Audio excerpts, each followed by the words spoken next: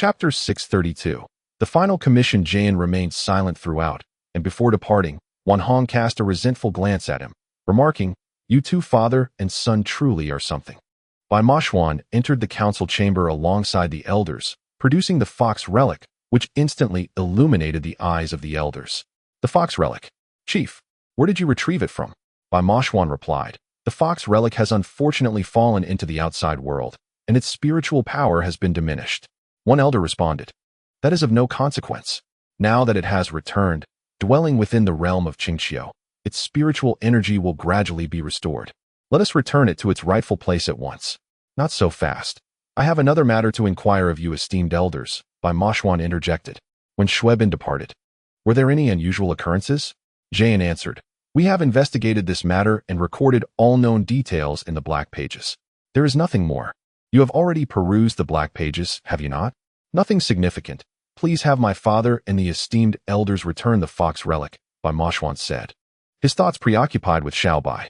After dismissing everyone, he hurried back to his chamber to check on Xiao Bai. A physician was applying medicine to him. The frail back bore 2 ghastly scars, the flesh laid bare and blood wiped away, a pale green ointment smeared over the wounds. Xiao Bai's eyes were tightly shut, but the coolness of the medicine seemed to alleviate his discomfort somewhat.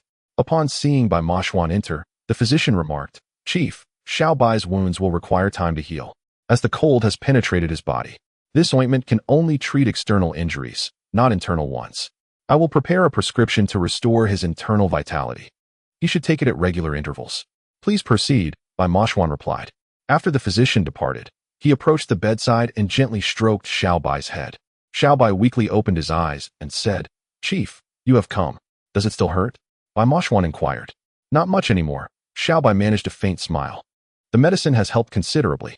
It appears she was striking at you, but the one she truly wished to harm was me," Bai Mo Xuan said with a wry smile. "You are suffering in my stead. She cannot reach me and thus unleashes her wrath upon you. It is entirely my fault for leaving you here alone. Did you not mention, Chief, that one must endure hardship to rise above others?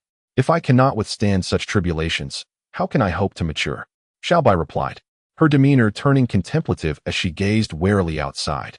Bai Mo Xuan nodded in appreciation. "That is indeed the case, but you are still young. That woman possesses a heart as venomous as a serpent. As a mother herself, how could she inflict such cruelty? Rest assured, she is in hand by, and I shall ensure she faces repercussions." Xiao Bai offered a faint smile, too weak to speak further. Bai Mo Xuan continued, "Rest well, I have retrieved the fox relic, and she cannot hold on to this matter forever. After today's events, she will think twice before acting recklessly. The physicians here will provide better care for your injuries. So you must remain here. Stay alert, and I will arrange for someone to keep watch. If anything amiss occurs, they will alert me immediately." Xiao Bai nodded slightly, fatigue overtaking him as his small head sank onto the pillow, drifting into slumber. Observing his steady breathing, Bai Mo Xuan felt a measure of relief. The fox relic was recovered. Yet his heart remained burdened by the enigma of Xiao Bai's demise.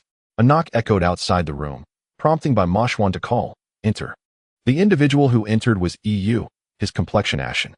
Bai Mo Xuan inquired, "Have you come to plead for your sister?"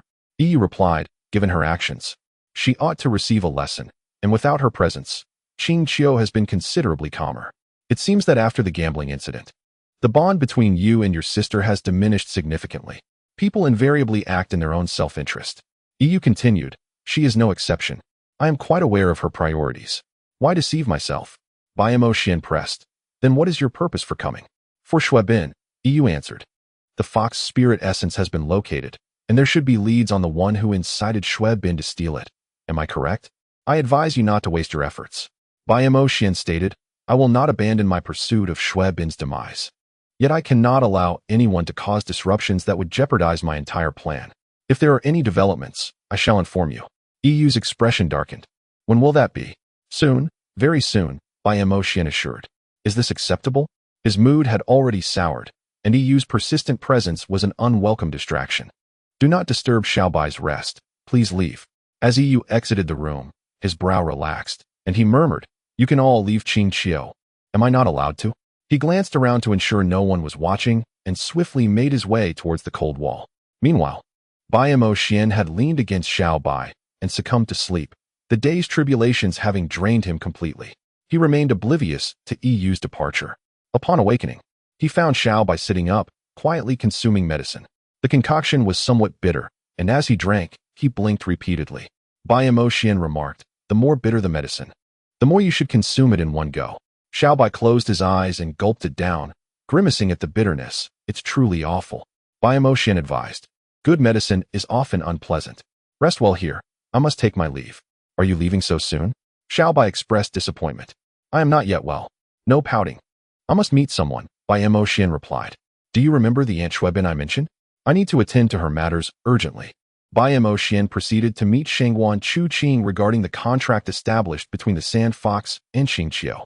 After much contemplation, Bai Mo Xuan finally discerned his intentions. Shangguan Chuqing was not surprised by his arrival. She resided in a well-known apartment in the city, suggesting her income as a stylist was substantial. The room was modest yet orderly. "It appears you have settled in the capital," she observed. "I will be working here long-term and require a stable place to stay." Shangguan Chuqing offered coffee. "Please, help yourself." "Thank you. Let us be direct. I am here regarding the contract," Bai Mo Xuan stated. "There is one final opportunity, is there not?" Shangguan Chuqing studied Bai Mo Xuan's face, then rose to retrieve the contract. The rice paper bore the image of 3 blooming yimi flowers. Now, only one remained open, signifying the final opportunity for recompense. "Indeed, there is one last chance. After this, the contract between our clans shall be rendered void." "Perfect. I have just the matter at hand," Bai Mo Xuan declared. "Good, but feel free to speak. I shall do my utmost. If it fails, shall this opportunity be erased?" "If failure occurs, let it remain this time," Shangguan Chuqing remarked. "Your words suggest that the situation is indeed quite troublesome. It appears there is no clear direction." Bai Mo Xuan replied, "I need to take some time to explain everything to you in detail. Do not overlook any aspect, for I trust in your capabilities." When leaving Shangguan Chuqing's residence, 2 hours had already passed. Bai Mo Xuan was uncertain whether she possessed the ability to uncover clues. If he found himself at a loss, it would be better to entrust the matter to an outsider, as the observer often possesses clarity. Bai Mo Xuan descended the stairs. The antique shop was not far, nor was it from the Bai residence. With the streets relatively deserted, he decided to walk for a while. Sensing a disturbance behind him, he coldly smiled. "Following me is futile." Yu emerged, saying, "But I can only accompany you. If you truly wish to assist, refrain from acting recklessly." Bai Mo Xuan instructed, "Return to Qing Qiu. I must meet the one who compelled Xuebin to steal the fox relic." Yu retorted, "Otherwise, I shall not return to Qing Qiu. Times have changed. Do you believe you can still act without restraint under your sister's protection?" Bai Mo Xuan stated, "At the very least, a change in attitude is warranted." Yu paused, gazing intently at Bai Mo Xuan, before suddenly kneeling to the ground. Just as he was about to fall, Bai Mo Xuan raised a hand, using a surge of energy to halt Yu's knees, causing him to rise upright once more. Chapter 633. The inability to live long under a man's knee lies gold. "How much more so for you, a son of Qing Qiu," Bai Mo Xuan remarked. "I merely wish to test your resolve." Yu, astonished, asked, "What exactly are you planning?" "To have you meet him," Bai Mo Xuan replied succinctly. Meeting Ji Yao, no, he is now Sidu Feng, was not particularly difficult. Sidu Feng had no intention of leaving this time. Bai Mo Xuan did not inform Su Bo and directly brought Yu along. Upon arrival, Situ Feng appeared frail, surprised by the sudden visitors. "Who is this?" "A person fond of Xuebin's aunt," Bai Mo Xuan stated plainly. "Understood," Situ Feng replied. Though his body was weak, his mind remained sharp. "You seek to inquire about Xuebin's death, I presume?" "I have already stated that I do not know. After our separation, I never saw her again." "How did you meet? And what led to your parting? Where did this separation occur?" Yu bombarded him with questions. "I must know all of this." A nurse approached. "Sir, it is not convenient for you to speak today." "It matters not. Let me clarify before I meet my end," Situ Feng insisted. "You may leave now." The nurse hesitated but eventually exited, casting a few furtive glances at Bai Mo Xuan before closing the door behind her, leaving only the 3 of them. Situ Feng began. "My encounter with Xuebin was fortuitous. In my youth, I wandered aimlessly, without a fixed abode, until I met her in the Taiyang Mountains. At that time, my illness was not as frequent, and I appeared no different from an ordinary person. I thought she was merely an ordinary girl, shaped by her surroundings, hence her beauty." Bai Mo Xuan refrained from probing deeper into his relationship with Xiao Bai, for the more details he unearthed, the more it would wound her heart. Thus, their first meeting and shared past were brushed over without delving into specifics. I acknowledge that Situ Feng closed his eyes, beads of sweat rolling down his forehead. Bai Mo Xuan inquired, "Can you continue?" "It's nothing serious. This level of discomfort is trivial."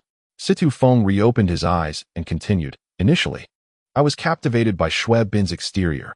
After all, beauty is a mutual attraction, is it not?" She mentioned that she too was wandering aimlessly and asked if I could accompany her, to which I consented. We traveled together for over a month, moving from north to south, yet she never revealed her true identity. It was only when my ailment began to manifest that I discovered her extraordinary nature, as she utilized her fortune to heal me. EU clenched his fists and asked, "Was it during that time that Xiao Bai exposed her true identity?" "Expose? I have my doubts. She was candid from the outset, so how could it be termed as exposure?" Situ Feng replied, "A woman who is so unreservedly honest with you, what does her identity matter? Whether human or fox, fundamentally, they are the same. It is this belief that forged an indelible memory between us. Had my condition not worsened, perhaps it would have blossomed into a beautiful fate." Situ Feng continued, "As my illness escalated, I realized that my life might very well be at its end. I could not burden anyone further, so I departed quietly, preparing to meet my end alone. You are already aware of what transpired afterward." Bai Mo Xuan nodded. "When you reached Yunnan, your illness caused you to fall from a cliff. And Aunt Xiao Bai clearly understood the reason for your departure. She sought to save you. Unable to harness her own spirit power, she needed to find a force greater than her own. After much contemplation, she thought of the fox relic. I happen to be the guardian of the fox relic." EU remarked. "She pleaded for you, fully aware of my affections for her. I could not refuse her, and thus she succeeded in taking the relic. Indeed, it was she who saved me when my life hung by a thread," Situ Feng said. "However, I still turned her down." "If you rejected her, how is it that the fox relic remains in your possession?" EU queried. "After my refusal, she departed the very next day, leaving the fox relic behind." Situ Feng explained, "I did contemplate returning it to her, but I could not find her, and that stone house remains the last place we met. She had no other destination. Where else could she go but back to Qing Qiu?" EU murmured. "Moreover, ordinary individuals cannot harm her, let alone bring about her demise." Learning of her death came as a shock. Situ Feng's gaze fell upon the drip, realizing the medication was nearly depleted. "Please summon the nurse," he requested. Bai Mo Xuan glanced at the solution, noticing its reddish hue, and asked, "What is this medication?" "It is a pain relief solution," Situ Feng replied. "This particular formula has not been officially released. I procured it through certain means. Thus far, it is the most effective medication available. A single day of infusion can provide me with several days of relief." The nurse entered to replace the four. Bai Mo Xuan turned to EU and asked, "Is there anything else you wish to inquire?" EU gently shook his head. "That suffices." As they exited, Bai Mo Xuan asked, "Does this evoke any memories for you?" EU regarded Bai Mo Xuan with a meaningful glance. "You brought me here with a purpose. What else could it be?" Bai Mo Xuan remarked. His words bore little difference from those spoken previously. However, the change of the involved party altered the situation significantly. Time had elapsed, and certain details required careful recollection. EU closed his eyes, and scenes of moments shared with Xiao Bai flashed through his mind. His childhood with her, their adolescent years, and their youthful encounters. They once enjoyed an intimate childhood, and the budding feelings of adolescence, though naive, were the most poignant of memories. Regrettably, as they entered their youth, the distance between them grew. She always seemed enamored with the outside world. When Shuexiang was imprisoned in the cold wall, Xiao Bai had expressed envy for the realm of flowers. EU said, "I recall her mentioning a place called the realm of flowers. I too have thought of a location." Bai Mo Xuan responded, "I shall take you to meet a ghost." Upon his first visit to the antique shop, EU felt a twinge of awkwardness upon seeing Shuexiang and others. After a slight nod, he resolutely sealed his lips. Shuefun, however, was not inclined to let him off the hook. "Does your sister know you're here?" "I don't know, and she has no need to know," EU replied. "Oh, it seems some events have transpired that we are unaware of." Shuefun nodded. "You have matters to discuss. Please proceed inside." Bai Mo Xuan was concerned about the location harboring numerous corpses, a place only the old handsome man had visited. Since EU was interested, it would be prudent to allow him to investigate. Wei Jing emerged from Yuli, recounting the cave scene he had witnessed. Upon hearing the description from the white fox, Yu felt as if a thorn lodged in his throat, his eyes reddened, and his chest ached unbearably. He crouched down, clutching his heart. Where on earth is that place? Wei Jing was startled, stepping back, and said to Yu Qing, "Where did this person come from? Anyone who can arrive here must have traveled a long way." Yu Qing replied, "Do not speak recklessly. A long way, you say?" Yu interjected, "In the matter of Xiao Bai, I am undoubtedly on your side. Tell me, where were you before you were drawn there?" Yu departed. But the reality of Xiao Bai's death remained unchanged. Her body still existed. No matter how long it took, he was determined to find her remains. After bidding farewell to Yu, Bai Mo Xuan crossed his arms and coldly observed them as they perused various ancient texts. Is this of any use? A malady that pharmacology cannot remedy must be approached by other means.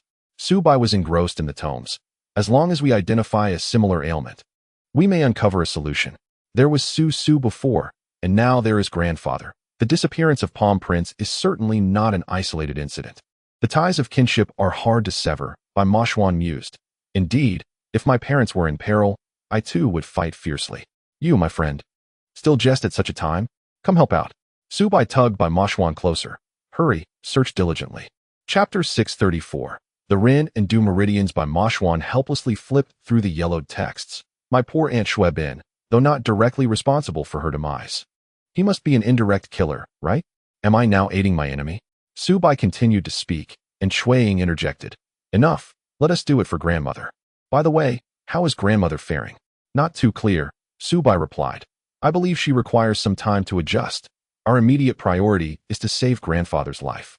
Bai Mo Xuan exchanged a glance with Yu Qing, and in that fleeting moment, they both grasped each other's thoughts.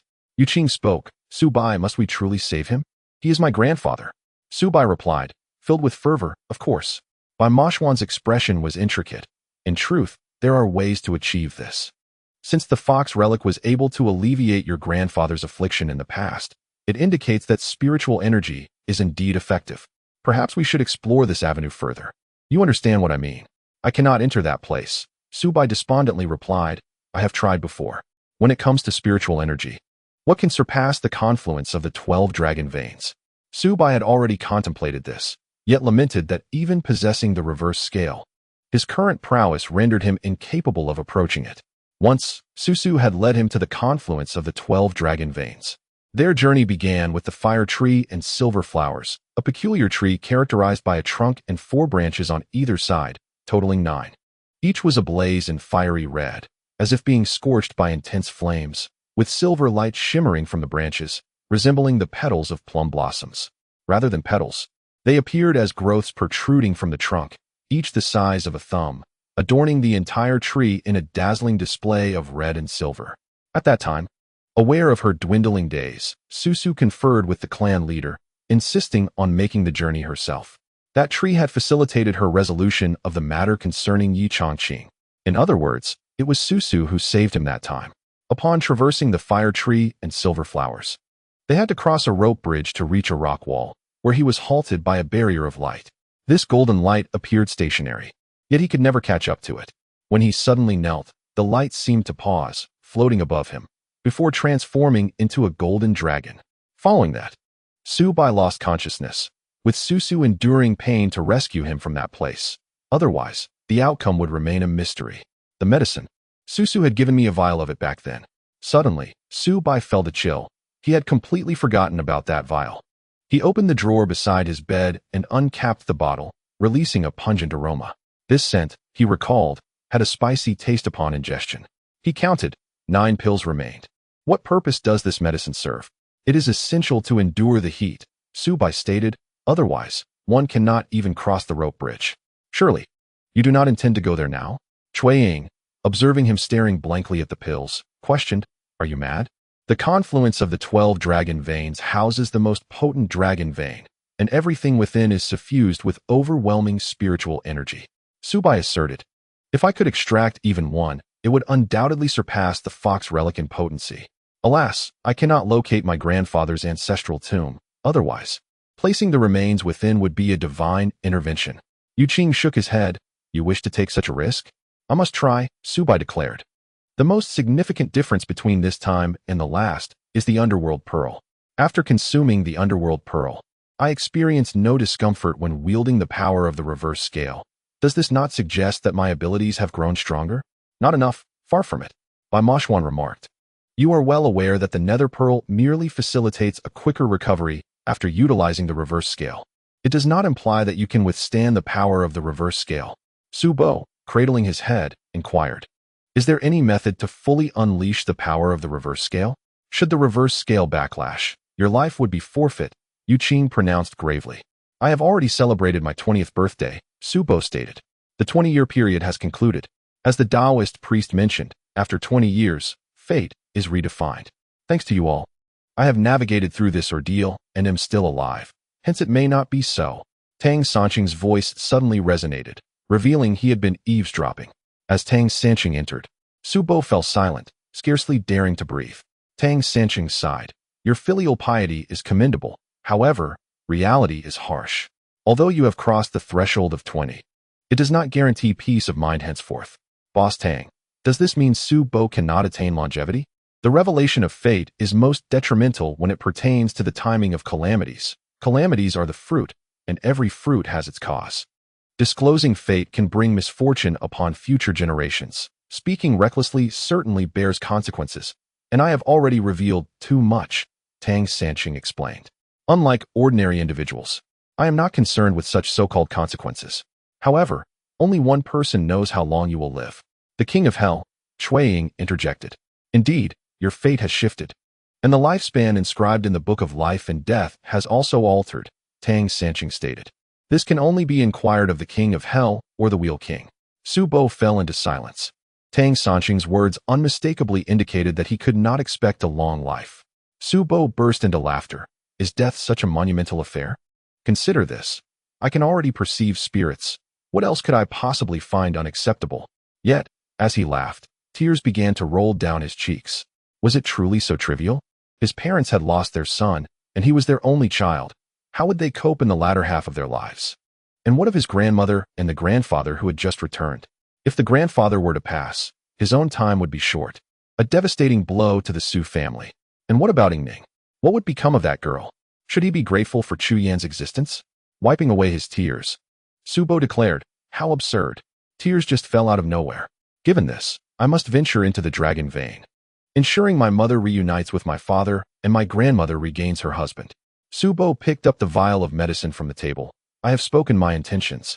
Will you accompany me on this journey? Shuiying replied helplessly. Can I really let you go alone? Moreover, you are acting rather childish and shameless. Xiao Bai blinked with a pitiful expression. Then you must agree to come. Tang Sanqing chuckled. There's no rush. Going now would lead to certain death. Allow me first to attempt to open your Ren and Du meridians and see if there are ways to enhance your control over the reverse scale. The Ren and Du meridians originate from the perineum, traversing upward along the center of the body to the point beneath the lips, forming the Ren meridian. The Du meridian, conversely, extends from the perineum along the spine to the crown of the head, then forward between the eyes, reaching the gum point of the upper palate. The Ren meridian governs blood, while the Du meridian governs qi, serving as the principal channels of the human body. If the Ren and Du meridians are unblocked, then the 8 meridians shall flow freely. With the 8 meridians in harmony, the 100 channels will also be open. Upon hearing the necessity of unblocking the Ren and Du meridians, Qing was taken aback. Boss Tang, to this day, no one has truly succeeded in unblocking the Ren and Du meridians. No, there was one who achieved this through sheer will. Master Bai, Tang Sanqing interjected. Master Bai lived during the Northern Song dynasty in China, a learned scholar with profound knowledge, who dedicated himself to the martial practices of the Solomon king in India at the age of 30. He transcended the Song and Yuan dynasties, living until the Ming era. In his later years, he ascended Mount Everest alone. According to his descendants, he remained there for 70 to 80 years, descending only once a year for water, never to return, ultimately living over 300 years. The method by which Master Bai unblocked his Ren and Du meridians remains an enduring enigma. Boss Tang must have a plan if he dares to claim he can unblock my Ren and Du meridians, Xiao Bai remarked. I have been contemplating how to help you manage the power of your reverse scales. My aim is not only to prevent it from consuming you, but also to enable you to control it with ease. When needed, it should be able to radiate freely. This is the only approach I could devise, Tang Xincheng explained. You and I must journey to Mount Everest to seek Master Jingbai's remains, in hopes of uncovering his secrets for unblocking the Ren and Du meridians. Calm yourself, Xiao Bai, Yu Qing urged. Xiao Bai lifted his head, tapping his forehead in frustration. I wish I could be calm, but I require a moment. The stone pillar continues to descend, leading to an unknown destination, much like my path in life. I too am uncertain of my ultimate outcome. The King of Hell has instructed me to assist you, saying that you will inevitably seek the Earth Cocoon. I am to serve as your advance scout, to discover its location. As a spirit, I possess an advantage in this matter.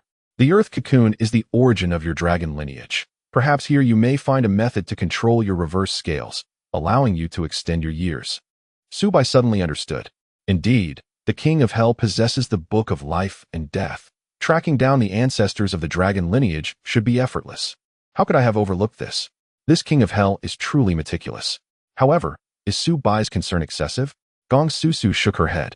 I have pondered this question myself. Yet the King of Hell has remained tight-lipped. He is my superior and acts out of concern for Xiao Bai, leaving me no grounds to refuse. Gong Susu's gaze towards Xiao Bai was laden with complexity. It seemed she was aware of the connection between Xiao Bai and Ying Ning, especially with Bai Zhang as an intermediary. The truth of their disparate realms is undeniable, yet emotions still linger. Gong Susu lowered her head, and Xiao Bai, feeling a torrent of emotions, followed suit. Observing their demeanor, Yu Qing remarked, upon reflection, when we stand atop the mountain, we cannot see the mountain cocoon at all times. It is only visible at noon. Indeed, I spent a considerable amount of time searching for the Earth Cocoon's location. And had it not been for a fortuitous encounter with the right timing, I might never have discovered it, Gong Susu added. It appears only at the precise moment of noon. At all other times, one can only see a dense fog from the mountain's peak. You have been fortunate. Under your guidance, we would have undoubtedly faced considerable hardships. Tang Xin chuckled, remarking, the favors bestowed by Lord Yin Wang seem to grow heavier with each passing instance, leaving us in a state of unease. Gong Susu interjected, there is no such thing as a free lunch in this world. Lord Yin Wang must have his motives. However, his current plans are advantageous for Xiao Bai, so I believe he will not bring harm to him. Xiao Bai inquired, have you been here before? No, she replied. Although I discovered the mountain cocoon, I could never find the entrance. Gong Susu continued, I only took the opportunity to descend when I saw you open the passage. As they spoke, the stone pillar descended to the bottom with a resounding crash, followed by a profound silence. Regarding the warm fragrance that lingered underground, Tang Xin commented, it resembles a type of intoxicating aroma, yet its effect on the body is minimal. As we descend deeper, it dissipates. It likely arises from the native plants or minerals present in the earth. Upon their initial arrival underground, they felt a wave of oppressive heat, which soon gave way to a chilling coolness. Xiao Bai tightened his garments, contemplating whether to ask Gong Susu if she felt cold, but then recalled that she was no longer human, rendering him speechless. Gong Susu mentioned, there is a fire pit here. Tang Xin had already approached the fire pit, where flint stones sparked upon friction. The pit contained some solidified substance that emitted a somewhat fishy odor. Once the sparks ignited the materials, flames leapt into the air. Yu Qing followed Tang Xin's lead, igniting all the fire pits, illuminating the space around them. The underground chamber was vast and lofty, with rough stone walls assembled from mountain rocks fitting seamlessly together, forming a complete barrier. The walls exuded a white vapor, which danced in the flickering firelight, creating a crackling sound as it escaped at an astonishing rate. Observing the emptiness of the space, Xiao Bai wondered aloud, where could Master Jingbai's remains be? Bai Mo Xuan crouched down, removing his gloves, and dipped his fingers into the black ash on the ground, bringing them to his nose. It is wood ash. Wood ash is commonly found in tomb chambers, as many are first subjected to the burning of woody and herbaceous plants to prevent moisture. In fact, wood ash possesses pharmacological properties, being the residue of burned plants. It contains various mineral elements. Wood ash is lightweight and alkaline, easily carried away by the wind when dry, and washed away by water when wet, exhibiting a potent capability to eliminate pathogens and viruses. The ash lay closely adhered to the ground, emitting a squeaky sound underfoot, a result of the moisture that allowed it to cling tightly to the surface. Xiao Bai's mind raced as he deduced that the abundance of wood ash indicated someone had come here to burn materials. Judging by the traces left behind, The burning had occurred several years ago, yet not too long ago. The thickness of the ash suggested that a considerable quantity of plants had been incinerated, a task that could not be accomplished in haste. A thought struck Xiao Bai. Could it be that Master Qing Bai burned plants here?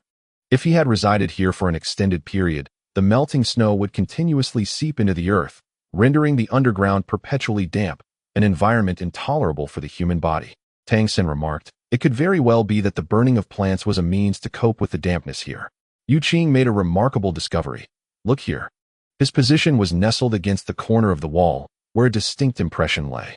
Seated cross-legged, he left an imprint before rising, and upon comparison, Yu Qing deduced, this spot must have been occupied by someone sitting on the ground.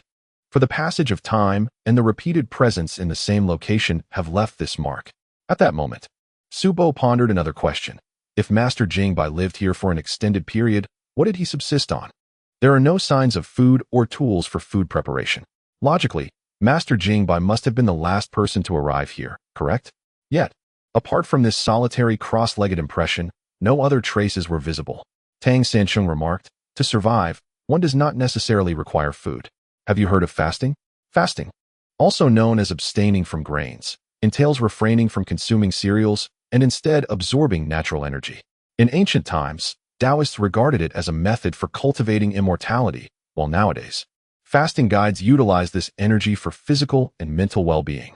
Consuming grains generates impurities in the intestines. Taoists believe that purging these impurities necessitates fasting. Thus, practitioners emulate the immortal figures depicted in Zhuangzi's Xiao Yaoyu, aspiring to attain immortality. Xiao Bai was familiar with fasting. A silk manuscript unearthed from the Han Dynasty tomb at Mawangdui contains a text on the principles of fasting. It is evident that the practice was widely utilized in antiquity. If cross-legged sitting can leave an impression, then surely there should be traces of his footsteps as well, especially since no one has come after him. While murmuring, Tang Sancheng crouched with a flashlight, scrutinizing the ground for suspicious marks. Eventually, he spotted a peculiar impression on the wall. Look, 1, 2, 3, 4, 5. This mark did not resemble a fingerprint, and a thought struck Yu Qing. It is a claw print. 5 claws signify a dragon, while 4 claws indicate a python. Tang Sancheng stated. The print evoked memories of the giant eagle's claw marks from Jiulong Mountain in Xiao Bai's mind. Intrigued, he reached out to press against the impression. As his hand made contact, he felt a subtle tremor, further affirming the significance of this mark. He pressed down harder, and to his astonishment, the earlier cross-legged impression began to rotate and sink, revealing 2 hidden doors in the stone wall. Confounded, Xiao Bai inquired, one left, one right. Which side shall we explore? Let us not rush. We shall first venture left, then right, Tang Sancheng responded. No sooner had he spoken than Bai Mo Xuan dashed to the left hidden door. Peering inside with the beam of his flashlight, he discovered numerous stone beds, each shaped like cocoons, yet larger than typical beds. They were densely arranged, not from left to right, but stacked vertically. Indeed, these stone cocoons lined the wall, while the ground was adorned with stone cauldrons. Bai Mo Xuan seemed to comprehend. Xiao Bai, it appears your ancestors had a preference for sleeping in stone cocoons, and they favored elevation. Chapter 641. The 5-clawed dragon. Xiao Bai approached and expressed his agreement, stating, I am unsure what lies within the stone cauldron, but I shall take a look. Bai Mo Xuan seized him by the arm, his gaze fixed intently on Xiao Bai, who felt a shiver run down his spine. What is it? He inquired.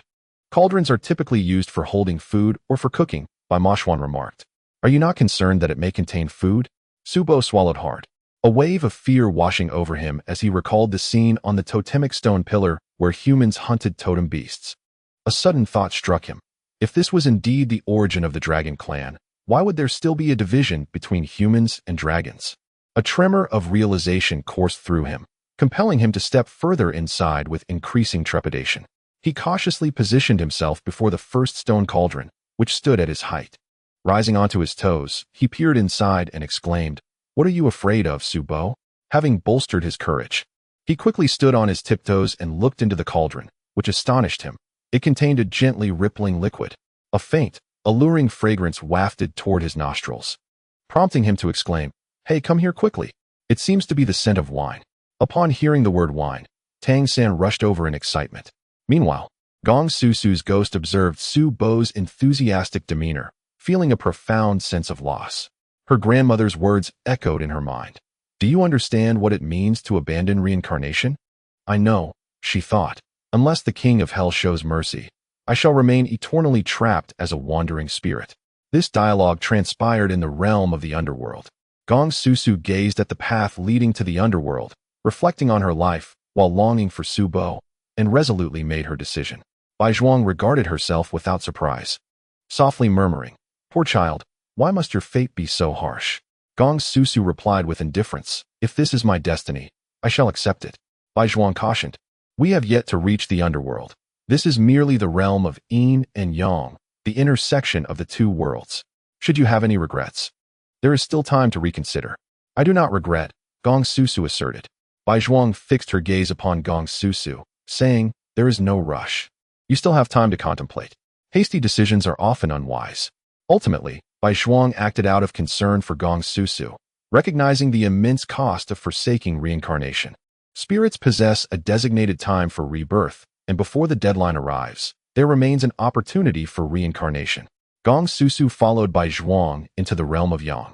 After only a few steps, the voice of the Wheel King echoed, "Ladies, please proceed at your leisure." Bai Zhuang's expression shifted slightly. What matter could warrant the Wheel King's personal intervention? The Wheel King approached Gong Susu directly, stating, "I must trouble you to accompany me. The King of Hell wishes to see you." Bai Zhuang inquired why. Only by meeting the King of Hell would she learn the reason. The Wheel King replied, "Bai Zhuang, this matter concerns you as well. It would be prudent for you to join us." If it involved both herself and Susu, then it could only pertain to Su Bo. Bai Zhuang and Gong Susu exchanged puzzled looks as they made their way to the underworld, where the King of Hell sat composedly in his grand hall. Upon their arrival, he surprisingly rose to welcome them, saying, "You have finally arrived." Bai Ji, being somewhat more seasoned, felt a twinge of discomfort upon hearing the King of Hell speak thus.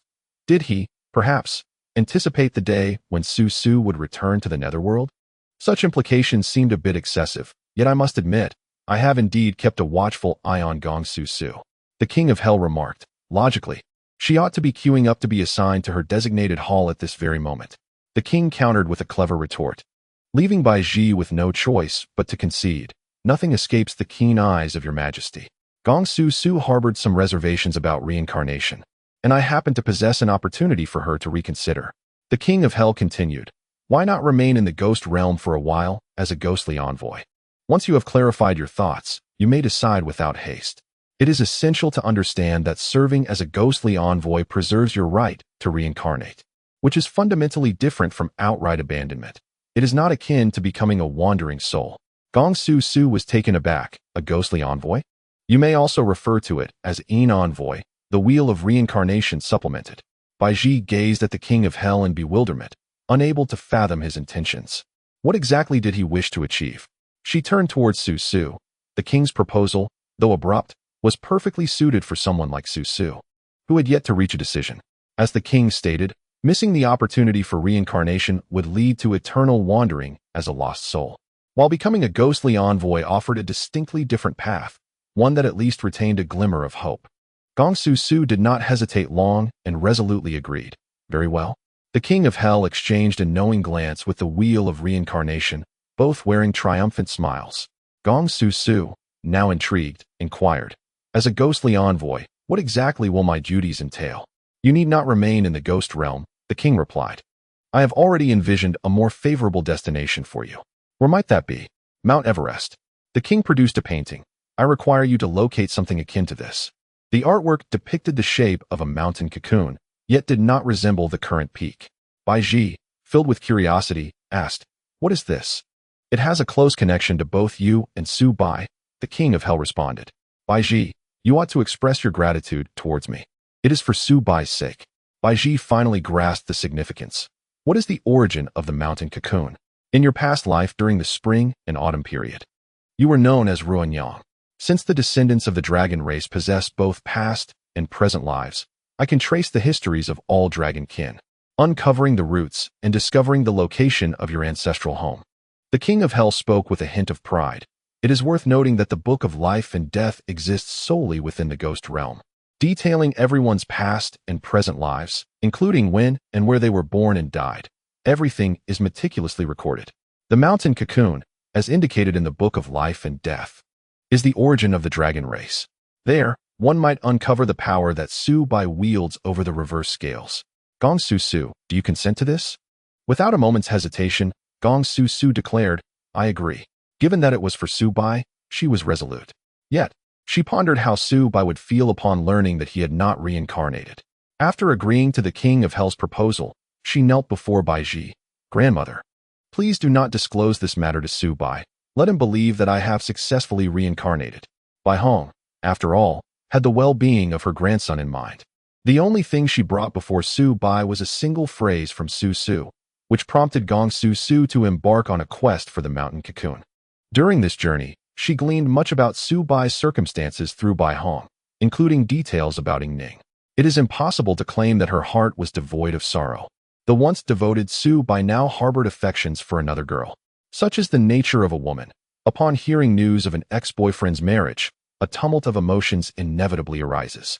Gong Su gradually reconciled her initial shock and disappointment. Accepting the reality that their paths diverged, her fate was thus sealed, leaving little room for desire.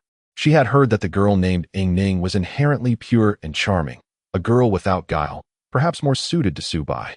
After a period of inner turmoil, Gong Su eventually found peace and devoted herself entirely to the search for the mountain cocoon. However, Xiao Bai's sudden appearance before her was nothing short of shocking. Gazing at Xiao Bai's excited silhouette, a whirlwind of emotions surged within her, leaving her rooted to the spot, uncertain whether to approach. Attracted by the fragrance of wine emanating from the stone cauldron, Xiao Bai beckoned others to come closer. Upon turning, he noticed Gong Su standing still and made his way directly to her. Thank you, he said. Gong Su offered a bittersweet smile, replying, I was merely following orders. Why didn't you tell me sooner? Xiao Bai inquired. Such an important decision, he added. For now, I am merely a messenger. The King of Hell has stated that I may still reincarnate in the future, as long as I do not wish to remain as a messenger, Gong Su explained. Have you been well lately? She asked. Things are relatively decent, Xiao Bai shrugged, just a bit shaken. I apologize for startling you, he added. I didn't expect you to see me. I had intended to come and go unnoticed, she replied. Chapter 642. The Azure Dragon startling me seems to be your forte. It happens every time, Xiao Bai remarked. Sudden appearances, abrupt departures, unexpected deaths, and then reappearances. Let us refrain from such theatrics in the future. Gong Su assured him. Rest assured, this will be the last time. A voice called out, Big guy, come here. As Xiao Bai approached, Bai Mo Xuan was already perched on the stone cauldron. Half of his body bent inside. He dipped his finger into the liquid, then leaped down, placing his finger before Xiao Bai's lips. Give it a taste. Why don't you try it? Xiao Bai grimaced. Isn't this your ancestors' territory? You go ahead, Bai Mo Xuan retorted. I have no dragon blood. What if it poisons me? Xiao Bai was at a loss for words. Was Bai Mo Xuan not concerned about his own safety? There had been precedents in ancient tombs where exquisite wines were discovered.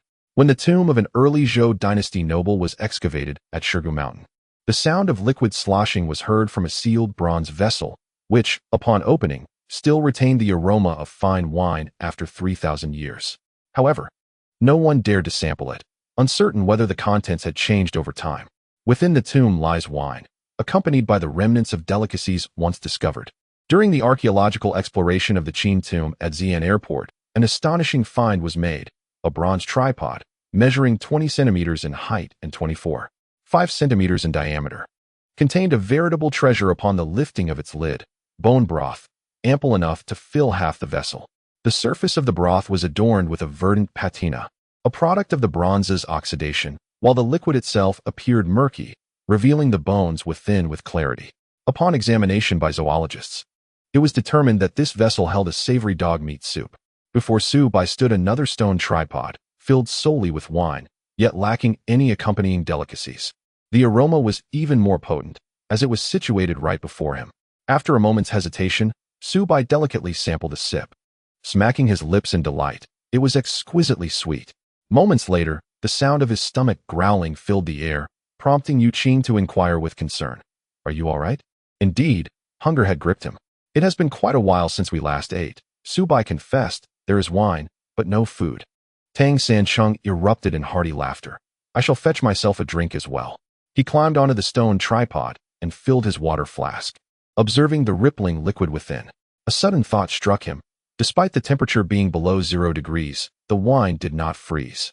A shiver coursed through him, and he slid down from the tripod, declaring, "Something is amiss here. This place feels peculiar, unlike the environment above. We distinctly felt the chill earlier, did we not?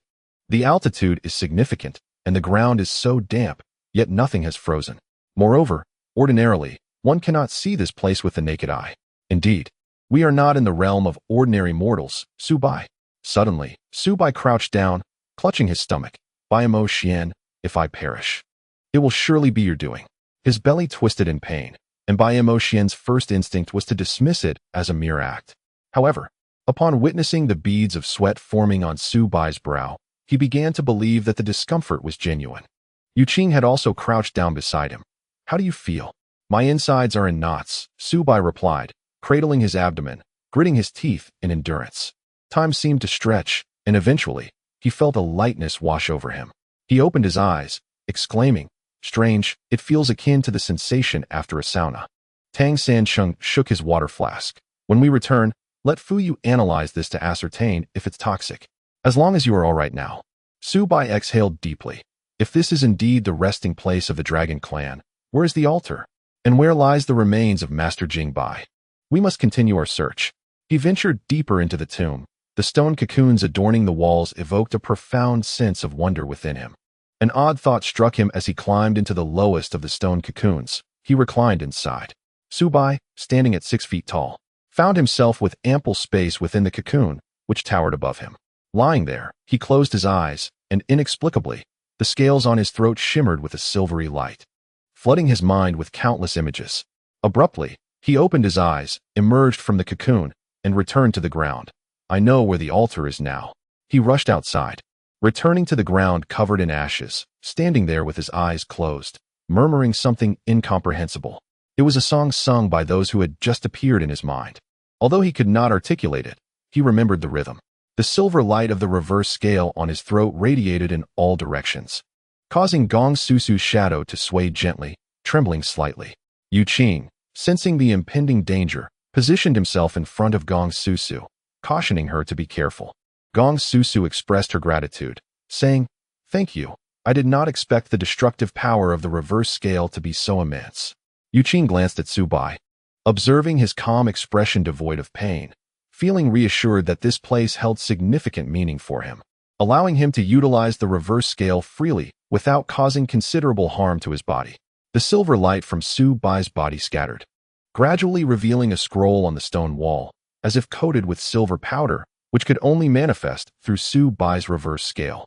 On the scroll, behind a towering door, a sacrificial scene could be faintly discerned, with a glimmer of light emanating from within. Xiao Bai approached the door on the wall, and, to the astonishment of the others, he walked straight through the wall, entering the door that existed solely in the painting. The silver light vanished, and Xiao Bai disappeared entirely. Both Qing and Bai Mo Xuan rushed to the wall, only to find the painting had vanished in an instant, along with Xiao Bai, leaving no trace behind. Bai Mo Xuan swallowed hard, remarking, "It seems he has gone to a place only he can access." Tang San appeared unfazed, replying, "It's of no concern. This is his domain. We shall wait here. By the way, are you hungry?" Qing and Bai Mo Xuan exchanged glances and simultaneously replied, "Let nature take its course." Suddenly, Qing inquired, "Where did Gong Susu go?" She had left unexpectedly, for as a spirit, she moved freely, unrestrained by external influences. Tang San remarked, "This girl has faced many trials. Let her be. Remaining here would only cause her discomfort, and likewise for Xiao Bai." Qing sighed. "I wonder how Xiao Bai is faring." Guided by the threads of fate, Xiao Bai lay within the stone cocoon, reminiscent of the past, vividly recalling the lives of those who once inhabited this place, their voices echoing clearly. The melody of that song lingered in his memory as he instinctively followed the ancestral method to unlock the great door of the sacrificial site. Upon stepping through the door, he suddenly awakened, glancing back to find the wall unchanged. Yet the scene before him was starkly different. Tang San, Bai Mo Xuan, Qing, and Susu were nowhere to be found. Before him lay an expansive green field, stretching endlessly, with a cerulean sky above. The white clouds seemed frozen in time, motionless. The sun was absent, Xiao Bai discerned one thing. This place was certainly different from the skies of Mount Everest, and the verdant ground beneath his feet felt somewhat unreal. In the heart of the verdant meadow stood a towering altar, its steps ascending in a majestic series, leading directly to the sacred platform. Xiao Bai counted a total of 99 steps. A stone pole rose prominently, adorned with a flag that fluttered in the stillness, allowing Xiao Bai to discern its intricate design, a celestial dragon. The celestial dragon, also known as the azure dragon, has been revered since the time of the Yellow Emperor, commanding respect across the lands. It resembles a long serpent, with a head, a fish-like tail, whiskers, antler-like horns, and 5 claws, exuding an air of formidable majesty.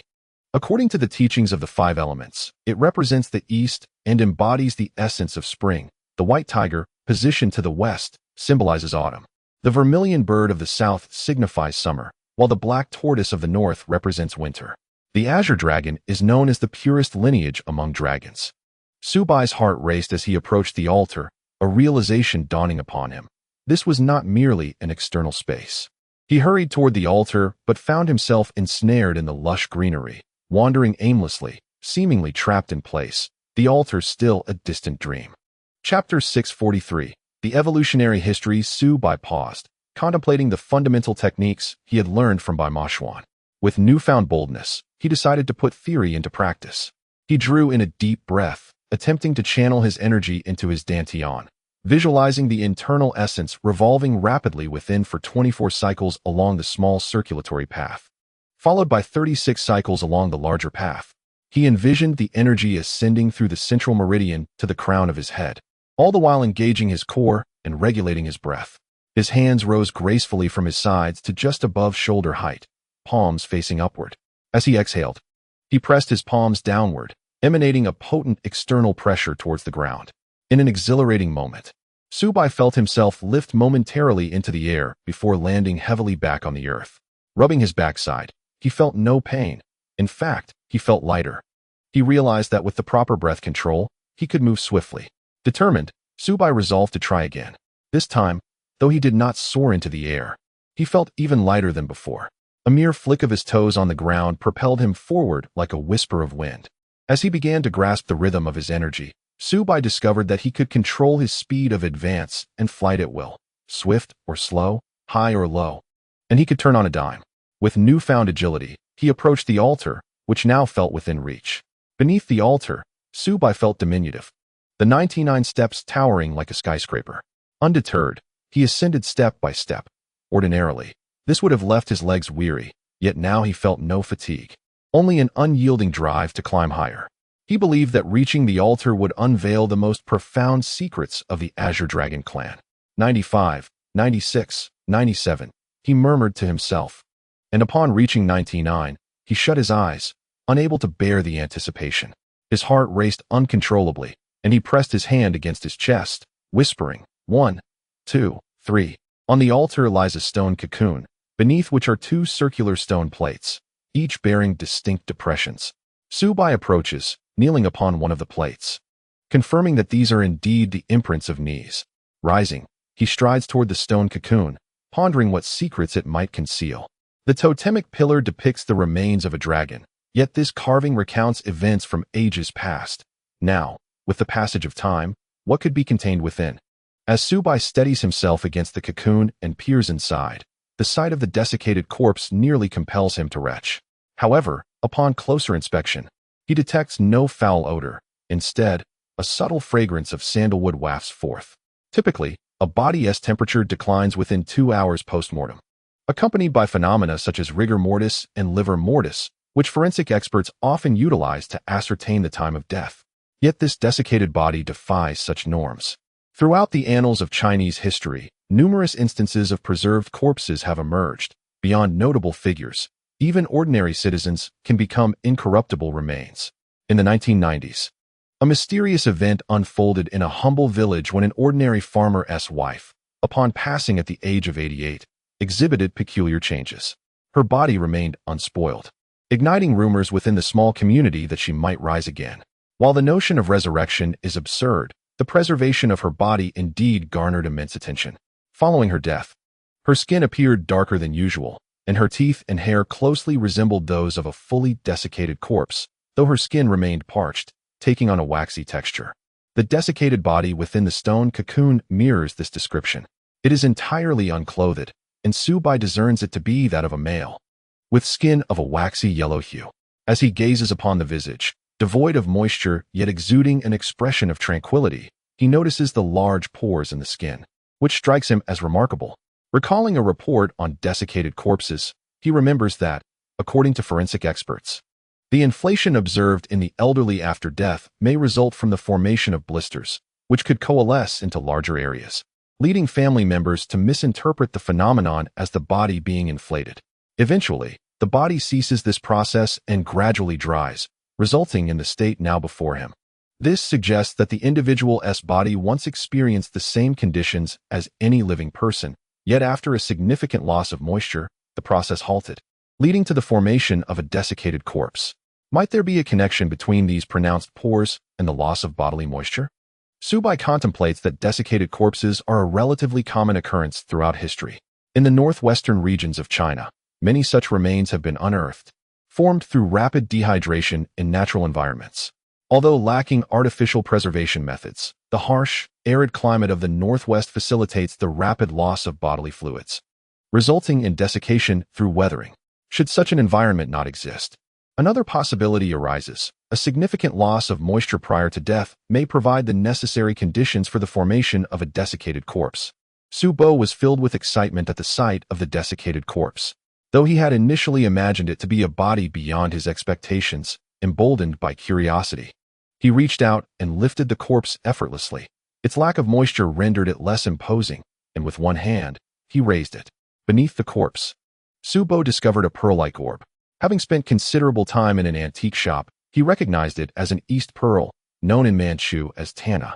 During the Qing dynasty, pearls originating from the northeastern regions were referred to as East pearls, distinguishing them from the South pearls produced in the south. These pearls were harvested from the Heilongjiang, Ushuri, and Yalu rivers and their tributaries. The rulers of the Qing dynasty regarded East pearls as treasures, adorning crowns and garments that symbolized power and prestige. The winter crowns of the Empress and Empress Dowager were embellished with approximately 300 East pearls and pearls, including 13 East pearls and 51 regular pearls atop the crown. Additionally, ear ornaments and court beads were also inlaid with East pearls, signifying status and showcasing royal authority. Xiao Bai picked up the pearl and placed the corpse back down, observing the remarkable preservation of the East pearl. He could not help but inquire of the corpse, "Is this pearl yours? Are you the Master Qing Bai?" His question stemmed from the connection between the pearl and the several dynasties in which Master Qing Bai lived. East pearls trace their lineage back to the Jin dynasty, and three dynasties particularly enamored with them were Jin, Yuan, and Ming. The Jin dynasty was ruled by the Jurchens, who differentiated themselves by surnames of Bai and He. In their legends, East pearls were said to be produced by a cold water clam, and their collection required the involvement of black swans. These swans would engulf the clam, their gastric juices facilitating the pearl's release. At the end of the Jin dynasty, to negotiate peace with the Mongols, the Jin emperor presented all his rare East pearls to Genghis Khan. During the late Ming dynasty, Nurhaci, the founding emperor of the Qing, offered East pearls to the Ming court as a means of deception, gaining considerable favor in return. Master Qing Bai, born during the Northern Song dynasty in China, was a learned man of extensive knowledge who, at the age of 30, dedicated himself to the martial teachings of King Solomon in India. He traversed the Song and Yuan dynasties, living until the Ming dynasty. East pearls in the Ming dynasty. Xiao Bai held the pearl tightly, murmuring, "One comes into the world with nothing and departs with nothing. Apart from this pearl, you possess nothing. Who exactly are you?" His hand rested upon the stone cocoon, which was also depicted on the totem pole outside. Inside lay a dragon that had been slain, while many knelt beneath the altar. Two elderly men were positioned on circular stone plates, engaged in the final rites before partaking of the dragon's flesh. Yet, this individual lay within the cocoon that was originally meant for the dragon's sacrifice. Recalling the earlier scene on the stone wall, Xiao Bai resolutely lifted the corpse out and reclined within the cocoon himself. As Xiao Bai settled into the stone cocoon, he closed his eyes. As he had anticipated, moments later, vivid images flashed through his mind. On a verdant expanse of grass, an elderly man approached slowly. his frail figure draped only in a white cloth covering his vital areas. His expression radiated excitement as he murmured, "I have finally arrived. I have finally arrived." Chapter 644. Xiao Bai's thoughts remained lucid as he observed the elderly man traversing the verdant expanse. Much like himself, the elder made little progress over a prolonged duration. However, what astonished Xiao Bai was that, unlike him, the old man did not employ any internal energy. Instead, he knelt upon the ground, bowed his head, advanced a step, and repeated this ritual, seemingly unaware of how long it would take him to reach the altar. This process was interminably drawn out. When the old man finally arrived at the altar, Xiao Bai noted his trembling legs, clearly bearing the weight of considerable hardship. Yet, his expression remained fervent, his eyes shimmering with a radiant light. Collapsing before the altar, he began to crawl towards the stone steps. Xiao Bai's thoughts ebbed and flowed with the elder's movements. The towering stone steps appeared as an insurmountable barrier to this frail, somewhat weakened man. Nevertheless, he persevered, displaying no intent to surrender. The entire ordeal was marked by anguish and torment, yet Xiao Bai patiently observed as the elder inched closer to the altar. After ascending 99 steps, the old man eagerly knelt upon the stone platform, subsequently crawling into the stone cocoon. As soon as his body lay down, an astonishing scene unfolded. The white cloth draping the elder suddenly took flight, and in an instant, his form shriveled. Xiao Bai shivered at the sight, swiftly opening his eyes and hastily emerging from the stone cocoon, fearful that should he remain reclined, he too would transform into a desiccated corpse like the old man. Xiao Bai concluded that this desiccated body belonged to Master Qing Bai. However, the vision he had witnessed seemed to depict the moments preceding the elder's demise. He had arrived here at the brink of death, yet he had survived to this point, having already traversed the Ren and Du meridians, rendering his connection to this place somewhat tenuous. Gently placing the lifeless body back, he laid the Eastern Pearl in the elder's hand and bowed respectfully, muttering, "I apologize for the offense. I beg your pardon, dear elder, it was not my intention." As Xiao Bai circled the altar, he noticed that scenes still played out upon its surface. He observed them one by one, his expression growing increasingly illuminated. The engravings depicted the evolutionary history of the Songlong clan. The imagery portrayed a serpentine body, adorned with the head of a scale, the tail of a carp, long whiskers, antler-like horns, and 5 claws. This was the primordial representation of the Songlong. Over time, the dragon's form diminished and began to diversify, assimilating with humanity. Yet, amidst this transformation, smaller dragons still appeared. Initially cohabitating in a group, they gradually evolved into a hybrid existence alongside humans. Even so, Xiao Bai believed these individuals remained part of the dragon lineage, albeit having evolved more thoroughly, while those who did not fully evolve retained their draconic semblance. As subsequent events unfolded, the unevolved dragons, after being sacrificed, became sustenance. Initially, Xiao Bai perceived this as an exceedingly cruel slaughter. However, after witnessing the depictions upon the altar, his perspective began to shift. The little dragons, though desperately struggling, revealed the profound sorrow etched upon the faces of the onlookers, an emotion evidently stemming from their hearts. Once the dragons were consumed, only humans remained, standing before a grand doorway, poised to step into the world beyond. Xiao Bai experienced a moment of clarity. As the Azure Dragon clan fully assumed human form, they departed from their original habitat, irrevocably integrating into the external world, which led to subsequent events. With a step forward, Xiao Bai observed further inscriptions detailing the harmonious coexistence of the Azure Dragon clan and ordinary humans, a vista of tranquility that, however, soon transformed as malevolent entities emerged. The Azure Dragon clan commenced their righteous endeavor to exorcise these evils, presenting themselves as champions of justice. He noticed the members of the Azure Dragon clan raising their hands to their lips, seemingly poised to play a melody, which suddenly reminded Xiao Bai of the exorcism tune. In ancient times, during the pre-Qing era, exorcists had emerged, wielding music as their instrument for banishment. This group appeared amidst chaos and swiftly vanished. In times of turmoil where vengeful spirits proliferated, they seemed to descend from the heavens only to disappear once more. All of this echoed the words of their ancestor, Qing Qiu, who had once spoken of such melodies. Xiao Bai recalled the tune, strikingly similar to that which Gong Susu had played, leading him to affirm that what she performed was indeed the exorcism tune.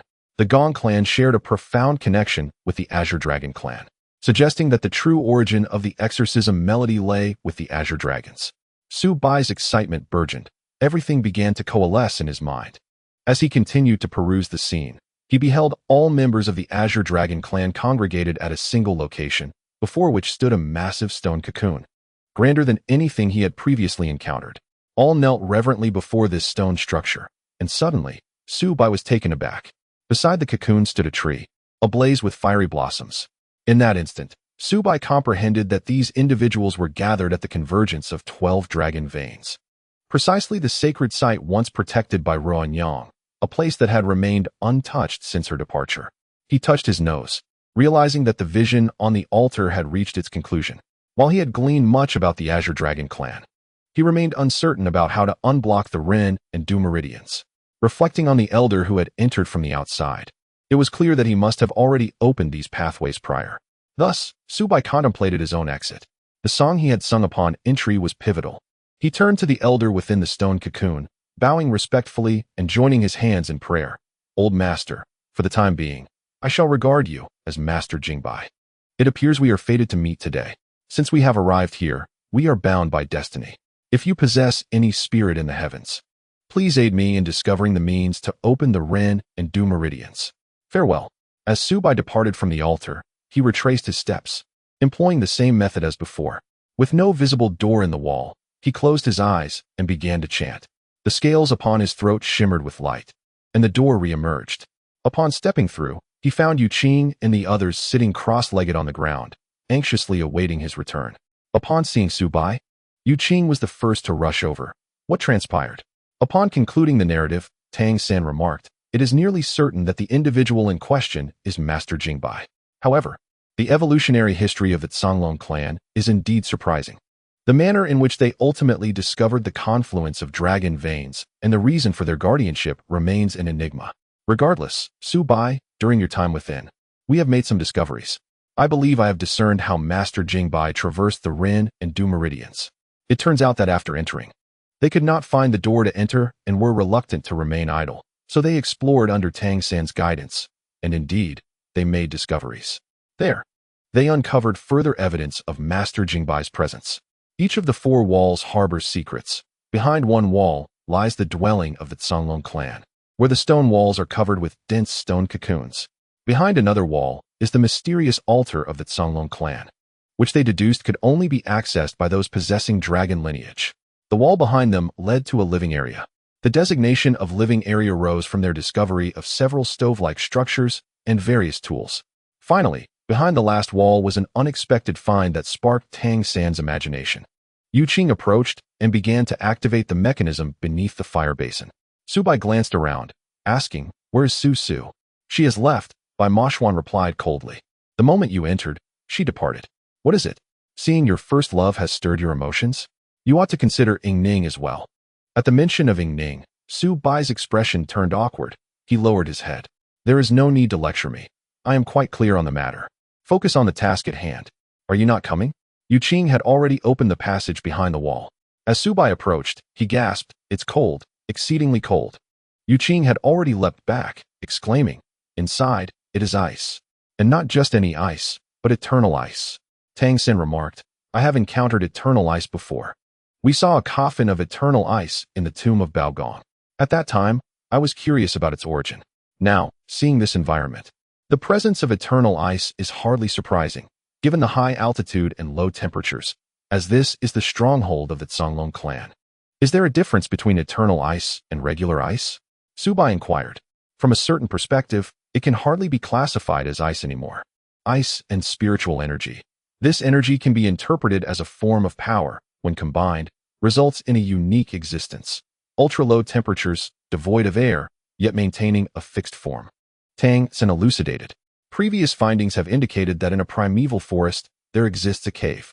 Outside, the vegetation is lush and distinct with the seasons, while inside, it remains at a constant 0 degrees. The rocks are covered by a massive layer of ice, crystalline and transparent, resembling a waterfall. Hence, it is referred to as an ice waterfall. Experts have designated this cave as an ice cave, confirming its existence for over 10,000 years, the legendary eternal ice. What this energy truly is may lie beyond the realm of scientific inquiry and can only be described in terms of spiritual energy or power. Xiao Bai temporarily closed the door, reflecting, if spiritual energy or power can form eternal ice, the dragon aura of the dragon clan indeed meets the criteria. However, what relevance does this hold for me? To truly comprehend this, one must venture inside. I have discovered some garments that may belong to Master Qing Bai, Tang Sancheng remarked, and a string of East Pearl bracelets. Did you not also find an East Pearl on the altar? Xiao Bai interjected. Master Qing Bai once resided here. Tang Sancheng nodded in agreement. I suspect that the eternal ice is the key to Master Qing Bai's mastery of the Ren and Du meridians. The cold within is unparalleled. I shall accompany you inside. You utilize the minor celestial circuit I taught you earlier, and it will not be difficult to practice once we are inside. What do you say? Let's give it a try, Xiao Bai declared, clenching his fist. Excellent. You have spirit, Tang Sancheng replied. Yu Qing, Mo Xuan. You shall remain outside. As Xiao Bai followed Tang Sancheng inside, a thick mist enveloped them. The moment they entered, the frigid air invaded every pore, causing Xiao Bai to shiver uncontrollably. Eternal ice is distinctly different from ordinary ice and snow. Do you feel it now? Tang Sancheng inquired. Xiao Bai was acutely aware, as his heart felt as though it might cease its rhythmic beating. As his body temperature plummeted, he observed the eternal ice spread across the ground in a substantial layer. Initially, he felt little, but soon the cold penetrated from his feet into his very being, ultimately reaching his brain. Tang Sancheng pointed to the beads and garments on the ice surface, stating, "Observe, this garment is of early Ming Dynasty style. The East Pearl was originally a string, but the extreme cold has caused it to separate." Xiao Bai picked up a bead, exclaiming, "It resembles the beads I saw within the stone cocoon. I never expected Master Qing Bai would choose this place as his final resting ground," Tang Sancheng remarked. Xiao Bai mused. "I believe he must have felt a sense of fulfillment in his final moments." "Very well, sit cross-legged now and follow my commands," Tang Sancheng instructed. Xiao Bai complied, settling into a meditative position as Tang Sancheng continued. "Focus your mind inward, resting your attention gently at the tip of your nose. Close your eyes and direct your awareness to your heart center. Allow your breath to guide your intention, and as you exhale, let the energy descend naturally into your dantian." Xiao Bai followed Tang Sancheng's guidance, and soon a bubbling sound emanated from his abdomen. Tang Sancheng, noticing this, smiled. "Excellent. Do not allow distractions to deter you. Continue. You should now sense a distinct energy in your dantian. Let your breath rest there, without forcing it downward, and keep your awareness anchored at that spot." Xiao Bai hesitated momentarily, prompting Tang Sancheng to encourage him. "As long as you feel warmth accumulating in your dantian, you are on the right path. When you sense you can manipulate the energy within your body, allow it to ascend. The speed of its ascent depends on the strength of your dantian. Should you feel insufficient power, pause to replenish your dantian, and then continue naturally. If you rush, you risk disconnecting from your dantian's energy, akin to hastily pulling up seedlings." At this moment, Xiao Bai felt that his body was no longer as frigid as when he first entered. The warmth within him was counteracting the external chill. Tang Sancheng recognized that this was a critical juncture. If the vital energy successfully ascended, it would naturally unseal the Ren and Du meridians. Failing to do so would render his efforts futile. Xiao Bai had merely dabbled in theory, rarely putting it into practice. With his eyes wide open, Tang Sancheng closely observed Xiao Bai's movements. Shielded by his vital energy, Tang Sancheng felt no coldness. Yet he noticed a layer of frost forming on Xiao Bai's brows, which stirred a sense of unease within him. Clearly, the vital energy had yet to dispel the frigid essence of the ancient ice. In this moment, Xiao Bai could only rely on himself. The most Tang Sancheng could do was to protect Xiao Bai from unforeseen mishaps. Xiao Bai felt a slight pressure in his dantian, while warmth coursed through his legs.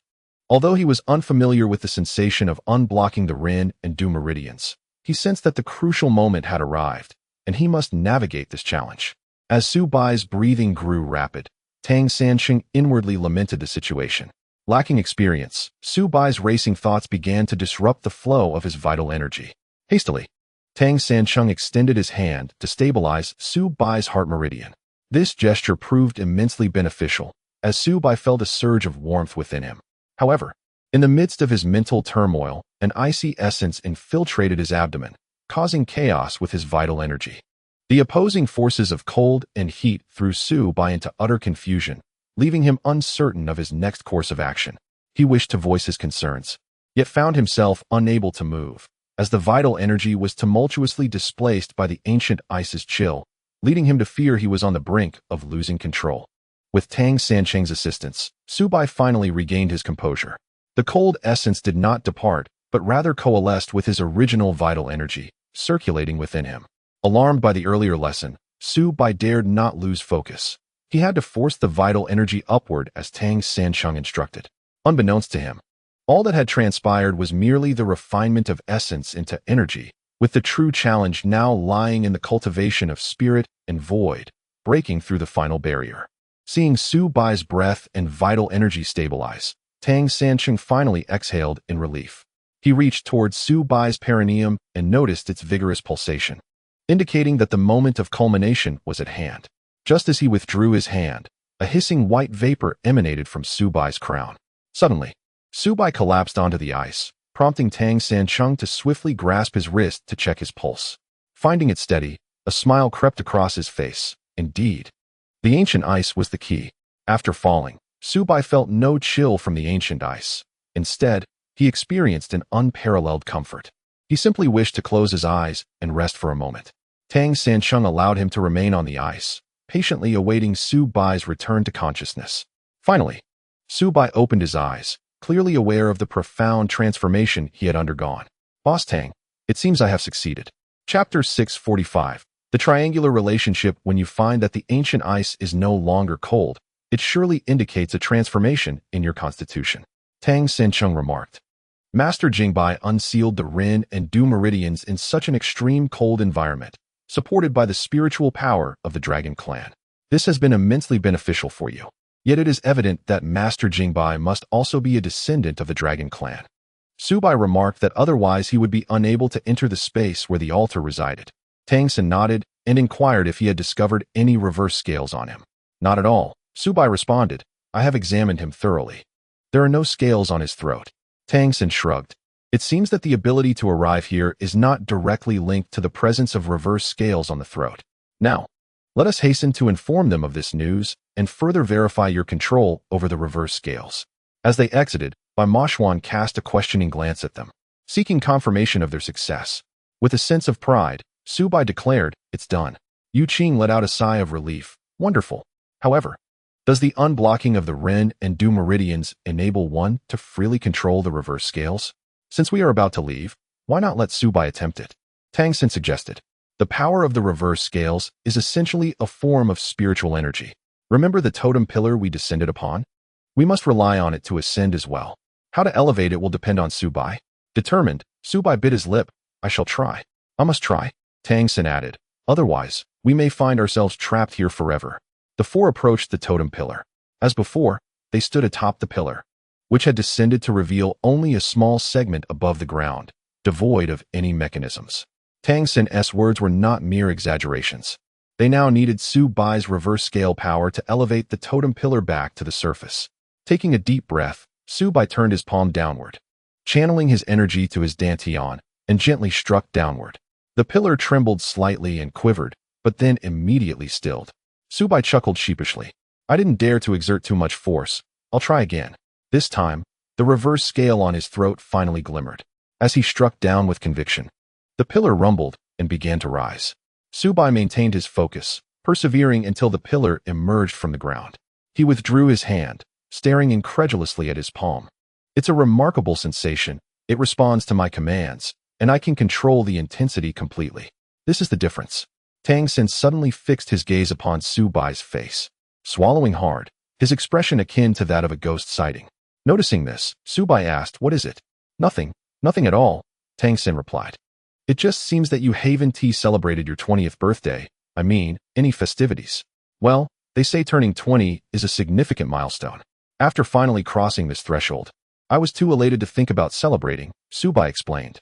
Tang San remarked, Logically, unblocking the Ren and Du meridians should signify that you can control the reverse scales, and you shouldn't be consumed by their power.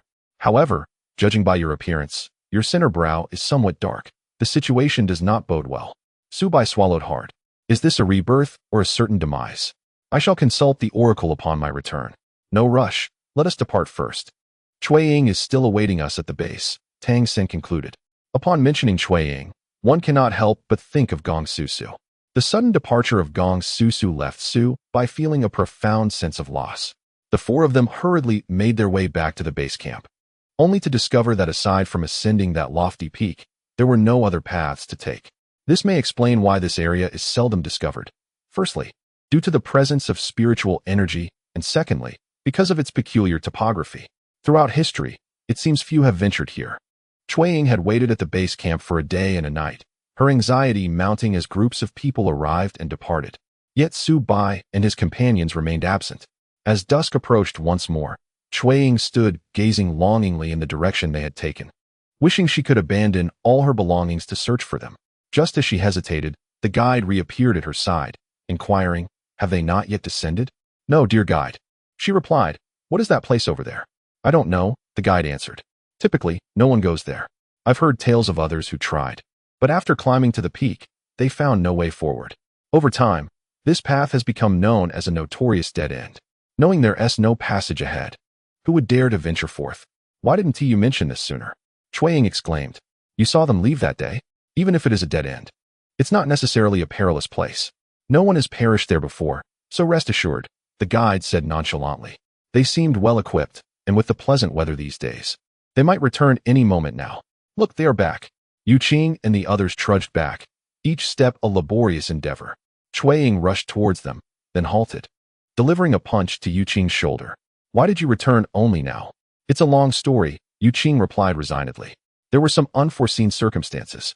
Let us discuss it back at camp." Su Bai, clutching his stomach, lamented, "I could really go for something warm to eat." Ying, puzzled, asked, "Where's the oxygen tank?" "I used 2 tanks," Qing explained. "On the way down, they felt heavy and unnecessary, so I discarded them. We're all fine and uninjured, so we made it back safely." The phrase "made it back safely" was spoken through gritted teeth by Qing. Ying cast a glance at the guide, understanding. "As long as you made it back safely, it seems you reached the summit. You all should rest while I prepare something warm for you." After finally settling down and replenishing their supplies of food and water, everyone exhaled a collective sigh of relief. Ying deliberately positioned herself at the entrance of the tent, attentively observing the comings and goings. Inside, Qing recounted the events that had transpired, while Ying struggled to maintain her composure as she overheard. "Susu?" Bai Mo Xuan replied, "You needn't be so surprised.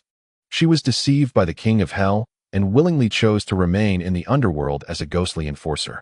Ying cleared her throat. "But doesn't this complicate matters? It feels rather strange." Without uttering a word, Su Bai remained silent, prompting Qing to continue. "Let us discuss what happened next." The subsequent events became increasingly bizarre. As Ying listened, she meticulously absorbed the details. Once the tale concluded, she regarded Su Bai with curiosity. "So you are now different from before?" "Indeed, I must have changed," he replied. Su Bai remarked that he could now control the energy within him, pondering whether, with his current physique, he would successfully reach the convergence of the dragon veins. Tang Sen smiled gently, admitting that he was uncertain. Su Bai expressed his delight in witnessing the evolutionary history of the Songlong clan, the convergence with the Gong clan, the transmission of the exorcism melody, and the legacy of the dragon vein guardians. Truly a marvel. He found it curious that the last image he saw on the altar was the convergence of the 12 dragon veins, where a colossal stone cocoon rested. What lies within that cocoon? He wondered. Qing speculated. Was it the dragon veins that Ruanyang protected, or was it that very stone cocoon? Su Bai recalled the ox bones, to which Qing nodded in acknowledgement. Of course, those bones could very well be the key to that place. When assembled, they resemble the shape of a dragon coffin, which must differ from the stone cocoon you saw. The bones were retrieved from the tomb of Bai Li Shi, later recognized as items entrusted to Bai Li Shi by Gong Ji Qi for safekeeping. Altogether, there were 37 pieces, and when fully assembled, the markings on the bones formed a magnificent representation of a coffin. The sheer height of the coffin nearly reached the cave's apex, its scale indicating something extraordinary, with a dragon shape adorning its upper side. Su Bai nodded in agreement, acknowledging that while the bones depicted a coffin, what he witnessed on the altar was a stone cocoon, 2 entirely distinct entities. However, he mused, the fiery blossoms could only be found in that singular place. Let us discuss these matters upon our return, Tang Xin said, reclining with his hands behind his head. This influx of information must have left you feeling somewhat overwhelmed. Su Bai too reclined against his backpack, affirming, yes, we shall speak of it later. Cui Ying, with a tone of resignation, remarked, nightfall is imminent, and we must remain here for another evening. Why didn't you return sooner? I have grown weary of this place, surrounded by strangers who come and go in endless succession. Yu Qing consoled her. Did you not find this place mysterious? A visit here could serve as inspiration for your writing. Yet you all ventured out without me. Cui Ying shot back, casting a glance at Yu Qing. Let us take a stroll, she suggested. With her command, Yu Qing felt compelled to comply, and the two stepped outside the tent. Yu Qing, with a hint of reluctance, said, you wish to inquire about Gong Susu, don't you? I find myself in a conflicted state of mind. Cui Ying whispered, that girl really ought to reconsider. Why complicate matters by abandoning reincarnation? If she were to disappear entirely from Su Bai's life, it might be for the best. Are you now leaning towards Ning? Yu Qing succinctly replied. Objectivity has already been lost. Why concern yourself so much? Ning and Su Bai have finally found their footing, and now, with Gong Susu's unexpected appearance, it feels like another complication, especially since Gong Susu and Chu Yin embody entirely different natures. Cui Ying raised two fingers to emphasize her point. Chu Yin has always been regarded by Ning as family, akin to an elder brother, devoid of any romantic inclination. However, the nature of Su Bai's feelings for Gong Susu is altogether different. This you must be aware of. Chapter 647, The Final Moments of a Life, First Love. Unrequited affection, the woman who stirred emotions for the first time. Yu Qing remarked, Gong Susu is the first woman in Su Bai's heart. When she passed away, Su Bai was utterly devastated, wishing he could accompany her in death. It took him a considerable amount of time to overcome that hurdle. The existence of her spirit lingered on, and Su Bai could perceive her presence. Cui Ying inquired, do you think Su Bai harbors any unusual feelings now? Yu Qing smiled as she took Cui Ying's hand.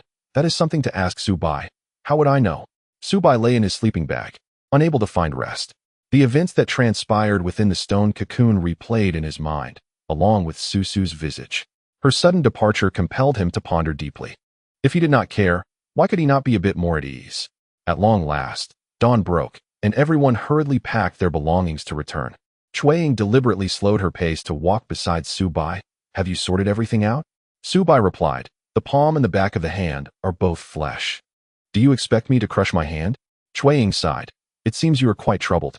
You all devised numerous plans to help me emerge from the anguish of losing Susu, even going so far as to arrange for the sketch to be taken from me. Su Bai remarked, I never anticipated that we would end up in such a predicament. Bai Mo Xuan halted his steps. How did you know it was us? Please, no matter how strong the wind is in our area, it cannot blow in here, and coincidentally, it swept the sketch away. How could I not be suspicious? Su Bai said, I merely speculated, and you were the only ones I could think of. Your intentions are sincere, and I cannot be persistently obstinate, especially since I wish to alleviate my suffering at that moment. Yu Qing smiled wryly. It appears we underestimated you. Su Bai shook his head vigorously. Although I am deeply troubled, the priority now is to fight for my grandfather's life. Everything else can be addressed later. My feelings for Ning are genuine, believe me. She is not a mere substitute, but rather exists in my heart under her own name. Cui Ying swallowed her next question and shifted the topic. Indeed. Your grandfather's situation is critical. Saving him takes precedence, and matters of love can be set aside for now. The first thing Su Bai did upon returning was to visit his grandfather, only to find that his condition had deteriorated once again. To Su Bai's surprise, his grandmother was also present. After so many days, this was the first time she had come to visit since their initial meeting. Bai Jin fixed her gaze on Su Bai's face. How strange, you seem different. Su Bai knew the reason and merely smiled faintly. Indeed, I feel different as well. On the bed, Situ Feng slightly opened his eyes. I am sorry for you all to see me in this state. Bai Zhen's expression softened, her voice gentler than before. Given your current condition, what can we expect? We came merely to see if there has been any improvement. It seems unlikely, Situ Feng replied. The time of reckoning approaches. Su Bai, unable to bear the sight of Situ Feng's suffering, looked up at the foredrip. The fluid appeared redder than what he had seen previously. Have they increased the dosage? The color of the solution seems darker. Yes, the dosage has been increased, came the response. With a sense of helplessness, Situ Feng remarked. Given the current circumstances, the color of the potion will increasingly deepens into red. There is no time to lose. I shall immediately head to the confluence of the dragon veins. Xiao Bai asserted. Regardless of the risks, I must press forward. Bai Zhen interjected. We cannot afford to be hasty in this matter. Consider the treasures of the dragon vein. Their spiritual energy is extraordinarily potent. What if your grandfather cannot endure it? The most reliable source has always been the feng shui of ancestral tombs, which benefits future generations. However, the graves of your grandfather's relatives have been raised. It is unclear where they have been relocated. Time waits for no one. Bai Zhen turned to Situ Feng and said, with your character, it is implausible that you would give up so easily. Your people must still be searching outside, for nothing escapes your notice. Situ Feng opened his mouth to respond, but suddenly his body trembled. He quickly leaned over the edge of the bed and coughed up a mouthful of blood. Grandfather. Xiao Bai rushed over, gently patting Situ Feng's back. Are you all right? The nurse outside heard the commotion and hurried in. Upon seeing the blood, her complexion changed. Sir, I will fetch a doctor. All the doctors that needed to be consulted have already been summoned, and to no avail. Situ Feng waved his hand lightly. No need. Xiao Bai wiped the blood from the corner of his mouth and noticed some had stained his clothing. I will get you a change of clothes. As Xiao Bai approached the wardrobe, he opened it and caught a faint whiff of a metallic scent. He inhaled deeply, but the odor dissipated. He retrieved a loose-fitting shirt, closed the wardrobe door, and the scent returned. Xiao Bai shivered slightly and reopened the wardrobe, finding the smell had vanished once more. He shook his head in a wry smile, wondering if his heightened sensitivity was related to the unblocking of his meridians, causing him to feel a bit neurotic.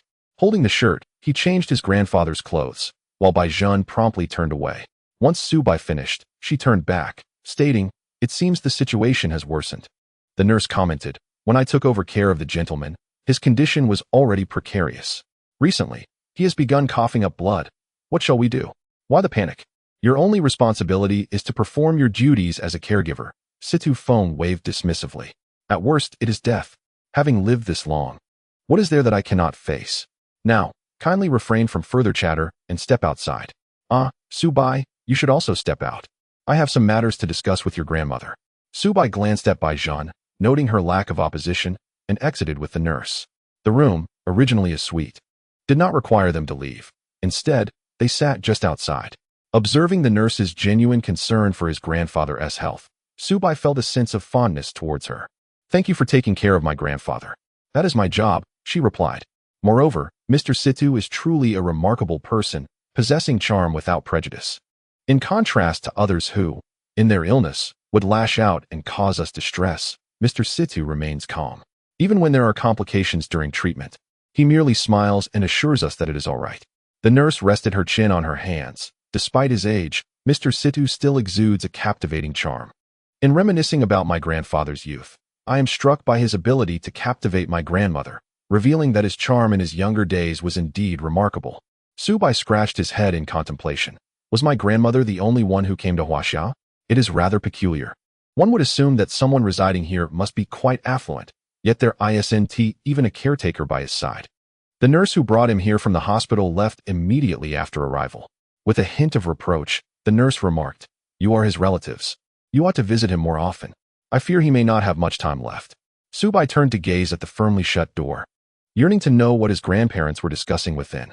Bai Zhuang sat at a distance, while Situ Feng looked at her with a sense of helplessness. Do you still harbor resentment towards me? You have turned me into a joke of that era, depriving my child of a father. Bai Zhuang retorted. Moreover, do not even mention the grievances between us. What does your return signify now? What have my years of effort amounted to? A mere farce. Bai Zhuang, do you believe that I did not love you back then? Situ Feng said, at this age, such declarations might seem overly sentimental, yet ask yourself, did you truly not feel my affection at that time? The blood amber I gifted you serves as the finest testament. I expended considerable effort to inscribe your name within it. Upon the mention of the blood amber, Bai Zhuang's expression softened. I entrusted it to Xiao Bai, and now it rests in the hands of the girl he cherishes. Do you ponder why I chose to part with it? Chapter 648, The Judge. Perhaps it stems from a reluctance to confront the past, seeing it would only remind me of my own heartlessness. Situ Feng pressed his hand against his chest, speaking despondently. That incident was indeed an accident. An accident? Bai Zhuang's anger flared. So, was the birth of our child also an accident? You dare to describe our past with such a term? Yes, it was an accident. Situ Feng coughed several times, his chest rising and falling more violently. I never anticipated that I, a man destined to wander, would stay for you. Bai Zhuang, I recognize your concerns regarding Shui Bin. Have you considered that, given my circumstances, being with Shui Bin would have been a more sensible choice? Yet, I turned her down. It is because I am acutely aware that, despite her admirable qualities, I do not love her. Without that foundation, what reason would I have to remain? But you are different. The moment I entered the theater and beheld your every gesture upon the stage, I was entranced. That day, I had intended merely to watch a play and depart, but I found myself lingering unexpectedly. Bai Zhuang laughed coldly. I would have preferred if you had left that day. It would not have disrupted my life. Bai Zhuang, I love you. Those 3 words I uttered many times in my youth. Yet now, the only 3 words I wish to convey to you are, I am sorry. Situ Feng gently closed his eyes. I am sorry for disrupting your life. I should not have intruded, nor should I have deprived Bai Ling of a father's love. I apologize. Your apology will not be accepted, Bai Zhuang declared. Even if you were to die, I would not accept it. I must also apologize. Situ Feng, unable to complete his sentence, began to tremble violently. He pressed his hand tightly against his mouth, stifling the blood that threatened to escape, and after enduring the pain, he managed a sorrowful smile. It is said that when one is on the brink of death, their words become sincere. Consider my apology to be the most heartfelt, even if you cannot forgive me. Please remember this. I'm sorry. Bai Zhuang stood up. You are weary. Please rest well. As she stepped outside, she saw Xiao Bai engrossed in animated conversation with a nurse, and she shook her head in resignation. Xiao Bai, it's time to go. Xiao Bai intended to bid farewell to Situ Feng, but, noticing Bai Zhuang's troubled expression, abandoned the thought. He nodded to the nurse and departed. In the elevator, Xiao Bai cautiously observed his grandmother's demeanor. Grandma, what did you discuss with Grandpa? I said I was sorry. Grandpa understands his mistakes. Perhaps you could find it in your heart to let go. After all, he is a man nearing death. Xiao Bai continued, by the way, Grandma, did you notice a peculiar scent in Grandpa's room? What scent? A fishy one. Xiao Bai replied, a very faint fishy odor. It was more pronounced when I opened the wardrobe, but I could still detect it standing there. Grandma, could this be a scent that emanates from someone who is dying? Bai Zhuang gazed at Xiao Bai thoughtfully. If it were indeed a scent from a dying person, why would it be more noticeable in the wardrobe? This question left Xiao Bai momentarily at a loss. Indeed, if it were the scent of a dying person, it should be most apparent by the bedside. Not when he opened the wardrobe. Noticing Bai Zhuang's distressed expression, he coughed lightly. Does Grandma wish for Grandpa to die? What are you saying? If you truly loathe him, the greatest extent of that hatred would be wishing for his death, or perhaps for him to suffer endlessly. Xiao Bai asserted, if you do not genuinely feel this way, then your animosity is not as deep as it seems. Regardless of what you and Mom think, I will do everything in my power to save Grandpa. Bai Zhuang responded. In that case, let us wait until he finds the remains of our ancestors. As they stepped out of the hotel, they encountered a peculiar man. His awkward movements and ill-fitting suit made him appear uneasy, his limbs unsure of where to rest. Xiao Bai glanced at him and couldn't help but laugh. The man hurried over. What are you laughing at? In a hushed tone, Xiao Bai remarked, well, King, you actually look quite dashing in that suit. Provided you refrain from those bizarre gestures that attract unwanted attention. Many eyes are upon you.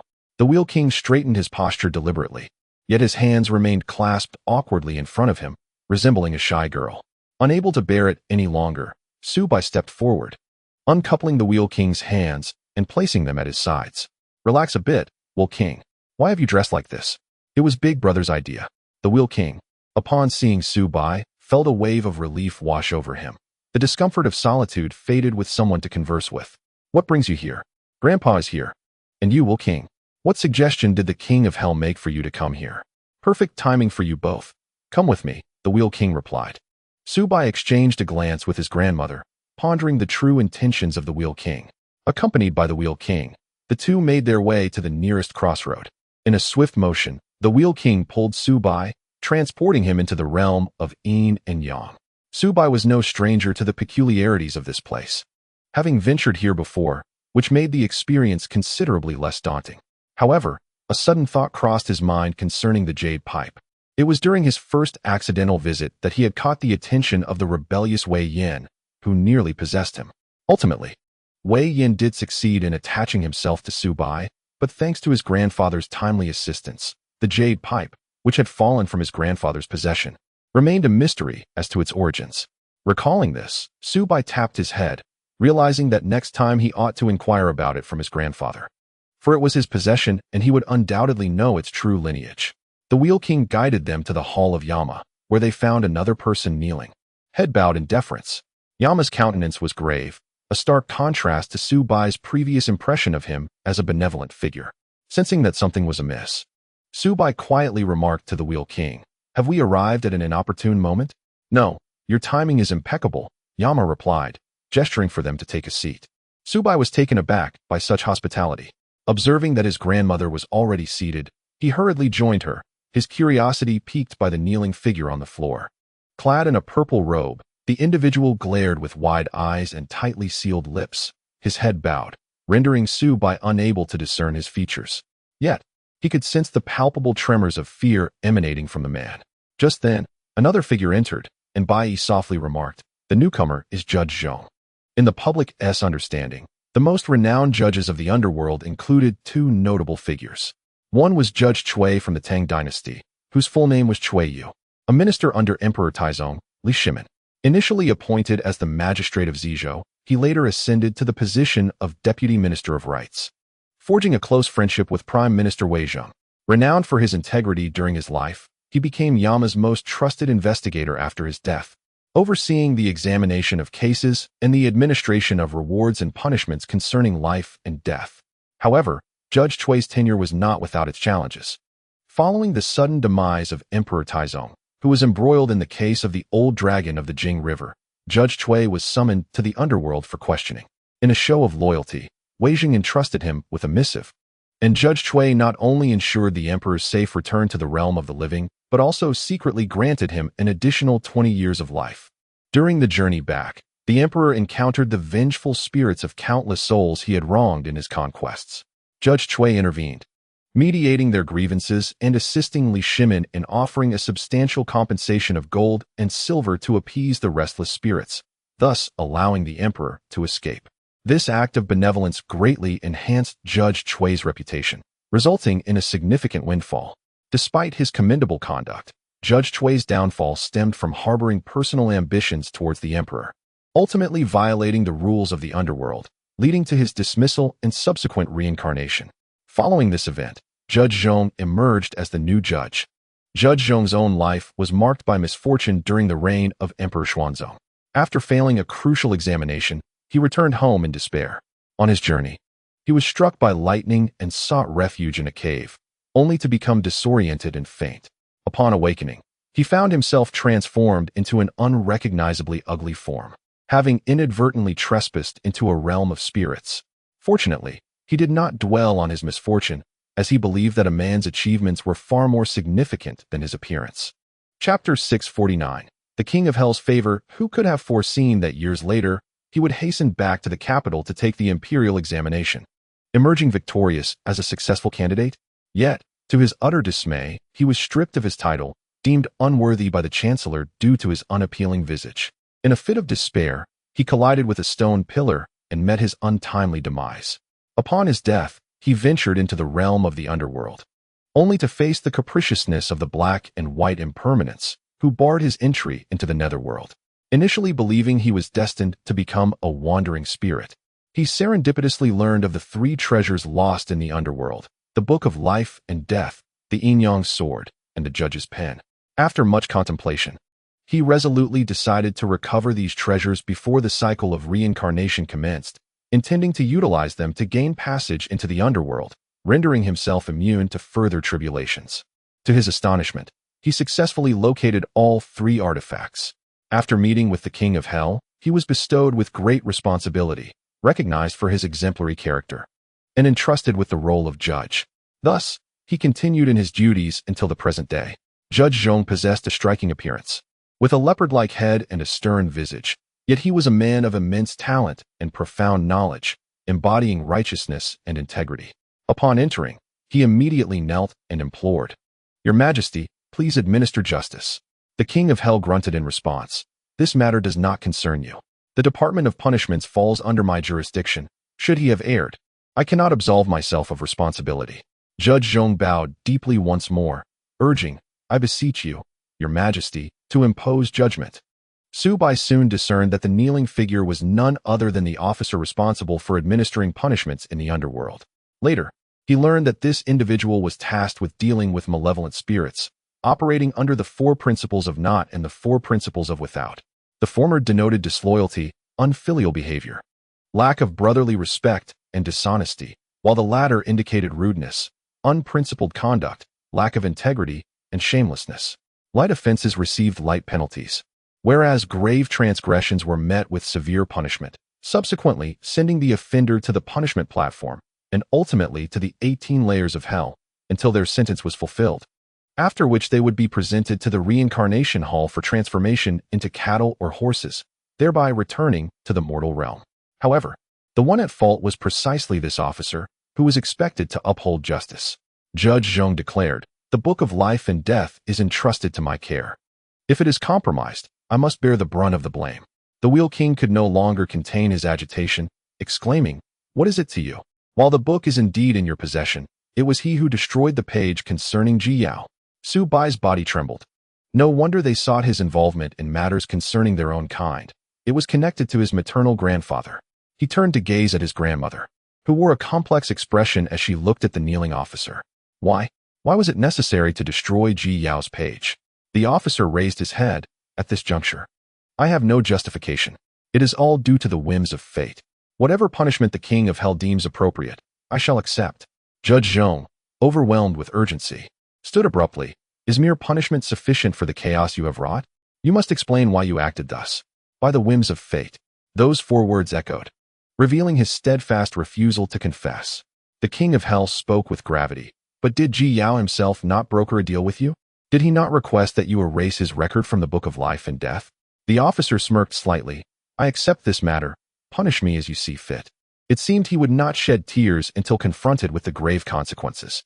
The Wheel King, losing patience, urged, Brother, do not linger with him. Proceed with the punishment directly. Judge Zhong, in a moment of sentimentality, knelt once more, pleading for leniency based on the punishment department's prior diligence. He suggested they counsel the individual to speak the truth before resorting to severe measures. The punishment department bowed in gratitude for Judge Zhong's years of guidance, expressing wishes for his well-being. However, the Wheel King sensed impending doom and lunged toward the punishment department, exclaiming, You shall not escape. Yet he was a moment too late. As dark smoke enveloped the punishment department, causing Xiao Bai to rise abruptly, bewildered. What is happening? He inquired. Bai Zhen sighed. He has scattered his own soul. In an instant, the punishment department transformed into a wisp of black smoke, leaving the Wheel King's hand grasping at the void, his expression one of disarray. Having shared many years with this colleague, he clenched his fists, pondering, has he gone mad? Judge Zhong bore the brunt of the shock, standing frozen until the King of Hell approached him. Judge Zhong, do not burden yourself with guilt. This was his choice. Regrettably, we may never uncover the truth behind his destruction of Ji Yao's records in the book of life and death. Could it not be that Ji Yao bribed him? The Wheel King posited. Why else would he act alone? Xiao Bai's countenance stiffened. The matter indeed warranted scrutiny. Despite their familial ties, the situation felt curiously suspicious. Judge Zhong suddenly inquired, how did the King of Hell ascertain his involvement? He has been stationed at the Mirror of Sin for years, the King of Hell replied. Yet he was unaware that the mirror also serves to document every action taken by him, in addition to recording the virtues and vices of the souls. He was cautious, but we caught glimpses of his shadow and some dubious actions. Unfortunately, we lack concrete evidence. I had merely intended to intimidate him by bringing him here, never anticipating his extreme actions. Judge Zhong remarked, he has always been just. How could he commit such an act, stealing the book of life and death and erasing records? Your Majesty, there must be more to this. That person named Ji Yao is pivotal. Judge Zhong was oblivious to Ji Yao's identity, thus indiscriminately laying blame upon him. Xiao Bai, feeling guilty, was tormented by the thought that his grandfather might have bribed this individual to erase his own records in the book of life and death. He turned to the King of Hell, asking, Is this the reason you summoned us? The King of Hell replied, laden with significance, after a long absence. The return of family must bring you excitement and joy. Disclosing this matter, however, may cast a shadow over that happiness, yet it has transpired. And you have the right to know. Bai Zhen maintained her composure, bowing respectfully to the King of Hell, expressing her gratitude. Xiao Bai, in a state of agitation, questioned, "Are there any other means to ascertain whether my grandfather was involved? While I find your grandfather highly suspicious, it is, in reality, improbable," the King of Hell stated, delivering a startling revelation. The timing of the tampering with the Book of Life and Death can indeed be determined, correct, Judge Zhong? Judge Zhong solemnly stated, "The Book of Life and Death is no ordinary item. As soon as any alterations are made, I can discern the exact moment of tampering." Previously, Lord Yin discovered discrepancies within the book, realizing that it had been amended during Ji Yao's mother's pregnancy. Once the fetus was conceived, the record of that individual was immediately inscribed in the book. Even if the child were to perish, there would still be a record, and the entirety of their life would be reflected therein. Judge Zhong, feeling a surge of emotion as his subordinates trembled in fear, found it hard to conceal his thoughts. Being a straightforward person, he could not hide his feelings. While articulating his thoughts, he recognized that his earlier conclusions had been rather hasty, and his words began to waver. Although the records in the book have been deleted, it is not an ordinary ledger. Naturally, the entries following Ji Yao's existence would still manifest in the book, yet they have consistently been erased until recently, when discovered by Lord Yin and Lord Wheel. Xiao Bai was already aware of the book's self-regulating nature and understood that a person's fate could be altered by external forces. Such alterations would also be reflected in the book. Previously, if his lifespan had been set at 20 years, it had now changed. As for how long he could live, he could only inquire of the Book of Life and Death. Lord Yin remarked, if Ji Yao had indeed bribed the punishment department, how could he have done so while still in utero? Both his essence and spirit were confined within his mother's body, rendering him incapable of action. Thus, Ji Yao was precisely the individual least likely to have bribed the punishment department. Xiao Bai struggled to contain his joy. Indeed, his grandfather was still within his mother's womb, still flesh and blood. How could he have possibly bribed the punishment department to erase his records? However, if it was not his grandfather, who else would wish to eliminate his records? This matter will require further investigation. Regrettably, the punishment department was too resolute, taking matters into their own hands. Lord Yin lamented, "I was overly confident, thinking I could interrogate them thoroughly." Chapter 650. The Old Locust Tree Brother. Why must you blame yourself? It is already a considerable achievement to have uncovered his flaws, Lord Will quickly reassured. Bai Zhen had remained mostly silent until now, but with Ji Yao's suspicions cleared, she finally asked, "I wonder how Lord Yin discerned the punishment department's inconsistencies?" The Book of Life and Death was originally in Judge Zhong's custody. Lord Yin replied, "We required Judge Zhong to present it for our examination. As a member of the punishment department, it is quite normal to review the book, yet." On that day, Judge Zhong was unexpectedly dispatched to assist Meng Pa. Judge Zhong stood there, speechless, for a long while before murmuring, "That day, due to the urgency of the situation, I forgot to bring the book with me to the river of forgetfulness." Lord Yin nodded. The punishment department emerged from Judge Zhong's chamber in a hurried and flustered manner, and I happened to encounter them at that moment. Judge Zhong reproached himself. "It is my failure to manage my subordinates properly." Lord Will finally grew impatient. "Why do you take everything upon yourself? If it does not concern you, just say so." Lord Yin shot an admonishing glance at Lord Wheel. "Do you think Judge Zhong is as heartless as you?" Lord Wheel chuckled. "Indeed, it seems that brother values Judge Zhong the most." The King of Hell turned away and instructed Judge Zhong, "Please return to rest and gather your thoughts. Exercise greater caution in the future." Judge Zhong sighed, bowed, and departed. Xiao Bai quickly remarked, "I thought I had uncovered some clues, yet it seems I've complicated matters further." Bai Ying cleared her throat gently, admonishing, "Children should refrain from speaking out of turn." The King of Hell waved his hand dismissively. "It is of no consequence. The truth aligns with your sentiments." Suddenly, the King of Hell fixed his gaze upon Xiao Bai, swiftly moving closer and striking towards Xiao Bai's chest. Taken by surprise, Xiao Bai instinctively gathered his energy, channeling it into his chest to counter the force of the King's palm. Feeling a powerful surge of energy block his advance, the King of Hell laughed heartily. Indeed, you have undergone a true transformation, Xiao Bai. This is the strength one should possess when bearing the spirit of defiance." It became clear that the king was testing his own prowess. Xiao Bai scratched his head. "Recently, I ventured out, and, with the aid of Boss Tang, unblocked my run and do meridians. The power I once felt restrained within me can now be unleashed without harming my body. Thanks also to the underworld pearl you previously gifted me. Upon hearing about the underworld pearl, the Wheel King grunted, honestly, there are but a few of those pearls in the underworld. They are precious artifacts. Xiao Bai retorted, oh, how miserly you are. That was a token of gratitude. I risked my life to eliminate the formidable Wu Xian, and now you turn your back on me. The Wheel King replied, we have done much for you. Enough of this bickering, the King of Hell interjected. Regardless, Xiao Bai's enhancement in strength is a positive development. And there is no need to worry about the limitations of wielding the spirit of defiance. He may now express it freely. Bai Ying shook her head slightly. While he may express it freely, the backlash from the reverse will remain unresolved. The more he utilizes it, the faster the backlash will occur. My lord, please tell me, how long can Xiao Bai truly live? 30 years. 40? The king replied, as an official of the underworld, you should know that the secrets of fate cannot be revealed. Even someone like Tang Sancheng would not dare to speak of it. Xiao Bai fell silent. Indeed, during their time on Mount Everest, Boss Tang had hesitated to speak. He chuckled, Grandma, there's no need to pry further. Whatever time I have left is what I have.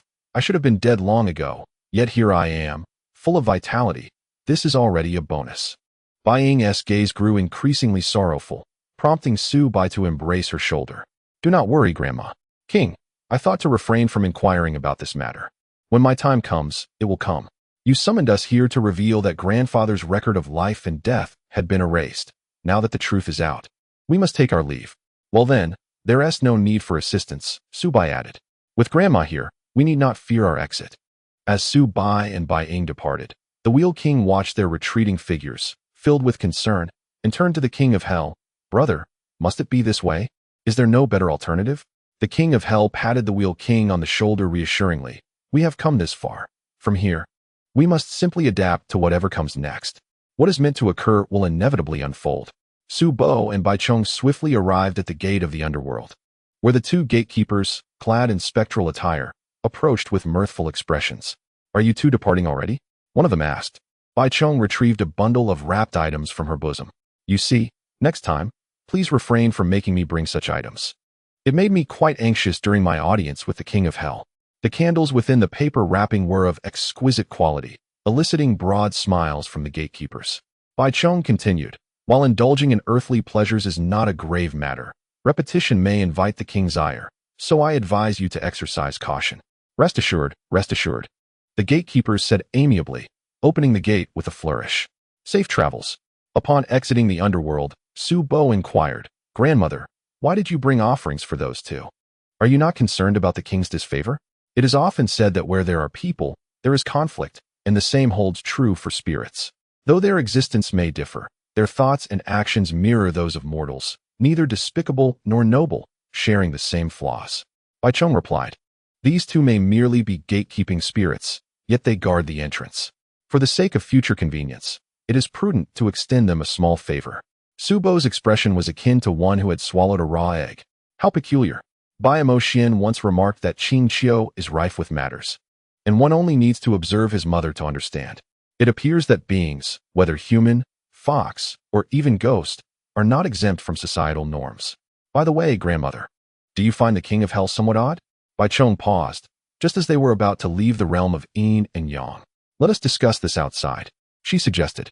Once they emerged into the bustling streets of the mortal realm, they sought refuge in a quiet CF. After settling in, Bai Chong remarked, do you also sense that the King of Hell seems to take a particular interest in you? Indeed, Xiao Bai replied. Although the Wheel King's words may not be pleasing, since the emergence of the underworld pearl, I have undeniably received considerable favor from the king, perhaps excessively so. Just moments ago, it was said that family secrets should remain concealed. When turmoil arose within the underworld, the focus was on cover-ups, yet I, as a mere bystander, found it strange that matters were handled in my presence, even if it involved my grandfather. Bai Chong nodded in agreement. I shall inquire with Meng Po one day to see if she possesses any insight. Xiao Bai, she continued, should your grandfather truly uncover the remains of our ancestors, would you dare to traverse the confluence of the 12 dragon veins for his sake? With unwavering resolve, Xiao Bai declared, I would. If there is hope, I shall pursue it. Moreover, I yearn to discover what lies hidden there. The bones of cattle, when assembled, form a dragon's coffin. Yet the vision I beheld at the altar was that of a stone cocoon. The brilliance of fire trees and silver flowers is evidently the same. Yet what accounts for this disparity? My curiosity can no longer be contained. And you, grandmother? Would you save him or not? Bai Chong closed her eyes. I still wish to save him. Perhaps this is the plight of women. This ruthless man has disrupted my life. Yet I still harbor a place for him in my heart. One cannot live in self-deprecation, and at last, I comprehend this truth. Upon hearing her grandmother's self-deprecating remarks, Su Bo felt a pang of distress. He grasped his grandmother's hand and said, Grandma, life is meant to be filled with emotions. Without them, what distinguishes us from mere walking corpses? Bai Hong replied with a sense of comfort. I am grateful that you understand me better than your mother. That girl is still holding on. Chapter 651. The old Huai tree too suddenly. Su Bo thought of Su Su and released her hand. Grandma, why did you not tell me sooner that Su Su did not reincarnate? Bai Hong was about to take a sip of her coffee when Su Bo's unexpected question made her hand tremble, causing the coffee to spill onto the table. The droplets spread slowly, mirroring the sorrow in Bai Hong's heart. You know? She asked. I met her at Mount Everest, Su Bo replied. If you had told me earlier, things might have been different. What difference would it have made? Bai Hong inquired. Have you ever considered that your obsession with Su Su stems from her being your first love? Coupled with the imperfect conclusion of your story, it lingers in your heart. What distinguishes your relationship with Su Su from that with Ying Ning? Being with Ying Ning seems far more effortless, does it not? I cannot deny your feelings for Su Su. They were undeniably real. But where does your emotional allegiance truly lie? Reflect upon this when you have the time. Since your return, you have remained at home and have not visited the antique shop. Is it because you fear facing Ying Ning? Su Bo was struck by her words. Ever since returning from Everest, he had made excuses to stay at home, neglecting the antique shop for the last few days. And he had been questioning himself about this behavior. Yet, his grandmother's words pierced through his confusion. In fact, I have seen Su Su, Bai Hong continued. Upon her return, she petitioned the King of Hell for reincarnation. What? Su Bo jumped to his feet. The King of Hell has already approved it, Bai Hong stated. Your encounter at Everest was your last meeting. She must have sought out Ying Ning as well. In a hurry, Su Bo placed a bill on the table. Grandma, I must go to the antique shop. At the antique shop, Ying Ning was leaning over the counter, propping her chin on her hands, gazing dreamily at the entrance. 7 customers had come in that morning, purchasing antiques worth a total of 1.6 million. The door swung open and shut repeatedly, yet Su Bo never arrived. Cui Ying plopped down beside Ying Ning, exasperated. Girl, you've seen through the door. If he wants to come, he will. Yes, I know, Ying Ning replied absently. You are truly hopeless, Cui Ying remarked. Perhaps you should let Bai Mo Xuan choose one for you in Qing Qiu. The men of the Qing Qiu tribe are quite handsome. Each one like Bai Mo Xuan. Just thinking about it makes one salivate. Xue Bin and Xue Xiang giggled, and Cui Ying added bashfully, I was just kidding. Ying Ning's focus remained on Cui Ying, when suddenly, Su Bo burst through the door, enveloping her in a tight embrace. Girl. He held her so tightly that she struggled to breathe, yet she did not resist, only softly inquiring, what is it? Cui Ying stepped aside, and after a long moment, Su Bo finally released Ying Ning. Let us go for a walk. Su Bo kept holding Ying Ning's hand, and after much hesitation, she timidly said, Su Su has come by. I know, he replied. Su Bo remarked, strangely enough, my first thought was whether you were frightened or saddened, which is why I came. Su Su expressed her gratitude, saying, I will be by your side from now on, feeling a sense of relief and happiness. Ying Ning stated, she is not sad at all, which is wonderful. She smiled and told me she intends to reincarnate to find her own happiness, hoping that we would bless her. Su Bo found himself at a loss for words. Fate had bestowed upon him an extraordinary fortune, allowing him to encounter 2 remarkable young women in his life, leaving him with no regrets. As the two shared a moment of deep affection, an unexpected interruption occurred when Chu Yan appeared seemingly out of nowhere. As they rounded a corner, they spotted him approaching. Ying Ning immediately called out, Brother Yan. Chu Yan approached, assuring them, do not worry. I am here for a serious matter today, so you need not wear a stern expression. Su Bo scoffed, with so many stunning beauties in the entertainment industry, you should hasten to resolve your life's significant matters and stop procrastinating. Regrettably, Su Bo did not wish to say such things. But Ying Ning insisted that Chu Yan must find happiness for her to feel at ease. Scratching his nose, Su Bo inquired, if you're not here to interrupt our date, then what is the matter? 2 days ago, I found someone, Chu Yin replied. I came across him while shooting on location. Upon awakening, he refused to disclose his name, only insisting that he needs to find Bai Mo Xuan. Isn't Bai Mo Xuan from the same company as you? Why has he come here? Su Bo questioned. He is not at the antique shop, and I cannot reach him by phone, Chu Yin explained. The person is quite peculiar. I feel as though I have stumbled upon a hot potato. Perhaps you should go check on him, as you are all part of the same circle. Su Bo sighed. What can we do? We are indeed associated with him. The individual was unwilling to go to the hospital, and when Chu Yin discovered him, he was already in a coma. Chu Yin had no choice but to accommodate him in his apartment. Having studied Taoist practices, Chu Yin realized that this person possessed some cultivation. Upon awakening, the first thing he sought was Bai Mo Xuan, prompting Chu Yin to take an interest and offer his assistance. As the three entered the room, they found the individual seated cross-legged in the living room, a faint smoke rising from above his head. Upon recognizing him, Ning gasped in surprise. Is that you? How do you know him? Chu Yin asked. He is the younger brother of the former clan matriarch. Ning replied softly. How could he have left Qing Qiu? Hearing Ning's voice, opened his eyes, asking, Has Bai Mo Xuan not arrived? He is not here, and we cannot reach him, Ning said in astonishment. Did Bai Mo Xuan know you were leaving Qing Qiu? Surprised that Ning mentioned Qing Qiu in front of Chu Yin, questioned, Does this person know who you are? Chu Yin responded. Everything that needs to be known is already known. Nodded. Very well, then I shall not hide anything. Bai Mo Xuan instructed me to find a certain location, the place where that remarkably handsome spirit was previously trapped. There lies the body of Aunt Shui Bin. Ning was taken aback once more, realizing how much Bai Mo Xuan had been doing behind the scenes without their knowledge. Did you find it? I found it, but I cannot enter, explained. I attempted to force my way in and sustained heavy injuries. Alas, I was so close. Upon contemplating the lifeless body of Shui Bin still ensnared within, felt an overwhelming sense of urgency. I cannot be of any assistance. I can only hope that Bai Mo Xuan can devise a means to enter and retrieve Shui Bin's remains. Where's that place? Su Bai inquired. Leave it to us. Chu Yin responded.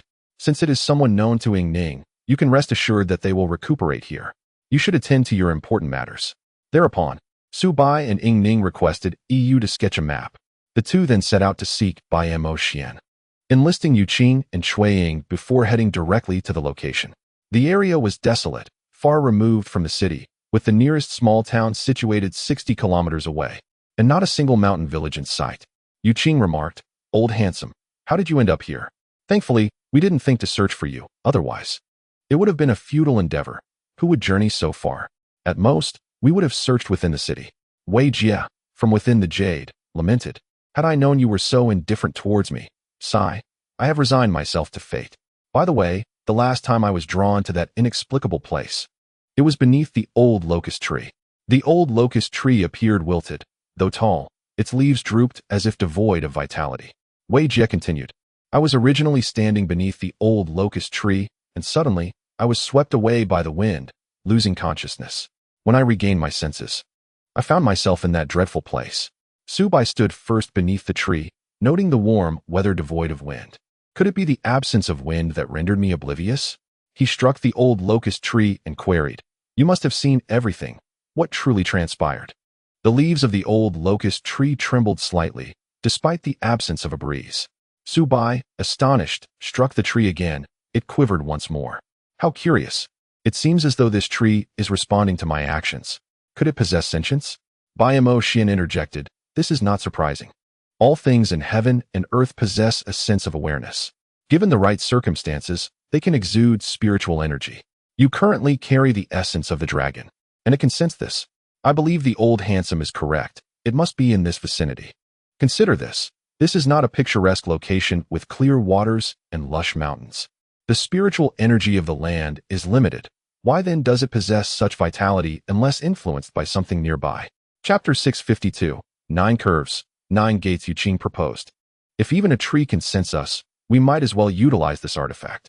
He produced the blood-light blade, each stained with the blood of ancestors, emanating a heavy aura of malice.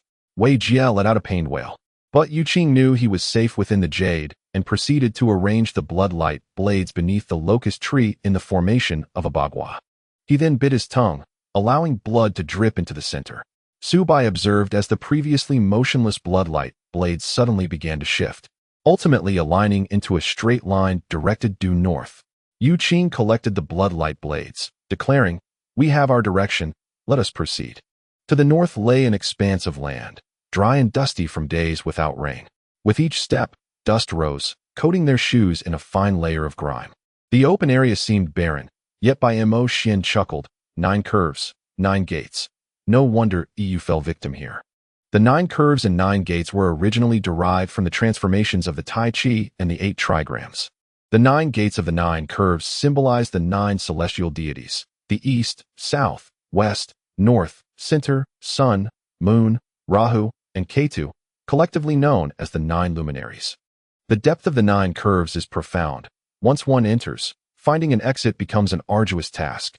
It is inherently easier to enter than to leave, and thus, one must exert considerable effort to gain entry. Wei Jie, embodying the soul, found himself irresistibly drawn into the inner energies. Why was this so? Xiao Bai pondered. Must one's spirit exit the body to gain entry? This notion was dismissed by Cui Ying, who noted, "Yet, there are numerous corpses here. How did they manage to enter?" Bai Mo Xuan, agitated, exclaimed, "Enough noise." Qing remarked, "The 9 gates and 9 curves. If we can open just one of the gates, we may discover the entrance. As for exiting, we shall address that when the time comes." Bai Mo Xuan, what are your thoughts? You have already unblocked your Ren and Du meridians. Why not test your reverse scale power?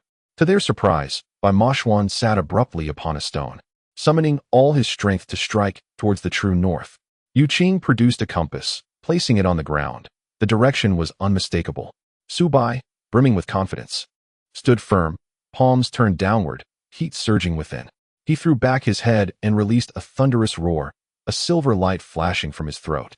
As a powerful gust of air swept through, stirring up dust that struck the faces of his companions. Suddenly, Bai Mo Xuan jumped to his feet, declaring, "It's opened. Let us enter." Amidst the swirling dust, a dark entrance materialized, and the group rushed in. As their surroundings darkened, they soon found themselves within a cavern, just as the elder beauty had described, deep, winding with no end in sight. Cui Ying, astonished by their circumstance, inquired, "What is happening? What we see may not be the truth." Qing explained, "The entrance we perceived indeed exists, but under normal conditions, it eludes the naked eye. Only when Xiao Bai's dragon energy collides with the energy of this formation can it be revealed, akin to an illusion." Cui Ying began to comprehend. Recalling the corpse of Xue Bin nearby, and swallowed hard, "Let us investigate further." The walls of the cavern were remarkably smooth, adorned with marble, which puzzled Xiao Bai. If this were a resting place for the deceased, why such meticulous detail? The marble completely covered all visible areas, with not even a sliver of gap between each piece, and the surface gleamed without a speck of dust. Xiao Bai ran his hand across it, discovering it to be utterly pristine. This extreme cleanliness sent shivers down his spine, and he gulped audibly. Who could achieve such perfection? It is terrifying. Cui Ying speculated, a person with extreme cleanliness, perhaps a perfectionist, possibly even obsessive-compulsive. The path twisted every 100 meters, redirecting to another course, yet to the naked eye, it appeared as a straight road. However, Xiao Bai sensed a current in motion. Every 100 meters, a stream of energy surged past, altering their course. Xiao Bai recalled the words of the handsome American. He felt that the path was straight, yet he could never find his way out. Perhaps this was the reason. There exists a disparity between illusion and reality, especially since the handsome American still existed in a spectral form, which would undoubtedly influence his perceptions differently from those of a human. Qing and Bai Mo Xuan shared similar revelations. Since they had arrived, they must continue onward. Aside from the smooth marble walls on either side, the ground was remarkably tidy, dry, and devoid of dust, leaving almost no trace of any prior presence. Unable to contain himself, Xiao Bai reached out and tapped the marble wall, discovering it to be solid, indicating that no mechanisms had been installed. This place bore a striking resemblance to a labyrinth. Cui Ying suddenly remarked, "If we continue to wander in circles, we will only confuse ourselves and lose our way out." EU had found an exit, but had sustained serious injuries in the process.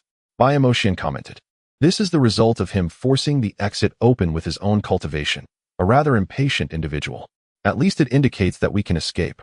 Xiao Bai remained optimistic, stating, "Regardless of how we exit, Cui Ying halted before the three diverging paths ahead, pondering their next move. What should we do now? Which path should we take? Su Bo, seemingly guided by intuition, strode directly down the middle path. Cui Ying remained skeptical, wandering down the left and right paths for a while, only to find they both ended in dead ends. She quickly turned back, following Su Bo, and remarked, "You're like you're using a cheat code, Su Bo. I feel much more at ease following you now. Are you suggesting you didn't feel safe with me before?" Su Bo detected the underlying tone of her words, but felt helpless. There was no other choice back then. From now on, I will protect you along with you, Qing. Sister. A warmth surged in Cui Ying's heart, and she unexpectedly recalled the first encounter with Su Bo and Yu Qing, her nose suddenly tinged with a bittersweet sensation. She lifted her gaze, fighting back tears. Bai Mo Xuan abruptly stopped. "There's something I need to address." "What is it?" Su Bo inquired. "You had successfully entered this place. With everyone here, why hadn't he managed to take away Aunt Shui Bin's body?" Bai Mo Xuan questioned. "Could he be playing some trick on us? After all, Yu was the biological brother of Aaron Yang. The blood ties were undeniable." Bai Mo Xuan felt somewhat annoyed with Su Bo, wondering how such an astute youth could overlook this detail. Why didn't you ask more clearly at the time? Su Bo was momentarily at a loss for words. "Well, I was too excited back then and didn't think of it. I just wanted to inform you as quickly as possible." Ying Ning remarked. If Cui Ying were here, she could discern whether Yu was lying. "Enough. There's no time to dwell on it now. Perhaps that fellow has his reasons." Cui Ying suddenly wiped the sweat from her forehead. "What is going on? It feels like we've been walking for ages. My legs are sore." Yu Qing promptly offered, "I'll carry you." Ying Ning looked at Su Bo with pleading eyes. Su Bo let out a soft grunt. "You're not just any ordinary girl. Don't." Before he could finish, Ying Ning reached out and tugged at the hem of his clothing. Gazing into her clear eyes, Su Bo found himself at a loss for words and, in a moment of resolve, lifted Ying Ning into his arms, carrying her in a princess hold. The sight of these four individuals became too much for Bai Mo Xuan to bear, and he rushed to the forefront, choosing not to witness the spectacle any longer. Bai Mo Xuan walked at the forefront, sensing the current that guided them onward. Now, they were truly proceeding in a straight line.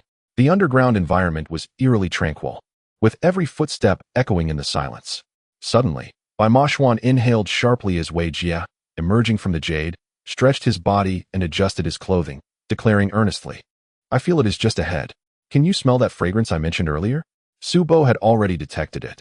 The scent was strikingly familiar, reminiscent of the aroma found within the teeth of the corpse possessed by Xiao Bai. Subsequent revelations confirmed that the powder was indeed that of corpse flower, used to prevent decay. Here, the same scent lingered. As they advanced further, the fragrance permeated the entire space. Wei Jia suddenly leaped ahead, exclaiming, "Look, it's exactly as I described." Cui Ying and Ying Ning promptly descended from the backs of the two men. Wei Jia's prior descriptions had been woefully inadequate.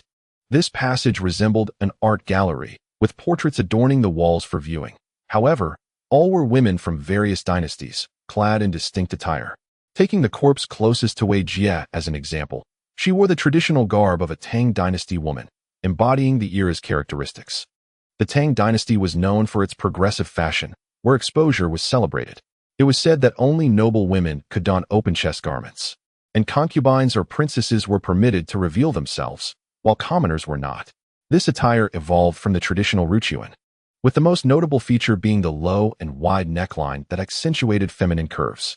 This particular corpse, adorned in such attire, retained the elasticity of her figure, and despite knowing she was deceased, one could not help but admire her voluptuous beauty. Her face was oval with pallid skin, yet one could envision the delicate beauty she possessed in life.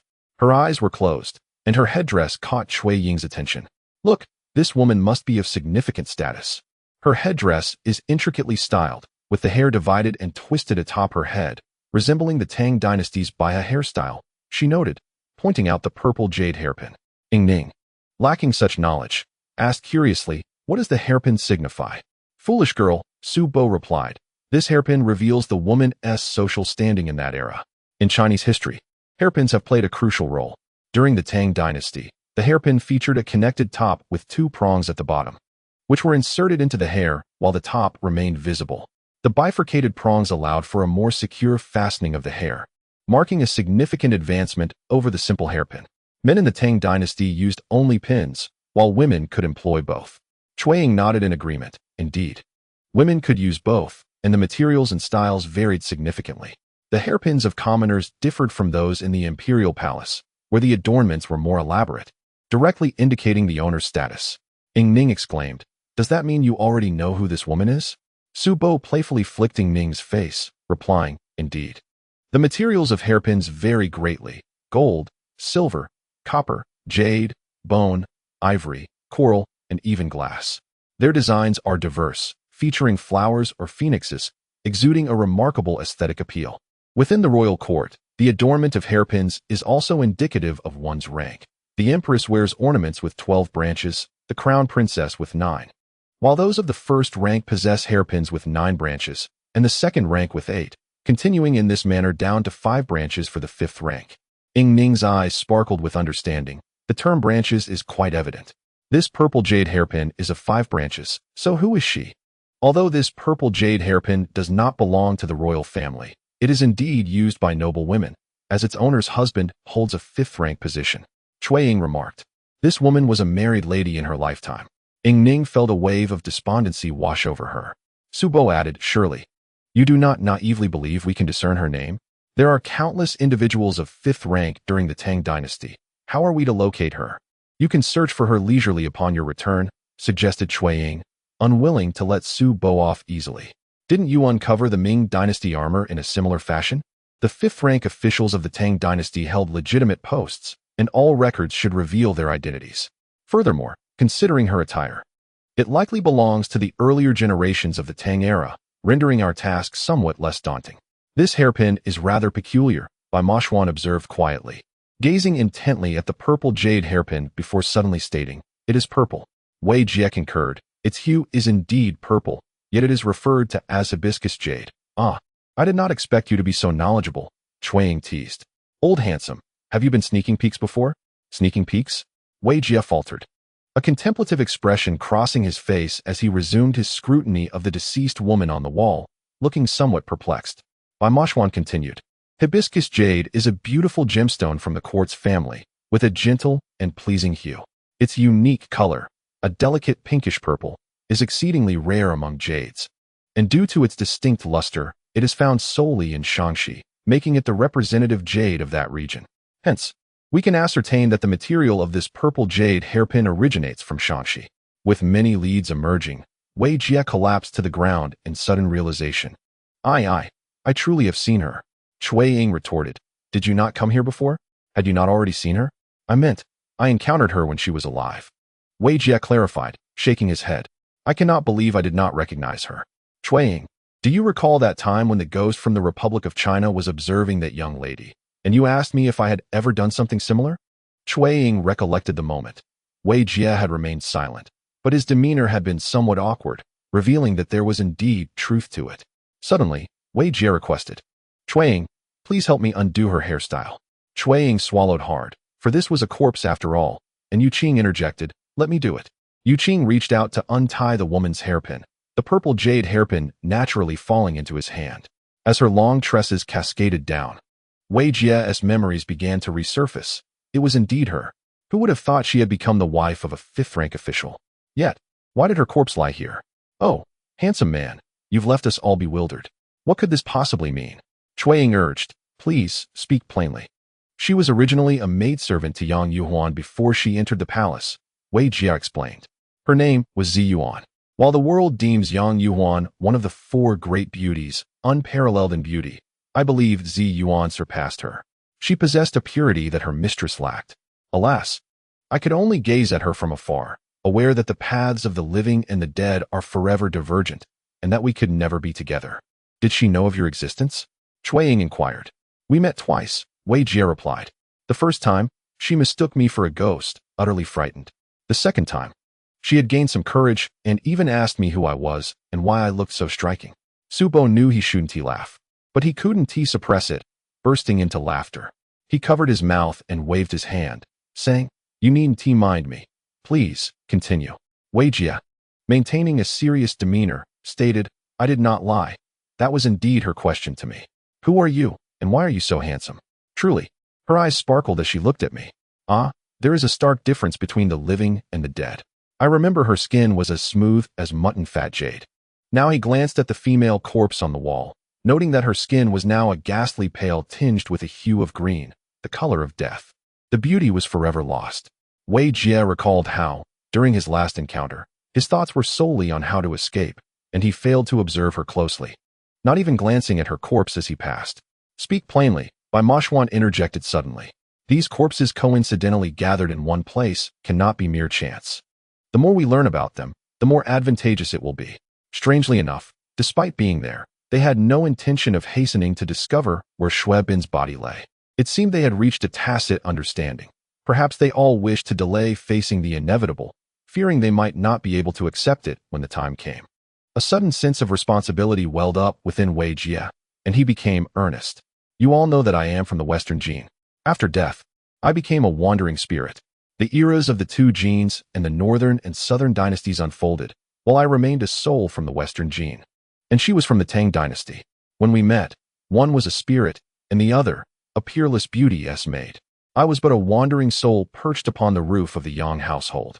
Every night, she would let her hair down and sit before the mirror to adorn herself. She was truly beautiful. Why do people always claim she could not rival Yang Yuhuan's beauty? The first time she saw me lost in thought, she trembled in fear, hiding beneath her bed. The second time, I intentionally let her see me. That day, she spoke to me at length, revealing her unwillingness to remain merely a maid. Perhaps her beauty fostered some ambition within her. Chapter 654. No inner Dan. It appears she succeeded, adorned with a 5-tree flower crown, now the wife of a 5th-rank official.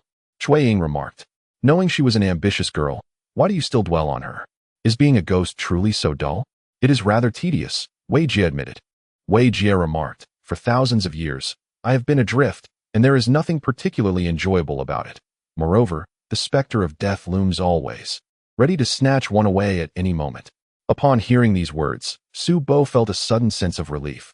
Su's choice was indeed justified. Wei Jie continued. When I departed, it was precisely when Yang Yuhuan was conferred the title of Princess of Shou. Ziyuan accompanied her into the Shou Wang residence, and she was no longer in the Yang household. I too took my leave, and since then, I have not sought her out. I never imagined she would appear here. I am at a loss as to how this came to be. Cui Ying interjected. At least we now know her identity, which is no small feat. Bai Mo Xuan suddenly suggested, we should have brought that fellow Lu Shangxing along to ascertain the cause of this woman's demise. Su Bo gazed upon the lifeless form and remarked. Observe her throat. This appears to be the fatal blow, does it not? Her hyoid bone is fractured, with one end slightly protruding. Even to the naked eye, it is evident that her throat was cleanly snapped, resulting in a death devoid of bloodshed. Such a manner of death would not result in blood, and the body remains remarkably intact, indicating that the deceased did not endure excessive suffering. However, to crush a person's throat is not an act achievable by an ordinary individual. It requires tremendous strength and a degree of ruthlessness, one decisive strike. What sort of enmity could someone harbor against her? Wei Jie pondered. Let us delve further, Cui Ying suggested, lifting the purple jade hairpin in her hand. What should be done with this? Can we not render her death more aesthetically pleasing? Wei Jie understood her intent. After all, she had once been the goddess of his heart. Cui Ying meticulously arranged Ziyuan's hair anew, inserting the purple jade hairpin, restoring her to her most beautiful state in death. Wei Jie felt a sense of solace within. Thank you. At this moment, Su Bo turned his attention back to the corpse suspended against the wall. Upon closer inspection, he was astonished to find that there were no supports behind her. She floated there, her body lightly pressed against the stone wall, seemingly defying gravity. It must be sustained by spiritual energy. How wondrous! He exclaimed. The corpse flower is here, Bai Mo Xuan stated, removing the woman's shoes, and indeed, they contained a powder, reminiscent of the substance hidden within the teeth of the woman possessed by Xiao Bai. What connection do these two matters hold? Xiao Bai. This locale's female corpse, what ties do they share? Bai Mo Xuan clenched his fists tightly, pondering what commonalities existed with Aunt Xue Bin. As they proceeded, the next woman they encountered was similarly clad in ancient attire, yet her adornments and garments were entirely distinct. The noble women of the Ming dynasty predominantly wore voluminous red robes with grand sleeves, while common women were limited to hues of peach, purple, green, and other soft shades. Their everyday garments typically consisted of short tops and long skirts, cinched at the waist with silk sashes, featuring various styles such as pleated skirts, phoenix tail skirts, and moonlight skirts. The upper garments of Ming women were characterized by narrow sleeves and 3 collars, extending over 3 feet in length, exposing 2 to 3 inches of the skirt. This style was referred to as the flower crown skirt and jacket, featuring large sleeves and round necklines. During that era, a novel style emerged in Yangzhou. The women's tops measured 2 feet and 8 inches in length, with sleeves spanning 1 foot and 2 inches, often adorned with brocade, and winter garments lined with sable or fox fur. The woman adorned in a luxurious mink coat exuded an air of opulence, yet her appearance was rather ordinary, significantly overshadowed by the earlier mentioned Ziyuan, particularly due to her bulbous nose which detracted from her overall beauty. However, her splendid attire indicated a higher status compared to the previously encountered lady of fine features. Shui Ying inquired, "Who comes next from the Tang to the Ming dynasty?" Xiao Bai continued to investigate the cause of death of this woman, discovering, much like the earlier Ziyuan, she too had succumbed to strangulation, a single, lethal maneuver. Growing increasingly impatient, Xiao Bai hastily examined each corpse's throat, confirming a consistent pattern. In his fervor, he rushed to the pristine white fox's lifeless form. Upon glancing at the still soft fur and the wide, red eyes of the fox, a sense of despair weighed heavily upon his heart, suffocating him. Meanwhile, Bai Mo Xuan and his companions meticulously examined each corpse, totaling 9 female bodies from the Tang dynasty to the present, including the white fox, all having met their demise through a singular, fatal blow. Bai Mo Xuan and Ying Ning eventually approached, standing before the snow-white fox. Ying Ning had already begun to weep softly. Bai Mo Xuan sighed deeply. "Aunt Xiaobin, we have finally found you. Rest assured, we will take you home, back to the land that nurtured you, Qing Qiu." To transport Xiaobin's body back, they needed to detach it from the stone wall, which seemed to have been affixed by some magical means. Bai Mo Xuan enveloped the body in his embrace, attempting to lift it, but it remained utterly immovable. He struck the wall with his palm, yet the wall stood firm. Yu Qing remarked, "It is a stasis charm. This charm, as its name suggests, immobilizes the afflicted completely. External forces must break the spell to move them." Bai Mo Xuan noted, "It appears this individual possesses knowledge of sorcery." Shui Ying furrowed her brow, sensing an oddity about this person. Yu Qing bit his tongue, letting his blood splatter against the wall, releasing a cloud of white mist. Seizing this opportunity, Bai Mo Xuan swiftly lifted Xiaobin's body. It still bore some elasticity, and with her eyes wide open, Bai Mo Xuan felt an illusion that Aunt Xiaobin was merely imprisoned, now returned, alive. Regrettably, a chill of death lingered in the air, and noticing Ying Ning's swollen eyes, he urged, "Do not weep any longer." Ying Ning reached out to close Aunt Xiaobin's eyes, yet they remained unblinking. Her voice trembled. "Is Aunt Xiaobin unable to rest in peace?" Bai Mo Xuan replied, "If this is the message Aunt Xiaobin has left for us, let it remain." Xiao Bai took out his phone to capture images. Knowing that moving the bodies would not be easy or necessary, they had observed all that was required. However, documenting the evidence would allow for further examination upon their return. The pressing concern now was how to exit this place. Bai Mo Xuan felt a sinking sensation, pondering how Yu had managed to escape. His prowess was not significantly inferior to his own, yet he suffered severe injuries. Bai Mo Xuan suddenly realized that there must be traces left by Yu here, his scent, the remnants of his spiritual energy. With this revelation, he made a decision and placed the lifeless body of Shui Bin into Xiao Bai's arms, instructing him to hold on tightly and follow. Bai Mo Xuan inhaled the scents in the air. Although faint, there was a discernible trace that they could pursue. The group followed the scent until they reached a dead end, confronted by a wall blocking their path. Here, Bai Mo Xuan felt Yu's spiritual energy. He must have exited from this very spot. Closing his eyes, Bai Mo Xuan unleashed a powerful force with both palms, only to be repelled backward by an overwhelming resistance. It became clear to him why Yu had been grievously wounded. Observing Bai Mo Xuan's ashen face, Xiao Bai stepped forward, saying, "Let me give it a try." Yu Qing expressed concern. "You've already attempted this several times. Is it safe? Do I appear to be in any distress?" Xiao Bai replied, slapping his chest with bravado. "Look, I have just exhausted the power of the reverse scale. And I am not fainting. I am just as I usually am. Have no worries." Before Yu Qing could voice further objections, Xiao Bai took back Shui Bin's body and thrust his palms forward. A silvery light flickered in his throat, and an immense suction force surged from ahead, pulling everyone into its grasp. When they regained their senses, they found themselves on the ground. Xiao Bai, having landed face first in the dirt, quickly rose, spitting out several mouthfuls of mud. Wei Jie fared the worst. He was thrown far, scorched by the sun, rolling back to the group in a pitiful state, exclaiming, "I was completely unprepared," and nearly turned to ash from the heat. Chapter 655. Forget me one less of that, Yu Qing calmly retorted. This jade is also a spiritual gem. Having lingered inside for so long, it has absorbed some spiritual energy. Thus, you are now a ghost with cultivation. A moment in the sunlight poses no threat at all. You are merely frightening yourself. Bai Mo Xuan stood, cradling Shui Bin's body, noting that her eyes remained wide open, prompting him to say, Aunt Shui Bin's death is so unjust that she cannot close her eyes. Ning, we must return Aunt Shui Bin's body to Qing Qiu. I will rush back immediately. You go inform Aunt Shui Fun and Aunt Shui Xiang. You must return with you. Not a single member of the Qing Qiu clan can be left behind. But previously, there were orders. Mother and I cannot return to Qing Qiu, Ning replied. Brother Mo Xuan, have you forgotten? That was an earlier decree. I now have orders for you to return to Qing Qiu swiftly to prepare for Aunt Shui Bin's funeral. Upon completing his statement, Bai Mo Xuan vanished with Shui Bin's body. Xiao Bai was taken aback, exclaiming, where did that guy go? Was it teleportation? Yu Qing remarked. It seems this matter no longer concerns us. Let us return. Ning, followed by Mo Xuan's instructions.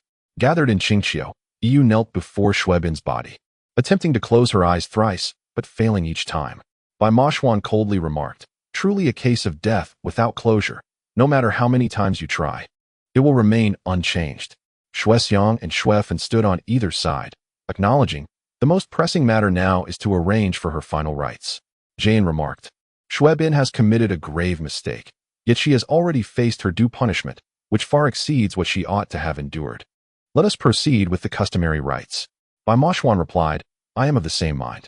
In the Qing Qiu clan, upon death, the deceased are cremated, and their inner elixir, known as the fox relic, is preserved.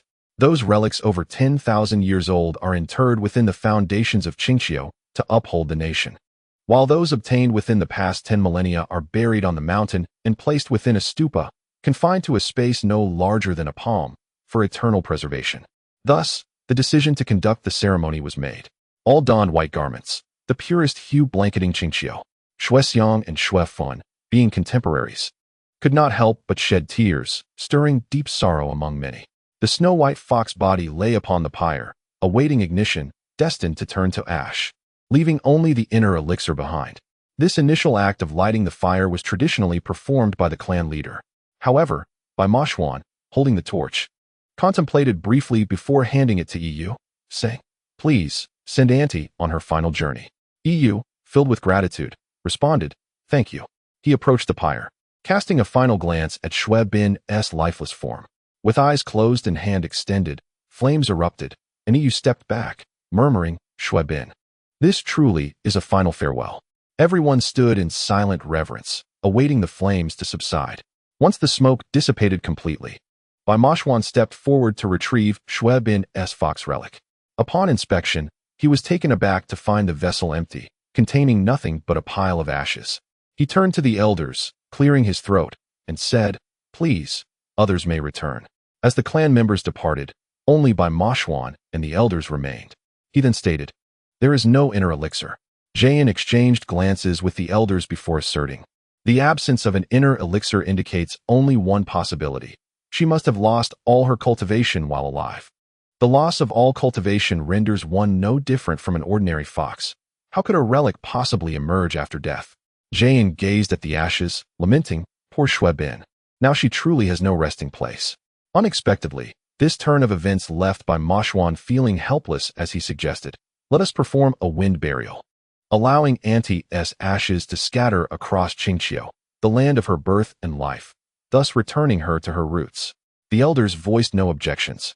Bai Mo Xuan collected Shui Bin's ashes and scattered them from the mountain, watching as they danced gracefully in the air. He sighed, only to hear footsteps approaching from behind. Bai Mo Xuan remarked, I knew you would not relent. Shui Bin's spirit cannot rest, and how could you be at peace? Why scatter the ashes?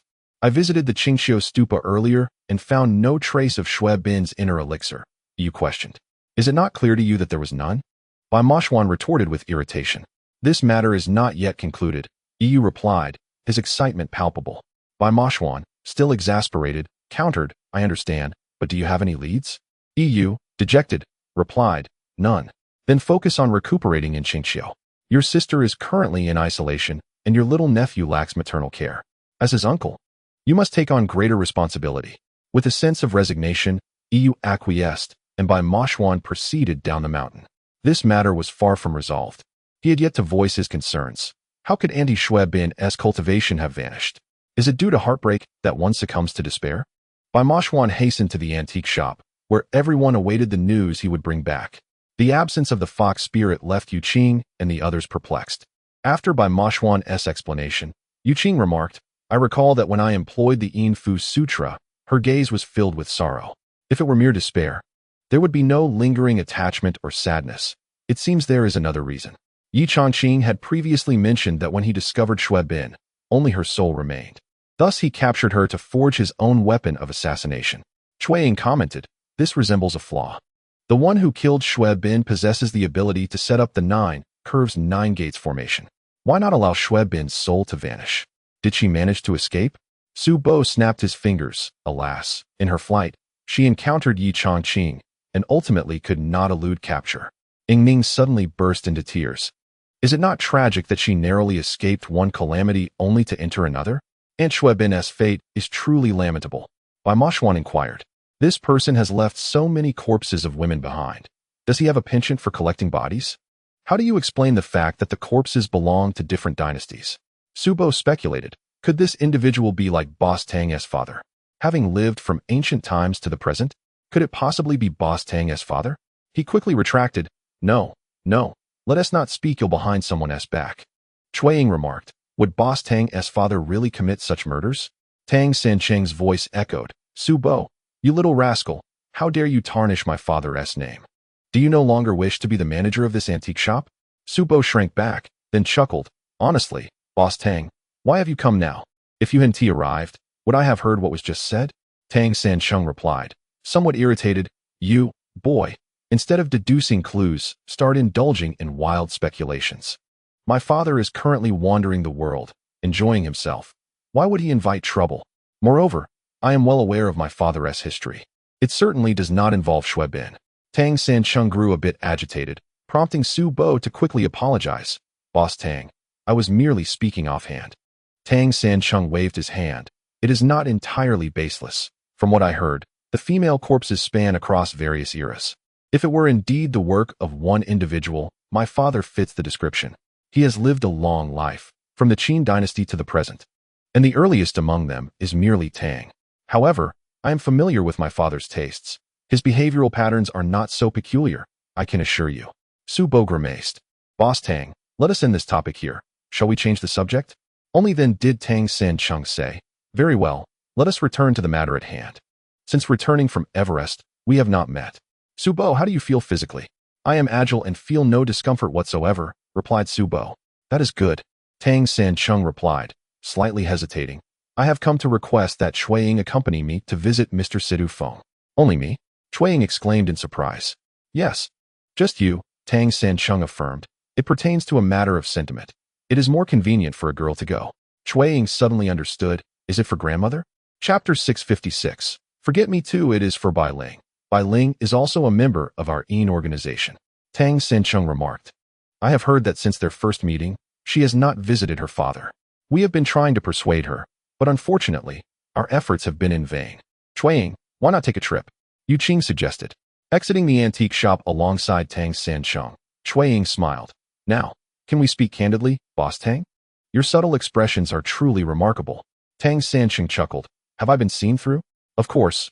I have been closely observing your face, Cui Ying replied with a grin. Are you really going to visit Su Bai's grandfather? Not quite, Tang Sancheng said. I wish to ask for your assistance, but in a personal capacity. What do you need? Cui Ying inquired, somewhat puzzled. Come with me, Tang Sancheng instructed, leading her to the roadside where Xuefan had been waiting. Cui Ying was now even more perplexed. Aunt, why are you here again? I asked Boss Tang to bring you, Xuefan replied. Casting a grateful glance at Tang Sancheng. It was merely a small favor, he responded. You should think this through. Tang Sancheng departed swiftly, leaving Cui Ying concerned. What is this about?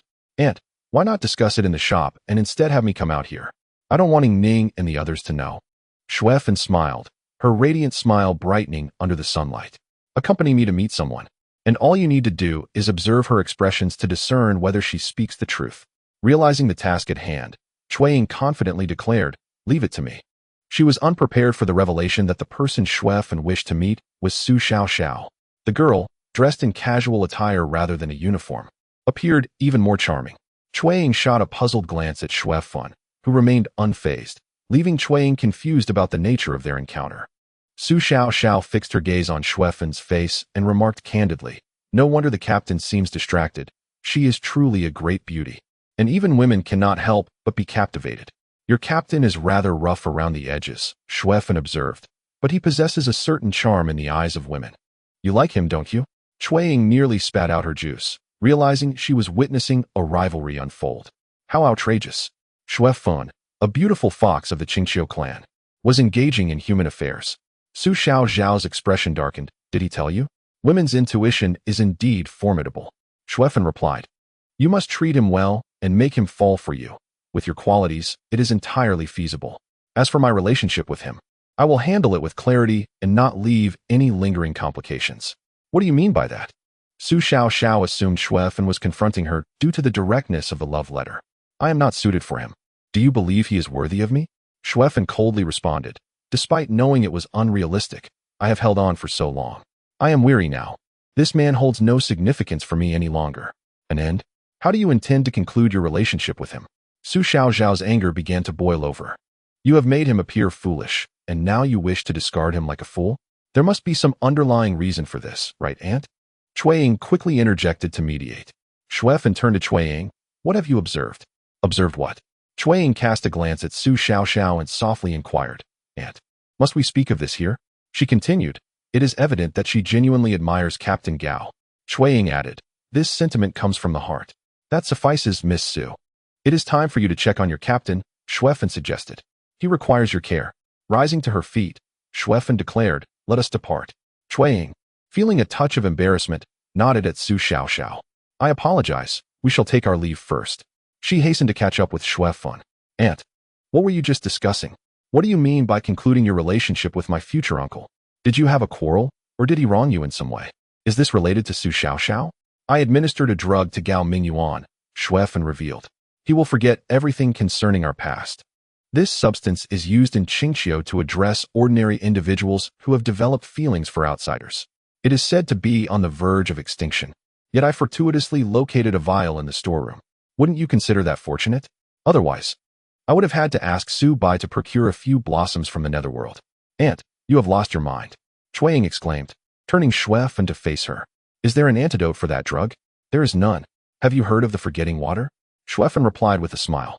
Though it is a concoction of ordinary people, it is not without its origins. I have heard that it is quite effective, infused with my blood. He will no longer remember a woman named Xuefeng. Meanwhile, Su Xiao will conquer Gao Mingyuan with her affection, allowing them to marry and lead a simple, blissful life. This is the fate that Gao Mingyuan deserves. As for me, I need not witness his aging or bid him farewell. Xuexiang and Xuebin have paid a heavy price. I shall not tread their path. Xuebin's remains are lost, her spirit utterly destroyed. Xuexiang will live only in memories. She is fortunate to have a daughter for companionship, yet her burdens outweigh her joys. Compared to them, my greatest flaw is my calmness, while my greatest virtue remains the same. Chueying was rendered speechless, prompting Xuefeng to say, I have made the most prudent decision, so there is no need for you to console me. From the moment this thought entered my mind to the time I resolved to act, I had ample opportunity for reflection. Chueying, embodying maturity, smiled gently. Aunt, a person's character shapes their destiny. I now believe this. Therefore, I am inclined to trust that you have made the wisest choice. There will be others, like Ying Ning, who face similar dilemmas, Xuefeng remarked. I hope her outcome differs from ours, considering 3 precedents have already been set. Thinking of Ying Ning, Chueying felt a twinge of anxiety and sighed. I suddenly perceive that the old customs of Qing Qiu hold merit. Xuefeng interjected, Su Xiao should have arrived by now. Let us go and see. Xuefeng seemed to possess an uncanny awareness of Gao Mingyuan's whereabouts, making her way directly to the scene where he was working on a case. The area had been cordoned off, and a crowd had gathered to witness the unfolding events. In the brief moment that passed, Su Xiaoxiao had arrived at the scene, donning a uniform that lent her an air of authority.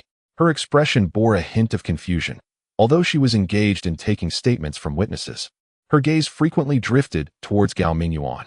Suddenly, she spotted Snowfin amidst the throng and stood frozen in place. Snowfin smiled gently and called out to Gao Mingyuan. "Officer Gao." Gao Mingyuan turned, a look of puzzlement crossing his face as he beheld Snowfin. It was the first time he had encountered her, and her presence stirred a subtle ache within her heart. He approached her, asking, "Do you know me? Is there something you need?" "Not really. I merely wished to see if you recognized me," Snowfin replied. "Very familiar, yet I cannot quite place it," Gao Mingyuan said, scratching his head in embarrassment. "I apologize. I've seen too many faces while working." "It's quite all right," Snowfin remarked, casting a meaningful glance at Su Xiaoxiao. "We shall take our leave now." Chuaying expressed her astonishment. "Auntie, that medicine is remarkable. How was it concocted?" "Unique flora from Qing Qiu. Would you like some?" "No, not at the moment," Chuaying responded. "What if Yu Qing finds me too aged and unattractive? I would have no qualms about kicking him to the curb, making him regret it." Snowfin chuckled. "You possess a refreshing perspective. The essence of life lies in living without regrets." Chuaying reflected. "My time in the antique shop feels surreal. Transitioning from disbelief in spirits to witnessing them firsthand and navigating through so many ambitious individual schemes, I now realize that simplicity may be the most desirable outcome. Once Su Bai's family is reunited, I shall pursue a future with Ning, and Yu Qing and I must also consider our own lives, returning to a more ordinary existence." Chapter 657. Found Snowfin regarded Cui Ying with admiration, recognizing her as a true novelist with a remarkably mature outlook. The day of her aspirations would not be far off. "Indeed, it is unfortunate that grandfather's condition is grave," Cui Ying lamented, shaking her head in sorrow for her grandmother. Snowfin nodded slightly as Cui Ying, and she shared a mutual understanding regarding women's perspectives on life. At that moment, Cui Ying suddenly spotted a familiar figure and, amused, noted her uncanny tendency to encounter acquaintances. After some time, without seeing Shangwan Chuqing, she intended to greet her but sensed something amiss. Shangwan Chuqing appeared to be following someone. She quickened her pace, but by the time she reached the crowd, Shangwan Chuqing had vanished. "What's the matter? Who did you see?" Snowfin inquired, puzzled. "A girl with notable connections to Qing Qiu," Cui Ying replied. "It's strange. She seems rather off today." Having only heard of Shangwan Chuqing, Snowfin had only glimpsed her silhouette. Noticing Cui Ying's concern, she asked, "Is she Bai Su's girlfriend?" "Bai Mo Xuan had a girlfriend?" Cui Ying exclaimed, taken aback. Snowfin shook her head. "Bai Mo Xuan may be of considerable age. Yet in truth, he is merely 16. 16? Cui Ying's mouth fell agape. "But he appears so mature." "Certainly, his mental age surpasses that. Yet if one were to equate his age with that of an ordinary person, he would indeed be just 16. Xuefan remarked, "When he first transformed into human form, he was merely an innocent child, completely unaware of the world. Subsequently, he unexpectedly evolved into a six-tailed being. His aloof demeanor is attributed not only to his heritage, but also to this factor. He has not resided here for long, and is unfamiliar with human emotions and societal nuances. Recently, it is thanks to your tolerance that he has been able to forge friendships." Cui Ying was left speechless. Since their initial encounter, she had perceived Bai Mo Xuan as perpetually cold and somewhat acerbic, attributing it to his status as a celebrity, thus maintaining a distance from them. She now found herself somewhat pleased. No wonder he had no girlfriend. Firstly, his standards are exceedingly high, and he looks down upon ordinary girls, Xuefan continued. Secondly, in matters of the heart, his emotional maturity is akin to that of a mere 16-year-old. He is utterly inexperienced and cannot discern the qualities he admires in a girl or how to engage with them. Hence he prefers solitude. Cui Ying suddenly comprehended, realizing why he appeared so direct and indifferent towards Daijieli. Initially, she had criticized Bai Mo Xuan for his heartlessness, but it turned out he simply lacked the know-how to navigate such situations. She chuckled. "Alas, Bai Mo Xuan's fade of coldness has been unraveled by my aunt. He will truly be a 16-year-old boy in my presence from now on." Xuefan added, "Seeing your bond flourish must evoke a complex array of emotions within Mo Xuan. I had never perceived it before." Cui Ying mused. With his temperament, even if he harbors aspirations, he would hardly express them, would he? However, I find that Shangguan Chuqing possesses a certain compatibility with Ma Xuan, not to mention her fox lineage, which does not contravene the regulations of the Qing Qiu clan, does it? Cui Ying unwittingly touched upon Xu Effen's wounds, prompting a bittersweet smile from her. It does not contravene, indeed. Upon reflection, the clan's rules hold merit, yet at times we become blinded by love and deem them unreasonable. It is my fault for broaching this topic again. Aunt, let us return. The two stood by the roadside, conversing for quite some time. Upon their return to the antique shop, they encountered an unwelcome visitor, Su Xiao. With furrowed brows, she sat on the steps before the shop. Upon seeing Xu Effen, she stormed over, fuming. What trickery have you played? Do you take me for a fool? Is everything not fine now?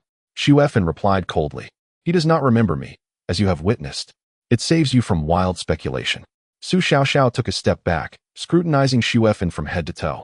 I had expected you to be a woman of exceptional wisdom and grace, yet it turns out you are quite foolish. I had truly overestimated you. Xu Effen was taken aback by Su Xiao's sharpness, momentarily unsure of how to respond. Su Xiao continued, I fear events may unfold in a manner that will surprise you. Though I may lack your beauty, I am undoubtedly correct in this matter. There is no need for us to rush. Let us simply wait and see. Do you not intend to remain by his side? Xu Effen was astonished, as her feelings for Gao Mingyuan were unmistakable. I will strive to make him love me, without mercy, Su Xiao declared. Rest assured of that. However, I have a strong intuition that the ultimate outcome will far exceed our expectations. Xu Effen sighed in relief. As long as you are determined to fight for it. Su Xiao's eyes suddenly brimmed with tears. I feel truly pitiful, akin to a beggar, accepting such charity from you. It weighs heavily on my heart. My love seemingly requires the validation of others, which is indeed ironic. She wiped away the tears threatening to spill from the corners of her eyes, a smile mingling with her sorrow. Nonetheless, I will accept it. Thank you. As she turned to leave, Cui Ying remarked with a significant tone, she has surpassed my expectations. It seems we have underestimated her in the past.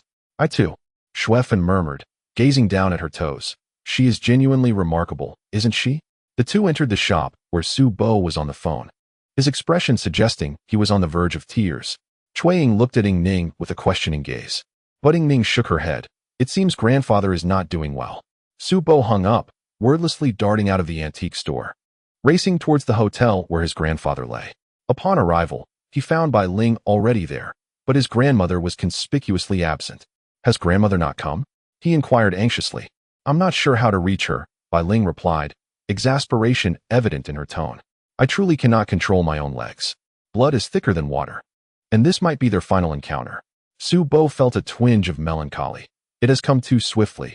I still wish to make one last effort. Let us ascend first, Bai Ling suggested. Beware that this may be the last chance to see him. In the elevator, Su Bo suddenly recalled the bond he shared with his grandmother. Surely, she must have sensed his presence by now. This thought brought him some solace. A nurse stood anxiously at the door, and upon their arrival, she quickly opened it and led them to the bedside. The individual resting there appeared significantly frail. Eyes closed in a state of weakness, occasionally twitching. A basin beside the bed was conspicuously full of blood, obscuring its bottom. What caused this sudden deterioration? Su Bo inquired. I am uncertain. He seemed stable enough earlier. Today, after receiving medication, there was no response at all, the young nurse replied helplessly. He suddenly stopped breathing, which prompted me to inform you. Su Bo reached out to check for his grandfather's breath, feeling a faint sign of life. His body relaxing at the realization, there is still breath. Bai Ling, now visibly concerned, asked, is it all right to keep him here? Should we not take him to the hospital? To be frank, what good hospital has he not been to? If doctors were truly effective, he wouldn't be lying here. The nurse said with clarity. So, let us take it one day at a time. You should visit him often, as any day could be your last. Su Bo sat by the bedside, gently calling, Grandfather, please awaken. Mother and I are here to see you. In truth, Si Tufeng was aware, yet lacked the strength to respond. He struggled to open his eyes, his gaze landing first on Bai Ling. Daughter, you have finally come to see me. Bai Ling sighed. I heard you were on the brink of death. At least this meeting is possible. Si Tufeng smiled, then closed his eyes once more, murmuring, this is good, very good. The nurse observed the bag, noting the ample supply of medication, and said, I will step out for a moment. Please keep him company. Chapter 658, Desperation Mother. What should we do? What if grandfather has passed away? Su Bo anxiously inquired. Given the circumstances, it seems dire. It is peculiar that mother has not yet arrived. Su Bo had contemplated his grandmother multiple times, and seeing her absence led him to believe she was detained by some pressing matter. He could only gaze worryingly at his grandfather, who lay on the bed. Suddenly, Situ Feng spoke. You should return home. Grandfather, please let us stay here, Su Bo implored. To face such a tragic end after enduring so much throughout my life is laughable. I ask you to leave. Do not make me a pitiful sight. Situ Feng opened his eyes. Go on. Bai Ling tugged at Su Bo. He values his dignity. Let us grant him that. We should leave for now. Reluctantly, Su Bo followed Bai Ling out. As they exited the hotel, Bai Ling could not help but exclaim, what is this all about? After disappearing for so many years, he returned solely for you, his grandson, to see him off. How selfish. Moreover, regarding his final arrangements, I believe we ought to prepare. Though their mother feigned toughness, she would undoubtedly be responsible for organizing grandfather's funeral. The two were just about to hail a taxi when a voice called out from behind. Wait. It was the young nurse, breathless as she approached, her hands waving in urgency. Su Bo felt a jolt of apprehension as she finally reached them. Is there something wrong with grandfather? He asked hastily. No. The gentleman asked me to tell you. It's been found. It's been found. The nurse exclaimed. I do not fully understand, but he just received a call stating that if I informed you, you would comprehend. Su Bo instinctively understood and rushed back inside. Situ Feng was struggling to sit up, still clutching his phone, which had long been disconnected. Upon seeing Su Bo return, a faint smile appeared on his pale face. Heaven has not forsaken me. Have the remains of our ancestors been located? Su Bo asked anxiously. Indeed, they have been found. In truth, they were discovered some time ago, but we could not ascertain whether they belonged to our ancestors, hence the necessary tests were conducted. The results have just come in. Weakness overtook Situ Feng, and he reclined back onto the bed. It has been confirmed. Is it in the capital? Su Bo inquired. Yes. Someone will bring them over shortly. Situ Feng turned to lie on his stomach, which provided him some relief. Witnessing Situ Feng's state caused Su Bo great distress. Suddenly, an idea struck him, and he pressed down on Situ Feng, who looked perplexed. What are you doing? Grandfather, I am different from others. Let us discuss this later. For now, do not move. Leave everything to me. Su Bai extended his hand, cautiously searching for acupoints on his grandfather's back. His fingers trembled slightly, as it was his first attempt. He silently prayed not to make any mistakes. After much effort, he located the acupoint, placing his right index finger upon it. Su Bai began to circulate his internal energy, guiding it toward the tip of his finger. A warm current surged into Situ Feng's body, and his previously pallid face gradually took on a healthier hue. As Bai Ling entered, she witnessed this scene. Noticing the beads of sweat forming on Su Bai's forehead, she stepped forward, tempted to push his hand away, yet apprehensive of the potential repercussions on Su Bai. Thus, she stood helplessly to the side. Finally, Su Bai released his hold, sweat droplets the size of mung beans cascading down his forehead. Bai Ling spoke in a hushed tone. Have you lost your mind? We have a glimmer of hope. What if grandfather passes away? Su Bai replied, I am unsure if this will be effective. I merely wanted to give it a try. Bai Ling glanced at Situ Feng on the bed. He had fainted upon receiving such a surge of energy, but his complexion was significantly improved compared to earlier. With a resigned expression, Bai Ling said, For now, this is the only option we have. We shall deal with the future when it arrives. The two of them lingered in the hotel, awaiting the arrival of their ancestors' remains. Holding the box, Su Bai understood that he could not avoid the dragon vein journey. However, he pondered whether he possessed the ability to succeed with his current capabilities. Suddenly, he clenched his fist. Having accepted Su Bai's energy, Situ Feng had narrowly escaped peril. His spirit considerably revived. Su Bai refrained from disclosing his intentions, instead remaining in the antique shop, quietly preparing. Yu Qing meticulously checked the items Su Bai needed to bring. As you mentioned, the pills left by Su are essential. Did you bring them? Yes, they are all here, Su Bai replied, shaking the bottle in his hand. There are several inside. Each of you will need one. Yu Qing regarded this as the most crucial item and breathed a sigh of relief. It appears we have everything. Young man, try not to be too anxious, Su Bai chuckled. I have chosen a place I have previously visited and gained experience from. So it is not as daunting as you might think. By the way, the cow bones. Su Bai opened his backpack to inspect the cow bones, which would likely be necessary upon entering the dragon vein realm, provided he succeeded in gaining entry. Otherwise, they would be useless. All accounted for, let us proceed. Before exiting, Bai Mo Xuan walked to the back. Cui Ying glanced back at him, recalling the sight of Shangwan Chuqing that day, and unconsciously slowed her pace, waiting for Bai Mo Xuan to catch up. As he approached, he inquired, "Is something the matter? I saw Shangwan Chuqing on the street that day. Do you remember her?" "I have some recollection," he replied. "She seemed rather peculiar, as if she were following someone." "What would a stylist be doing in such a situation?" "I have no idea whom she may be following." Cui Ying studied Bai Mo Xuan's face, finally convinced he was not lying. With a sigh, she said, "Let us proceed. This will also be a return to familiar grounds. The concealed entrance to that place remains, albeit cloaked in an illusion." Upon arrival, Bai Mo Xuan and Yu Qing effortlessly located it. After dispelling the illusion they had cast, they descended through the original passage, which led to the tomb of the Khitan people. As Xiao Bai leapt down, a shiver ran through him, prompting Yu Qing behind him to urge, "Aren't you going to step aside?" Xiao Bai retreated to one side, and, once everyone had descended, remarked, "How peculiar." "Peculiar about what?" "Well, my body feels lighter, haha. Don't be so tense. Relax a bit. It's not our first time here." Since earlier, the faces of the group had been taut, remaining silent throughout the journey. Were they truly afraid of perishing here? It was at that moment that a spark of mischief ignited in Xiao Bai, and he made a jest, prompting both Cui Ying and Yu Qing to simultaneously punch him. "Is this a time for jokes?" Xiao Bai chuckled. "You two are becoming increasingly in sync." Xiao Bai was the first to venture further inside, possessing a thorough understanding of the tomb's architecture. He headed directly to the iron pillar chamber where the golden mask had initially been discovered, establishing an unbreakable bond with Yi Chongqing. It was also here that he had ultimately resolved matters concerning Yi Chongqing and unearthed the secrets of his ancestors. The bones lay undisturbed, surrounded by a distinct ring of depressions, resembling stars encircling the remains. These circular indentations were engraved upon the bluestone slabs, which featured a central concavity adorned with turbine motifs.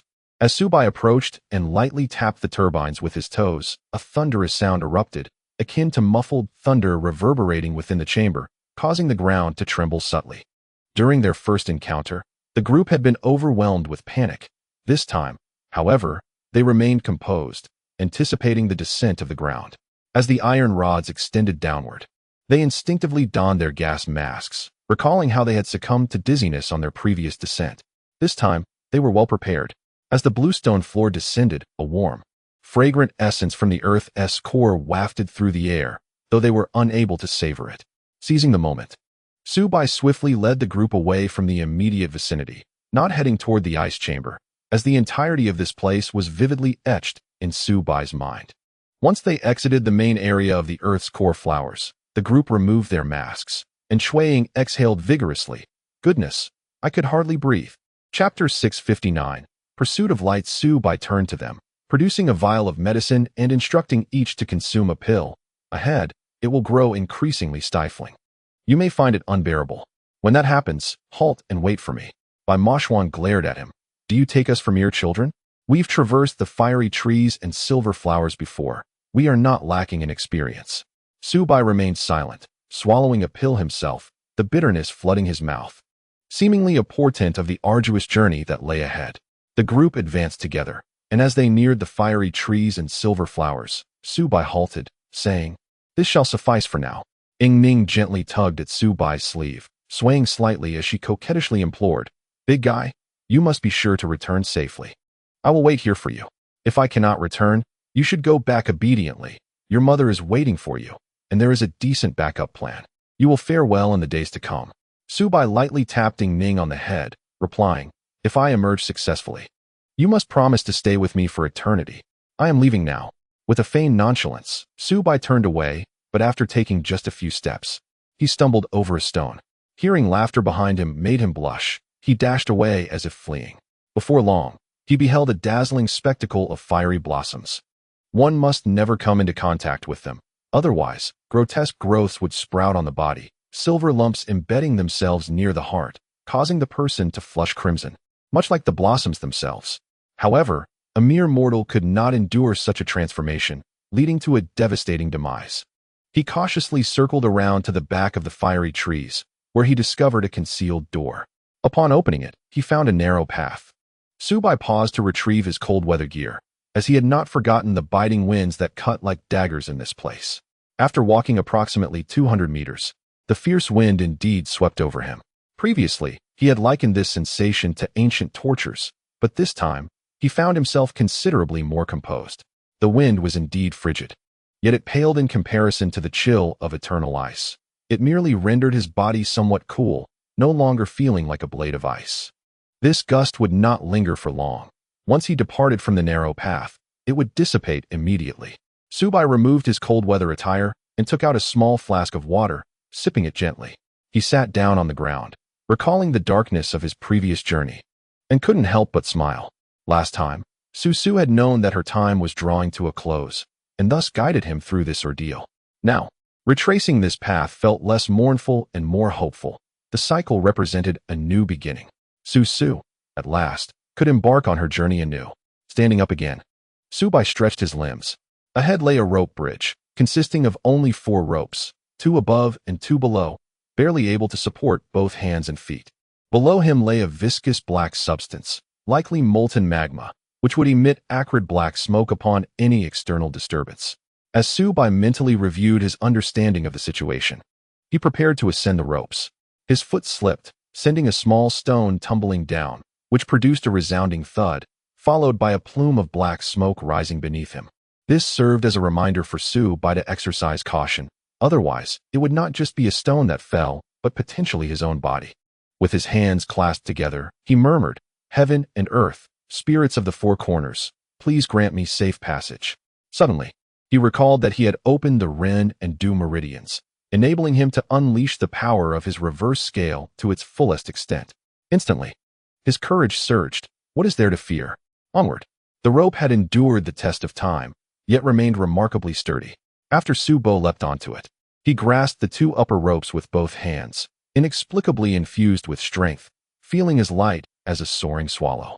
With minimal effort, he traversed the rope bridge, a stark contrast to his initial crossing. Opposite the molten lava pool stood a wall of ochre rock, adorned with glimmering specks of light. Without a moment's hesitation, Xiao Bai pressed a mechanism near the rock wall, revealing a small opening on the ground. He estimated that both he and his backpack could fit through, and promptly leapt down, only to realize he had overlooked the limited space below, becoming wedged in place. His backpack was the same as before, yet its contents were significantly more abundant. After a moment's contemplation, Xiao Bai extracted his cold-resistant suit along with several items he deemed unnecessary, casting them upwards with a promise to retrieve them later. With the weight alleviated, the space became sufficient.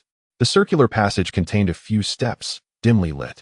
Under the beam of his headlamp, Xiao Bai tread cautiously on the steps, yet he could not avoid slipping, nearly losing his balance several times. The texture remained rubbery, and despite his prior knowledge, Xiao Bai's heart raced anew, for he was approaching the true test. It was here in the previous round that he had been forced to halt, having lost consciousness and unable to proceed, ultimately relying on Gong Su to risk her safety and carry him back. As he beheld the light below, Xiao Bai swallowed hard, leaning against the wall as he took a sip from his water bottle, exclaiming, "Finally, I've made it this far." He drank several more gulps, patting his chest and declaring, "Whatever dragon that is, I shall face it." When the light materialized, Xiao Bai understood that he merely needed to follow it, wherever it led. He replaced the water bottle and suddenly leapt downward. Dizzy, Xiao Bai noticed that this orb of light was far more vibrant than the last. As he sprinted towards it, he found himself recalling a myth about Quafu chasing the sun. In the northern wilderness, there existed a great mountain known as Qing Qiu, home to the descendants of the deity Hutu, known as the Quafu tribe. Renowned for their towering stature and immense strength, they were also called the Giant Tribe. Relishing the opportunity to champion the downtrodden, the Quafu tribe aided the Qiu clan against the Huangdi tribe, only to be vanquished by the latter. In a subsequent year of severe drought, the giants, known for their benevolence and swiftness, found their leader determined to pluck the sun from the sky. Thus, he began to race the sun, succumbing to thirst after draining the Yellow River and Weishui, ultimately dying of thirst on the path of the Great Marsh. His staff transforming into a peach grove, and his body into Quafu Mountain. For a fleeting moment, Xiao Bai wondered if he would meet a similar fate. Collapsing like Quafu in his relentless pursuit, for this time felt distinctly prolonged. At last, he made a decisive choice, flipping his palm downward, gathering his energy in his dantian, propelling himself forward as if equipped with a rocket. He was nearing the light, which paused as if awaiting his arrival. As he was invited, Su Bo felt an innate sense of caution and silently prepared himself. Indeed, when he was but a step away from the radiant light, it suddenly ascended and transformed into a magnificent golden dragon, which opened its jaws and lunged towards him. Su Bo was grateful for his prior preparations, unleashing a fierce roar as silver light erupted from his throat, enveloping the golden dragon entirely. Upon hearing this thunderous roar, Ning sprang to her feet, exclaiming, "It's the big guy?" The reverberation of his roar caused the ground to tremble slightly, prompting even Bai Mo Xuan to rise slowly, his expression grave. How powerful has this fellow become? No one had ever witnessed the fury of a dragon or the nature of its roar in anger, but this dragon's roar convinced them all that it embodied the true essence of a dragon's reverse scale, fueled by rage and ire. Su Bo sensed he had the upper hand, for the silver light had completely shrouded the golden dragon. Then, he heard a crisp sound as the sphere of light fell to the ground, transforming into a golden hook. It was small enough to fit in the palm of his hand, and Su Bo felt a resonance with it. Lying in his palm, it quivered slightly, not due to his movement. The hook resembled those previously used to hang mosquito nets, albeit smaller, with an unusual hook shape at the top, reminiscent of a dragon. Su Bo's mind stirred. Since it resembled a dragon, it must be connected to the dragon coffin within. Chapter 660. The will is invalid. Looking around his current surroundings, Su Bo realized that after chasing the light, he had lost track of his location. The members of the Gong clan could not reach this place. Leaving them oblivious to the specifics of the situation, the stone wall marked the limit. Su Bo surveyed his surroundings and approached the only existing object. As he drew near and discerned its nature, his heart raced. It was none other than the altar of the Azure Dragon clan, identical to the one discovered at the summit of Mount Everest. No, it was different. This altar had numerous hollow areas with irregular depressions. Su Bo thought of the cow bones and quickly retrieved them from his backpack, matching each piece to the shapes, inserting them one by one. With each piece he placed, a clear sound resonated, akin to the celebratory noise of a video game upon completion. The excitement surged within him as he successfully positioned all 37 cow bones, which then began to move on their own, assembling into a complete image of the dragon coffin. With a resounding boom, Su Bo stood up to witness the wall behind the altar parting, revealing a soft, silvery light that obscured the interior from his view. The golden hook in his hand quivered, and with resolute strides, he stepped inside. Before him loomed a colossal stone cocoon, and Su Bo instinctively knelt, bowing deeply. In retrospect, he realized that his actions were driven by an instinctive reverence, a profound respect bordering on admiration swelling within him. After Su Bai knelt, and then rose once more, he found that the vast stone cocoon appeared precisely as he had initially observed. However, he did not spot the dragon-shaped coffin atop the cow bones. Reflecting on the purpose of his visit, he temporarily set aside the enigma and instead retrieved the remains of his grandfather's ancestors to inter them. Completing this solemn task, he knelt again to bow his head in reverence. This place was the convergence of 12 dragon veins, the locus of vitality and dragon energy. Perhaps in doing so, his grandfather's fate might be altered. Once this was accomplished, Su Bai felt an immense sense of relief, allowing his thoughts to turn towards the stone cocoon. Towering at 3 meters, it loomed before him, leaving him only to glimpse its rocky surface. Contemplating his next move, he intended to find something to elevate himself for a better view. Suddenly, he noticed a small hole at the edge of the cocoon. He recalled that all the stone cocoons he had seen before were completely sealed. His gaze fell upon the golden hook in the palm of his hand. Its size seemed perfectly suited for the opening. Su Bai attempted to insert the golden hook, and indeed, it fit snugly. Gazing at the towering stone cocoon, he muttered to himself, "Could it be that this is truly remarkable? What if a mere tug could?" He swallowed hard. Fixating on the golden hook, "It's all up to you now."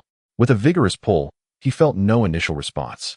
Recalling the earlier interplay of gold and silver, Su Bai summoned his energy until a silver light flickered at his throat. The golden hook resonated with a thunderous sound, and the stone cocoon abruptly split into 4 segments. Taken aback, Su Bai quickly leapt aside just as the cocoon crashed to the ground, sending a cloud of dust that splattered across his face. Wiping the dust from his features, Su Bai beheld the coffin nestled within the cocoon, his heart soaring with joy.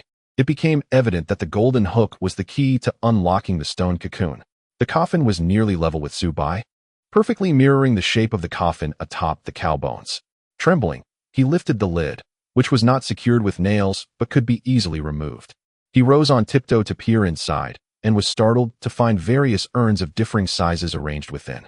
Curiosity took hold, and he climbed inside, opening one urn only to discover fragments of bones. Oddly enough, a shiver coursed through him, and fleeting images flashed before his eyes. As Xiao Bai regained his composure, his expression grew somber. He cautiously returned the urn to its original place, muttering an apology. He reclosed the coffin, swiftly removed the golden hook, and jumped back. The stone cocoon returned to its original state, although a sense of melancholy settled over him. The thought that he had brought his grandfather's remains to this sacred spot filled him with joy. He felt an inexplicable belief that upon returning home, he would find his grandfather in good health. Remembering that Qing and the others awaited him outside, he contemplated his departure. Before leaving, he removed the cow bones, and the stone wall sealed once more, accepting the 37 pieces into his backpack. Just as he was about to exit, the golden hook in his hand suddenly transformed into a golden light, lingering in the air. Xiao Bai addressed it. "You must be the essence left by my ancestors. Very well, you shall remain here.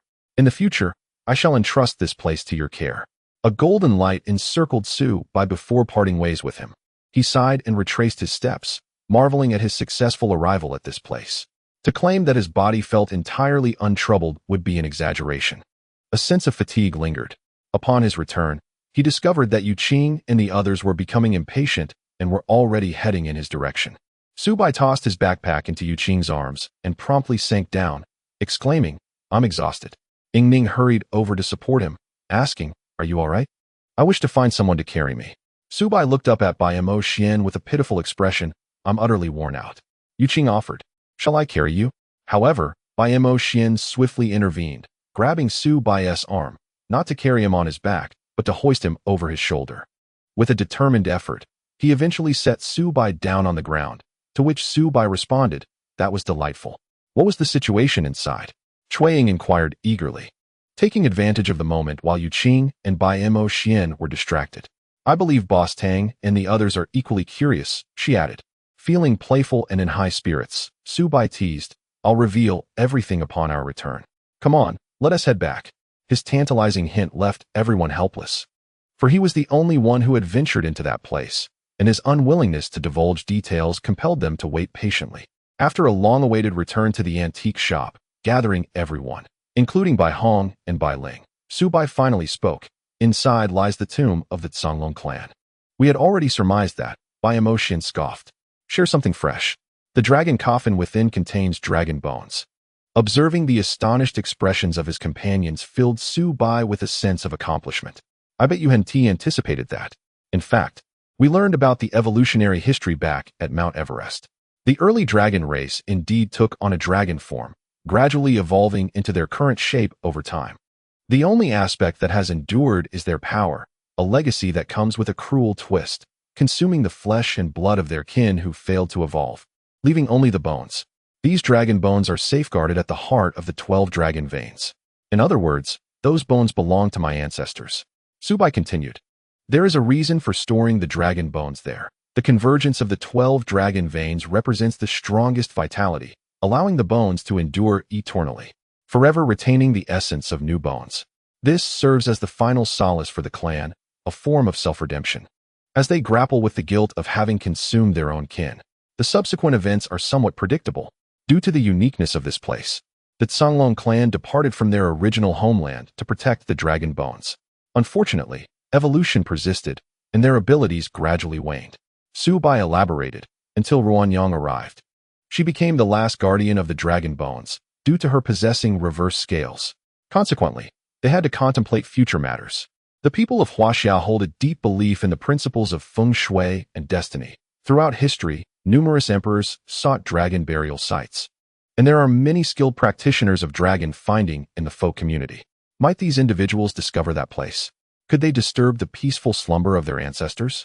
These questions became the foremost concerns of the Songlong clan as they recognized that, following Ruanyang, there were no longer any clan members available to protect the bones, prompting them to devise a plan. Su Bai remarked. At that time, a man named Gong Zhiqi inadvertently stumbled into that place. Bai Rong, upon hearing Ruanyang's name, experienced a tumult of emotions. Listening to her story felt akin to hearing her own. Chapter 661. The will is invalidated too. Su Bai continued. This led to the emergence of the Gong family. As for why they cannot see the sunlight, I believe it is not due to any curse placed by Ruanyang, but rather because Gong Zhiqi, a member of the non-dragon clan, contracted a certain illness there. This illness spread among the clan members. And if I were to draw an analogy, it resembles a genetic mutation. External environmental stimuli have affected the genetics of the Gong clan, resulting in their inability to bask in the sun. In truth, it is a genetic affliction. This explanation garnered the support of Fu Yu, who affirmed, there is a significant possibility of that, and it is indeed hereditary. With Fu Yu's endorsement, Su Bai grew increasingly elated, exclaiming, yes, if it is a disease, it will eventually be resolved, won't it? With the advancement of current medical technology, there should at least be hope. Fu Yu added, I find this quite intriguing. Let us not forget, I am an authority in biological research. Provided the Gong clan consents, I would like to investigate the possibility of a cure. That would be splendid. Su Bai responded enthusiastically. Bai Ling interjected with irritation. So, did you actually bury that person's ancestors' remains? Yes, I did, Su Bai replied. Once we entered, it was only natural to do so, especially since we had finally located the remains. Bai Ling grunted in response. Let us see if he will survive. Cui Ying quickly interposed. Aunt, doesn't this mean we are essentially a reunited family now? Bai Ling crossed her arms and remained silent, observing her daughter's demeanor. Bai Rong also chose to withhold her words, and the previously warm atmosphere suddenly turned frigid. Su Bai cleared his throat, suggesting, shall we go visit grandfather? Tang Sancheng replied, perhaps we should. Cui Ying immediately chimed in, I want to go too.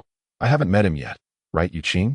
In a cheerful mood, Su Bai readily agreed. Sure, let us all go, but you cannot come empty-handed. You must prepare something. The group proceeded with great enthusiasm. Su Bai faintly heard voices from within. Cui Ying, already bubbling with excitement, exclaimed, this is my first time meeting grandfather. I feel a tad nervous, as if I were meeting the parents. When the door opened, the same nurse greeted them, appearing somewhat surprised by the number of visitors. Su Bai, eager, inquired, where's grandfather? He just fell asleep. Your timing is unfortunate, the nurse replied. He hasn't had proper rest these past few days, but his spirits are quite good today. He just drank some warm water before dozing off. Cui Ying lamented, what a pity. But may I sneak a peek at what grandfather looks like? The nurse smiled gently. All right, but do be quiet. Cui Ying peered through the door crack at Situ Feng, who lay with his face turned slightly, peacefully asleep. Not wanting to disturb him, she quickly closed the door, sighing, no wonder the tall fellow looks good. It seems the family genetics are favorable. This remark was rather inappropriate.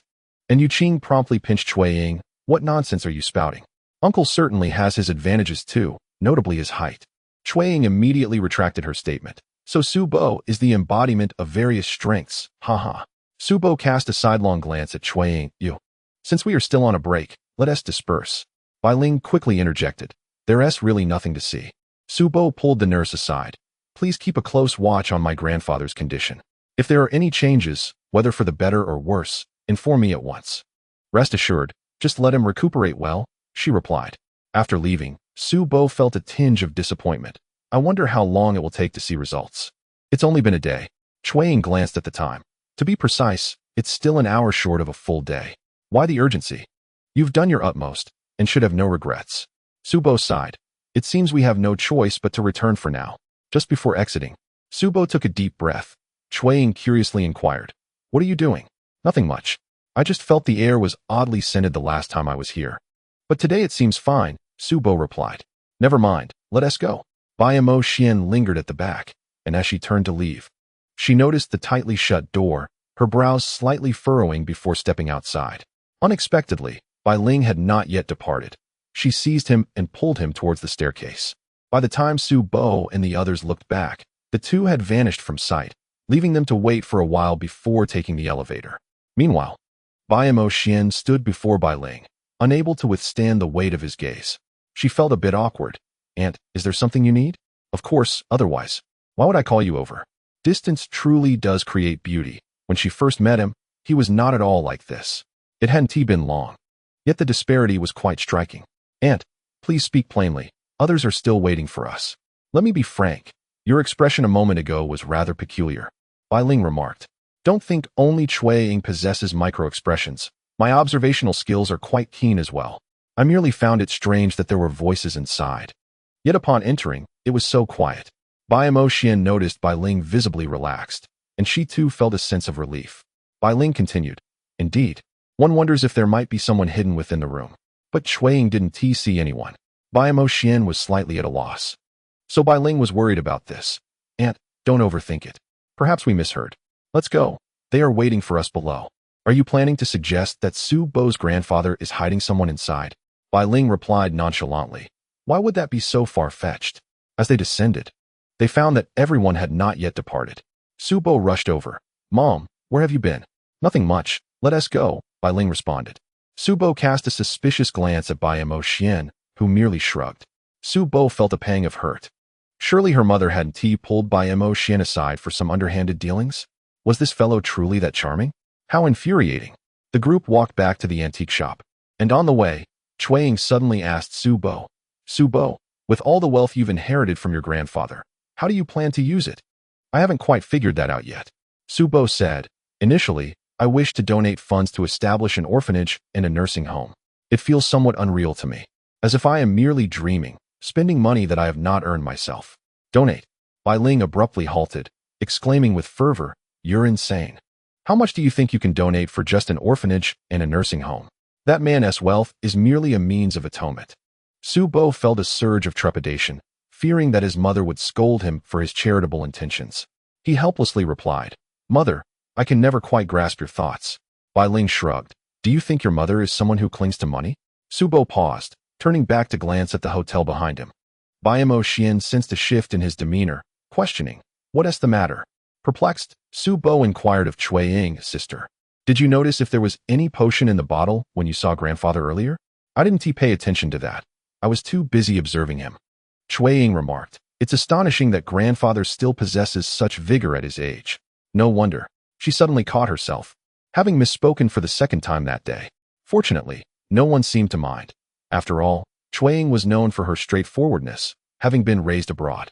Upon returning to the antique shop, Su Bo retrieved the will he had previously signed, preparing to read it when he heard Cui Ying's voice from outside. Lawyer Shang. What brings you here? Shang Yihong. Su Bo rushed outside, surprised to see Shang Yihong. As the most esteemed lawyer in the city, he usually exuded confidence.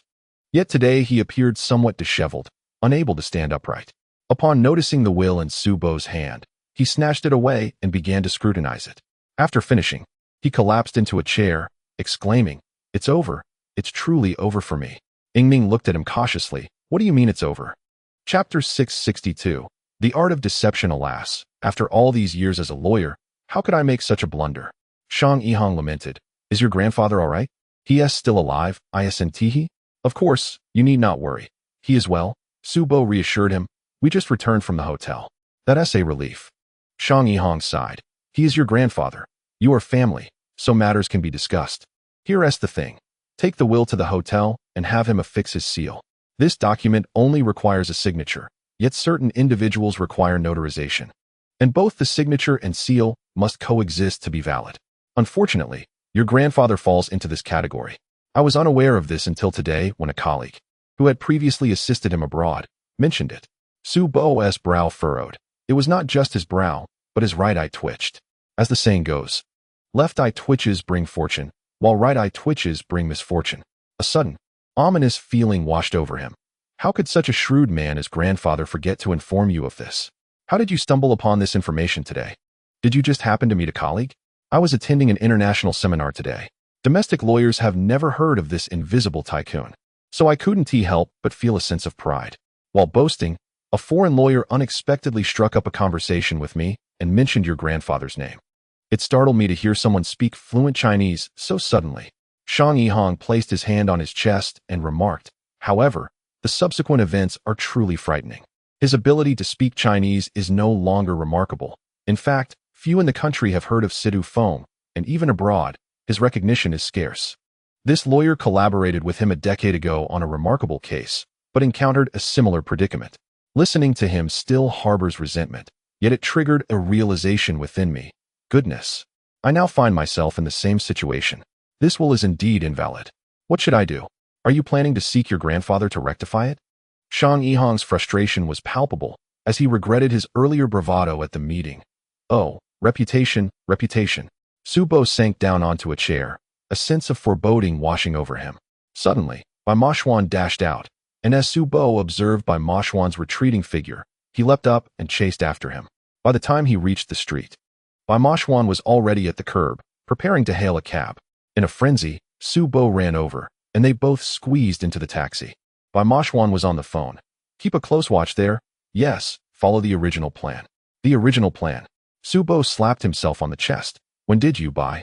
Realize something was amiss? This is hardly the time for such discussions. Bai Mo Xuan replied coldly.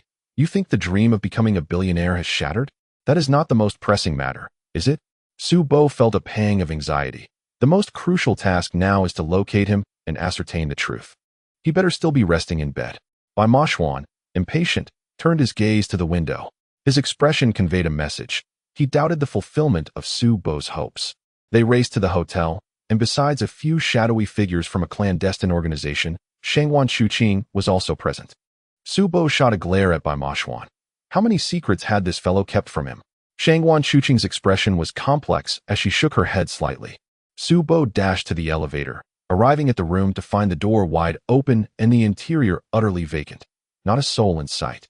In disbelief, Su Bo stumbled back several paces, a wry smile playing at the corners of his mouth, unsure whether to laugh or cry at the absurdity of it all. Bai Mo Xuan entered and bitterly exclaimed, he has indeed escaped. Su Bo seized Bai Mo Xuan by the collar. If he intends to leave the country, we can intercept him, right? He is using Situ Feng's name. I've already made arrangements, but don't hold out too much hope, Bai Mo Xuan replied coolly. The person you are dealing with is no ordinary individual. I dare say he has meticulously planned every detail, including his departure from here. Su Bo, disheartened, retreated a few steps until his back collided with the wall. The abruptness of the situation left him in a daze, and after pondering for a while, he approached the wardrobe and flung it open. Inside, the garments were neatly arranged, yet a peculiar, fishy odor lingered. Su Bo began to pound on the wardrobe, discovering a hollow space within. It turned out this was a unique design of the hotel, allowing guests to store valuable items in the concealed compartment to prevent loss. However, the contents were several containers, one of which still held remnants of some liquid.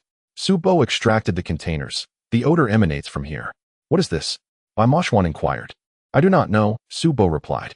Su Bo remarked, I am utterly in the dark at present, Bai.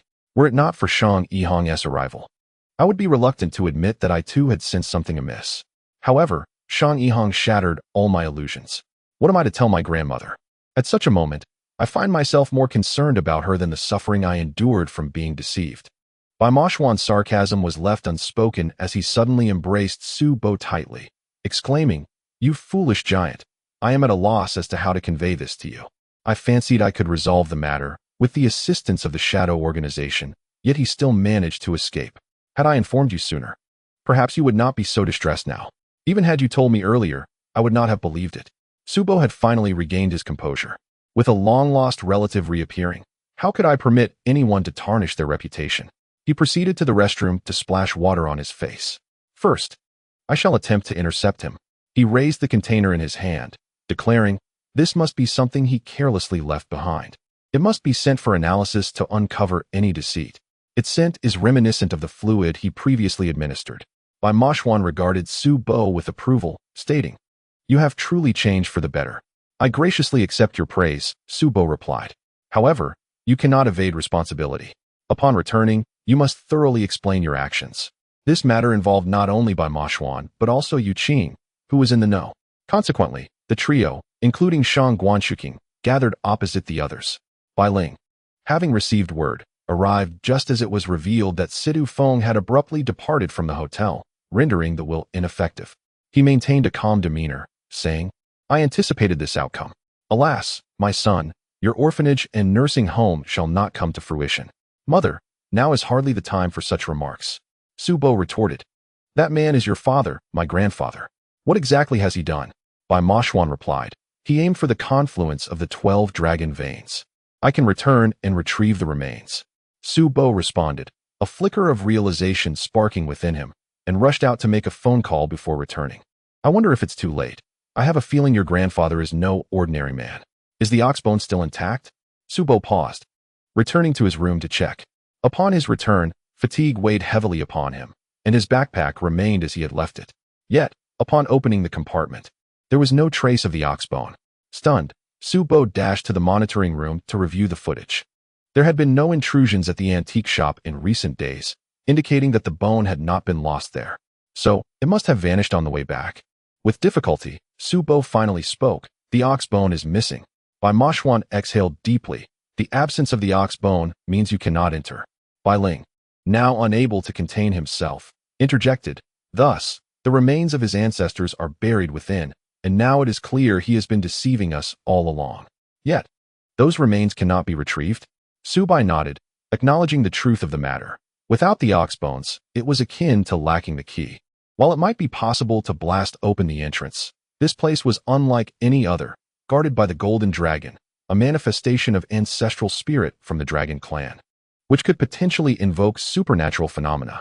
In Chapter 663, The Wall of Corpses, Yu Qing exchanged a knowing glance with Bai Mo Xuan before speaking. It is of no consequence if we cannot retrieve them. Why? Subai inquired. Because I have substituted the remains, Yu Qing replied, turning to fetch a box. Inside lies the genuine skeletal remains of your grandfather. What you buried previously were mere artificial bones. I worried that using animal bones might yield adverse effects. Observing Su Bai's relatively calm demeanor, Yu Qing continued, thus, I procured a counterfeit, a remarkably authentic imitation, crafted to resemble the original remains. An untrained eye would never discern the difference. Time was of the essence, and I seized the opportunity to make the switch along the way. Su Bai exhaled a sigh of relief. What a close call. Bai Ling suddenly burst into laughter. This is too amusing. That fellow must be feeling quite smug, having deceived everyone, compelling Su Bai to delve into the dragon vein, a feat no one else has accomplished. What a pity you two have muddled it all up. Cui Ying, typically slow on the uptake, was puzzled. But when did you realize something was amiss? From the very beginning, Yu Qing responded. It was Bai Mo Xuan who first sensed the discrepancy. Initially, I thought he was being overly sensitive. I am different from you all. Bai Mo Xuan interjected. I refer to my lineage. Having left my biological parents at a young age to live with my adoptive ones, I have always harbored a sense of longing for my true parents. Thus, in matters of familial affection, I possess less of that blood connection, rendering me more detached. This emotional distance proved to be quite advantageous. When my grandfather returned, bestowing a substantial fortune, I found his actions difficult to comprehend.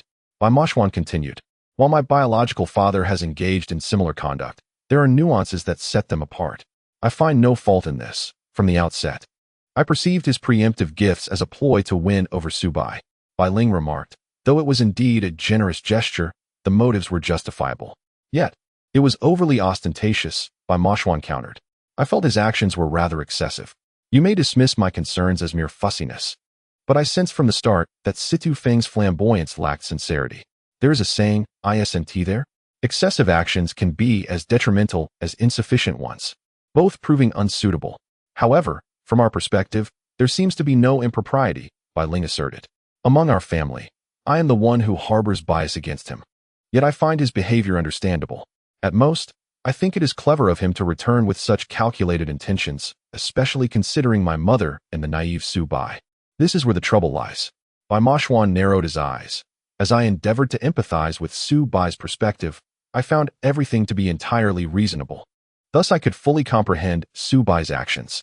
However, upon returning to my own stance, the situation appeared quite different. Consequently, I discussed this matter with Yu Qing. Yu Qing nodded. Indeed, Bai Mo Xuan believes that I could also adopt his viewpoint. However, initially, I refrained from doing so, as I perceived Bai Mo Xuan to be overly sensitive. At that time, I was exhilarated by the prospect of finding Su Bai's grandfather, and it was not until concrete evidence emerged that I allied myself with Bai Mo Xuan.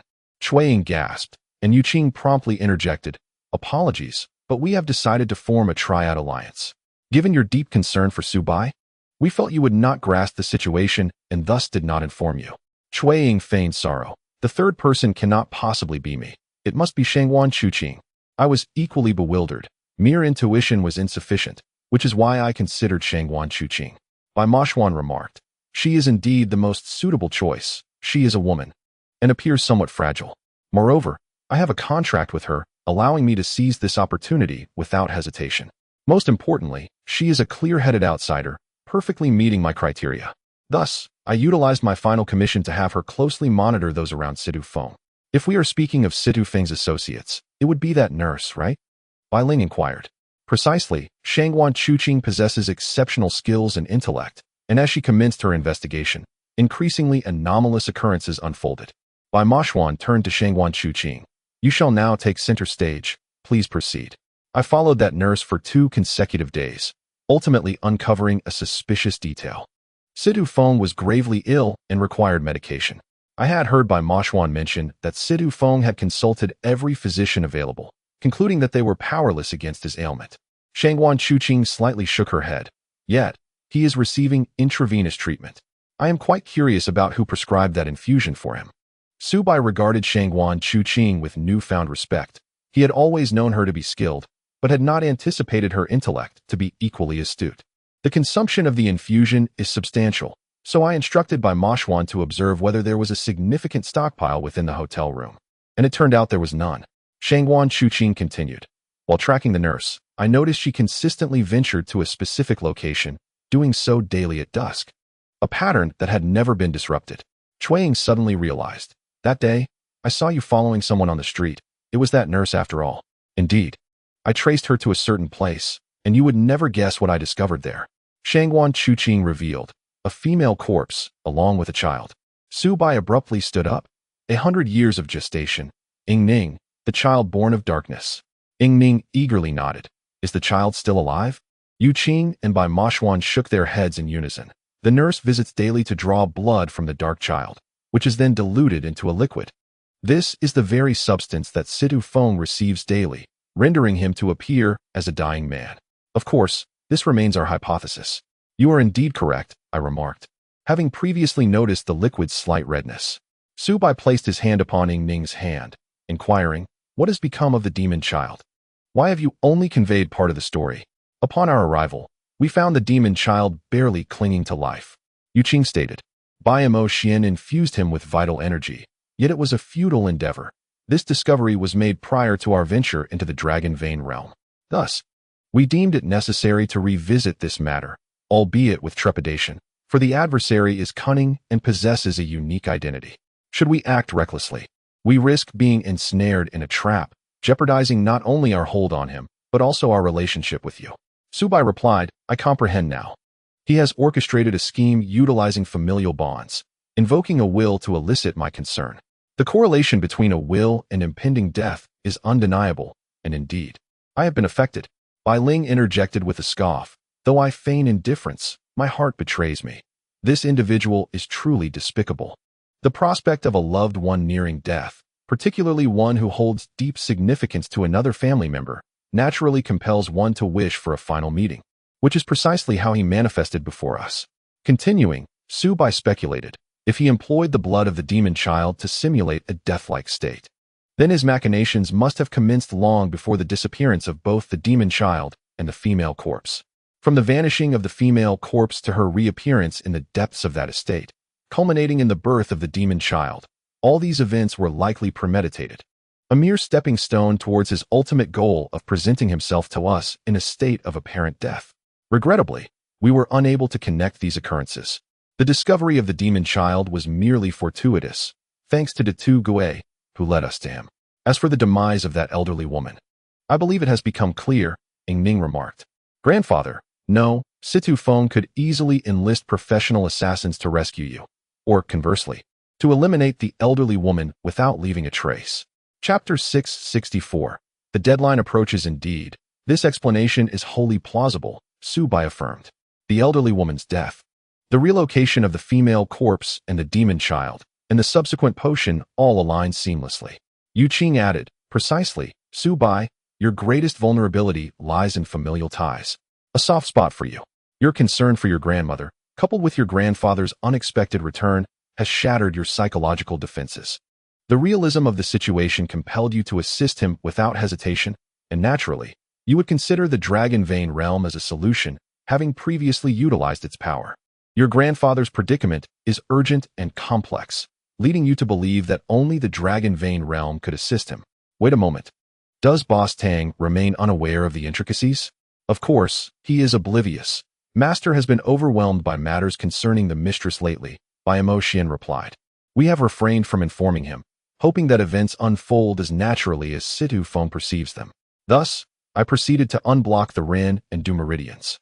And by sheer coincidence, Yin Wang had already dispatched Su Su to seek the origin of the Canglong clan.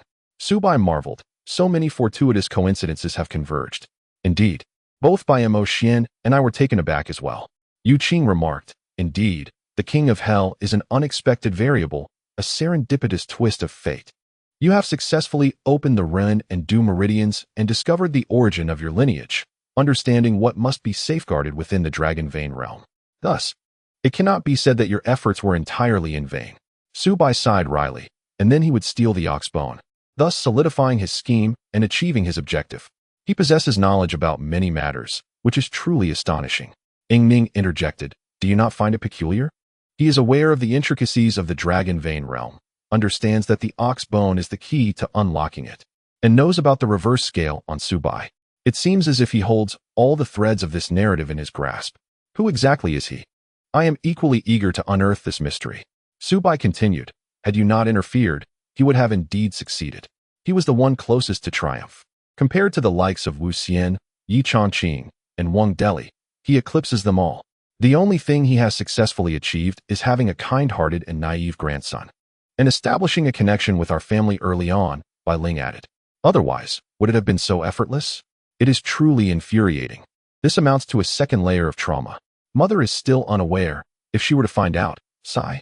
Bai Ling could scarcely bear to contemplate Bai Rong's reaction. Perhaps it might be a blessing in disguise for Grandma.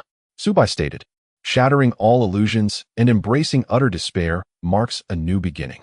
You've grown increasingly astute in your speech, young man, Bai Ling replied with a smile. It seems that opening the Ren and Du meridians indeed transforms one. He remains oblivious to the failure of the plan, and the realization may take some time to dawn upon him. Bai Mo Xuan expressed, let us hope we can intercept him. As night fell, news once again trickled in. Su Bai felt a sense of relief at the outcome, as if it were to be expected. After all, how could one anticipate every detail?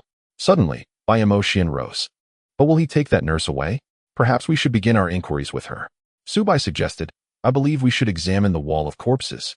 Cui Ying shivered. Are you referring to that place? My intuition is quite strong. Upon returning beneath the old locust tree, night had completely enveloped the surroundings. Navigating the 9 gates became second nature. The once complete wall of corpses was now missing one, yet another had been added. The woman clad in a pink nurse's uniform stood at the farthest end. Cui Ying removed her shoes, which were filled with the powder of corpse-scented devil's tongue. Observing her expression, which was remarkably serene, even adorned with a hint of a smile, it was clear that the cause of death was a broken neck. Ying Ning lamented. She is so young. How could anyone do such a thing?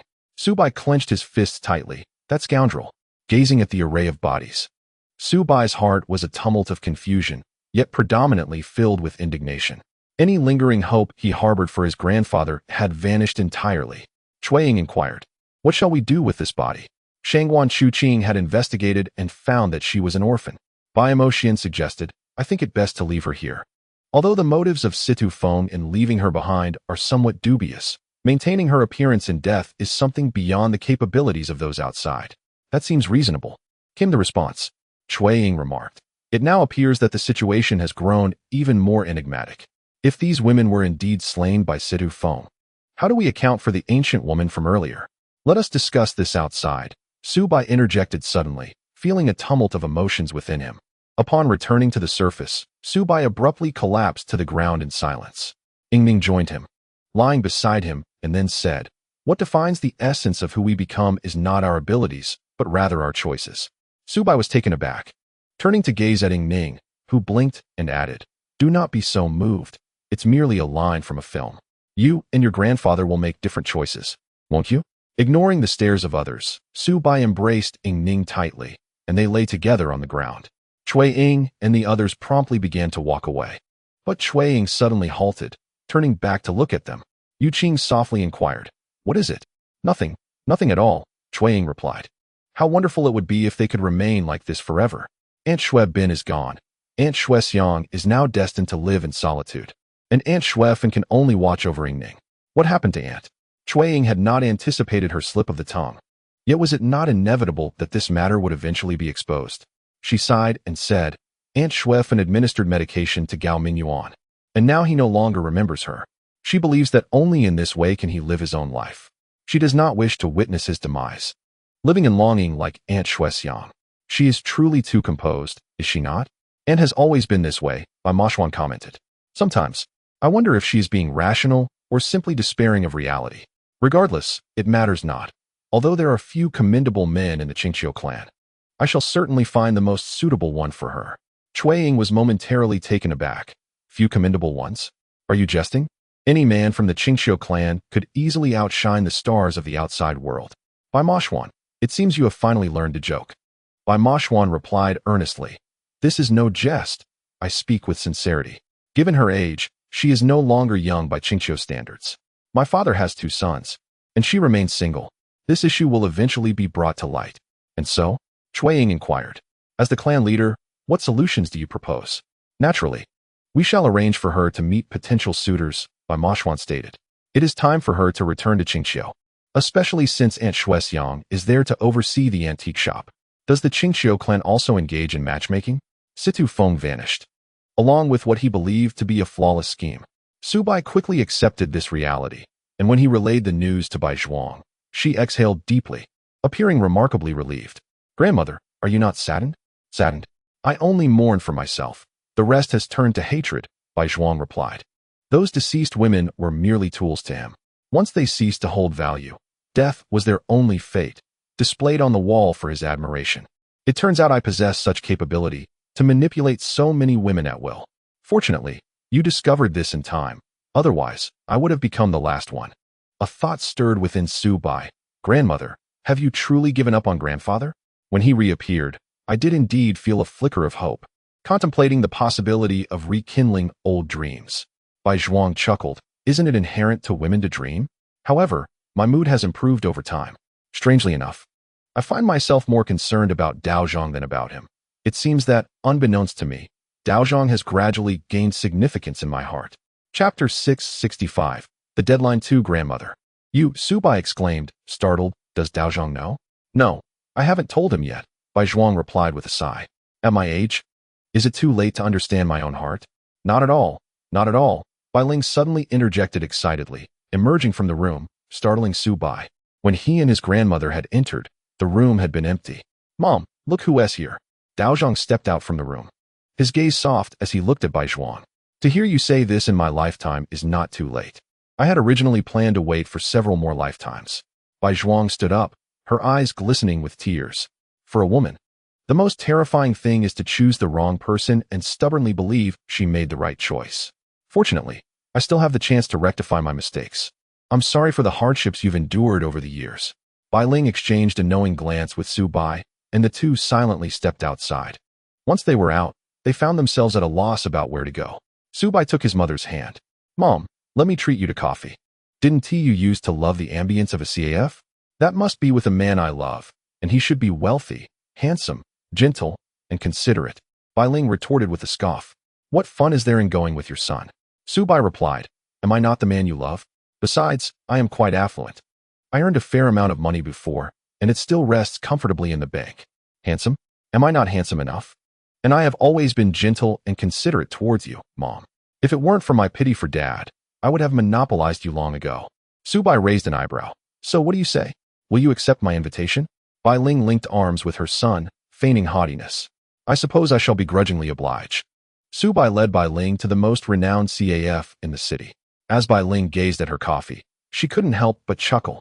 Though your father works in a hotel, he never brought me to such places. He is unremarkable in appearance and character, akin to a street vendor's jianbing. In your words, what do they call it? An economical and practical man.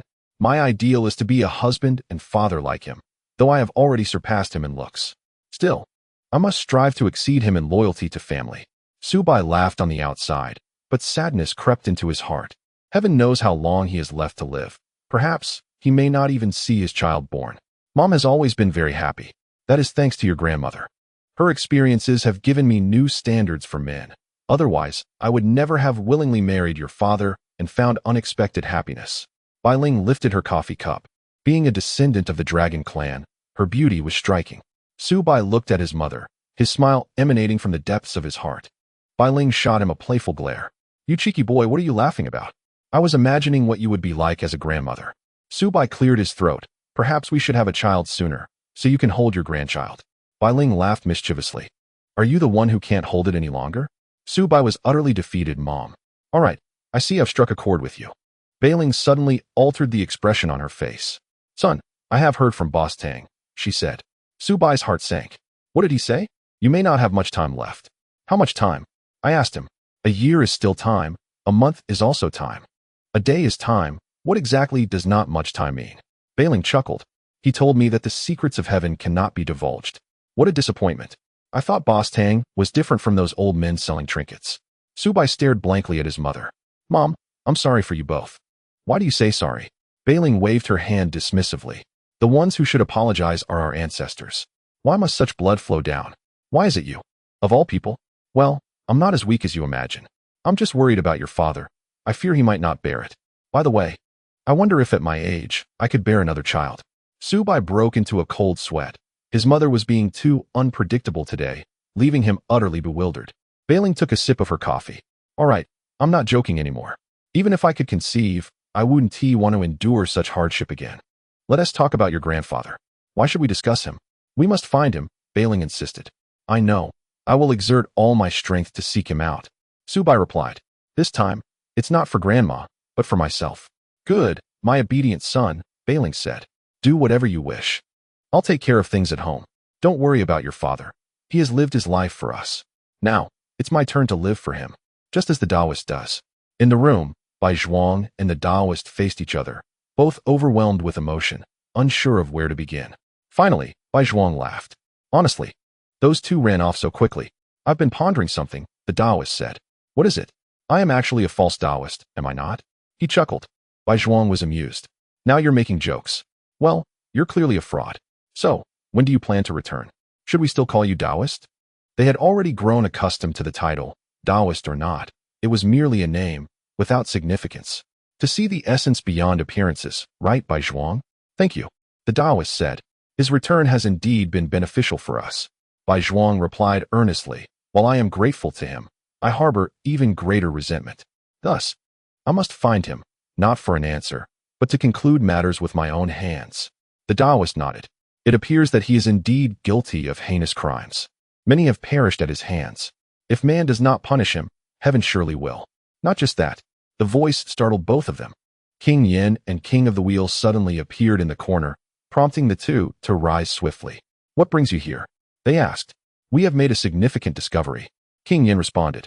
We just visited an antique shop and learned of the grave happenings here. We came looking for the Taoist, only to find him here.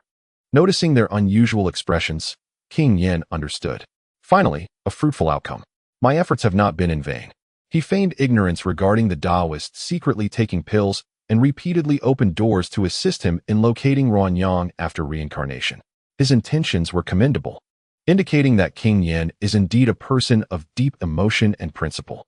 The Wheel King laughed heartily. Brother, if you are no longer serving as the King of Hell, you could seize the position of the God of Marriage. Do not speak foolishly, the King of Hell replied, suppressing a smile. We are here to convey to the Taoist priest that we can reach a conclusion regarding the 3 pills prepared by Wu Xian. Wu Xian consumed one, I consumed another, leaving one remaining. The Taoist priest remarked. Bai Yang sighed. Who else could possess such methods and intentions but him? It is unfortunate that we do not know who he was before, to have such capabilities. The King of Hell stated, however, it is a good thing that all 3 pills have been consumed, to prevent anyone from straying down the wrong path and causing trouble in the underworld. In the past, we could not deal with Wu Xian due to his drug use, and had to seek Xiao Bai's assistance. This time, even if we find Ji Yao and he meets his demise, it will still be necessary to enlist Xiao Bai's help. This is truly a case of righteousness prevailing over kinship. So, you came to administer a precautionary measure for me? Bai Yang laughed. Let us find him first. If possible, I would rather handle him myself. The King of Hell was greatly astonished. Have you come to a realization? The events that transpired have enlightened me, from beginning to end. This man never truly loved me. He merely sought to make me believe in him and fall for him. He was using me. Bai Yang responded. Yet I can hardly fathom what he could have utilized me for. There seemed to be nothing particularly significant in the past, aside from his sudden departure and apparent death. I am uncertain of his motives back then, but his return now is undoubtedly aimed at Xiao Bai. The Taoist priest affirmed, this is abundantly clear. The king of hell exchanged glances with the wheel king, both appearing somewhat hesitant. Bai Yang interjected, if you two have something to say, please speak freely. Chapter 666. The final arrangements. This matter ought not to be disclosed. Yet the wheel king glanced at the king of hell. However, it cannot remain unspoken. Typically, the wheel king was not one to hesitate in his speech. It concerned Xiao Bai. The wheel king continued. Brother has consistently instructed Judge Zhong to monitor the fluctuations in Xiao Bai's fate on the Book of Life and Death. There have indeed been some changes. You all know that he was originally destined to perish at the age of 20, yet he has endured, extending his lifespan. Now, however, he approaches his fateful deadline. How long until that deadline? Bai Yang inquired. He has just opened his run and due meridians. Surely that must aid his lifespan? Last time was already against the natural order, the wheel king replied gravely. Regrettably, we cannot simply dismiss the man known as Tang Sansheng. He no longer fits neatly within the realms of yin and yang. He advocates for employing dragon energy to prolong Xiao Bai's life. We have attempted to remind him in dreams several times, but he has ignored us. It turns out there was such a matter. Yet Tang Sansheng had never mentioned it. The wheel king refrained from disclosing how long the deadline was, and Bai Yang helplessly remarked, so, this child is soon to depart from us, is that correct? Yes, you should prepare yourselves, the king of hell affirmed. Tang Sansheng has likely already hinted at this to Xiao Bai. He will not remain passive. Xiao Bai's voice then echoed, indeed, Boss Tang has already warned me. Upon the return of Xiao Bai and Bai Ling, two esteemed guests graced the household. Xiao Bai strode confidently before the king of hell and remarked, since so much has been said, might I inquire further about my remaining time? How long do I have left? Less than 3 months, the king of hell responded. Despite the astonishment in the eyes of the wheel of reincarnation, it might even be less than a month. Indeed, less than 3 months. Xiao Bai nodded, understanding, I see. I must hasten to complete the tasks left undone in life, correct? The king of hell replied with a smile, it is good that you comprehend. Death is not something to fear, Xiao Bai declared nonchalantly. After all, in 20 years, I shall arise anew. The king of hell's eyes narrowed slightly. We are here merely to inform you of this matter. Having conveyed the message, we shall take our leave. Wait, Xiao Bai interjected. I have long been puzzled as to why you treat me with such kindness. You will understand in due time. The king of hell replied, there is no rush. In an instant, the two vanished. Xiao Bai murmured to himself, I shall come to know in time. It seems their goodwill is not entirely unconditional. Turning around, he noticed the expressions on his grandmother and the Taoist priest's faces, prompting him to chuckle. Do not look at me like that. Mother has accepted this reality. Has she not? Right, mother? Indeed, his mother replied. As for you, Xiao Bai, from the moment you were born, there was little hope for your survival. Witnessing you grow into adulthood is already a great satisfaction for me. Bai Ling added, now let Xiao Bai attend to the remaining matters and face his fate with composure. Xiao Bai fell silent. To address these matters, he would need to compile a list. After washing his face, he retreated to his study, retrieving pen and paper to begin his calculations. First, concerning his parents, as their only son, his departure would leave them without anyone to care for them in their twilight years. Suddenly, a thought struck him. A child could perhaps take his place as their son. The name Zhang Yin came to mind. In a sense, he shared a similar lineage with his mother. Xiao Bai closed his eyes and marked a check beside this entry, resolving to visit the orphanage tomorrow to see if the boy had yet to be adopted by another family. Next, he considered his grandmother, observing her and the Taoist priest. It was evident that they had confirmed their genuine affection for one another, alleviating any concerns he had on that front. Adding his parents into the equation, it seemed everything was in order. Now it was time to contemplate Ning.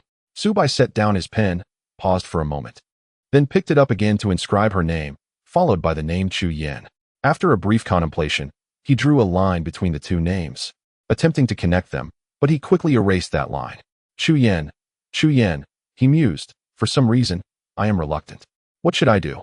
Gazing at the paper, He was reminded of Yu Qing and Cui Ying. Their future appeared rather certain, living peacefully and perhaps welcoming a healthy son. As for Bai Mo Xuan and Xiao Bai, this father-son duo would undoubtedly continue to thrive without his concern. After much reflection, he realized that only Ning warranted his worry. He was uncertain how to secure her future, for Chu Yin too would perish, leaving Ning alone. Damn it! Why must there be such divisions among people? As Su Bai found herself in a state of unrest, the one she worried about the most, Ning, unexpectedly arrived. She forcefully pushed open the study door and exclaimed, "You, what brings you here at this hour?" Ning responded, "It was Mother who called for me, saying you wished to speak with me. By the way, Grandmother asked me to return the blood amber." A heaviness settled in Su Bai's heart. It seemed both her grandmother and mother had decided to sever ties with Ning. Ning continued, "Grandmother mentioned that this piece of blood amber was a gift from grandfather, yet it is neither pure nor of great value. Thus it is not worthy of being given to me. Instead, she intends to present me with something else." Su Bai raised her gaze, bewildered. "What did you say?" At that moment, Bai Zhang and Bai Ling entered, smiling warmly at Su Bai. She rubbed her head in confusion and asked, "Mother, Grandmother, what are you scheming?" "Ning, come here," Bai Ling beckoned, and Ning cheerfully ran over. Bai Ling opened the box in her hands, revealing a golden phoenix. "This is for you, my dear." The phoenix is a legendary bird, a symbol of auspiciousness. While the phoenix and the are a pair, often overlooked in favor of the dragon and phoenix, they are indeed two halves of the same whole. This bird, with its chicken head, snake neck, swan collar, turtle back, and fishtail, is a rare sight. Standing nearly 6 feet tall. "Is this truly for me?" Ning asked incredulously. "It appears quite expensive." Su Bai nearly laughed aloud. Could this girl not say anything of substance? Her first utterance was about its expense. "I crafted this in a moment of inspiration," Bai Zhang explained. Originally, it was intended as a gift for Bai Ling's wedding, but due to unforeseen events, it was postponed, and the opportunity never arose. Now, consider it a legacy. Surely, this is of greater worth than the blood amber? The blood amber symbolizes insincerity, whereas this pair of golden phoenixes embodies our most genuine blessings for you and Su Bai. My dear, regardless of what may transpire with Su Bai, we wish for you to understand that you are always regarded as one of our own. You are my granddaughter-in-law and Bai Ling's daughter-in-law. That will never change." Bai Ling added, "Even when you become another's wife, we shall remain your family." Su Bai hurriedly interrupted. "What are you both saying?" Ning, I understand," Ning interjected. "I have long anticipated this day. Clarity is preferable. My mother spoke of it as well."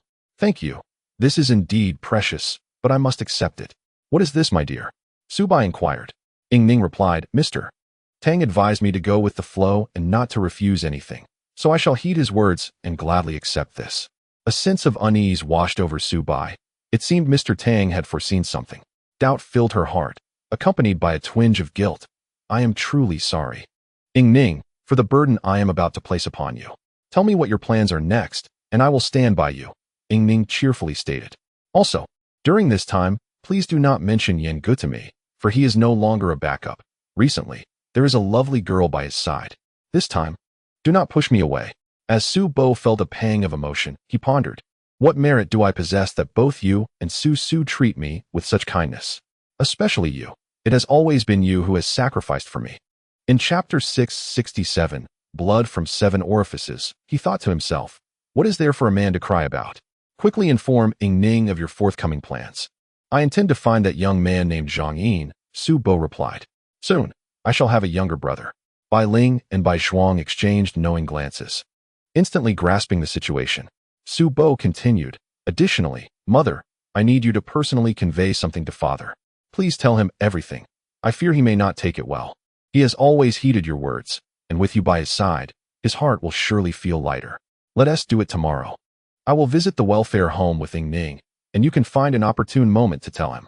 Reflecting on Su Dahong, Bai Ling sighed. All this time, he has believed that marrying me was a great fortune for him, when in fact, it is I who should consider myself fortunate. How can I allow him to suffer the loss of a child in his middle age?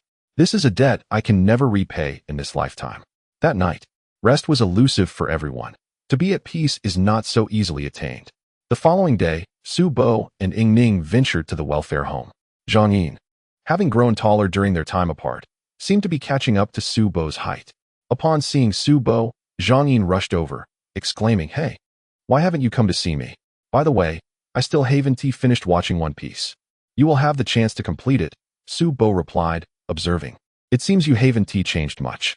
What changes could I possibly undergo? The days spent with you were the most exhilarating. Everything since has been dreadfully dull." Zhang Yin lamented, smacking his lips. "Do you wish for a family?" Su Bo's casual inquiry caught Zhang Yin off guard. Noticing the look of anticipation in his eyes, Su Bo continued, "You long for one, don't you? Why are you suddenly saying such things?" "Because I have found you a family. They have already consented. And if you wish, they will come to finalize the arrangements." Su Bo crouched down, stretching out his arm to embrace Zhang Yin's shoulder. "You've grown taller." Zhang Yin, momentarily bewildered, asked, "Who are they?" "My parents," Su Bo replied. "What do you think?" Zhang Yin's nose flushed with emotion. "So, I will be your younger brother?" "Indeed." Seeing Zhang Yin's reaction, Su Bo felt assured that the matter was settled.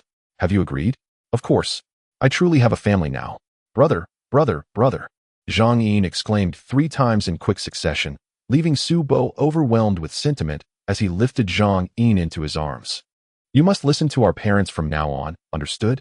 Tomorrow, I will bring them over. We should head back now."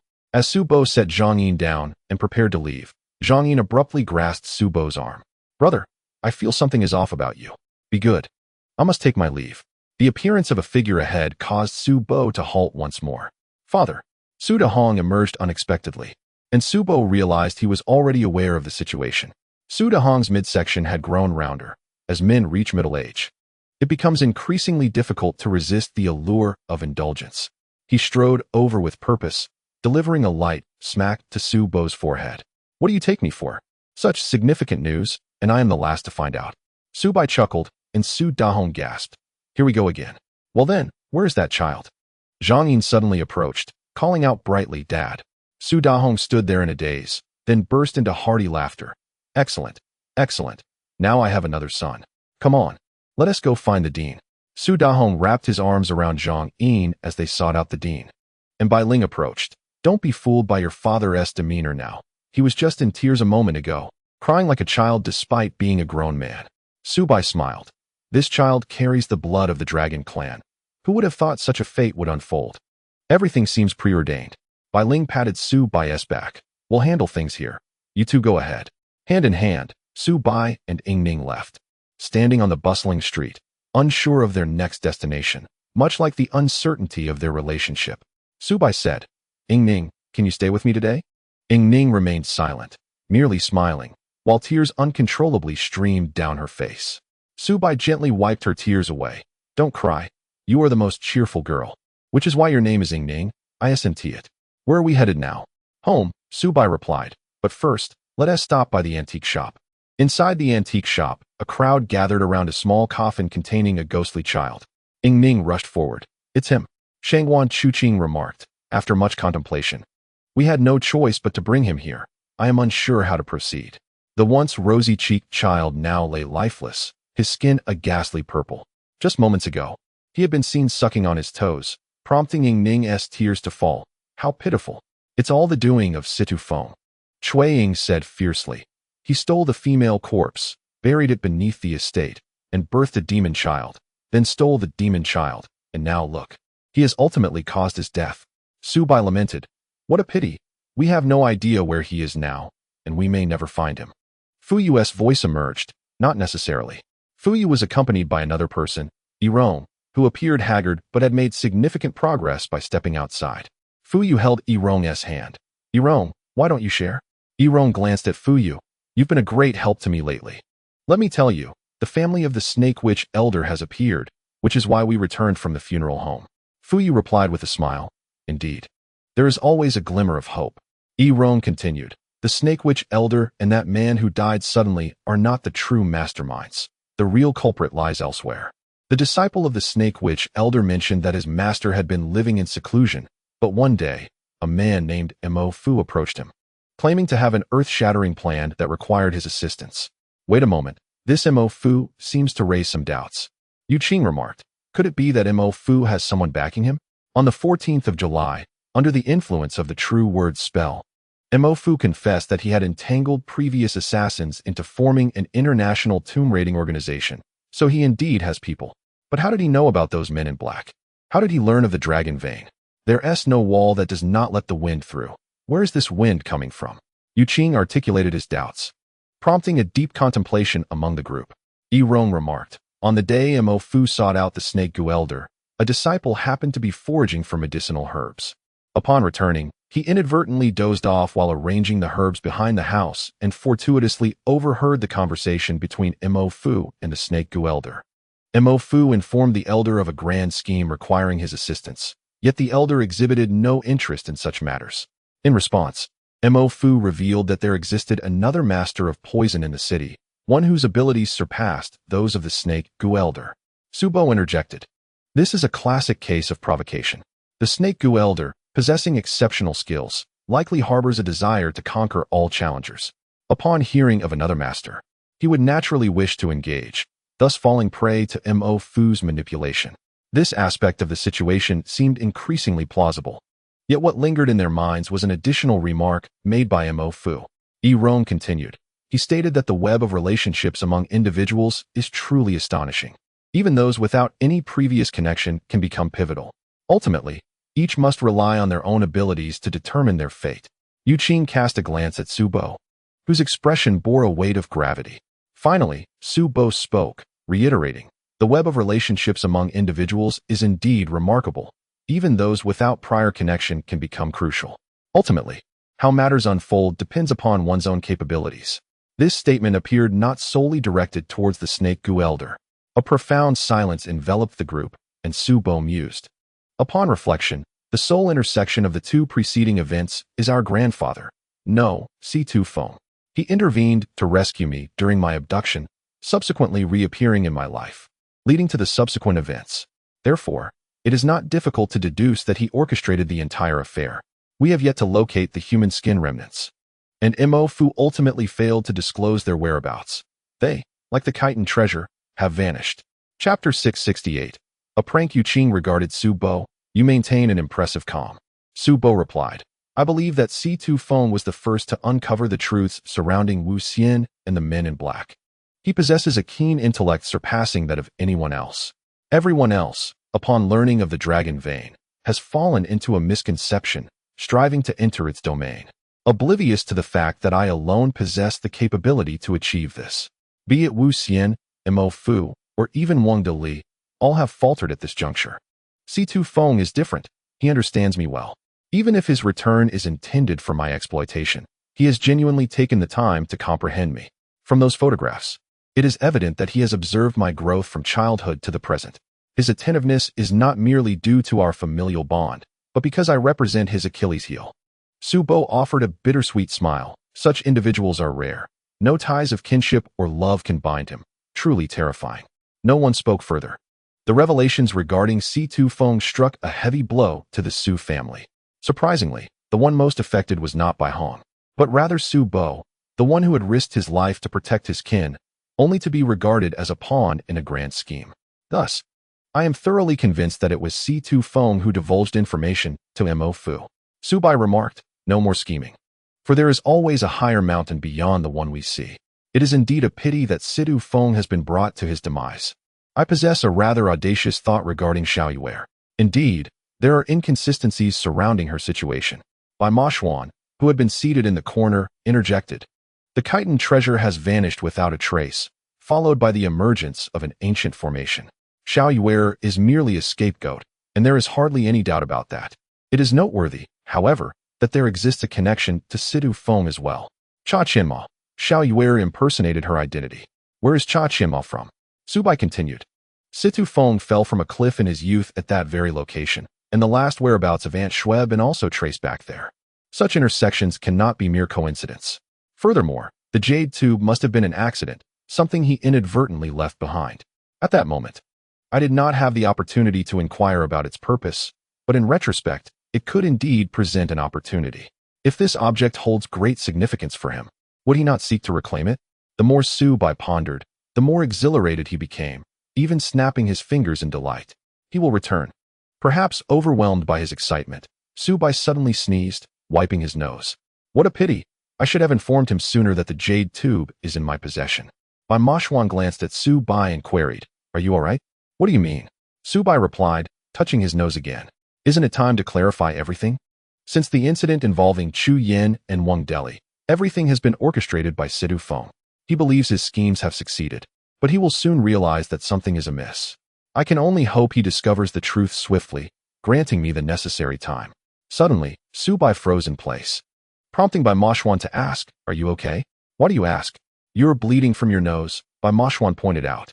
"It's all pouring out. Don't you feel it?" Ning rushed over, brandishing a tissue to staunch Xiao Bai's bleeding, yet it seemed to flow even more profusely. Initially, only a slight trickle had emerged, but now it gushed forth, nearly reaching Xiao Bai's lips, though he remained oblivious. Ning covered his nose, and Xiao Bai grasped her hand. "Really, is it because of excessive vitality?" Ning leaned against Xiao Bai, her head resting on his shoulder, still covering his nose. The peculiar sight elicited a chuckle from Xiao Bai. "Girl, what are you doing?" Ning kept her eyes tightly shut, murmuring, it can't be, big guy, it can't be." Cui Ying had already burst into tears, exclaiming, "Little brother, what has happened to you?" Xiao Bai suddenly felt weak, and his vision blurred. Several figures rushed toward him, his dearest companions. "Bai Mo Xuan, oh Bai Mo Xuan, I once envied you, for you captured our mother's attention, which left me heartbroken. Elder sister, you are truly remarkable, mature, and wise. Has anyone ever told you that you would make an excellent model? Ah, youth, had our paths not crossed at that moment, the subsequent events would surely have unfolded differently. Henceforth, cherish your time with your sister, dear child, do not weep." Blood streamed from Xiao Bai's nose, followed by a flow from his mouth, and soon, even his ears began to bleed. At last, 2 streams of crimson tears cascaded from the corners of his eyes. Ning held Xiao Bai tightly, warmth still radiating from him, yet she dared not lift her gaze to meet his face, for she had already heard the sound of Cui Ying's sobs. Ning drew a deep breath, summoning her courage to look at Xiao Bai. His eyes remained open, a smile lingering at the corners of his mouth, their fingers still intertwined amidst the chaotic bloodshed. Blood flowed from his 7 orifices, yet his breath had ceased entirely. Xiao Bai was gone. Though they had long prepared for this moment, the swiftness of his departure took them by surprise, leaving them in a state of sorrow and shock. Cui Ying had already dissolved into tears, while Yu Qing, usually composed, collapsed onto the ground, utterly lost. Bai Mo Xuan, trembling, reached to check for Xiao Bai's breath, but found only coldness. Undeterred, he pressed his ear against Xiao Bai's chest, only to discover the heartbeat had vanished. He ultimately accepted the truth. He had departed. Fu Yu sighed, acknowledging the inevitability of this day. Yu Qing rose from the ground, intent on checking Xiao Bai's condition once more. Suddenly, Cui Ying snapped to attention, rushing to fetch towels and a basin of water, determined to cleanse Xiao Bai of the blood that marred his visage. "You must look pristine when uncle and aunt arrive. They will be heartbroken to see you in such a state." She wept as she wiped away the evidence of his suffering. Yirong stood stunned, observing the scene. Though her bond with Xiao Bai was not particularly close, witnessing the anguish of Cui Ying and the others stirred a deep ache within her heart. Fu Yu remarked softly, "These few have endured much together over the past year, almost like family. To lose one of their own so inexplicably is truly heart-wrenching." Ning caressed Xiao Bai's face. Yet tears did not fall. Instead, a smile broke upon her lips. "You always had a penchant for scaring us," she mused. She tidied his hair while Yu Qing and Bai Mo Xuan gently lifted Xiao Bai's lifeless body into the room, laying him on the bed as they usually would, awaiting the moment his soul would depart. After death, the 3 souls and 7 spirits separate. Xiao Bai was no exception. Ning sat beside him, whispering, "You must be obedient. Take your time. Uncle and aunt will be here soon. You must see them before you go." No sooner had Ning spoken than a gentle white light enveloped Xiao Bai's body, signaling the beginning of his soul's departure. The 3 souls and 7 spirits coalesced, forming an ethereal likeness of Xiao Bai, identical to his living self, yet suspended in the air. "Xiao Bai?" the others exclaimed in unison. He glanced down at his own body and the people below, a resigned smile gracing his face. "How cruel of Yin Wang and Luan Wang. They promised 3 months. Yet I've only been gone a day. When I see them, I shall demand an explanation." Even in this moment, he maintained his irreverent demeanor. Cui Ying scolded him. "Is this truly the time for jest? Have you considered our feelings?" "It is precisely for your feelings that I jest," he retorted. Xiao Bai withdrew his smile. Sensing the ominous sound of the soul-locking chain, it seemed the Wheel King was upon them. No sooner had he spoken than the Wheel King and Yama indeed materialized in the corner. The Wheel King, with a sharp tongue, chastised, "You little rascal. How come your ears are so sharp? The kings have arrived." Xiao Bai sighed. "Had I known earlier, I would have endeavored to curry favor with you both. Now I find myself in your grasp. Wheel King, I implore you, do not take personal vengeance. Whatever grievances may have arisen in the past, I beg you to cast them aside. You are magnanimous, after all, like a prime minister whose belly can bear a ship." Chapter 669. Acting Yama 1 Bai Mo Xuan observed Xiao Bai with cold detachment, pondering whether this fellow was oblivious to the fact that he babbled excessively when anxious. The more he spoke, the more it betrayed the weight upon his heart. He, too, was not faring any better, facing the impending separation from friends and family as he approached the 6 paths well. In assessing his life, one could not discern whether he had accumulated more good or ill. Whether he could still be deemed human remained to be seen. Bai Mo Xuan quelled his concerns. Now was not the time for worry, for all would find its resolution in the netherworld. The Wheel King erupted in hearty laughter. "Xiao Bai, at long last. You have fallen into my clutches." With a grimace, Xiao Bai replied, "I understand. Wheel King, please be merciful in your dealings. I vow never to mock your darkness again." Just as the Wheel King was about to retort, Xiao Bai adopted a serious demeanor. "If you have come to escort me, I have a request. My parents and grandmother have yet to arrive. Might I see them one last time?" Yama nodded. "That is precisely my intention." Xiao Bai was momentarily taken aback, then chuckled. "At times, I truly feel Yama is my guardian angel." Bai Zhuang was the first to arrive. Sensing something was amiss, she hurried over and, upon seeing Xiao Bai's soul, shook her head. "You have not evaded this trial after all." Xiao Bai's expression dimmed. "Grandmother, I am sorry.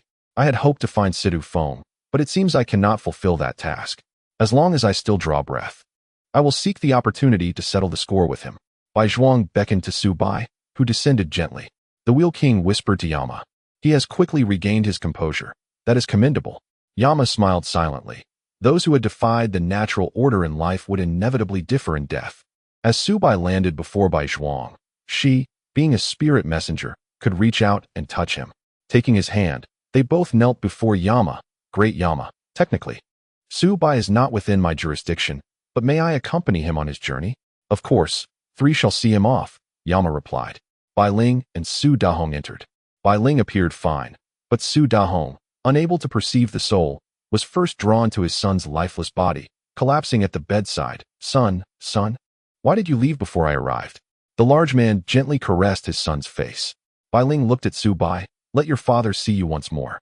Should a spirit wish to be seen by another, the bond of blood was a significant advantage. Xiao Bai reached out and brushed his hand before Xiao Dahong, who blinked and suddenly beheld Xiao Bai standing vividly before him. Confused, he looked from the living Xiao Bai to the one lying on the bed, exclaiming, "How can this be? How are there 2 sons?" Xiao Bai said, "Father, I am unfilial and must depart. Please treat Zhang Yin as your own son. He will compensate for what I cannot achieve." Xiao Dahong, tears streaming down his face, lamented, "Though I had resolved not to weep, I cannot help it. After more than 20 years of our bond, today marks a temporary farewell. There will be ample time ahead, Father, in the cycle of life. Perhaps I may become Zhang Yin's child and your grandson." Xiao Bai reassured him, "Father, take good care of yourself. When the time comes, consider retirement. The sum I have left for you will suffice for your remaining years. Do not overexert yourself." He sensed that Xiao Dahong had matters to convey, yet his ignorance of the underworld left him speechless. Xiao Bai turned to Ying Ning. "Dear girl, find a good man and marry. Avoid ordinary ones. Return to Qing Qiu and seek a suitable partner, someone with whom you can share your life." Ying Ning bit her lip, feigning strength as she nodded. Xiao Bai then addressed Bai Mo Xuan, "Hey, star, cease your pretense of coolness. I have long known your true earthly age is merely 16. Be yourself from now on. Also, that woman, Shangwan Chu Qing, is quite admirable. You and she are the very embodiment of the Bai couple. Seize the opportunity." To the others, he continued, "Elder sister. Having grown up without siblings, I often wished for an elder sister. How fortunate I am to have met you. Our noisy days together have been delightful. Yu Qing is a reliable person, so I am not concerned about your future. However, do take the time to consult Boss Tang about palmistry. It would be prudent to ascertain whether Yu Qing may stray." Chuang wished to laugh, but tears betrayed her. You rascal, I am not jesting. Xiao Bai added.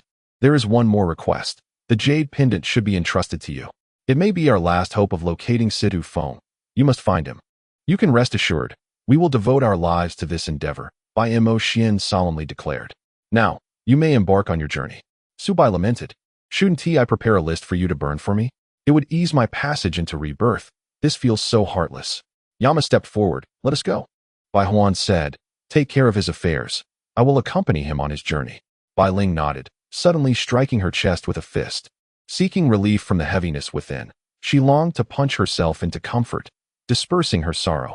Let us go, let us go. Ying Ning resolved to smile as she bid farewell to Xiao Bai, maintaining her smile. After all, had he not said that the name Ying Ning belonged to a girl who should always laugh? Su Dahong watched as Xiao Bai's spirit passed through the closed door, returning to sit beside his son's lifeless body, gazing vacantly. Meanwhile, Xiao Bai followed the two Yama out of the antique shop. Just as they were about to exit, he halted. Wait, are you truly going to expose me to the sunlight? Shouldn't I be enclosed in something? The sun represents yang while I embody yin. Such contact could scatter my soul. Enough of your chatter, the Wheel King replied impatiently. In the presence of your grandmother, how could we possibly harm you? Bai Cheng found herself enveloped in a cloud of uncertainty. If one were to capture a soul during daylight, a soul-binding pouch would indeed be employed to safeguard the spirit from the harm of the sun's rays. Yet, observing the demeanor of the Wheel King, it was evident he held his own truths. She turned to Xiao Bai and said, what the Wheel King asserts must be accurate. Let us follow him. Casting a glance at the sun above, Xiao Bai stepped forward, allowing his soul to bask fully in the sunlight. The moment he made contact with its warmth, he instinctively shut his eyes tightly, yet felt no discomfort. Upon reopening them, he exclaimed, what is happening? Could it be the influence of the nether pearl? The Wheel King, somewhat exasperated, retorted, only now do you comprehend? How amusing. A sudden realization washed over Xiao Bai, leading him to ponder the diverse sensations of the afterlife. We are to traverse into the realm of yin and yang, pass through that grand portal, and enter the nether world, embarking upon the path laid before me, ultimately arriving at a certain hall to face the judgments of my past life.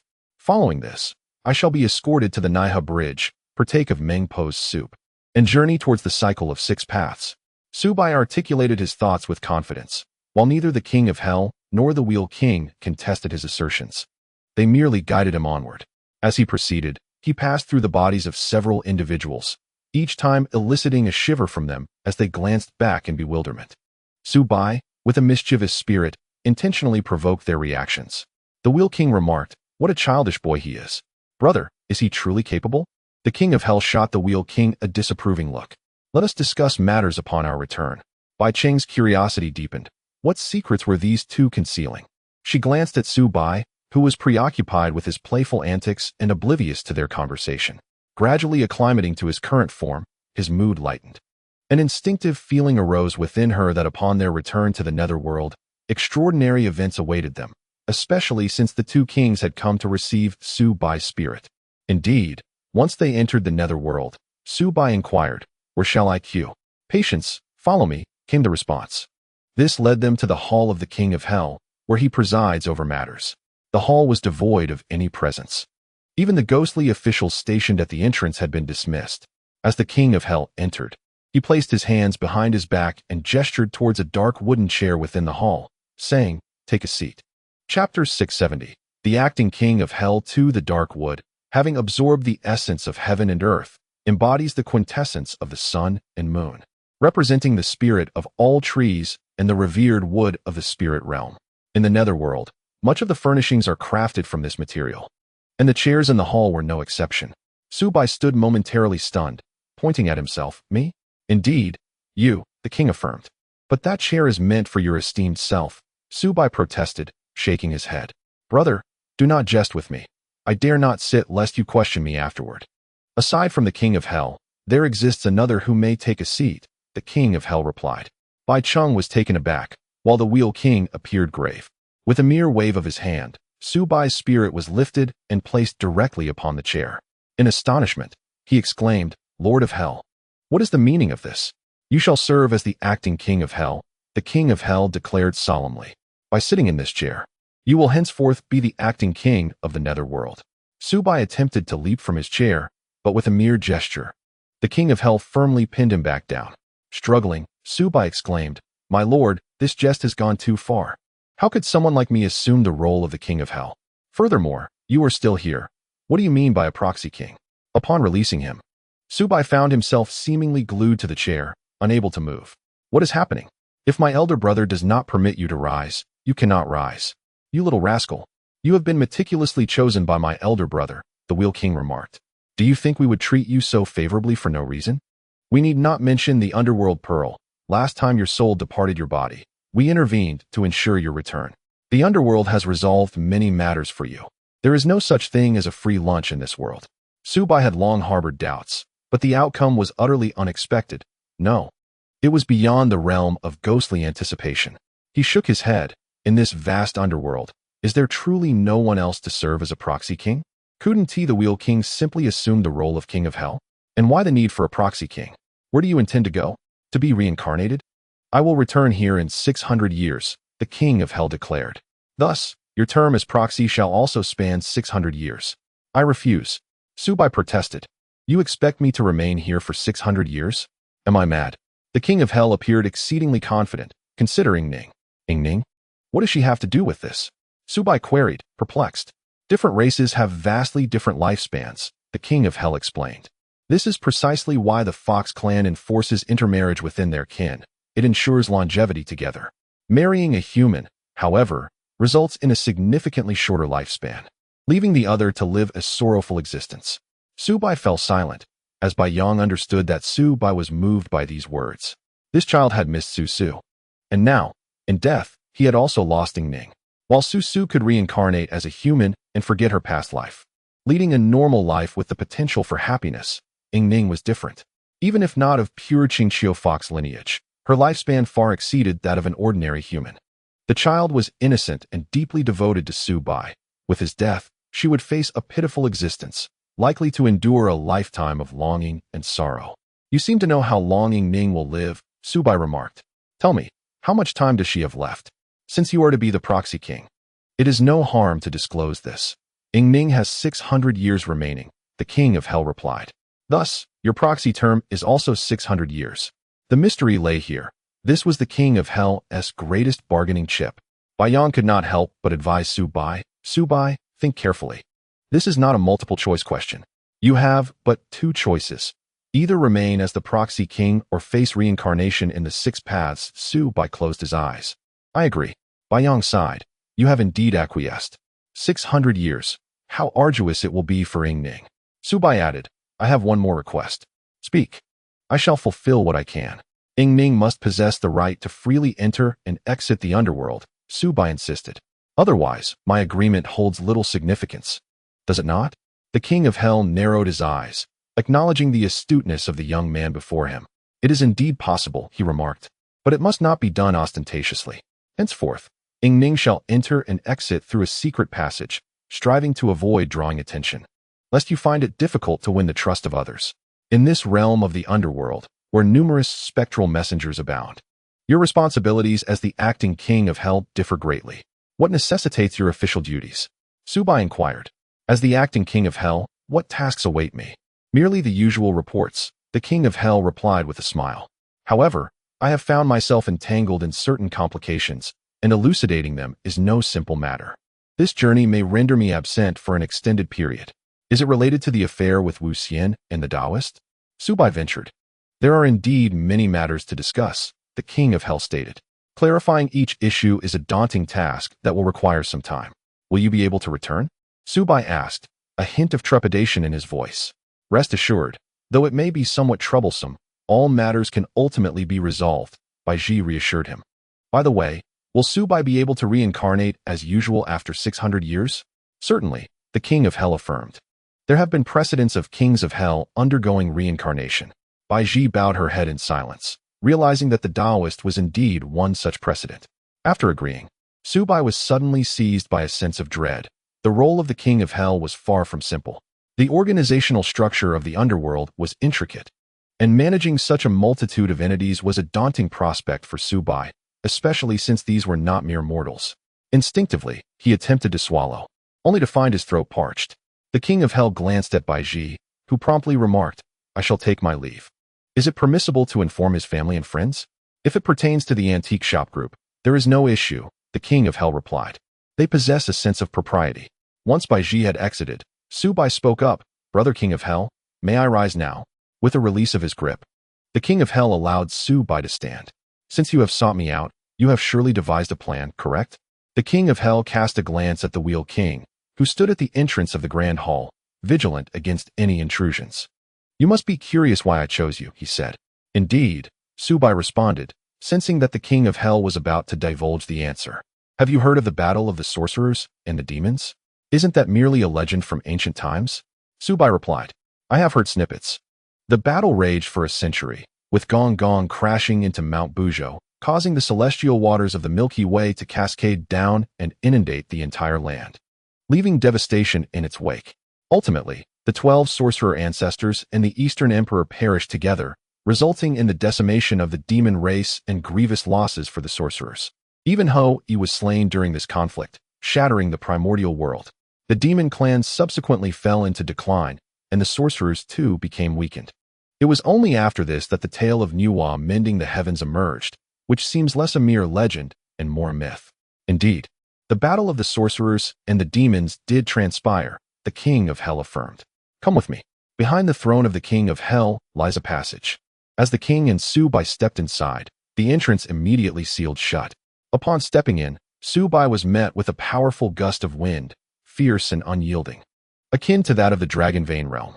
The ground beneath was a vivid crimson, stained as if by blood, while the surroundings were shrouded in darkness. This blood-red path stretched endlessly ahead, obscured from view. Xiao Bai inquired, "Is this the underworld?" "Indeed," the king affirmed. "What destination awaits us?" Xiao Bai pressed. "The land of sealing," the king replied. "It is time for you to behold this place. Have you not wondered why you were chosen?" With a flick of his hand through the air, a colossal talisman materialized within the scarlet underground passage. The king then gestured toward the red earth beneath their feet. "Do you comprehend the origin of this crimson soil?" Recalling the earlier legends, Xiao Bai began to grasp the implications. The ancestral shaman, possessing an unparalleled physical form, was an immortal being capable of devouring heaven and earth, commanding the elements, and reshaping the very landscape. Yet, devoid of a primordial spirit, he could not cultivate or discern his own fortunes, nor could he grasp the essence of creation, ultimately failing to transcend into the realm of the Tao. Following the battle between the shaman and the demon, they were both gravely wounded, dissipating into the cosmos, which referred to the very land beneath their feet, transforming into the soil of the underworld. Chapter 671. The Three Treasures of the Underworld. Astute, Xiao Bai quickly connected the dots. Given that it had transformed into the soil of the underworld, what then did this sealing signify? Dissipation, the king replied with a wry smile. Yet it does not imply complete obliteration. Their spirits scattered due to a collision with the unyielding mountain. Legend has it that the unyielding mountain serves as the sole passage from the human realm to the celestial domain, yet it remains perpetually frigid and cloaked in snow, inaccessible to mere mortals. Xiao Bai remarked, "The ancestral shaman is eternally bound to the underworld, a punishment that simultaneously preserves the lineage of the shaman clan. Forever residing in the underworld, where merits abound, he seeks to atone for the calamity caused by the collision with the unyielding mountain. However, his spirit scattering suggests an underlying resentment, does it not? Indeed, that is the concern that necessitated the use of talismans to restrain him," the king elucidated. "Regrettably, the power of this talisman has waned significantly." "Weakened? How so?" Xiao Bai inquired. "Is not the underworld an inexhaustible source of merit?" "Because the underworld has lost something," the king explained. "What has been lost?" Xiao Bai asked, intrigued. "The Book of the Underworld, the Yin Yang Sword, and the Judge's Pen are the three treasures of the underworld," the king stated. "Regrettably, only one remains here, the Judge's Pen held by Judge Zhong. The other two were lost in an unforeseen incident." "Was it human intervention?" Xiao Bai queried. "No, it was an accident," the king clarified. "The Book of the Underworld and the Yin Yang Sword have lingered in the depths of the underworld for millennia, both being objects of profound spiritual energy. As you mentioned, merit is generated daily in the underworld. Each soul cleansed of sin contributes to this merit. Thus, these artifacts, if they were to fall into the outside world, would undoubtedly be anything but ordinary. Therefore, Xiao Bai, during your tenure as the acting king of hell. Strive to recover these 2 items. What do these items look like? Xiao Bai asked. The Book of the Underworld resembles the Book of Life and Death, containing records of various individuals' fates. The king of hell remarked, there are but a few records, such as the existence of individuals like Tang Sanqing, that appear in the Book of the Netherworld. The death register contains the fates of ordinary people. Do you understand now why this distinction exists?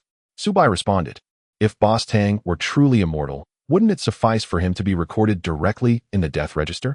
That is precisely the point of differentiation. The king of hell elucidated.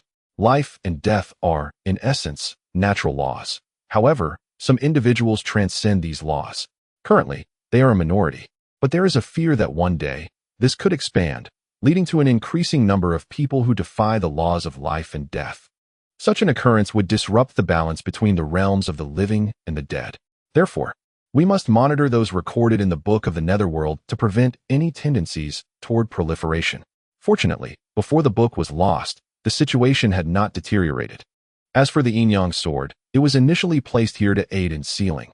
However, during a cataclysm, it unexpectedly flew away and vanished without a trace. The king of hell continued, the yin-yang sword possesses the power to vanquish demons and evil spirits. Even if it falls into the outside world, it will become a formidable weapon against malevolence. Wait, I just recalled something, Xiao Bai interjected. But I need to confirm. Does the yin-yang sword bear any distinctive features? The hilt should have the characters for Netherworld, the king of hell replied. Xiao Bai shook his head, realizing that he had initially thought of the Dao sword. Both seem to possess the ability to exterminate evil, yet their insignias do not match. Moreover, locating the Book of the Netherworld is exceedingly challenging. Who knows where it has ended up? If it merely fell into an unknown place, that would be one thing. But if it landed in the hands of someone, wouldn't that expose individuals like Boss Tang? Expressing his concerns, Xiao Bai noted, your worries are not unfounded.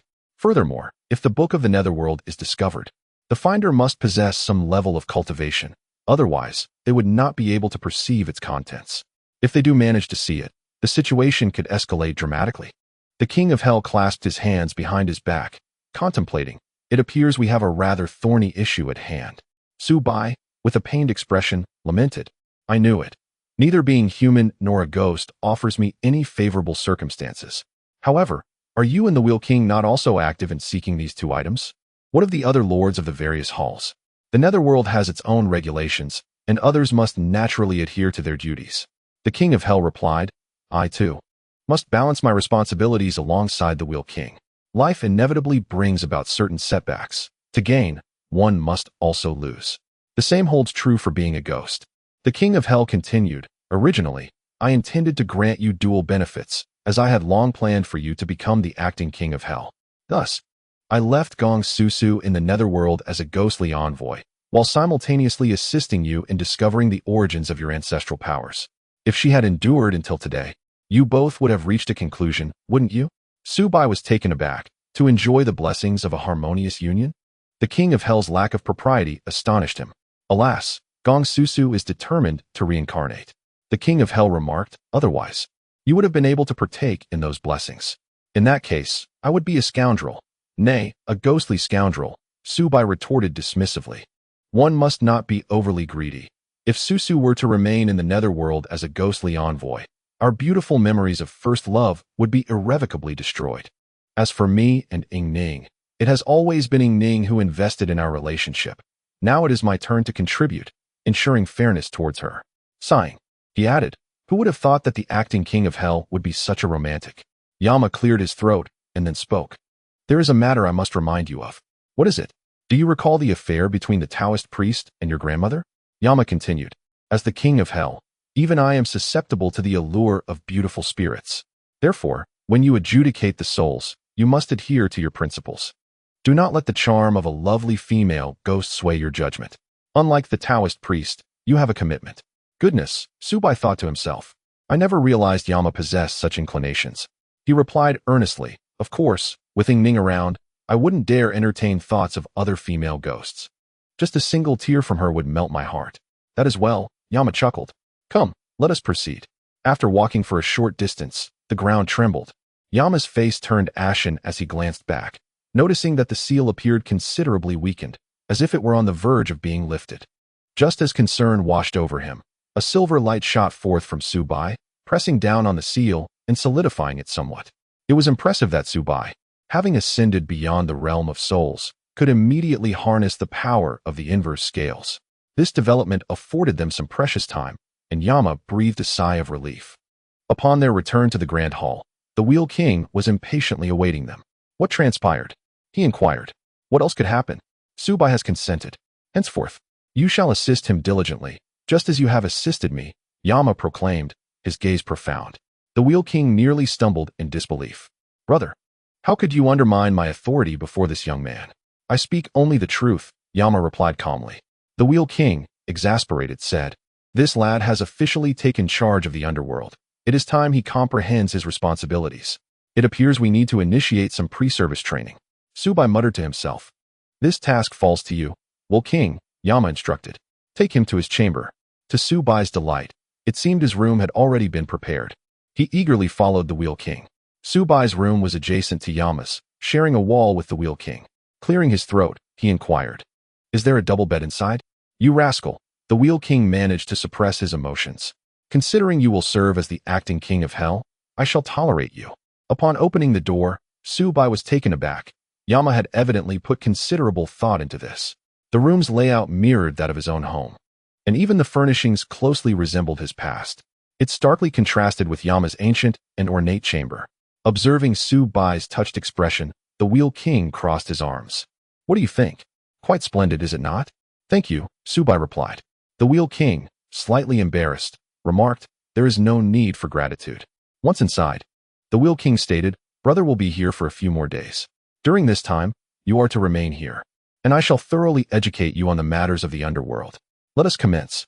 Chapter 672.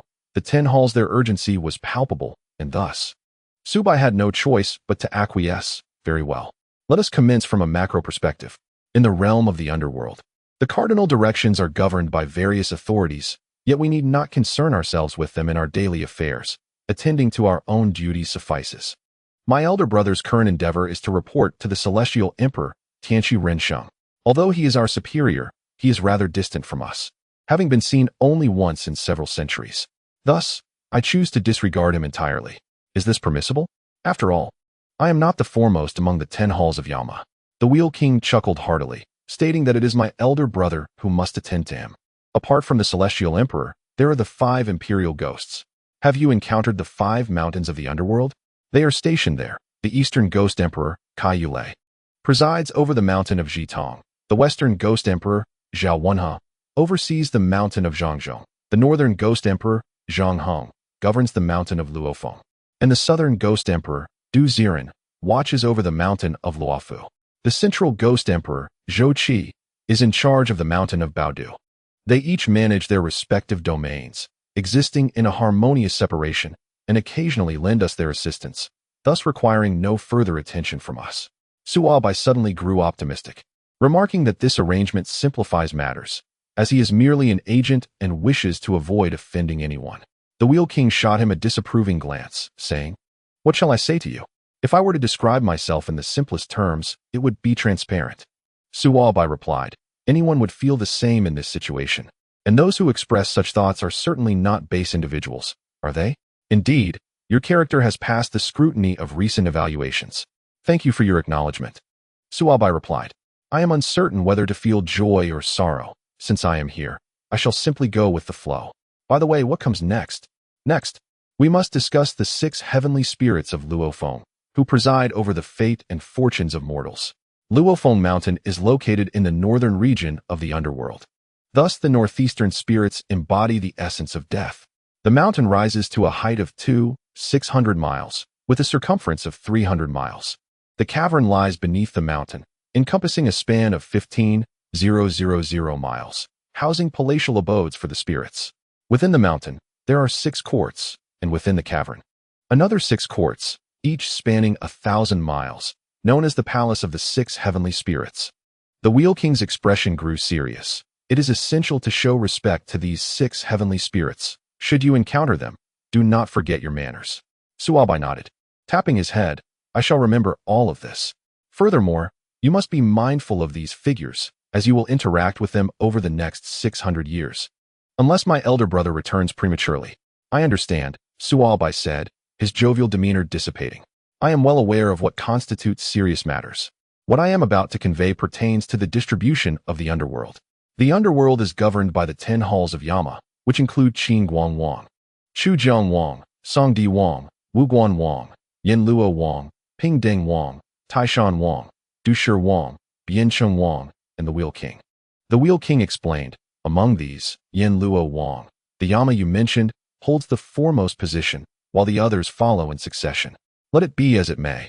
Even if they follow in succession, it is imperative to designate one as the leader, lest chaos ensue, Xiao Bai remarked.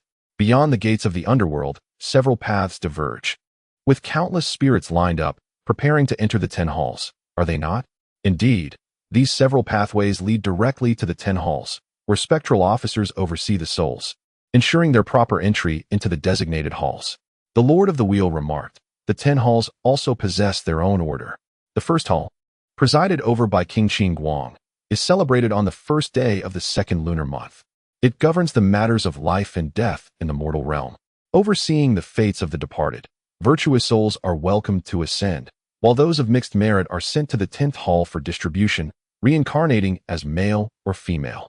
Those steeped in malevolence are dispatched to the right platform of the hall, known as the mirror of transgressions, reflecting the true nature of their hearts and life. Before being ushered to the second hall, I am familiar with the mirror of transgressions. I have heard the king of hell speak of it before, Xiao Bai remarked. It reveals the distinctions of good and evil during one's lifetime. Indeed, this is precisely the purpose of the first hall. Following that, souls are assigned based on their sins. Those with many transgressions may traverse all 10 halls, while others, having committed but a single offense, may be directed to the specified hall and subsequently to the 5th hall. After visiting the platform of longing for home, they may directly proceed to the 10th hall, thereby entering the cycle of reincarnation. One's deeds in life determine their fate beyond. The Lord of the Wheel stated, it is a matter of fairness. The second hall, overseen by King Qiu, is celebrated on the first day of the 3rd lunar month. It governs the great hell of the living, also known as the cold ice hell of stripping clothes, and is accompanied by 16 minor hells. Those who injure others, commit theft, or take lives on earth are cast into this hell, subsequently experiencing torment in the 16 minor hells before being released to the 3rd hall after serving their time. It seems that murder and bodily harm are grave offenses. Placing one directly into the 2nd hall, Xiao Bai noted, does stepping on an ant count? The Lord of the Wheel replied, to harm others is indeed paramount among sins, as humanity stands at the apex of all beings. Thus, the act of taking a life is the foremost transgression, while lesser offenses follow. Even the act of crushing an ant must be accounted for. Xiao Bai glanced at the Lord of the Wheel, noting his solemn demeanor, and found himself convinced of the truth. The 3rd hall, presided over by Emperor Song, celebrates its inception on the 8th day of the 2nd lunar month. It governs the great hell of the black rope, accompanied by 16 minor hells. Those who defy their elders or incite disputes are cast into this hell, enduring punishments such as being hung upside down, having their eyes gouged out, and enduring the scraping of bones, before being released to the 4th hall. Xiao Bai nodded. It appears that one should not engage in disputes. Avoiding conflicts will certainly spare one from numerous troubles. The 4th hall, overseen by King Lu, is celebrated on the 18th day of the 2nd lunar month. It governs the great hell of union, also known as the blood pool of stripping skin, and is accompanied by 16 minor hells. Those who resist paying taxes or engage in fraudulent transactions are cast into this hell, additionally sentenced to suffer in the minor hells, before being sent to the 5th hall for examination. I understand. The 5th hall pertains to fraudsters and scoundrels, Xiao Bai nodded repeatedly. I did not expect the halls to be so meticulously divided. Please, continue. The 5th hall, presided over by the King of Hell, Bao, celebrates its inception on the 8th day of the 1st lunar month. Originally residing in the 1st hall, he was moved here out of compassion for the wronged. This hall governs the great hell of shouting, along with 16 minor hells of heart punishment. Those who arrive at this hall are taken to the platform of longing for home, where they are made to witness the lamentations of their kin due to the consequences of their sins, and are then thrust into this hell for a thorough examination of their past misdeeds. They are subsequently dispatched to the 16 minor hells of heart punishment, where their hearts are extracted and fed to serpents, and their bodies are subjected to decapitation, enduring torment until their time is complete before being sent to another hall. This is the hall you should occupy, the Lord of the Wheel stated. This phase primarily concerns the platform of longing for home. The Lord of the Wheel continued.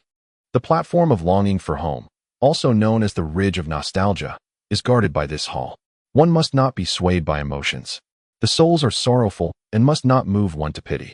A single day, without consuming the food of the mortal realm, leads to crossing the boundary of yin and yang in 2 days, and reaching the platform of longing for home in 3 days, where one beholds their loved ones weeping. Xiao Bai remarked, in my youth, I once heard the elders recite such words. I never expected that the netherworld truly possesses the platform of longing for home. To be honest, I am rather soft-hearted. However, being soft-hearted is not a virtue. Originally residing in the first hall, due to pity for the wronged souls, I was repeatedly allowed to return to life, which led to my descent to this hall. The consequence of my compassion has resulted in my fall to the 5th hall. Do you expect the King of Hell to allow you to descend further? You are still in the 10th hall, after all. Xiao Bai questioned. Could it also be that one was demoted? Enough of your nonsense. The Wheel King erupted. Do you not desire to remain with your beloved for 600 years? Xiao Bai closed his eyes and mused. I understand now. Even the King of Hell has been tempered through countless trials. So can I. Only with true determination can one achieve this. The Wheel King expressed concern. Surely you jest? Half-truths, Xiao Bai thought to himself. You are all ancient spirits. How could one speak to you with sincerity? Even if I remain here in the future, I must navigate through half-truths to survive. Now, continue, Wheel King. In the 6th hall, presided over by King Bian, born on the 8th day of the 3rd lunar month, he governs the Great Hell and the City of Wrongful Death, establishing 16 lesser prisons. Those guilty of disobedience and filial impiety are sawed asunder by 2 minor demons. Any mortal who laments their fate and weeps for the north is sent to this prison. Upon investigation of their transgressions, they are subjected to the punishment of iron spikes and the burning of the tongue. After enduring suffering in the lesser prisons for a full day, they are transferred to the 7th hall for further examination of their sins. Xiao Bai nodded. Understood. Punishments are assigned based on the nature of one's wrongdoings in life. The 6th hall deals with the disobedient and the unfilial. Chapter 673. The Great and Small Hells Indeed. All those who committed wrongs in life must face reckoning upon entering the netherworld. None can evade it. The Wheel King stated, if you were to follow the standard procedure, you would currently be undergoing trial in an unknown hall, subject to some form of punishment.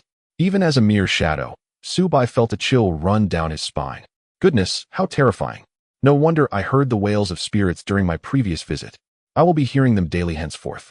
The Wheel King intentionally remarked. You will find there is no escape. Xiao Bai furrowed his brow. Cease with the frightening tales. You will come to understand soon enough. Now, let me tell you about the 7th hall. In the 7th hall, ruled by King Taishan, born on the 27th day of the 3rd lunar month, he governs the hell of heat and anger, also known as the hell of ground meat sauce, with another 16 lesser prisons established. Those who, in the living world, seek to gather medicine from the corpses of the deceased, or who cause grief to others, are sent to this prison. After suffering in the lesser prisons, they are transferred to the 8th hall for further examination. Furthermore, those guilty of theft, false accusations, extortion, or seeking wealth through murder shall face the punishment of being boiled in oil. It seems the 7th hall is the busiest. Xiao Bai said, theft, false accusation, extortion, and murder for profit. Indeed, those who cause grief to others. Does this not refer to human trafficking? How satisfying. It is delightful to think that such individuals will not fare well in death. Why are you so pleased? I take joy in the thought of children who have lost their parents to such wicked individuals. Even if justice cannot be served in life, knowing that in death, under the mirror of retribution, none shall escape, brings me immense satisfaction. Xiao Bai chuckled, my apologies. My sense of justice is rather fervent. Be cautious that your sense of justice does not lead you to trouble at the platform of longing for home. Remember, the souls that arrive in the netherworld, no matter how pitiable or tragic their tales, must remain resolute. Do not act impulsively and allow another to return to life. The Wheel King remarked. Some spirits still possess the cunning of their former lives. Sometimes, they are merely feigning. This matter, Xiao Bai had previously encountered, where his soul nearly departed his body beneath the foul depths of the netherworld river, almost led him into grave peril due to a ghost feigning misery. Spirits. much like humans, are adept at various schemes. He nodded thoughtfully and stated earnestly, I have taken this to heart. I am serious this time. King of the Wheel, please proceed. Noticing Xiao Bai's polite request to continue, the King of the Wheel felt a surge of delight. It appeared that this young man possessed an understanding of propriety. He continued, in the 8th hall, ruled by King Huang of the urban realm, born on the 1st day of April, he governs the realms of extreme heat, wrath, and the Great Hell, also known as the Hell of Aggrieved Boilers, which comprises 16 subordinate hells.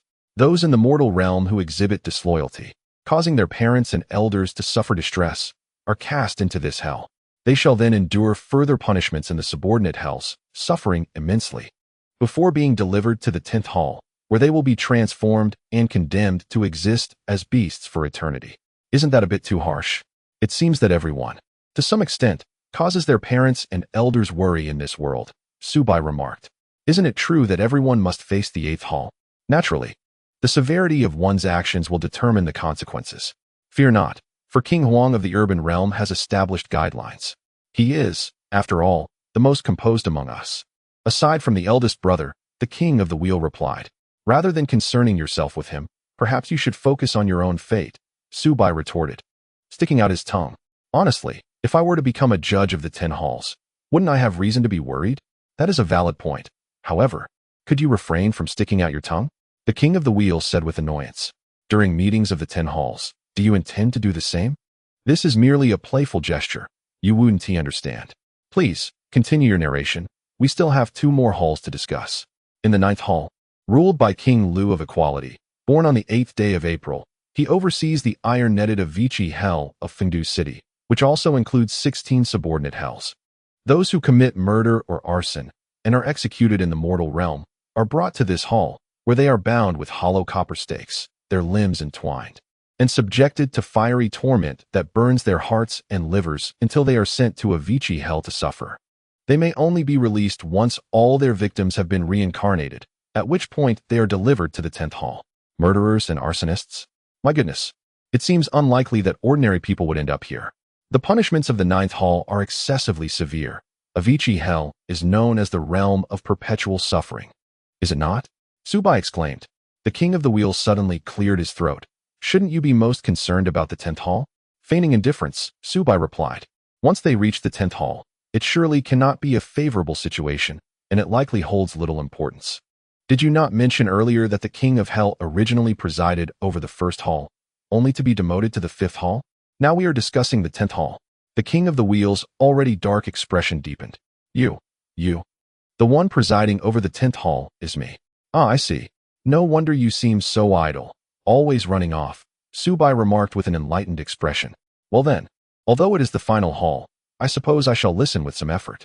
In the 10th hall, ruled by King Shui of the Wheel, born on the 17th day of April, he is responsible for the souls delivered from each hall, discerning their virtues and vices, determining their ranks, and dispatching them to the 4 great provinces for reincarnation. Matters of life and death, wealth and poverty, are meticulously recorded, with monthly reports sent to the 1st hall for registration. Any soul that has committed heinous acts will be subjected to transformation into a wet, embryonic state, living and dying within a single day, and after serving their sentence, will be reborn in a savage land. The King of the Wheel remarked, Did you hear? The souls that the 8th hall captures must ultimately come to me to pass the final trial before they can reincarnate. Though I am tasked with the concluding duties, do not underestimate the significance of my role.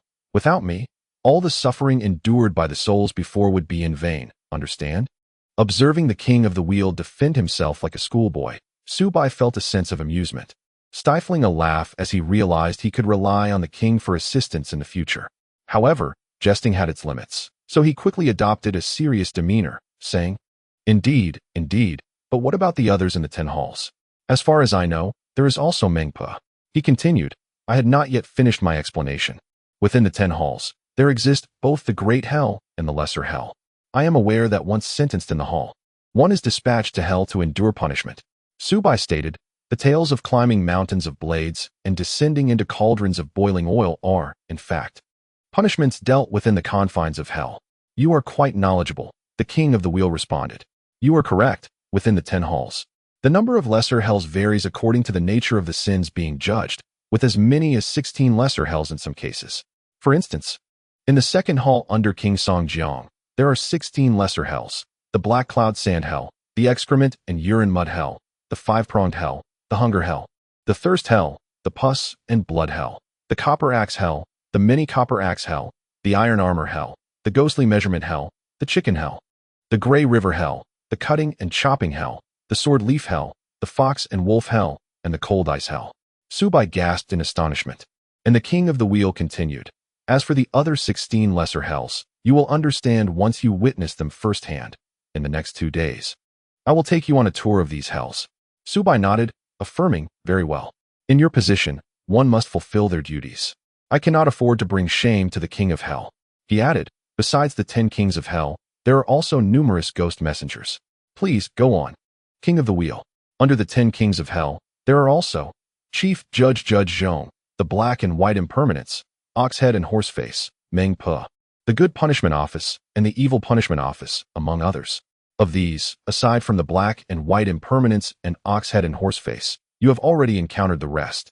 Most of the other ghost messengers perform ordinary tasks such as guarding, driving, and supervising. They do not possess any extraordinary roles. The black and white impermanence and Oxhead and Horseface are responsible for capturing souls. Xiao Bai inquired, my grandmother must be under their direct management, correct? Indeed. The ghost messengers assist us in capturing souls, with the black and white impermanence and Oxhead and Horseface as the primary overseers, each accompanied by a group of lesser ghosts. The ghost messengers typically follow their commands, and they are also responsible for designating areas for each ghost messenger and monitoring the progress of soul capture. The king of the wheel assured him.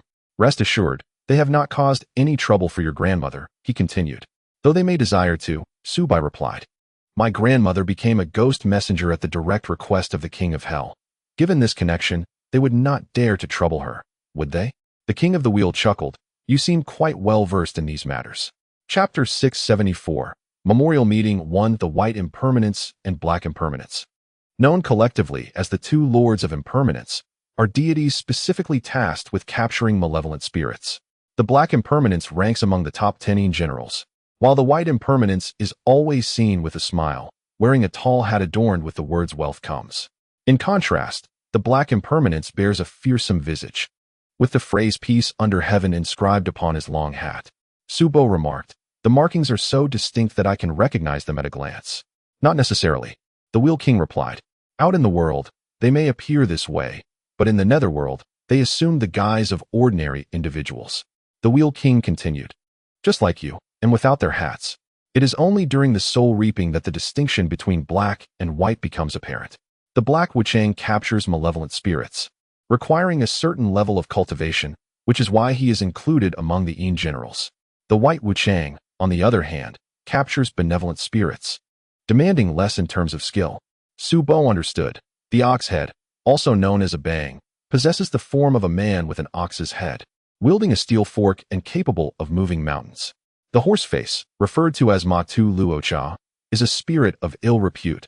Thus the horseface is a horse-headed ghost. It is clear to me now that these two appear as ordinary humans in the netherworld, revealing their true forms only in the outside world. By the way, the Wheel King suddenly interjected, do not trust the ox-head and horseface. Do not fall for their tricks. They are selfish, petty, and quite snobbish. And they tend to bully the weak while fearing the strong. They are not as easy to deal with as the Black and White Wuchang. Among the 10 Yama kings, Xiao Bai inquired, are there figures akin to the ox-head and horseface? To claim that none are self-serving would be a falsehood, especially since some among them aspire to ascend to the position of Deputy Yama King, feeling discontent when that role has been bestowed upon you. The Wheel King stated with gravity, to persuade the Yama Kings of each hall, you must rely on your own abilities. Before winning others over with virtue, you must first demonstrate your competence. Xiao Bai closed his eyes, I understand. As for Meng Pe, you need not worry. She shares a close bond with your grandmother and will undoubtedly stand by your side. As for me, my loyalty lies with my elder brother, and I hold the same regard for his chosen ones. Besides, you are not lacking in merit either. The Wheel King added, the rest depends on you. The operations of the netherworld have matured. I do not fear complications arising from the workings, Xiao Bai noted. At present, it is imperative to locate 2 of the 3 treasures of the netherworld, and to firmly establish my position as the deputy Yama King. While fulfilling my duties within the fifth hall, the Wheel King nodded repeatedly. It is good that you are aware. Over the next few days, Subo accompanied the Wheel King to various halls to meet the Yama Kings and prominent ghost officials. Regarding the deputy Yama King matter, a preliminary consensus had already been reached internally. Upon meeting the Yama Kings, Subo sensed an undercurrent of aloofness veiled beneath their politeness. It was clear that the position of deputy Yama King would not be an easy one to occupy. Having met with his peers, Subo also had to visit the various hells, where he witnessed numerous forms of punishment. He suddenly felt grateful for his role as deputy Yama King. Even when his term concludes, he would not have to endure such torments again. Time passed swiftly. In the blink of an eye, 2 days had gone by. On this day, Subo stood within the Yama King's hall, observing the Yama King as he judged spirits and escorted them to the viewing platform. Listening to the lamentations of the souls below, the Yama King remained unfazed, and Subo felt he was beginning to grasp the essence of the process. At that moment, a male ghost was brought forth, his chest split open. As he prostrated himself on the ground, crying out, Subo gazed intently at the ghost, suddenly shivering. He disregarded the ongoing judgment and approached the Yama King, whispering into his ear. The Yama King then waved his hand, saying, "You may go." Subai emerged from the shadows and hurried home, only to find the house deserted. His family was likely preoccupied with matters concerning his own demise. He then made his way to the funeral home, relieved that he did not need to rely on transportation and could roam freely. Indeed, the funeral home was bustling with preparations for his own memorial service. His lifeless body lay in the casket, the lid ajar. As Subai approached, he heard Yu Qing's voice. "You're back?" Subai exchanged a knowing glance with Yu Qing, and once they reached a secluded area, Yu Qing remarked, "You vanished without a trace. Thankfully, grandmother brought back some good news. Are you truly to become the—" "Yes, we shall discuss that shortly. I assumed my body would have been cremated by now. Why am I still here?" Subai inquired. "It should have happened quickly," Yu Qing replied. "However, Uncle is deeply sorrowed, convinced that you have always defied death, and perhaps this time a miracle might occur. So he insists on delaying the proceedings to see if you can somehow revive." With a sigh, Subai remained calm. Yu Qing scrutinized him, her eyes misting. "It's good you've returned. It allows you to see them once more. Let us not discuss my father. He is different from you all. The more I appear before him, the more it pains him. You, on the other hand, are indifferent to such matters, being well-versed in the realms of life and death." Subai inquired, "What of the others?" "They are occupied with other arrangements and have largely settled down. By the way, how did you return? Are you content with your body being displayed like this?" Subai expressed his discontent. "Aren't you worried it might be stolen?" "Stolen? Surely not," Yu Qing replied, surprised that Subai's foremost concern was this. "Indeed, particularly that fellow named Lu Shangxing," Subai lamented. "The thought of my body falling into his hands sends shivers down my spine." Yu Qing burst into laughter. "So, your return was solely for this? This is a grave matter. That man would leave me in pieces. I am now. To be dissected by him would be utterly disgraceful." As they conversed, an unusual sound emanated from outside. Subai rushed out, exclaiming, "Speak of the devil, and he shall appear." Lu Shangxing was crouched before the casket, peering inside at Subai. Yu Qing, now anxious, approached Lu Shangxing and demanded, "What brings you here?" Without hesitation, Subai glided to Lu Shangxing's rear and whispered a chilling breath against his neck. Lu Shangxing turned around, his eyes darting, and he wrapped his arms around himself. "Is the air conditioning too cold? Then again, if it weren't, wouldn't the body decompose more rapidly?" "Just a moment," Yu Qing interjected cautiously. "The farewell ceremony hasn't even commenced yet." "Why are you here?" "Just came to take a look," Lu Shangxing replied, stepping closer to Subai's body, lamenting, "What a pity, such a young life extinguished. Alas, alas, I have yet to obtain the necessary permission." "What permission?" Subai inquired. "The permission to dissect his body. Of course, his parents would surely never consent." Lu Shangxing shrugged, exclaiming, "Really, it would have been considerate to inform me before your demise. Alas, death is inevitable. They say that in the face of death, one's words tend to be sincere. Perhaps if I made a request, he would acquiesce. And I could place his body on the dissection table right now." With a swift gesture, Subai sent Lu Shangxing tumbling to the ground, a rather harsh fall. When he managed to rise again, a bruise had already formed on his forehead. He stood up, perplexed, and remarked, "Yu Qing, this funeral home has an unsettling aura. Have you performed any rituals to dispel the malevolence here? Indeed, the atmosphere was heavy with ominous energy. Yu Qing cast a knowing glance at the back of Lu Shangxing's head. Noticing Yu Qing's gaze, Lu Shangxing turned around suspiciously, asking, "What? Is there something behind me?" "There is someone." Yu Qing waved his hand dismissively. "No, rather, there is a ghost." "Oh my." Lu Shangxing instinctively clung to Yu Qing. Yu Qing forcefully pushed him away, stating, "Dr. Lu, you should abandon any thoughts of targeting Xiao Bai. I may have had such intentions before, but I have since reformed. Besides, I have always respected the wishes of the deceased. Unless I have their consent, I would never intrude." Lu Shangxing brushed off his clothes, sighing, "Oh dear. How am I supposed to attend the memorial service looking like this? I must return to change my attire and will be back shortly." Watching Lu Shangxing leave, Xiao Bai breathed a sigh of relief, thinking, "Thank goodness he still possesses a semblance of conscience." Chapter 675, Memorial Service 2, Are you now at ease? Yu Qing inquired. However, once the memorial service concludes, the body will be cremated. Are you truly certain you do not wish to retain your corporeal form? Xiao Bai replied helplessly. Even you share this sentiment? When a person passes, their metabolism ceases. This is distinct from the partial separation of the soul. Yu Qing, it is time to accept reality. People around them glanced over, drawn by Yu Qing's seemingly solitary conversation with the coffin, interpreting his actions as a display of grief while continuing with their own tasks. Xiao Bai remarked, "All right, I shall step aside. Otherwise, people may begin to view you as a curiosity. Are we leaving so soon?" "There's no hurry. I wish to see others," Xiao Bai responded. He surveyed the room before leaping toward the ceiling, perching himself upon the light fixture. "Do not disclose my presence to anyone." Although a soul is not heavy, Xiao Bai's weight caused the light to sway slightly, leaving him puzzled. Could it be that he was heavier than he presumed? As the light trembled, the staff below glanced up, prompting Xiao Bai to shrink himself completely within the fixture. The memorial service had not engaged a host, and Xiao Bai muttered, "Really, how frugal." The proceedings were led by a Taoist priest, who delivered a customary eulogy, lamenting Xiao Bai's untimely departure and expressing regret. The priest's demeanor grew somber. "Now, we invite friends and family to come forth and share their memories of Xiao Bai's life." Aside from Yu Qing, no one had yet noticed Xiao Bai's presence above. Even Bai Mo Xuan did not look up. In this manner, Xiao Bai found himself intrigued to discover how his life had unfolded. Bai Rong stood on the stage first. Xiao Bai is an extraordinary child.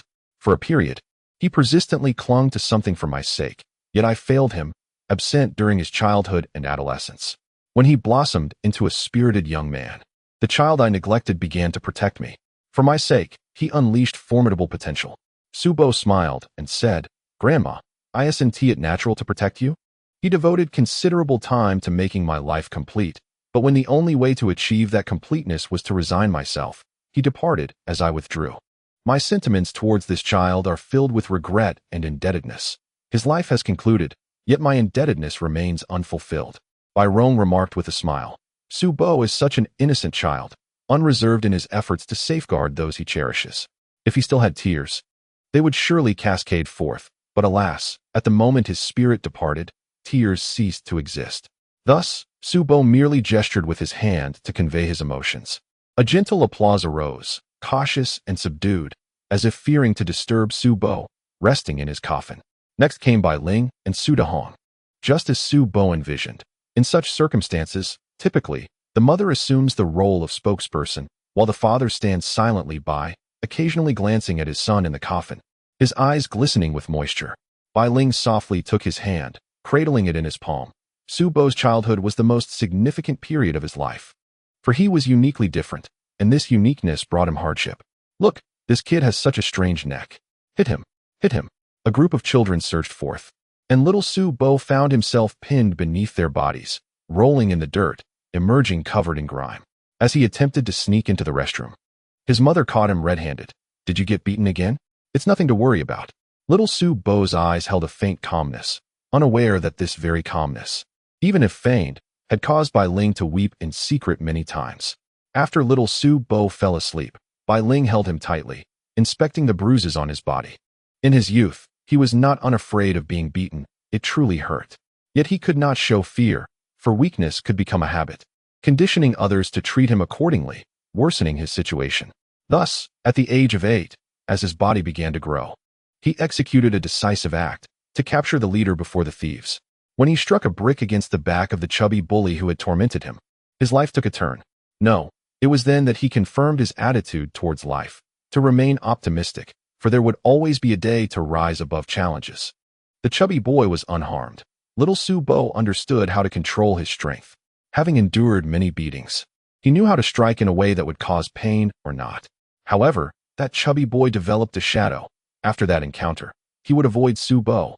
And throughout their growth, he never reappeared in Su Bo's life, as if their fates had concluded in childhood. The beating ceased when he turned 8. Xiao Bai no longer feared crowds and even bravely engaged with other children. When inadvertently exposed to his vulnerabilities, he would pat his throat and proclaim, "Only I possess this. Do you?" Yet, he would still conceal it with a Bodhi necklace, not out of fear of being seen, but rather from sheer fatigue at answering the same monotonous questions from others. From a boy who was constantly bullied, he transformed into a precocious genius with an IQ of 110, gaining admission to university at a tender age and graduating while still young. Bai Ling always wore a faint smile. Such a child eventually stepped into the extraordinary realm of an antique shop owner. However, he was hardly a proficient proprietor, lacking the discerning eye for antiques compared to his shop assistants. Laughter erupted from the audience, and Xiao Bai joined in, counting the times he had attended to guests on his fingers. After all, that was merely a facade to suppress the sinister aura of the mirror of heaven. Bai Ling continued, "This young lad has now departed from us, and while I do feel a sense of loss, after all, he was a piece of myself, it is not a tragedy. In his brief 20-something years, he fought valiantly against fate, starting from his childhood, and in the end, he found companions. Thus, I wish for these companions to share their thoughts on Xiao Bai." Ugh, this segment seems rather superfluous, doesn't it? What good words could come from Bai Mo Xuan? Ironically, it was Bai Mo Xuan who first took the stage, standing there while friends and family pulled out their phones to take pictures. Hey, you should be a bit more solemn. This is a memorial service, not a celebrity meet and greet. This fellow, even in death, sought to steal the limelight. How shameless. Upon first seeing him, I knew he held disdain for me, and the reason was apparent to all. Two tigers cannot coexist on the same mountain, especially when both are handsome. Well, that's a rather flattering remark, I assented, admitting to being handsome, haha. However, I basked in the glow of stardom, while he did not, so it's easy to imagine the tension between us. Bai Mo Xuan's tone shifted abruptly, nearly prompting Xiao Bai to leap from the spotlight and remind him that he was still listening. Yu Qing, aware of Xiao Bai's presence, wore a knowing smile. Cui Ying, puzzled by this expression, found it amusing nonetheless. You know, when Xiao Bai and Bai Mo Xuan were first competing against each other, it was quite entertaining. Indeed. Yu Qing smiled as he gazed at Bai Mo Xuan on stage, wondering what this fellow might say next. Everyone possesses their own strengths and weaknesses, in my eyes. He often appeared foolish. Foolish? Oh please, that's merely a fade of great wisdom. Yet, I eventually disowned a virtue within him, a heart willing to take risks. Bai Mo Xuan remarked, regarding his death, if I were compelled to express my feelings, I would say it is a pity. A pity that there will no longer be anyone like him to spar with. Xiao Bai was taken aback. Fox Spirit, you finally spoke a word of truth. The summary of Bai Mo Xuan is remarkably concise, reflecting the enduring nature of Bai Mo Xuan himself and his days. However, I fear I may not have many opportunities to spar with him anymore.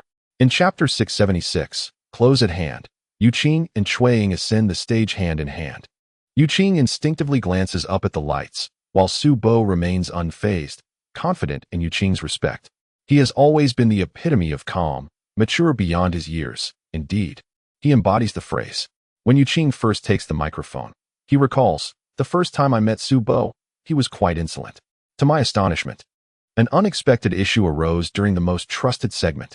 Yet, at that moment, I seemed to lack the necessary discernment. Upon exiting the antique shop, that young lad abruptly grasped my arm and chanted, "The Northern Emperor grants me paper. Inscribe the symbols to vanquish evil spirits. Should anyone defy, return them to Fengdu City, swiftly, as per the decree." In response, I labeled him a lunatic. He fixed his gaze upon me, letting out a muffled grunt. Insolent. Well, this incident would become one of the earliest episodes in my relationship with Yu Qing. He continued, however, Xiao Bai first unleashed his potential for my sake, which instilled in me a sense of responsibility. I am not particularly skilled in flattering words, Yet I shall demonstrate through my actions that I will be his truest friend, for he once protected me. Regrettably, I did not fulfill this promise. He departed too soon. Nevertheless, I shall honor his wishes while merging them with my own, striving to live harmoniously with Cui Ying. Moreover, I consulted Boss Tang regarding palmistry, and he remarked that my love line is strong and unwavering. To sustain a lifelong commitment would be ideal. My sister can now live her life without worries. The first true manifestation of potential occurred during the incident with Yao Guang, when I genuinely wielded the reverse scales. At that moment, I expressed some rather poignant thoughts internally. What were they? Yu Qing, you cannot perish. You now have friends, myself and Cui Ying. One day, you shall remember all their names. They will no longer view you as a misfit. You will have numerous friends. To die now would be foolish. You have yet to experience the joys that ordinary youth relish. Your worldview is flawed and requires my 180-degree adjustment. In short, you must not die. In that moment, I loathed Yao Guang for harming Yu Qing, and my power erupted for the first time, piercing through Yao Guang's form. It was a wondrous sensation. During their speeches, the memories of my life surged forth. This truly was a memorial, where I glimpsed the entirety of my existence. Cui Ying remained silent, standing beside Yu Qing, allowing him to speak. Her silence pained Su Bo, for that carefree sister of his seemed deeply affected by his death. When I perished, her tears flowed freely. Sister, I just praised you. Why do you still weep? Cui Ying couldn't contain herself. And upon hearing that Su Bo was to become the deputy king of hell, why the sorrow? There was joy yet to be embraced. Finally, it was Ying Ming's turn to take the stage. She stood before the microphone, tilting her little head. For reasons unknown, Su Bo felt an overwhelming urge to weep. Without tears, he could only rub his eyes repeatedly, gazing foolishly at the girl. Ying Ming ultimately shook her head, expressing, I have nothing to say.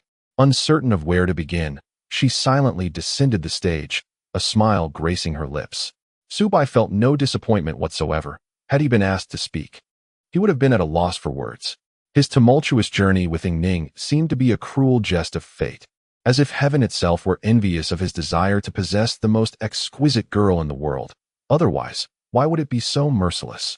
As the memorial concluded, Tang Sancheng and others were present, yet they refrained from speaking. It seemed that Tang Sancheng had realized his position while presenting flowers on stage. He first waved the bouquet in his own direction before placing it reverently before the coffin. Upon witnessing his own lifeless body being consigned to the flames, transforming into ash, Su Bai felt an unsettling tranquility. His life had reached its conclusion. His parents, cradling his ashes, departed alongside Zhang Yin. After a moment of contemplation, Su Bai followed Yu Qing and the others back to the antique shop. Upon seeing Su Bai, Ying Ming pressed her lips tightly together, while Cui Ying burst into laughter, exclaiming, Su Bai, congratulations.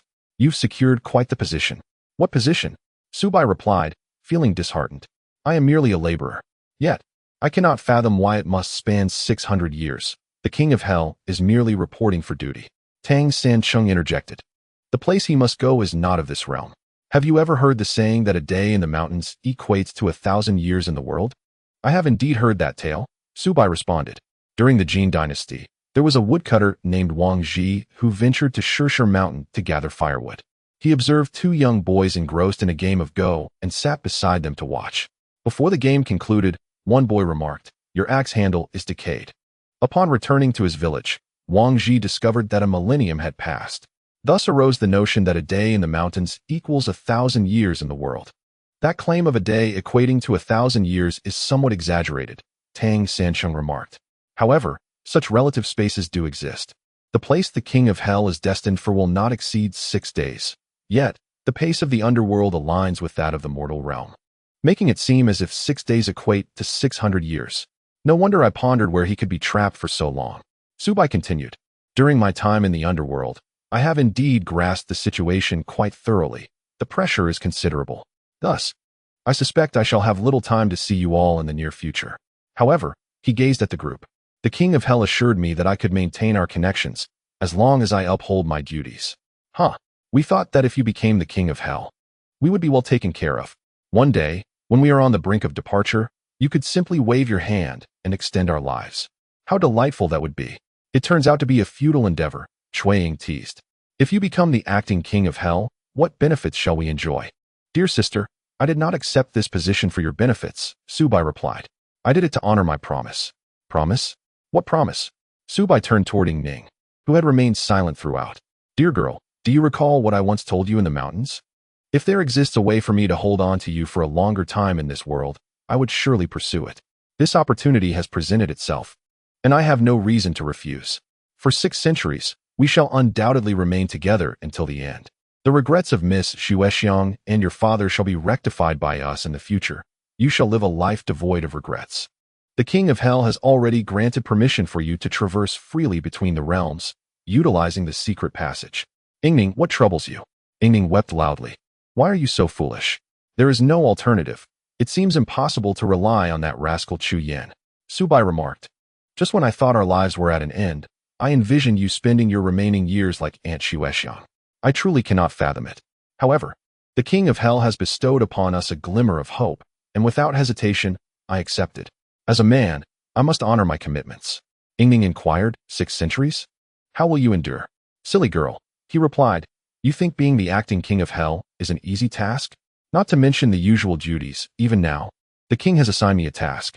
Upon hearing Xiao Bai recount the matter of the 3 treasures of the underworld, everyone held their breath. Bai Mo Xuan burst into laughter. I told you, you never attract good fortune. How could this time be an exception? Xiao Bai retorted, even in the presence of 1 human and 1 ghost. We cannot escape this banter. Must you always speak such words? What I'm stating is the truth, Bai Mo Xuan replied. There is no trace of the lost book of the underworld, nor of the Yin Yang sword. That sword bears only the characters for underworld. How do we find it? Wait, Tang Sanqing interjected. The sword, inscribed with the characters for underworld, was lost from there due to seismic activity. I have an idea. What is it? The group queried in unison. The Dao sword, acquired by Yu Qing from the sword Immortal Air. Tang Sanqing explained. There has never been a definitive conclusion regarding the origin of the Dao sword. Even the sword Immortal Air is unaware, only knowing that it was originally wielded by El Dongbin. Chapter 677. The robe of the King of Hell Yu Qing declared. I shall retrieve it. The Dao sword features cloud patterns, and its hilt is adorned with a series of intricate small seal characters. They had never delved deeply into the meaning of these characters until now. As Tang Sanqing mentioned it, everyone gathered around to inspect the small seal characters. Bai had previously studied these characters, so he stepped forward. With a magnifying glass, Bai examined them and stated, these small seal characters are interconnected. They may appear similar, yet there are distinctions. Tang Sanqing, your hypothesis may indeed be correct. Xiao Bai felt a surge of excitement, thinking that what seemed so distant could be so close. Could his luck be this fortuitous? Tang Sanqing placed his hand on the hilt of the sword, and, with a firm stroke, the small seal characters merged together and then slowly dispersed, revealing the 2 characters for underworld. By my word, Xiao Bai, what fortune do you possess? Chuiying exclaimed. You, even in death, are still so lucky. How can we bear this? Yu Qing laughed heartily. This is the Yin Yang sword. Xiao Bai, now you can take it back. With this, your position as the acting King of Hell shall be secure. No, that cannot be, Xiao Bai replied, though elated. His mind remained clear. Now is not the time to reveal it. The sword must be unsheathed at the most critical moment. Tang Xin nodded. Indeed, as an outsider. Your sudden appointment as in the underworld raises concerns among the other 9 Yama kings. Even if appointed by the Yama king himself, their doubts regarding you will not wane. Therefore, I must reveal my true capabilities at the most critical moment. However, Yu Qing, is it acceptable for me to take this sword? It was originally your formidable weapon. Xiao Bai inquired. Now that it has returned to its rightful owner, I should have no objections. Yu Qing responded. I am merely concerned about one matter. Isn't it too conspicuous for you to carry it back? Indeed, Xiao Bai hesitated momentarily. To be honest, I have only tested my abilities after death once. It seems that the power of the remains intact and can be freely wielded, while the rest is yet to be discovered. Becoming the Yama King cannot be so straightforward. I suspect there is more to it. Tang Xin remarked. You have been out for quite some time. It would be prudent to return sooner rather than later, as you are not yet the... Very well. I shall depart at once. Xiao Bai turned to Ying Ning. Ying Ning, once I secure my position in the underworld, I shall come to fetch you and everyone else. Our days together are still plentiful. His current dilemma was how to transport the sword back to the underworld without leaving a trace. As Xiao Bai grasped the sword, an intriguing resonance emerged. He felt as though he could communicate with it. With a smile, he pondered aloud. I wonder if I can make it smaller? Perhaps to the size of my palm? As soon as his words fell, the sword, no, the yin-yang sword, indeed shrank, resting quietly within Su Bo's palm. He was taken aback. Could it be that, being an item of the underworld, it was able to sense my thoughts? Quite possibly, Tang suggested. Or perhaps you were possessed by the Monkey King. Su Bo carefully stowed the yin-yang sword and declared, I shall take my leave now. Like the Yama King and the Wheel King, he vanished instantly from the room. After Su Bo's departure, Cui Ying remarked, What do you mean by our days being plentiful? We may not have that luxury. My dear, how fortunate you are to have a man who can stand by you for 6 centuries. But what if your heart strays? Wouldn't that render Su Bo's efforts futile? Cui Ying, do not speak so recklessly. Observing their bond, we should have faith in love, Bai Mo Xuan replied. At this moment, it is still worth believing. Your words hold less weight than mine, Cui Ying countered. Ning, what say you? 600 years is not long at all. Ning stated. Cui Ying crossed her arms, exclaiming, Honestly, how melodramatic. Yu Qing rose to his feet. Su Bo is currently undergoing training in the underworld. He will be unable to move for a while. Meanwhile, shouldn't we be active? Situ Feng's whereabouts remain unknown, and the secrets of that jade tube are yet to be unraveled. This matter cannot be resolved swiftly, as Situ Feng has vanished without a trace, Bai Yi added. He did not exit through the proper channels, and there are no records to be found. As for the jade tube, we have yet to discover any similar information. Hence, we can only pray that Situ Feng realizes his plans have failed sooner rather than later. Upon Su Bo's return to the underworld, the Yama King was already seated in his chamber. Su Bo meticulously concealed the yin-yang sword, striving to ensure the Yama King remained oblivious to it. As it was his trump card, why the hasty departure? The Yama King inquired. Yet you have returned quite swiftly. Today marks the day of my cremation. Su Bo smiled wryly and remarked, There is a fellow who has long desired to dissect my corpse. I fear he may lose control and act recklessly. The King of Hell, somewhat speechless, pondered whether this was the reason for his sudden departure from the Grand Hall.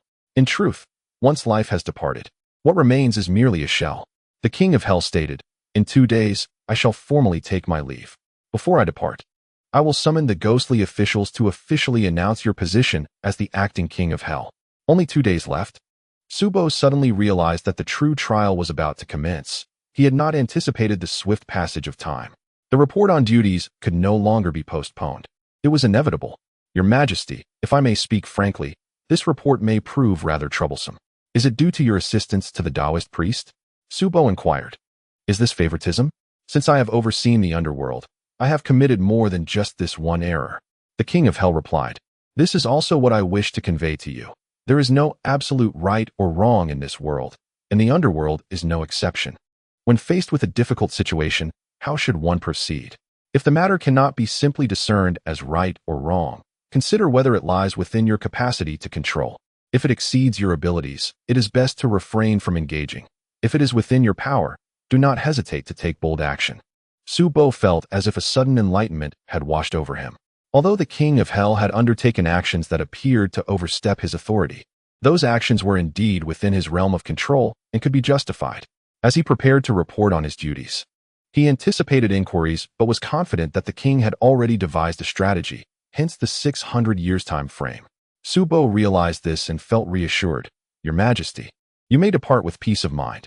The King of Hell smiled at Su Bo, saying, I do not know why, but despite your lack of blood relation to the Taoist priest, you share certain similarities. Indeed, you possess the makings of a true King of Hell. In the final 2 days, Su Bo absorbed knowledge like a sponge, yet he soon recognized that time was fleeting. On the day of the King of Hell's departure, the assembly hall of the underworld was filled with the 10 kings of hell, judges, officials of rewards and punishments, the ox-head and horse-face, the black and white impermanents, and Ming Pe, all gathered together. The King of Hell stood at the highest point, while Su Bo stood beside him, causing a stir among the attendees. Observing the serious expressions of the assembly, the King of Hell felt a twinge of anxiety for Su Bo. As you all are aware, I am about to leave the underworld for 600 years. The underworld cannot be without a leader for even a day. I recommend Su Bo as the acting King of Hell to manage the 5th hall, as you all are aware. Today marks the official start of Su Bo's tenure. Bring forth the robe of the King of Hell. At once, a ghostly official presented a black robe. The king of hell grasped it, and, with a flourish, brought it forward. Su Bo felt a weight upon him. Looking down, he saw that the black robe had been draped over his shoulders, and his body radiated a dark luminescence. Were it not for the multitude before him and the circumstances of the past few days, Su Bo might have exclaimed in awe. However, this was not the moment for bravado. Below, the 9 kings of hell, with the exception of the Wheel King who appeared troubled, stared intently at him. Especially the Urban King, Huang. After the event, Su Bai came to understand the significance of the Yama robe. Adorning himself with the Yama robe bestowed upon him the rights befitting a Yama, alongside several abilities to be wielded in the nether realm, such as the freedom to traverse Mount Luofu and depart the River of the Dead. As Su Bai donned the Yama robe, he felt a considerable weight upon him. After his spirit departed from his corporeal form, he had always felt somewhat ethereal. The king of hell lacked the time to explain matters to Su Bai and continued, stating that the order of the netherworld remained intact. With Su Bai assuming the role of acting Yama, the established processes would not alter. Yet with Su Bai's unique power, progress could be ushered into the nether realm, as evidenced by the execution of Wu Xian. Mention of the execution of Wu Xian caused the expressions of the ghostly officials below to shift. Su Bai surmised that these figures were indeed opportunistic. He realized that he must contribute something to the netherworld to establish his standing. He had initially considered drawing forth the Yin-Yang sword to assert his authority, but it seemed that the moment was still premature for such an act. At that moment, a voice broke through the tension. It was the city king, who had been the most overtly hostile towards Su Bai.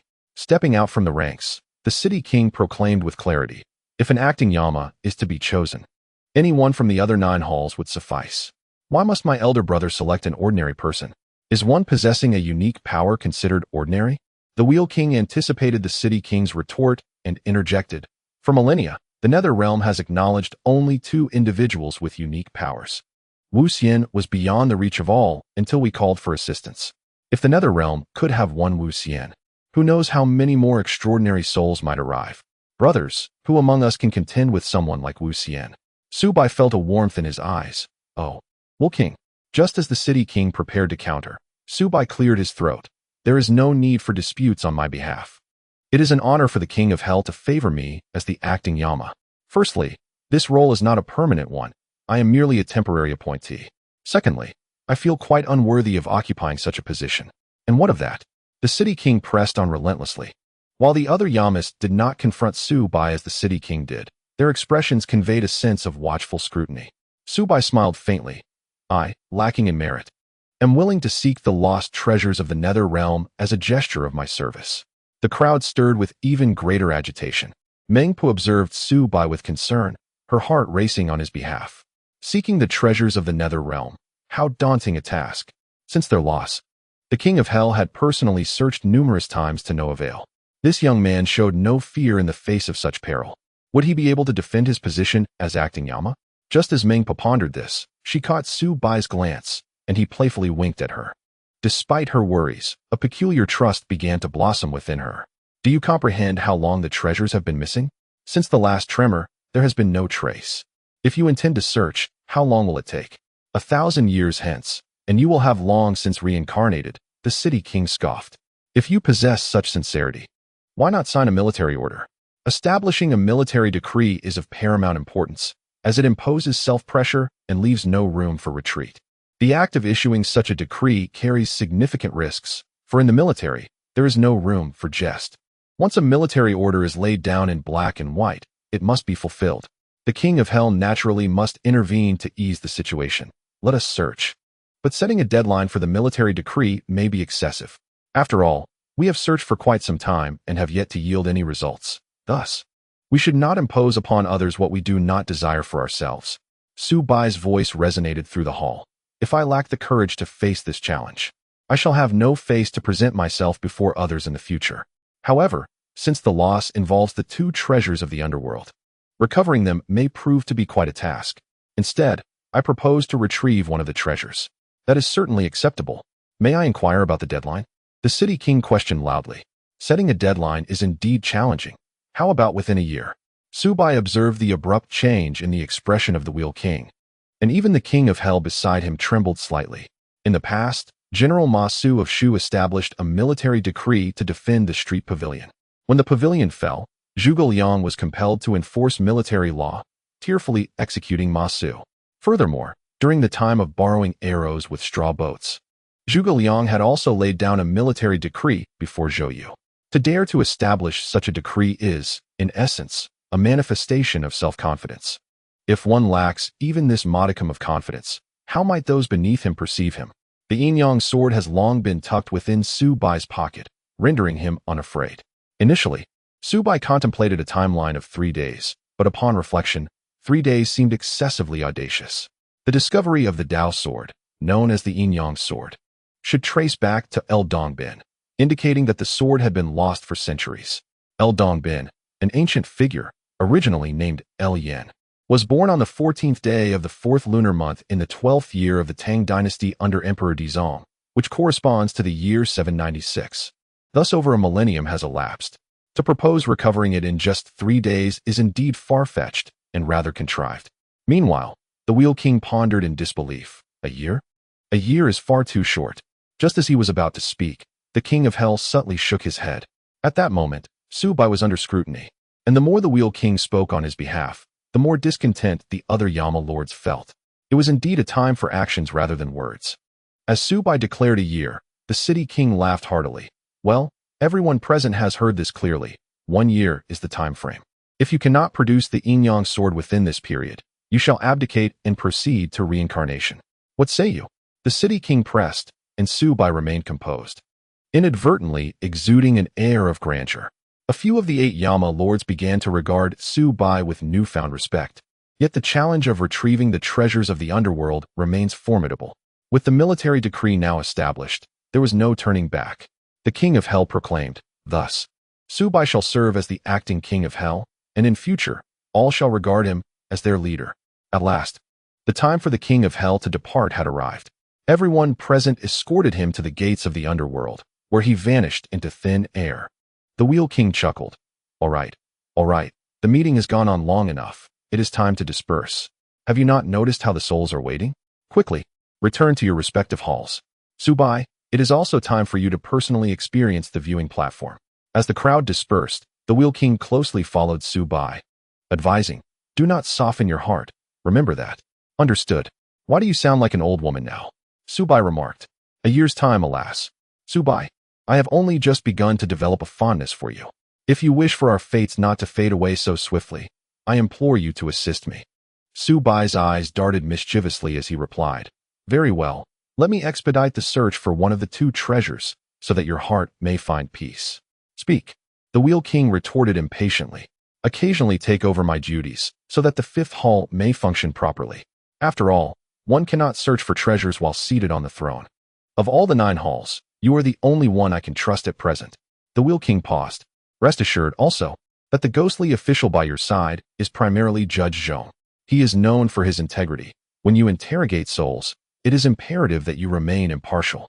Here we go again, Xiao Bai sighed, wearing a pained expression. Well, King, if you continue like this, I might just leap into the river. Suit yourself, after all. You cannot drown now, the Wheel King replied. Upon returning to the Grand Hall, the guardian ghost officials immediately greeted, Your Majesty, King Yen. Xiao Bai settled upon the throne, and soon ghosts were ushered in, one after another. Some wailed, some cursed, while others remained silent, adhering to the principles of objectivity and fairness. Xiao Bai directed each spirit to the viewing platform without a hint of mercy, gradually finding a rhythm and growing adept at his role. Before he knew it, a day had passed. Estimating that only one spirit remained, the final ghost was brought forth. As he entered, he collapsed onto the ground, motionless. Xiao Bai inquired, Who kneels before me? The ghost official replied, He Peng, deceased at the age of 21, cause of death, overdose of sleeping pills. He Peng shared a name with a childhood bully, and they were of similar age. Xiao Bai cleared his throat. Lift your head. Upon raising his gaze, Xiao Bai was taken aback. Was this not the very bully? Chapter 679. Eavesdropping through walls 2, He Peng looked up at Xiao Bai seated above him and muttered, The King of Hell is quite handsome. Xiao Bai took a liking to this remark. He had been quite familiar with the bully in their youth, though they had since lost touch, and He Peng likely bore no memory of him. Xiao Bai spoke quietly. At such a young age, why succumb to medication? It was an accident. I did not intend to take them, the bully replied. I was working in a hospital, pursuing a girl there. One day, she asked me for some medication. As I managed the pharmacy, I knew I shouldn't have given it to her, but since I liked her, I obliged and provided her with some drugs intended for nerve pain, along with a bottle of sleeping pills. I distinctly remember her taking the bottle. So how did it end up in the vitamin container? What a mess, Xiao Bai remarked. You lack organization. No wonder you consumed an entire bottle of vitamins. I am wrong, He Peng protested. I made a bet with my colleagues that I could swallow a whole bottle of vitamins in one go. Little did I know it would cost me my life. This bully, who appeared robust in his youth, seemed to have such a low intellect in adulthood. Nevertheless, this scenario sounded more akin to murder. Do you often consume vitamins? Frequent consumption, indeed, for my health is rather poor, and I feel somewhat feeble. Thus, I often keep a bottle of vitamins for myself. Yet that particular bottle was switched. The portly man remarked, if it were Qian, it would make no sense. For she hasn't been to work in many days. Is she a nurse? Suddenly, Xiao Bai recalled an individual. Could it be mere coincidence? This Qian, had she not once taken on a private job, perhaps caring for someone? The ghostly emissary stood by, utterly perplexed by the inquiries of this proxy for the king of hell, leaving him in a state of confusion. Noticing the emissary's boredom, Xiao Bai waved his hand and said, since this is the last one, you may step out for now. The emissary was eager to oblige. And as soon as he exited, Xiao Bai inquired, now, can you reveal the answer? Yes, I've heard she has taken on nursing work privately, the portly man replied. I even advised her not to overexert herself. She is but a young girl. Why not find a good man to marry? It was clear the good man he referred to was himself. Xiao Bai retorted with irritation, when I ask you a question, just respond directly. What is the young lady's full name, and which hospital does she work at? Yuan Qian, the portly man stated. She is a nurse in the obstetrics and gynecology department of a general hospital, 23 years of age. Now we have it, Xiao Bai noted, jotting it down. He then asked the portly man, did you not inquire why she would need a drug that induces nerve paralysis? I didn't ask if she requested it. I simply provided it, the portly man replied. It was merely a bit troublesome, requiring some effort. Such a morally bankrupt individual. Xiao Bai suspected that this Yuan Qian was indeed the little nurse who once cared for Sidu Feng. He pressed further. Have you been consuming the vitamins you saved for yourself recently? Not at all. I forgot to take them for a while, the portly man said. Truth be told, I grew somewhat weary of them, hence they were left untouched. It seemed he had prepared for this. Xiao Bai became increasingly convinced that the portly man was ensnared in a trap set by others. Had he consumed them sooner, he might have met his end earlier. His aversion merely postponed his demise by a few days. According to protocol, it was customary to visit the viewing platform of hometown. Xiao Bai declared, make sure to take a good look. This is your last chance to see your family. Come in. The ghostly emissary entered, escorting the portly man away. Suddenly, the latter turned back, hesitating as he said, Your Majesty, you resemble someone I know. Indeed, it seems you are often plagued by nightmares involving ghosts. Xiao Bai responded with a wave of his hand, sending the portly man off, thus concluding today's routine affairs. Xiao Bai let out a long sigh of relief. Once donned in the robes of the king of hell, his fingers became the seal, and he pressed them upon all the documents of the day. As he prepared to exit the grand hall, he encountered the Wheel King. What brings you here? Of course, I intend to accompany you in the search for the two treasures, the Wheel King replied. A year is a stretch. I dare say a decade would be more fitting. Xiao Bai felt a stir of emotion. The Wheel King, with his cold demeanor, possessed a warm heart, filled with compassion. Xiao Bai remarked, I indeed must visit the antique shop, but not in pursuit of the treasures. Rather, to continue my investigation into my grandfather's whereabouts.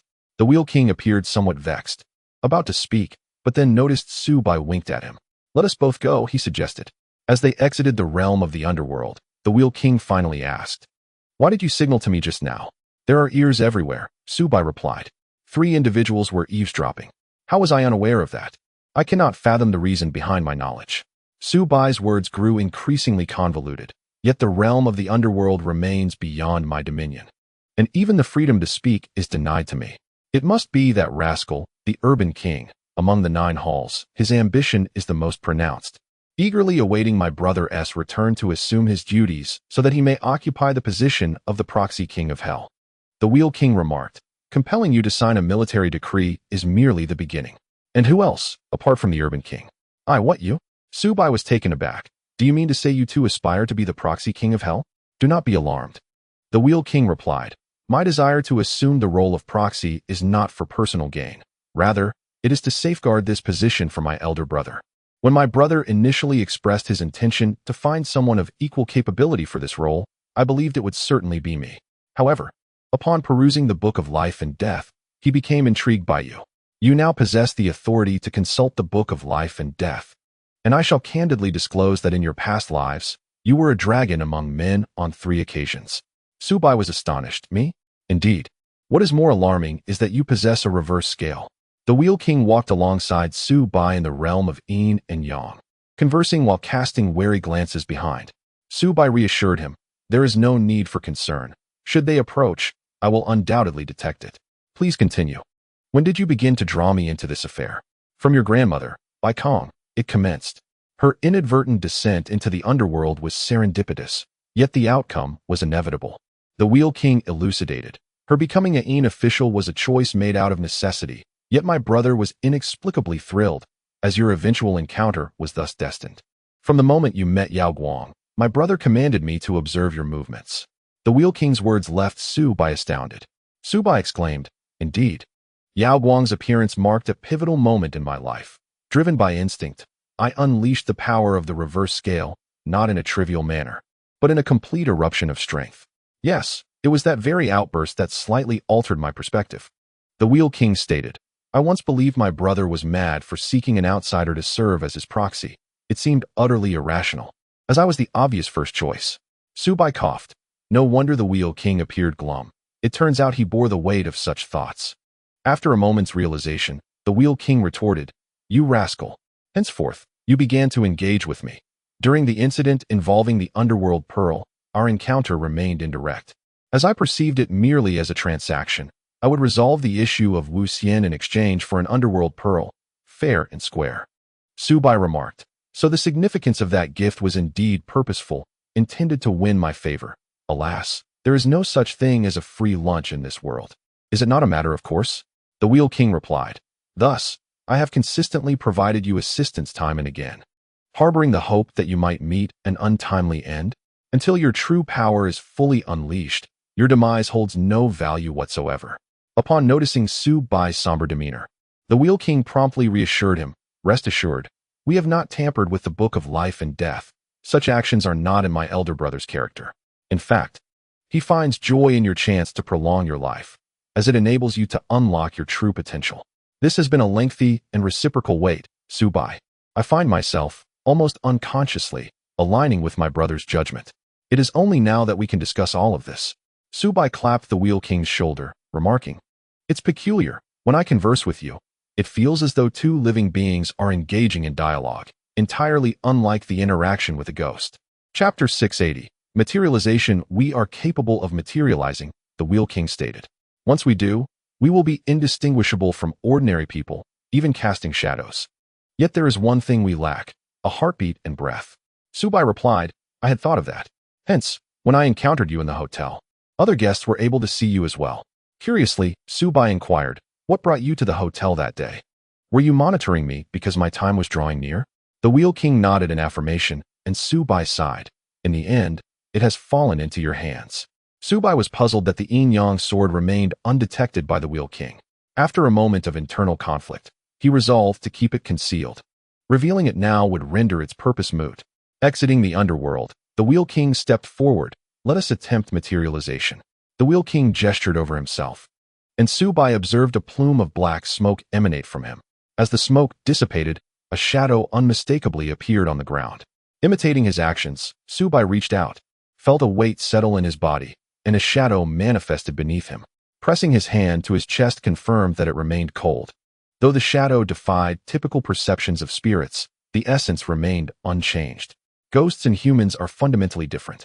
One might think of cultivating energy or fortune, yet our abilities have been simplified. Without vigor, how can there be talk of luck? The Wheel King explained. Thus, we primarily rely on our intentions. While the human intent is absent, the soul's intent persists.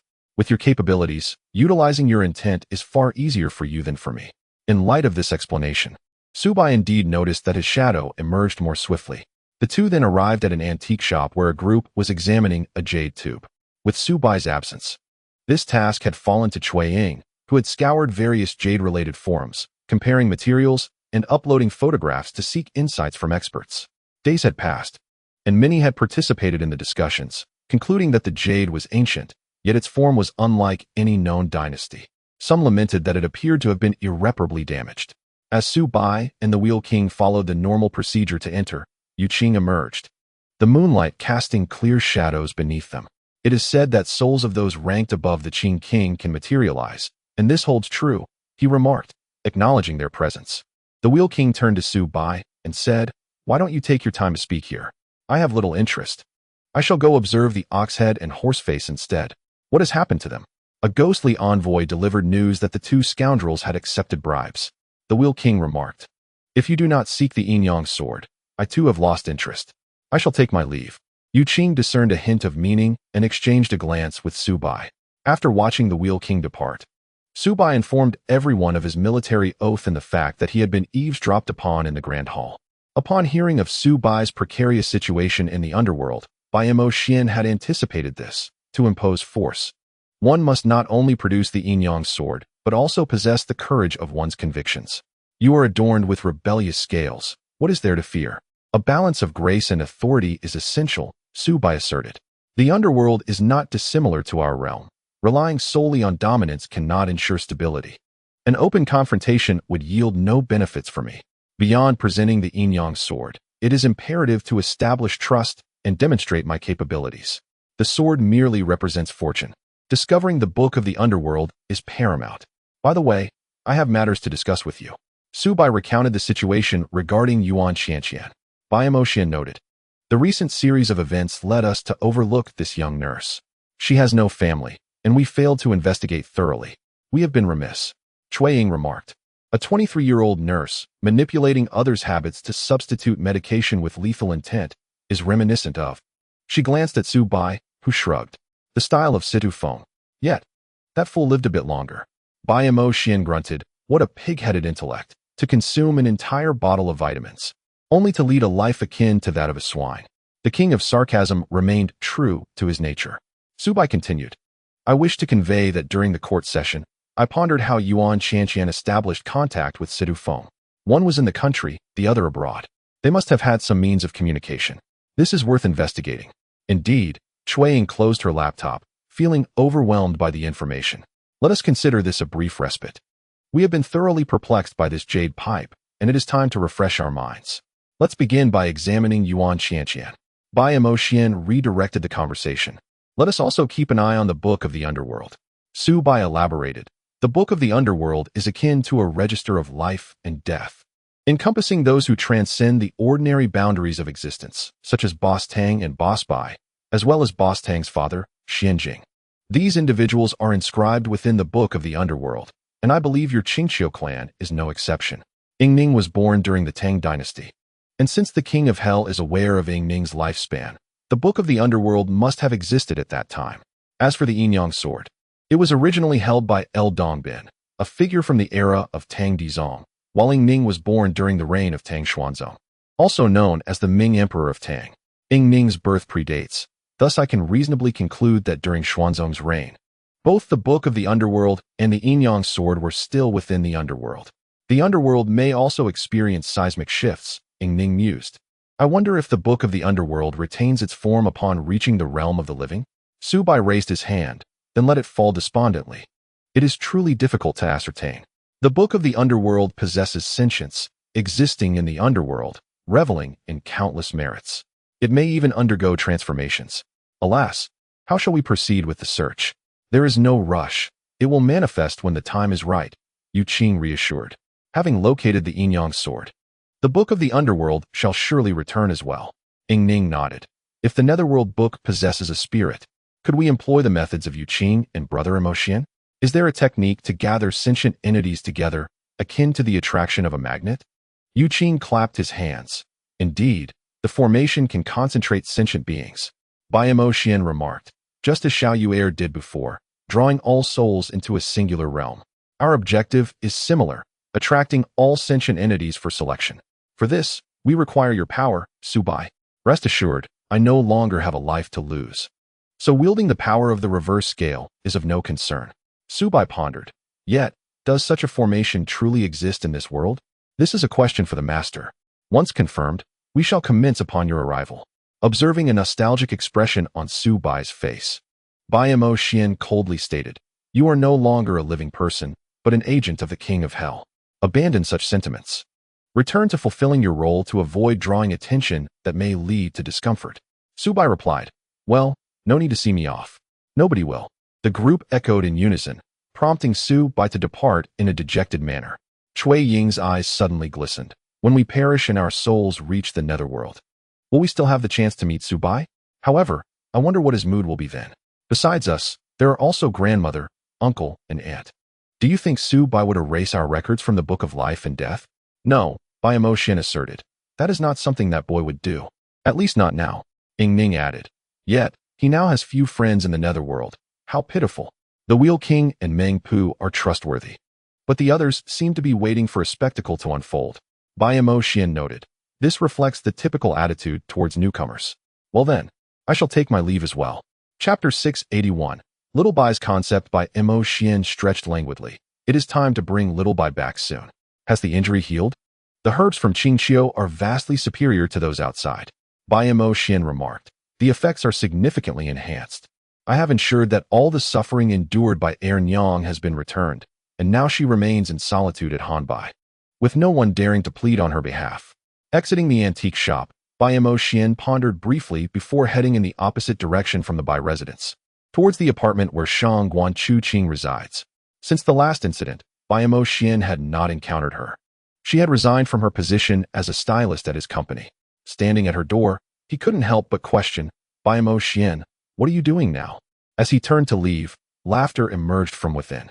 Bai Mo Xuan, possessing keen hearing, quickly discerned it was a man's voice, stirring a complex mix of emotions within him. Footsteps approached the door, prompting Bai Mo Xuan to swiftly retreat to the stairwell. The door opened, and Shang Guanchuqing escorted a man out. Take care. Let's meet again when we have the chance. The man exhibited a palpable reluctance. Shang Guanchuqing smiled politely. Certainly, we can arrange another meeting anytime. The conversation that transpired was rather jarring to Bai Mo Xuan's ears. That man departed, and Shang Guanchuqing cast a significant glance towards where Mo Xuan was situated. Are you not coming in for a seat? Women are formidable creatures. The thought flashed through Bai Mo Xuan's mind.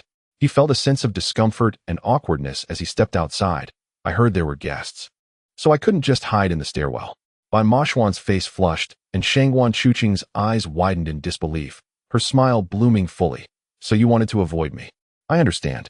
Are you coming in to sit? As Bai Mo Xuan entered, the atmosphere felt distinctly different after the earlier awkward moment. He felt like a novice stepping into the realm of society, unsure of where to place his hands and feet in a room with a woman. Shang Guanchuqing's mood shifted subtly. What would you like to drink? No need. I just want to sit, Bai Mo Xuan replied. He then added, thank you for the last matter. There's no need for thanks, Shang Guanchuqing responded. I fulfilled the final commission well, completing our last contract. Now, we are no longer in a client and contractor relationship.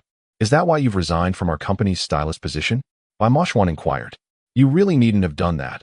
I won't impose any further requests upon you. The moment those stiff words left his lips, Bai Mo Xuan wished to retract them. Shang Guanchuqing's expression stiffened as she settled into her seat. Do you harbor any dissatisfaction with me? Bai Mo Xuan found himself momentarily speechless. No, not at all.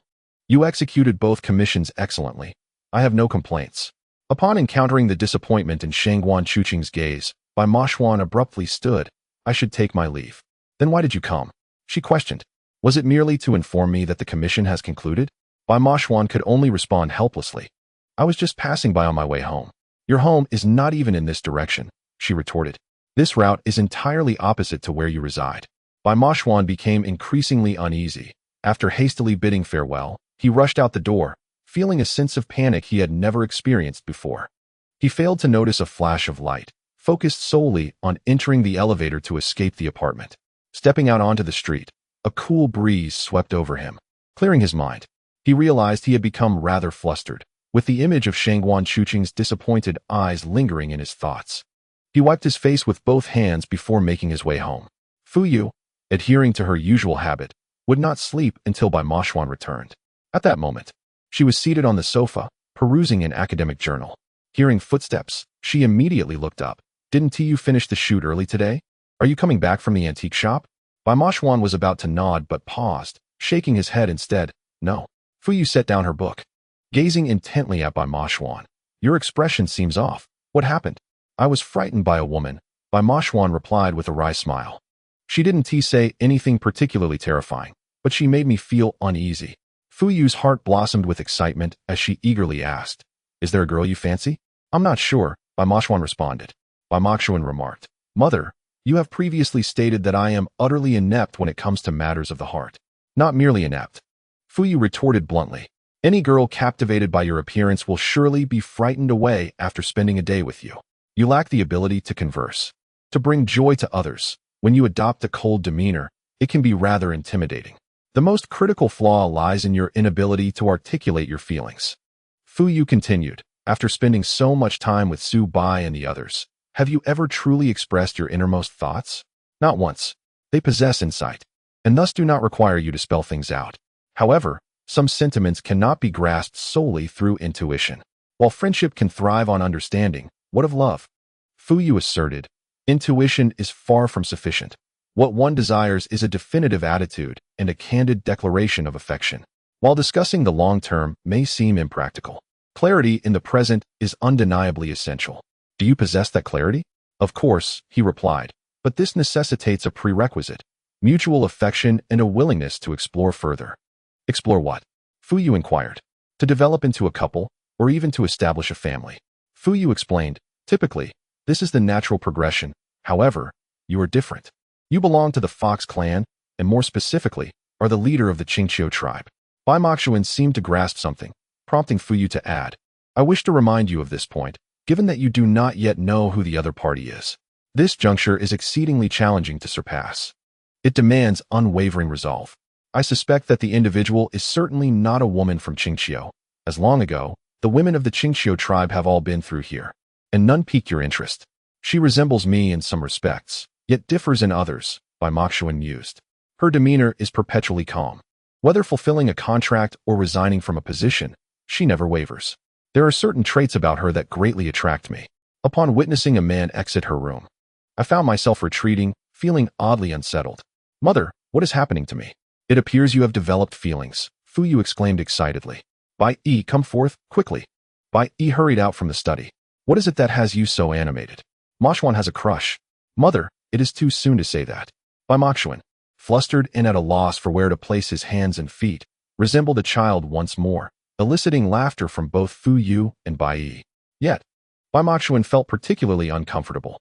Father, mother, I will retreat for now. Wait, at the very least, we must know who this girl is. It cannot possibly be Cui Ying, can it? Fu Yu, ever the inquisitive woman, finally succumbed to her curiosity. The only women in your vicinity appear to be Cui Ying and Ying Ning. It seems unlikely for Ying Ning, but Cui Ying does hold a greater possibility. How could it be her? She is Yu Qing's woman. Provoked by this baiting, Bai Mo Xuan remained oblivious. She is a woman named Shangguan Chu Qing, possessing the bloodline of a sand fox, that is all. Bai Mo Xuan retreated into his room, while Fu Yu, smiling, turned to Bai Yi and said, What should we do? I am eager to meet this girl. Are you feeling the stirrings of a future mother-in-law? Bai Yi replied, shaking his head. Let us temper our enthusiasm. Mo Xuan's path may not be smooth. We shall observe patiently. The excitement in Fu Yu's heart was abruptly doused by a bucket of cold water from Bai Yi. She sighed softly, reflecting, though he is not my biological child, I have wholly embraced the role of a mother. Countless times, I have envisioned what my future daughter-in-law would be like. I must admit I acted impulsively just now. Chapter 682. Aspirations and dreams. Are you calm now? Bai Yi inquired, aware of the effect of his words. Your comment compelled me to regain my composure, Fu Yu replied. You possess a remarkable ability to do that. Let Mo Xuan take care of his own affairs. It is time for him to mature, Bai Yi stated. This is a crucial hurdle he must surpass in his life. The two ultimately reached a consensus, allowing Bai Mo Xuan to handle the matter independently, without their interference. The following day, Bai Mo Xuan returned to Qing Qiu, where Xiao Bai had fully recovered from his injuries and resumed his mischievous nature, frolicking with a group of children his age. It appeared that after the previous incident, no one dared to disregard Xiao Bai any longer. Bai Mo Xuan felt comforted. Xiao Bai finally spotted him, running towards him with open arms, embodying the innocence of youth. Handsome clan leader. Handsome clan leader. Xiao Bai leapt into Bai Mo Xuan's embrace, tears streaming down his face. Handsome clan leader, you finally came to see me. His nose twitched, and he could no longer contain his tears, which fell onto Bai Mo Xuan's shoulder. Bai Mo Xuan gently patted his head. You rascal, weren't you having fun just now? That was then, and this is now. Xiao Bai replied. Clan leader, are you here to take me back? Bai Mo Xuan suddenly changed his mind. No, Xiao Bai, you must stay here. But you aren't here. Xiao Bai blinked, expressing, without the clan leader, it feels like something is missing, even though there are more people to take care of me now. Bai Mo Xuan scooped Xiao Bai up and carried him toward his home. Xiao Bai, why do you want to be the clan leader? Because I want to. If I become the clan leader, Qing Qiu will be different, Xiao Bai whispered in Bai Mo Xuan's ear. I actually have my own ideas, and I've drawn them out, but no one has seen them. Bai Mo Xuan halted, intrigued. Oh, why didn't you mention this before? Where are your drawings? Xiao Bai led Bai Mo Xuan to his room and quickly crawled under the bed. After a moment of rummaging, he emerged with a stack of drawings. Handsome clan leader, aren't my drawings good? Bai Mo Xuan unfurled each drawing, his astonishment growing as he beheld Xiao Bai's envisioned future of Qing Qiu. In his illustrations, both adults and children gathered together, a scene that was inconceivable in reality. In Qing Qiu, one's status is dictated by their cultivation. The so-called ability governs all. The Jiayin lineage enjoys a lofty position in Qing Qiu precisely because historically, the highest cultivators have emerged from their family. The disparity in cultivation is starkly evident between adults and children, as cultivation is directly linked to one's transformation into human form. The higher the cultivation, the more adult-like one appears. Conversely, lower cultivation results in a childlike visage. The distinction between adults and children lies in their capabilities. Those who possess higher cultivation command attention with their words, while children are relegated to mere obedience. This scene unfolds in the present-day Qing Qiu, vividly illustrated by Xiao Bai's drawings, which encapsulate divergent visions for the future. This alone rendered Bai Mo Xuan momentarily speechless. Xiao Bai innocently inquired, what do you think? Is the concept not commendable? Bai Mo Xuan replied, the clan leader once entertained a similar notion, though not with the audacity you possess. In the second drawing, the prison cell on the cold wall had vanished. Bai Mo Xuan questioned, what does this signify? Xiao Bai spoke with childlike sincerity. If one commits a wrongdoing, they need not be confined for such an extended period. If prisons could resolve issues, Qing Qiu would not be burdened with so many troubles. Xiao Bai continued. In the third drawing, Bai Mo Xuan found himself perplexed. What is this? Children of the Fox clan studying outside. Xiao Bai explained. Is it not beneficial to bring knowledge from the outside back to Qing Qiu? Indeed, it is advantageous, but a cadre of antiquated elders would vehemently oppose it. Bai Mo Xuan laughed heartily. However, if I were to suggest that I share this idea, would you accuse me of plagiarizing your concept? Of course not. For the clan leader is as astute as I am, Xiao Bai replied innocently. I have many more ideas, esteemed clan leader. I have kept these drawings hidden, knowing they are not meant for others to see. Well done, Bai Mo Xuan remarked. If others were to see them, you would be in dire straits. Xiao Bai nodded vigorously. I have concealed them well. You are the first person to see them besides myself. As Bai Mo Xuan perused the drawings, nodding frequently, he was astonished by the maturity of Xiao Bai's concepts. However, he meticulously gathered the drawings and, with a swift motion, tore them to shreds, ensuring they were unrecognizable. Yet this was insufficient. Looking at Xiao Bai, he commanded, burn them. Xiao Bai was taken aback by the order. Burn them, Bai Mo Xuan reiterated with resolute finality. Feeling deeply wronged, Xiao Bai complied, tears welling in his eyes as he set the drawings ablaze. Observing the drawings vanish, Bai Mo Xuan finally breathed a sigh of relief and embraced Xiao Bai. Do you understand why you had to burn them? He asked. I do not, replied Xiao Bai, still sulking, his voice firm. I no longer like the clan leader. Bai Mo Xuan couldn't help but chuckle at the demotion from handsome clan leader to simply clan leader, losing the charm of the former title. A pang of sadness struck him, and he playfully grasped Xiao Bai's ears. Have you become obstinate now? I have not, Xiao Bai denied, though tears streamed down his face. Bai Mo Xuan tenderly held him close. Dear child, do you comprehend the difference between ideals and dreams? Xiao Bai shook his head. No one has ever told me. A dream is a yearning for something beautiful, often unrealistic. An ideal, however, is grounded in reality, possessing the potential for realization. Tell me, Xiao Bai, do you perceive your drawings as dreams or ideals? Certainly as ideals. They hold the possibility of becoming reality, Xiao Bai asserted. After all, do I not aspire to be the clan leader? Indeed, it is an ideal. Thus it is intrinsically linked to reality. What is reality? Not everyone can ascend to the position of the clan leader of Qing Qiu. I do not possess a pure Qing Qiu lineage, yet why did they reluctantly choose me? Bai Mo Xuan scoffed, stating, that is because I am the most accomplished among this generation. Prowess speaks volumes and can conquer all. What about you, Xiao Bai? How many tails do you possess now? 3 tails, Xiao Bai replied. Bai Mo Xuan remained astonished, given Xiao Bai's appearance. He seemed barely on the verge of advancing to 3 tails, yet he had already achieved this stage and was now progressing towards 4 tails. 4 tails represent the level of cultivation of the elder Xuefen. Bai Mo Xuan playfully patted Xiao Bai's head, saying, you do possess a modicum of confidence. However, mere confidence is insufficient. You must continuously strive forward, at the very least, to reach 6 tails swiftly. Remaining in Qing Qiu would greatly benefit your cultivation. Xiao Bai nodded in agreement. If I must stay, then so be it. But, he added, I have not yet finished speaking. Let us not broach that painting of yours just yet. Bai Mo Xuan chuckled. Your aspirations of becoming the clan leader are idealistic. The reality is twofold. First, your cultivation is inadequate. In the entire Qing Qiu, you are but an inconspicuous little fellow. Second, those old-timers will not permit such sweeping reforms. If you were to reveal your thoughts to them prematurely, the notion of becoming clan leader would transform from an aspiration to a mere fantasy. So, do you wish to inform them in advance? Absolutely not. They would stifle me completely, Xiao Bai gradually comprehended. Bai Mo Xuan continued, if you wish to keep your thoughts concealed, leave no trace.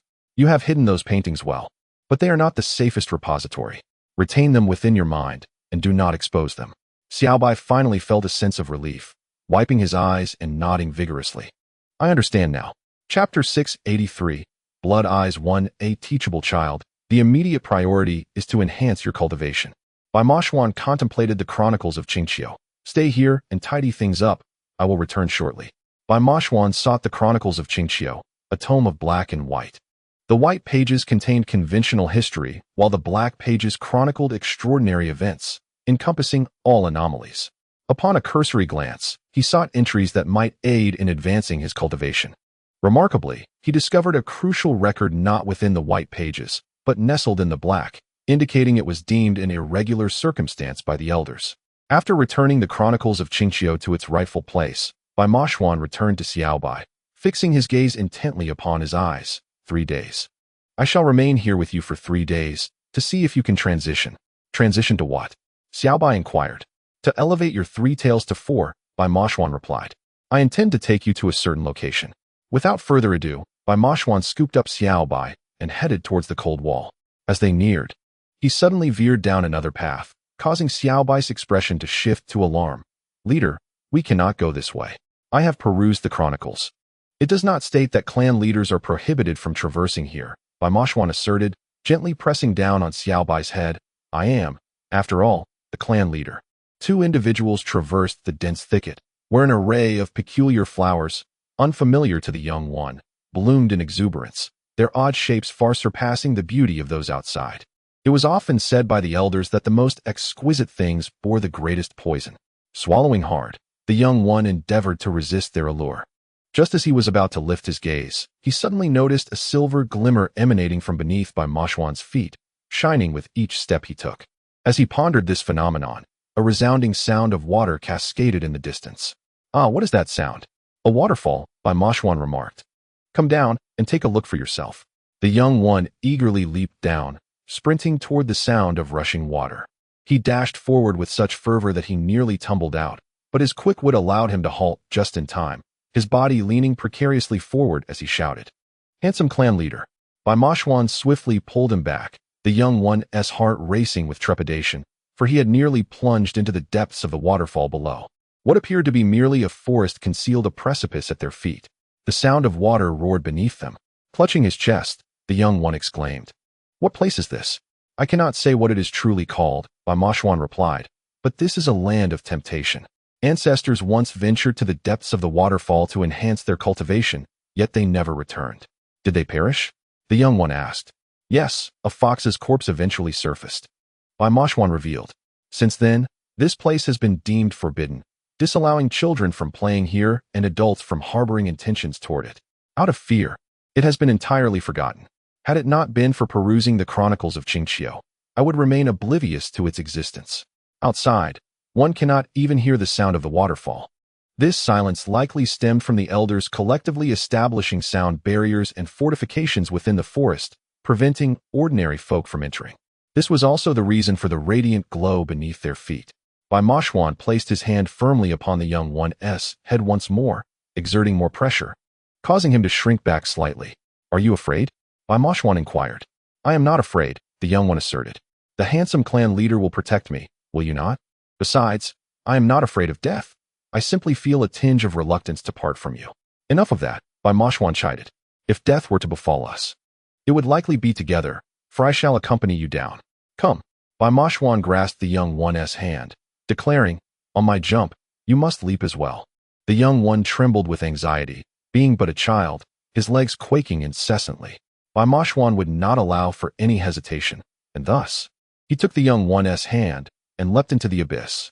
The waterfall was so magnificent that once they plunged down, they quickly vanished from sight.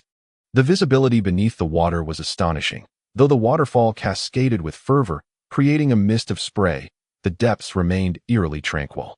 This unusual sight heightened Bai Mo Xuan's vigilance, and he tightened his grip on the young one's hand, pulling him into his embrace. A swirling vortex suddenly spread beneath the water, its immense gravitational pull ensnaring the two individuals, leaving them with no means of escape. Xiao Bai, gripped by fear, cried out, Chief Shuai. The rushing water filled his mouth and nose, silencing his voice, yet he felt Bai Mo Xuan hold him even tighter, which brought him a measure of comfort before he lost consciousness. When Xiao Bai awoke, he felt a comforting warmth enveloping him, and flickering flames danced nearby. Weakly, he called out, Chief Shuai, are you there? You're not dead. Bai Mo Xuan was intently surveying their surroundings. Xiao Bai scrambled to his feet, his small frame appearing somewhat frail. Above the fire, his clothes hung dry. He glanced at himself, stuck out his tongue, and promptly donned his attire again. Chief Shuai, where are we? He asked. I am equally curious. Bai Mo Xuan replied. The vortex dragged us down. Below is a completely independent space, where we can breathe freely. As for the entrance, I have studied it for a while and suspect this wall the most, as it is the only side covered in moss. I shall not touch it lightly. Allowing water to enter would be detrimental to us. We will consider it upon our departure. If this place offers an opportunity for significant cultivation, where could that be? Bai Mo Xuan placed his hands on his hips, scanning the area. Just one phrase. These people truly are something else. Can they not write a few more lines? Chief Shuai, what are you mumbling about? Xiao Bai inquired. Nothing, Bai Mo Xuan replied, his gaze fixed on the modest space. Suddenly, he looked down at Xiao Bai's feet. Xiao Bai promptly shifted aside, asking, Is there something beneath my feet? A nine-tailed fox. Bai Mo Xuan observed a tail, evidently carved. Little one, let us tidy up. The two cleaned the ground, revealing a massive nine-tailed fox, its form capable of supporting the entire space. Its blood-red eyes, illuminated by the flickering firelight, appeared particularly mysterious. If viewed from above, the nine-tailed fox would seem to have its tails unfurled, its eyes intently fixated on the space above, which housed Qing Qiu. Countless thoughts raced through Bai Mo Xuan's mind, eventually settling on one as Xiao Bai, trembling, grasped his arm and cautiously asked, Chief Shuai, what is this? This. Children truly have a penchant for idle chatter, Bai Mo Xuan remarked. This is likely our ancestor. A look of reverence crossed Xiao Bai's face, though he hesitated, but this is merely a carving in stone. Some things serve only as symbols. We must discern the meaning behind them, Bai Mo Xuan explained, this being sought to trace its origins. Indeed, as Qing Qiu flourished, the number of those who became celestial foxes dwindled. In contrast to the past, those who did not achieve the status of celestial fox would find it shameful to appear in Qing Qiu. However, this alone is not enough. A stone carving cannot aid in enhancing your cultivation. Human understanding of the nine-tailed fox is largely derived from the ancient text, Shanhai Jing. Within these venerable records, the nine-tailed fox is described as a being originating from the eastern or southern regions. Furthermore, it is said that consuming the flesh of a nine-tailed fox can protect one from malevolent forces. Consequently, in ancient times, There existed dedicated hunters who sought to capture these elusive creatures. Perhaps this is why Qing Qiu eventually established itself as a sovereign nation, nestled adjacent to the human realm, where its inhabitants are not permitted to venture outside, nor are outsiders allowed to enter. In Chapter 684, Blood Eyes 2, Bai Mo Xuan, belonging to the Fox clan, remains unaware of the origins of his lineage. His existence as a human far surpasses his time as a fox. He has only heard from his master, Tang San, that once a nine-tailed fox attains the status of a celestial fox, it becomes part of the celestial realm as species. Typically, lesser fox spirits can transform into human form after a century of existence, and none are less than breathtakingly beautiful. It is perhaps this allure that has led many wayward foxes to wreak havoc upon the world, such as the infamous Daji. Foxes that have cultivated their powers to a certain extent exhibit blood-red eyes, while the white nine-tailed fox possesses fur that gleams like the purest silver under the moonlight, radiating an ethereal beauty. In contrast, the likes of Xiao Bai retain rosy eyes, which, while charming, indicate that his powers are still quite limited. The nine-tailed fox before them had eyes of a deep crimson hue, a rarity among its kin. Without a celestial fox, how could such blood-red eyes exist? Bai Mo Xuan fixated on those eyes, which seemed to watch the two with predatory intensity. He felt a stir of inspiration and urged the little fox forward. Extend your hand and press it against its eyes. The gaze of those blood-red eyes seemed to lock onto Xiao Bai, causing him to shudder in fear. What a terrifying sight, he remarked. This emanation of authority was purely psychological. As Bai Mo Xuan reassured him, do not be anxious. I am here. His tone resembled that of a stern father, causing Xiao Bai to momentarily freeze, only to feel a surge of courage welling up within him. He nodded vigorously. I understand. Xiao Bai reached out with both hands, pressing one against each of the blood-red eyes.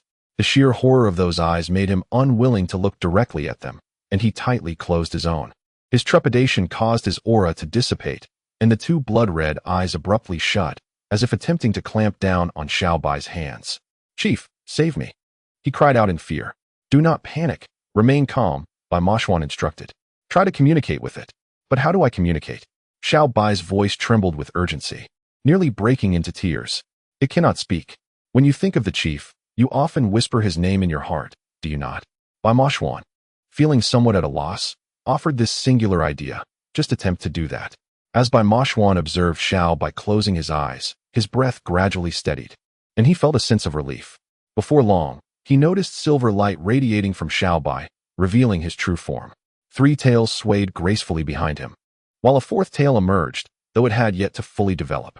The transition from three tails to four is indeed no simple feat. Bai Mo Xuan walked beside the little fox, crouching down, ever ready to assist in case of unforeseen circumstances. A sudden thought struck him. He felt an overwhelming desire to relinquish his own life, a notion that startled him with its abruptness. It was illogical. He had developed an unexpected fondness for the little white fox. Yet, was this sentiment not excessively fervent?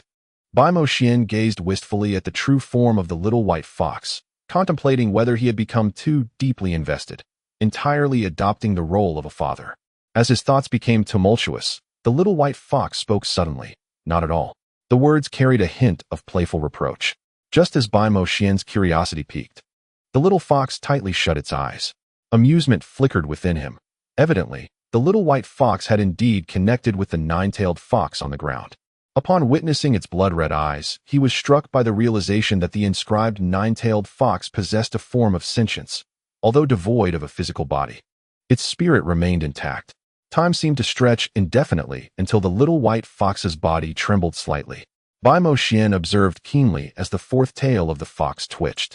Upon closer inspection, he noted that the tail was gradually unfurling. Bai Mo Xuan was utterly fascinated. The blood-red eyes indeed conveyed a sense of spirit. It seemed the little white fox had somehow touched the other, compelling it to bestow upon them some ethereal energy. The snow-white tail emerged, elongating gradually until it became a complete appendage. Bai Mo Xuan felt an inexplicable joy, yet his thoughts drifted to the lifeless fox that had surfaced earlier, and a wave of concern washed over him. If the process were so seamless, why had it ultimately lost its life? His apprehensions seemed excessive, as the little white fox suddenly burst into a series of delighted giggles, clearly overjoyed. Bai Mo Xuan, feeling somewhat at a loss, sat on the ground and, before long, succumbed to slumber. Upon awakening, he found himself draped in a garment. Was it from the little white fox? Before him stood a strikingly handsome youth, smiling warmly at Bai Mo Xuan, handsome clan leader. This youth, around 14 or 15 years of age, was bare except for a piece of cloth wrapped around his waist. Bai Mo Xuan noticed that his eyes had transformed from pink to a deeper shade of red, prompting a nostalgic smile. I remember once being like that, maturing overnight into a young man. Now, the same phenomenon is unfolding before you. The little white fox responded. Thanks to the handsome clan leader for bringing me here.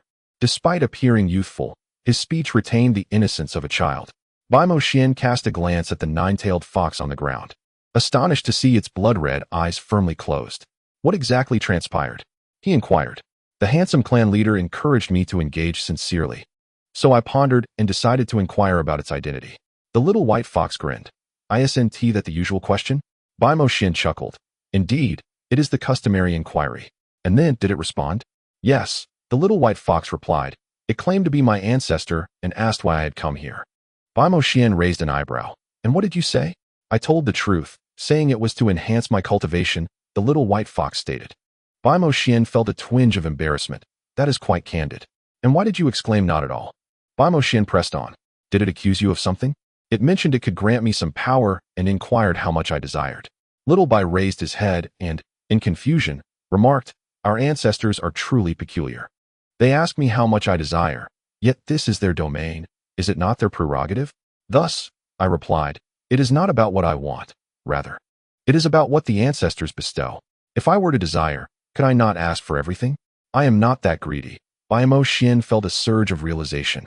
He understood why the clansmen who ventured here before had met their demise. They had succumbed to the folly of greed. He chuckled, with a profound meaning in his voice. I sincerely wish you were my son. No, I would be fortunate to have a son like you in the future. I have already considered the chief of the clan as my father. Father Xiao Bai? Bai Mo Xuan furrowed his brow, pondering that this must have been instilled in him by that rascal Xiao Bai. Misguided friendships not only distort one's worldview, but also jeopardize future generations. And then, Bai Mo Xuan inquired, how did he impart his power to you? I do not know. It felt as though a surge of warmth flooded through me, and I nearly felt as if I would perish from the heat, replied little Bai. I sensed a warmth radiating from my tail, and that was when I began to revert to my original form.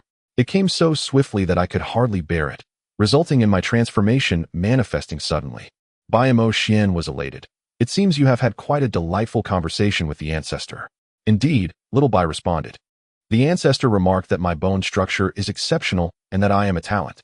He mentioned that I could visit him on the 15th of every month to converse, but instructed me to keep it a secret from others.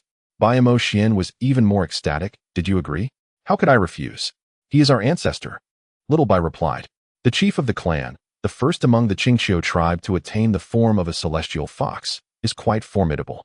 He claimed that his primordial spirit is not present. This is merely a remnant of his spiritual essence. Merely a fragment of spiritual essence, and yet it is so astonishing. Bai Mo Xuan stated, seize this opportunity. It appears you can no longer leave Qing Qiu. However, in your current guise, you are too conspicuous. You must understand that the timing is not yet ripe. Do not reveal your abilities, for it may render you a target. Attempt to revert to your youthful appearance, and continue to live in Qing Qiu without exposing your true form. Little Bai nodded and immediately transformed back into his diminutive self. Bai Mo Xuan returned his garments. Hurry and put this on. I can hardly bear to look at you. Chapter 685. The Wine Fox. Little Bai chuckled. Chief, I also know of a secret passage. Come with me. As they prepared to depart, Little Bai extinguished the fire and knelt, saying, Ancestor, I shall visit you again. Such a polite little one. Bai Mo Xuan also clasped his hands in gratitude. Thank you, Ancestor. We shall keep this matter concealed to avoid troubling you. Bai Mo Xuan followed Little Bai to a wall, which stood in stark contrast to the entrance they had come through. Little Bai placed his hands upon it and murmured incantations, likely teachings from the ancestor. The wall opened, releasing a fragrant breeze.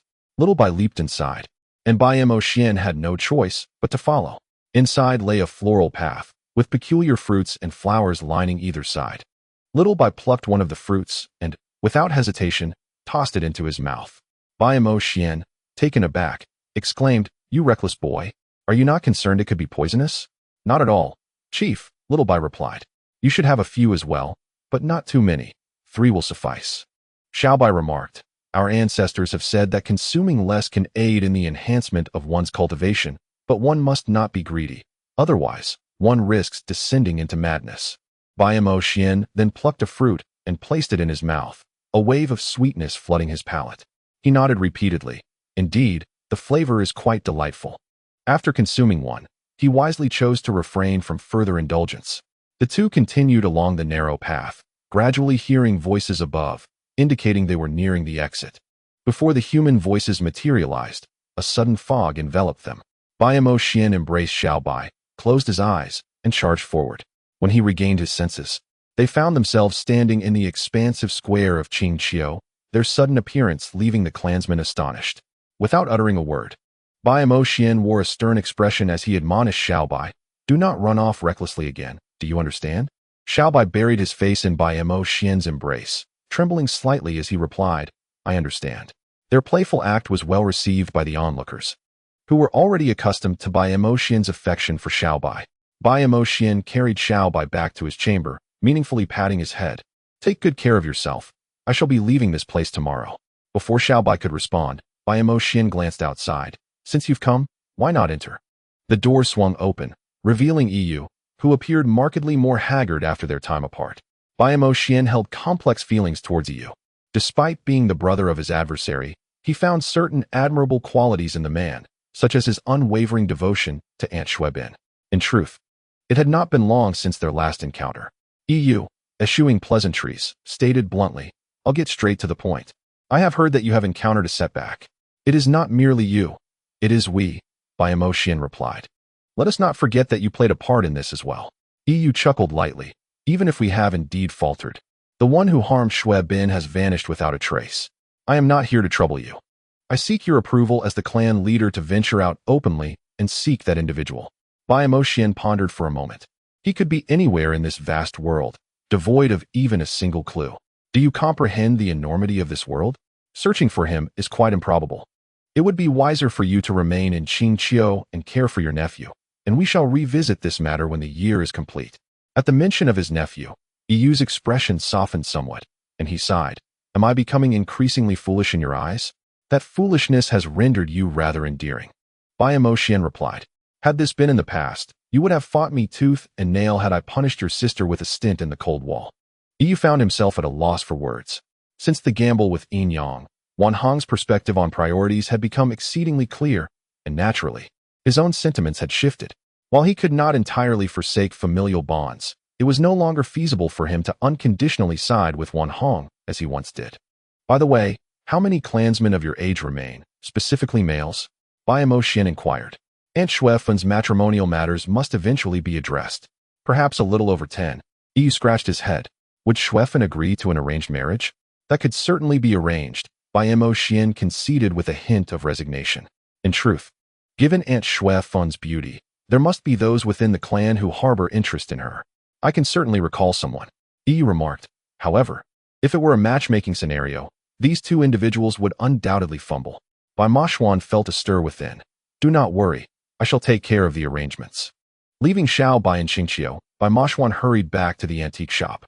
Ever since he had retrieved the fox relic for Qing Qiu, he had noticed a significant increase in both his standing and influence within the realm.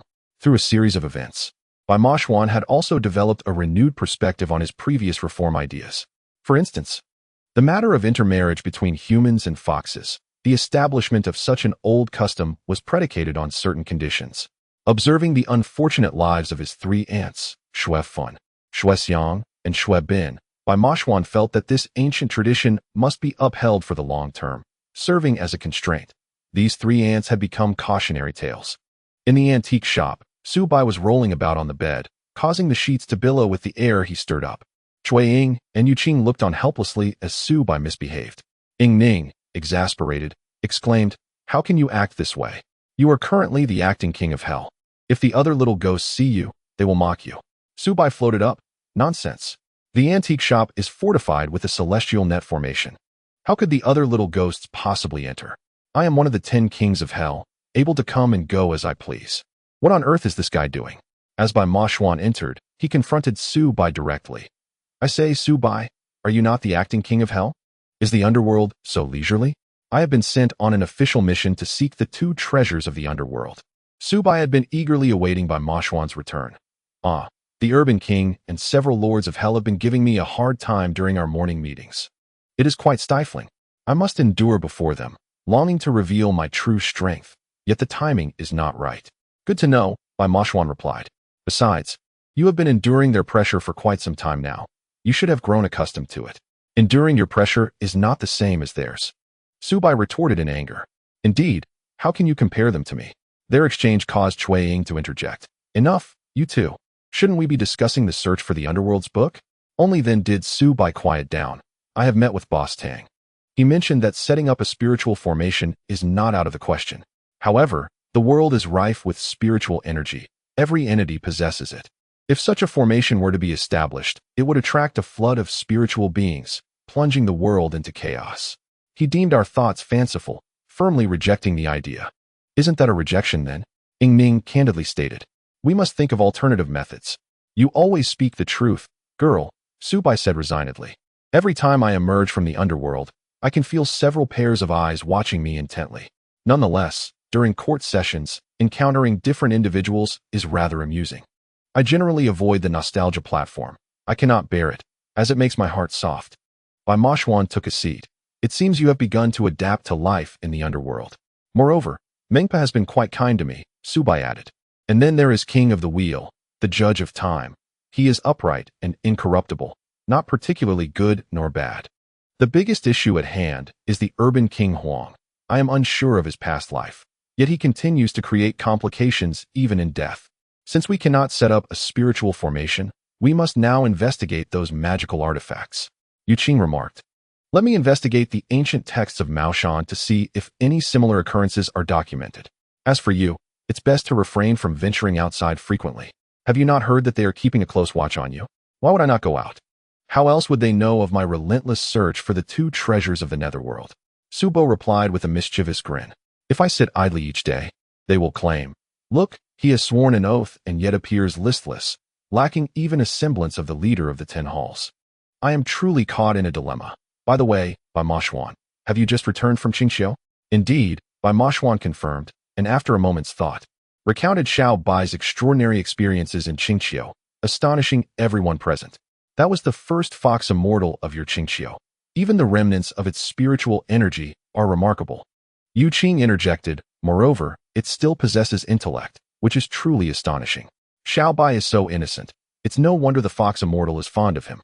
Ying Ning innocently remarked. If that's the case, Xiao Bai's ascension to clan leader is merely a matter of time. Foolish girl, we must not reveal anything just yet. Xiao Bai, ever the astute one, cautioned. Bai Mo Xuan's mother still expects her son to abdicate. Should she discover that a formidable figure has emerged, it could lead to unforeseen consequences. As Xiao Bai brushed his hand across his neck, Bai Mo Xuan's expression darkened. His mother had always been ruthless. And Xiao Bai's words were not without merit. This was precisely why he urged Xiao Bai to conceal his recent advancement. The hour grows late, Xiao Bai noted. Glancing at Ying Ning, I assure you, I shall make every effort. Please be patient. I'm not in a hurry, Ying Ning replied with a smile. We have plenty of time ahead of us. Cui Ying playfully nudged Xiao Bai, and to her surprise, this time she did not miss her target. Oh, I have solidified. Xiao Bai responded. Now you can manifest at will. How does it feel? Cui Ying's eyes glistened with emotion. Not particularly impressive. Let's hurry. Oh, my sister possesses a tough exterior but a tender heart, Xiao Bai thought as he made his exit. If he lingered any longer, the souls awaiting in the 5th hall would soon become a veritable mountain. Just as he departed, a waft of intoxicating fragrance filled the room. Yu Qing inhaled deeply. Where is that scent of wine coming from? The wine fox has arrived, Bai Mo Xuan announced. Although the aroma was present, it took a while for the figure to appear. Outside, the sound of falling snow could be heard. Wine fox, what brings you here? In the courtyard of the antique shop, a tall man with cascading long hair was earnestly pouring wine from a jug into his mouth. Under the moonlight, the sight bore an air reminiscent of an ancient swordsman. After the last few drops slid down his throat, he finally spoke. Is it so strange for me to come? You and the clan leader are here, along with Shui Xiang and Ying Ning. This place is practically our stronghold. Cui Ying stole a glance, almost drooling. She tugged at Bai Mo Xuan's sleeve. Bai Mo Xuan, I thought your type was the only one there. It seems there are also free-spirited rogues like him. Who is this fellow? This is my first encounter as well. Bai Mo Xuan replied solemnly. According to EU, he is a brewer from Qing Qiu. I have yet to meet him, but I have tasted his wine, and it is indeed exceptional. Due to his fondness for wine, he is nicknamed the Wine Fox. What was your real name again? The Wine Fox raised his eyebrows at Bai Mo Xuan's inquiry. Forget about my real name. Just call me Wine Fox. Xuefan sighed in resignation. Why have you left Qing Qiu to brew wine here? Upon hearing that exquisite wines abound outside, I ventured forth. The Wine Fox regarded Bai Mo Xuan, stating, This is what EU informed me. Bai Mo Xuan nodded in agreement. Indeed, the varieties of wine available outside are numerous. Here, you may indulge in tasting to your heart's content, and I hope it inspires your brewing creativity. With Xiao Bai currently absent, a bed has conveniently become available. Yu Qing, do you mind sharing a room with the Wine Fox? Not at all, Yu Qing replied. After all, he is my aunt's friend, and thus, our friend as well. However, she added with a hint of amusement, I can only imagine the antics Xiao Bai will pull upon his return. The thought of the lad sprawled on the ground, floating in midair while being a nuisance, brought a smile to Yu Qing's face. Hearing this, Xuefan interjected, He is not truly my friend, we merely know each other. The Wine Fox, unimpressed, inquired, I am fatigued, where shall I rest? When Xiao Bai returned, he discovered a man, reeking of wine, sprawled across what was once his bed, shoes still on, and clutching an iron kettle that sloshed with liquid. After a few shakes, he tilted the kettle, allowing the fine wine to flow into his mouth, presenting a rather carefree demeanor that left Xiao Bai momentarily stunned. Yet, he felt vexed that this stranger occupied his rightful space. It's the Wine Fox, Chuang exclaimed with laughter. He is the brewer from Qing Qiu, brought here by Bai Mo Xuan, and he will be staying temporarily. Anticipating Xiao Bai's reaction, Chuang was not surprised when he floated into the air, protesting, Why should he sleep in my bed? This is my bed. What am my roommate? Foreseeing your antics, I had already vacated, Yu Qing retorted. I am not as naive as you think. Chuang consoled him. Brother, be patient. This situation is rather complex. The Wine Fox glanced at Xiao Bai, who shot him a glare. You are on my bed. Chuang rolled her eyes at Xiao Bai, whispering, You are now the acting king of hell. Is there such a king who behaves so unruly? Even if you are acting, maintain your composure. Following Chuang outside, Xiao Bai plopped down onto the ground, demanding, Hurry and give me a reason, or I shall not leave. You cannot afford to stay, Chuang laughed.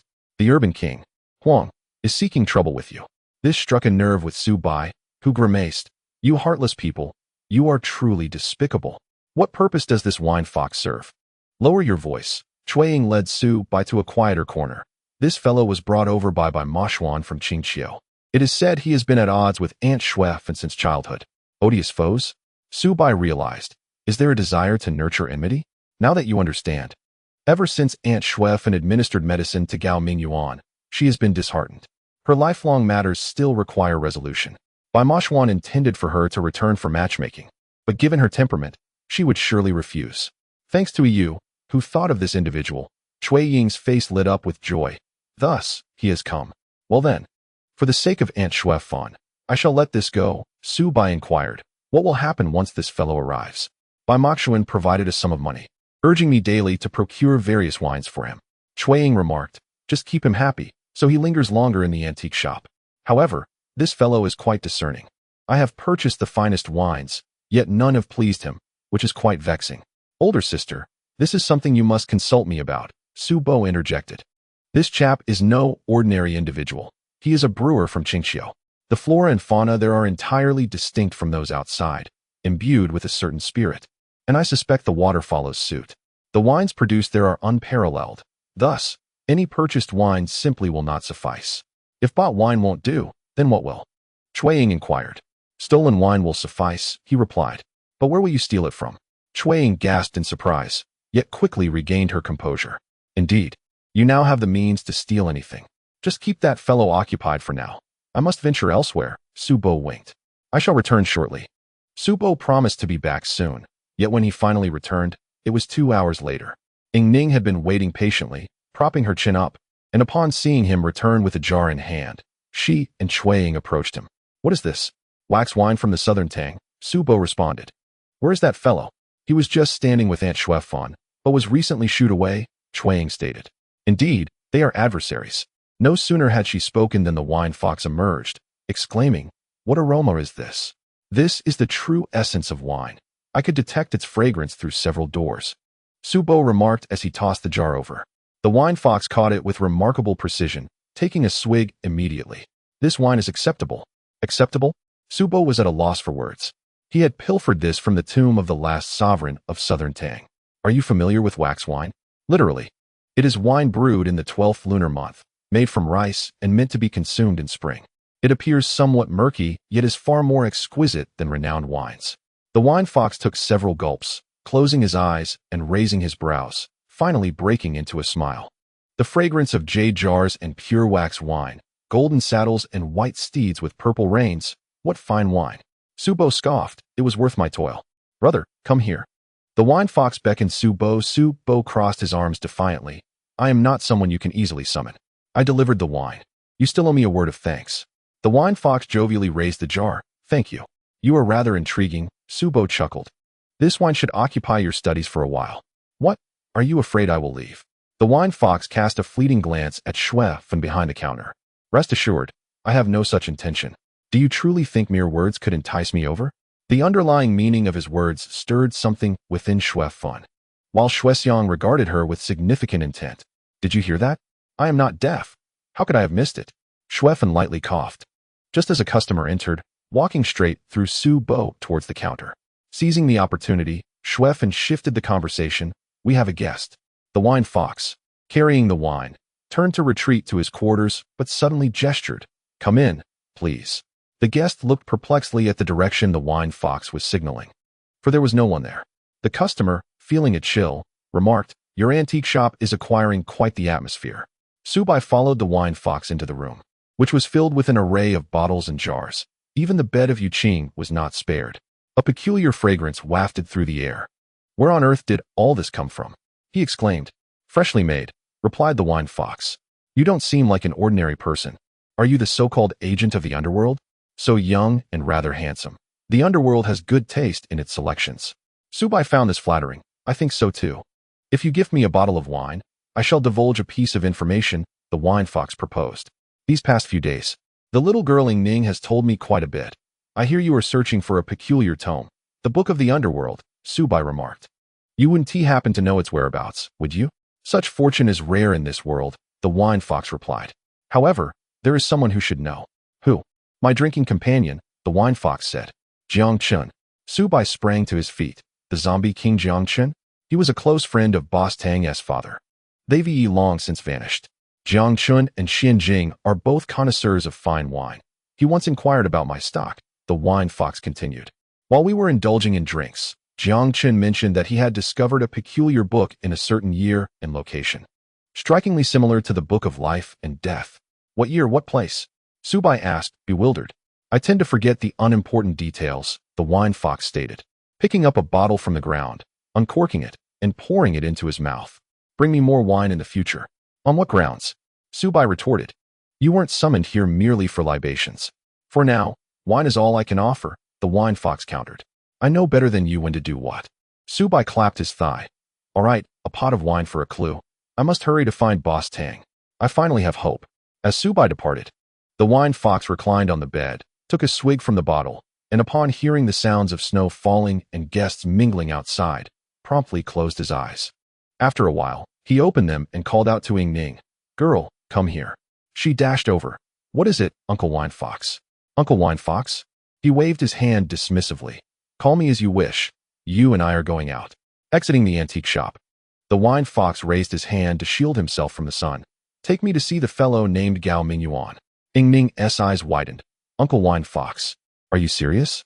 Do not speak yet. Let me observe this individual." Across the street lay Gao Mingyuan's workplace. Fortune smiled upon them as Gao Mingyuan was just about to leave for duty, clad in his police uniform, looking particularly spirited. Not long after he emerged, a small figure hurriedly followed, tossing a hamburger to Gao Mingyuan. The wine fox muttered, "You haven't eaten lunch. This will tide you over." It turned out the wine fox was adept at reading lips.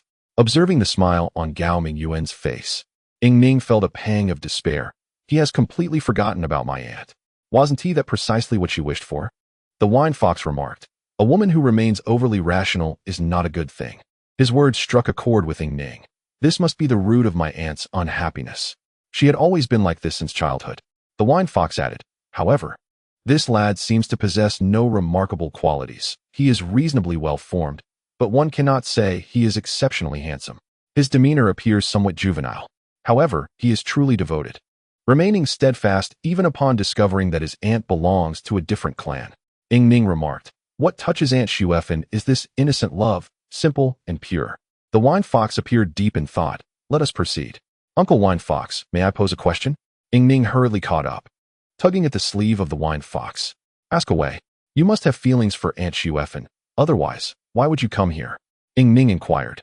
Brother Mo Xuan has mentioned that we should arrange a marriage for her back in Qing Qiu. Such arrangements would be futile. There are no suitable men for her there. Then where can one be found? Ning questioned in confusion. According to our clan's rules, marriages can only occur within the clan. The Qing Qiu Fox clan has none. They are men from other fox clans. Silly girl, there are currently no suitable men for her in Qing Qiu. The wine fox chuckled as he turned. The most fitting man for her is right here. Chapter 687. Cutting summer roses. Xiao Bai exchanged a pot of Southern Tang's fine liquor for clues regarding the Netherworld book. His excitement palpable as he rushed to find Tang Sancheng. When Tang Sancheng mentioned his father and Jiang Chun, he sighed. These two are currently off gallivanting somewhere, and they are quite averse to using electronic devices. Do not expect a mere phone call to bring them back. Is there a way to locate them? Xiao Bai asked. No, we cannot search for them. That would take an eternity. We must entice them instead. I heard from the wine fox that Jiang Chun is quite fond of good wine. Indeed, Tang Sancheng agreed. They used to wander about in search of fine wines. If we could brew an unparalleled, exquisite wine and spread the word, wouldn't they come drawn by the aroma? Xiao Bai suggested, feeling a surge of excitement. However, upon seeing Tang Sancheng's calm demeanor, he felt a sense of foreboding. What's wrong? Is it not feasible? Your idea is indeed splendid. But when it comes to brewing the world's finest wine, what do you intend to use? Tang Sancheng replied. These two have scoured ancient tombs and sampled nearly all the fine wines hidden within. They have even used the flora of the Qin tomb to brew. The idea is good, but the execution is lacking. They surely have not ventured into the netherworld. Xiao Bai, undeterred, responded, is that so? Tang Sancheng's eyes brightened. Well, that I have not heard of. Xiao Bai sighed in relief. Excellent. As long as we find Jiang Chun, we may uncover the netherworld book. Boss Tang, I shall return to the netherworld immediately to inquire about brewing with its plants. Now that a wine fox has arrived, it will be quite useful. With that, Xiao Bai swiftly departed, vanishing from Tang Sancheng's abode. Tang Sancheng called out, Hey, don't leave. What is a wine fox? You, lad, are leaving too hastily. Xiao Bai finally had some direction and flashed back to the netherworld. Upon entering, he sought the Wheel King, only to find him missing. Thus, he made his way to the Wangchuan River, where Mengpa had just concluded her daily task of serving soup. She was alone by the riverbank, guarding a bridge, her gaze fixed on the pot of soup, day after day. As Xiao Bai entered, he saw Mengpa resting her chin on her hands, her expression blank as she stared at the blue flames of the stove, distinctly different from the ordinary flames. Clearing his throat, he called, Mengpa. Upon hearing Xiao Bai's voice, Mengpa immediately stood. Yama, what brings you here? Mengpa, since there is no one else here, there is no need for such formality. You may call me Xiao Bai as before. Xiao Bai scratched his head, saying, Now even my grandmother calls me Yama. It feels rather unfamiliar. Having taken on the role of the proxy Yama, my status in the underworld is certainly different. Mengpa smiled and replied, Indeed, it is quite different. By the way, how did you come to be here? Xiao Bai responded, I have recently been searching for the underworld's second treasure. It is difficult to learn that someone has once encountered an existence akin to the book of the underworld. Unfortunately, that individual is now wandering the world, and I have no idea where he might be. I intend to lure him out with wine, but he pays no heed to ordinary drinks. In fact, he has sampled every type of wine from the mortal realm, so you wish to use the wine of the underworld to entice him. Mengpa understood immediately. The underworld lacks its own brewmaster. However, there are no plants from the outside world. Xiao Bai affirmed, Is that correct? The banks of the River of Oblivion are lined with many plants, but these cannot be used for brewing. If we are to discuss brewing, I believe. Mengpa gazed towards Mount Luofu. Perhaps only there is hope. Within, there exists a plant known as Jinxiao Luo, which blooms for merely 10 minutes every 6 hours. Its fragrance is unparalleled, even more enduring than the legendary thyme. A wine brewed from it would be truly unique. Common folk seldom encounter Jinxiaoluo, except for the southern ghost Emperor Du Ziren, who governs Mount Luofu. Xiao Bai inquired, "Do I need his permission to enter Mount Luofu for the flowers?" Meng Po replied, "Not necessarily, but the greatest challenge lies in how to carry Jinxiaoluo out. The southern ghost Emperor Du Ziren is a man of temperament. As you have just assumed the role of proxy Yama, this visit may serve as a form of tribute. He might be able to provide you with a method to preserve the Jinxiaoluo. Furthermore, the flower is yellow, with 9 petals, and its stamens are also yellow. You will easily recognize it." Grateful for Meng Po's guidance, Xiao Bai expressed his joy. "Thank you, Meng Po. I shall prepare immediately." After leaving the cottage, Xiao Bai pondered for a moment and decided to exit the underworld once more. He visited an antique shop to retrieve a jar of wine brewed by the fox spirit, then hoisted it onto his shoulder and made his way to Mount Luofu. Mount Luofu is home to 72 stone chambers, 18 celestial caves for 132 peaks, and 980 waterfalls and springs, situated just before the River of Oblivion. Xiao Bai had previously crossed the bridge to reach the River of Oblivion, merely catching a distant glimpse of Mount Luofu, which was shrouded in mist, with many areas enveloped in a layer of red fog, lending it an air of profound mystery. Now, Xiao Bai was no ordinary individual. Regardless of where the entrance lay, he leapt directly to any chosen spot. As his feet touched the ground, he was greeted by a series of thunderous sounds. Upon focusing his gaze, he realized he had fortuitously landed beneath a waterfall. Chapter 688. Brewing the wine. The so-called waterfall was indeed water that leapt forth, emerging from the rock face, and then plunging into a pool below. As Xiao Bai approached to scoop some water for a taste, a surge of black mist suddenly erupted. Upon closer inspection, the once clear spring water had transformed into murky black water. A chilling wind swept past, and Xiao Bai turned to see a figure standing behind him.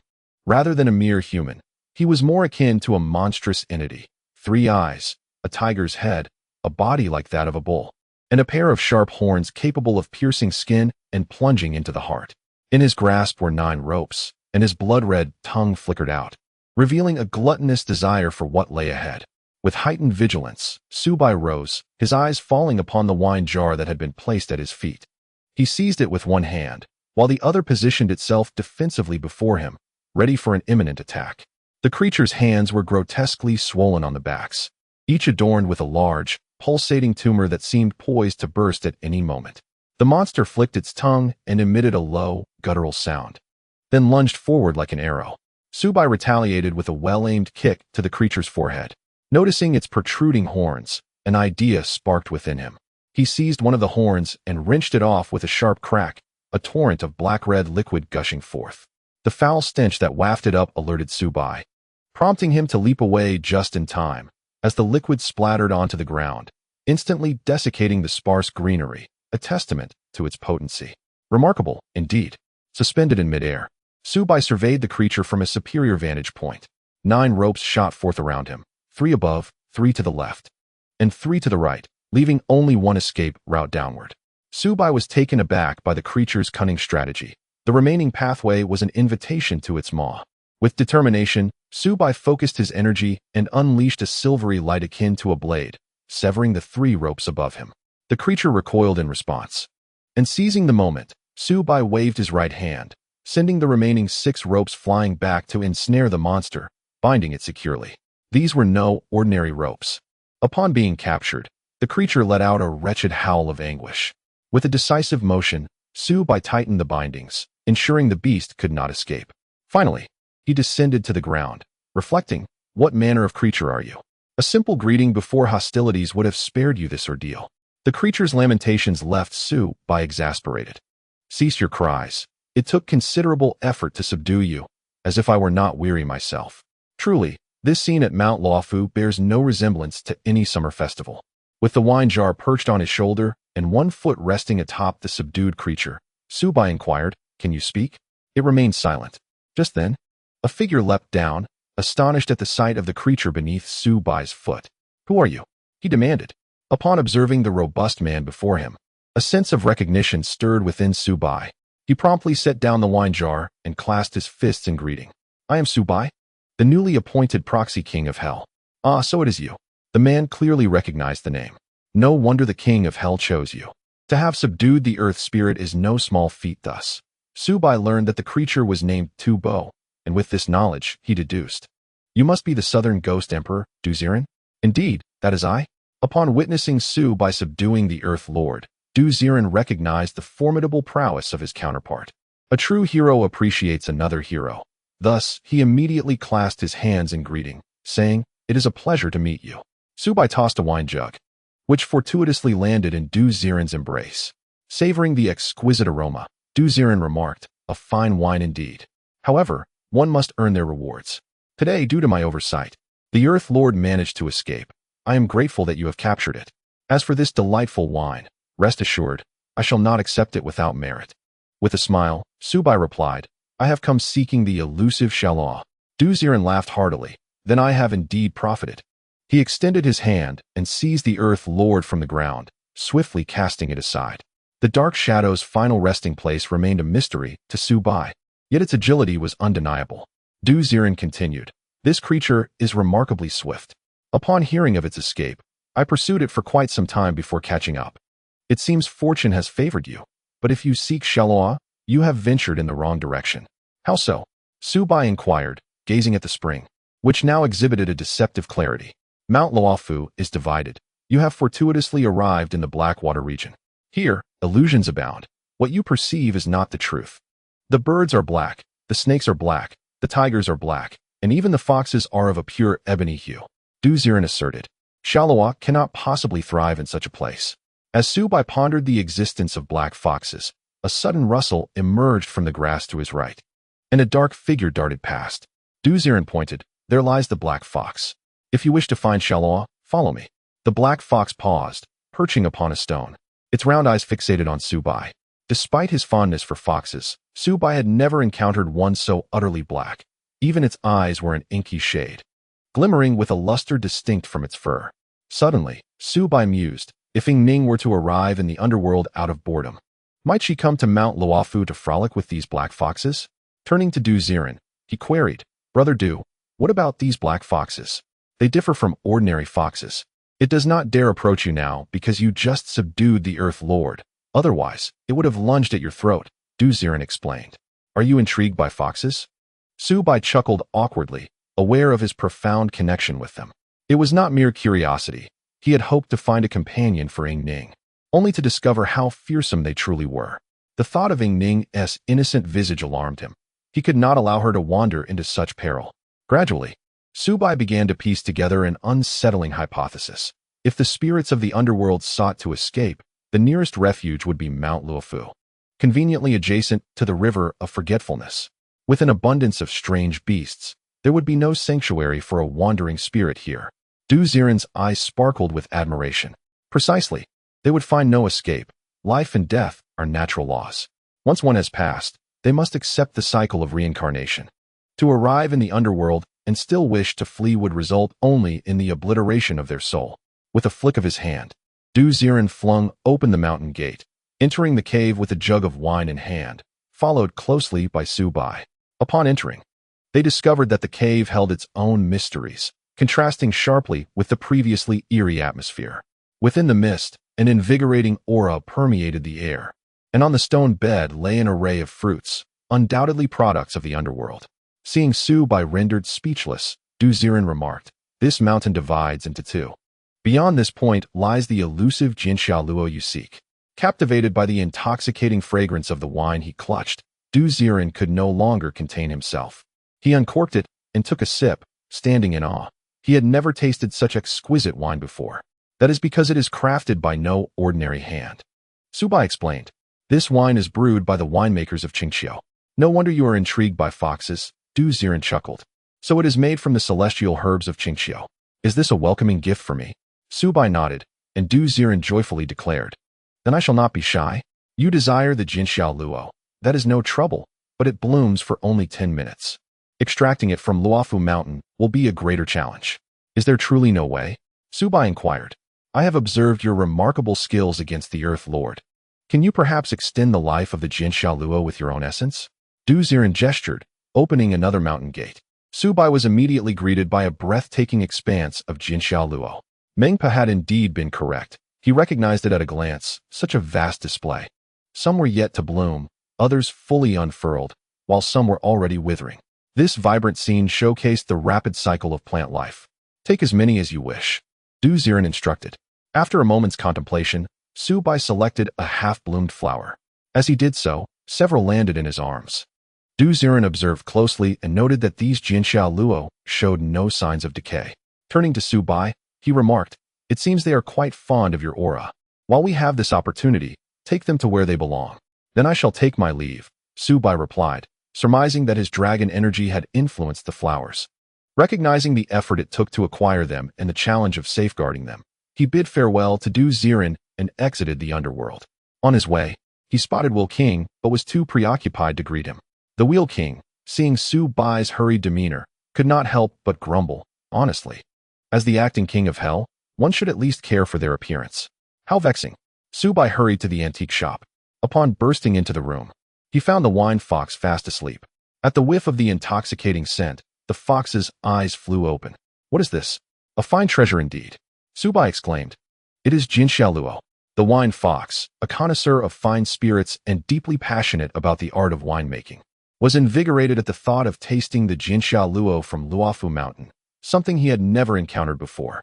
As the Jinxiao Luo, enveloped in Su Bai's dragon energy, remained vibrant, Su Bai had to stand guard during the brewing process to prevent the flowers from wilting, for without their essence, the extraction would be futile.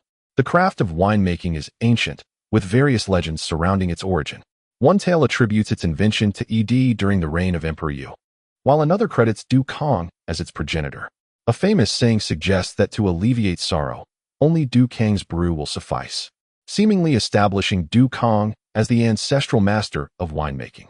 The tale of Du Kang's winemaking suggests that he had an abundance of leftover rice, which he placed in a hollow of a mulberry tree. Over time, the rice fermented, releasing a delightful aroma. The art of winemaking dates back to the era of the Yellow Emperor. The wine fox remarked, "Would you believe it if I claimed I taught this?" "Indeed," replied Su Bai earnestly. The wine fox continued, "Yet, I find it hard to believe myself. I did not even exist during the Yellow Emperor's time." Su Bai shot him a glance. "Elder wine fox, can you not take this seriously? This is what I call joyful work. Do you understand?" The wine fox, unfazed, waved his hand, splattering flower juice into a container. This makeshift winery was set up in the antique shop of Bai Mo Xuan, equipped with basic tools. However, the wine fox, being skilled, often relied on his own abilities rather than external instruments.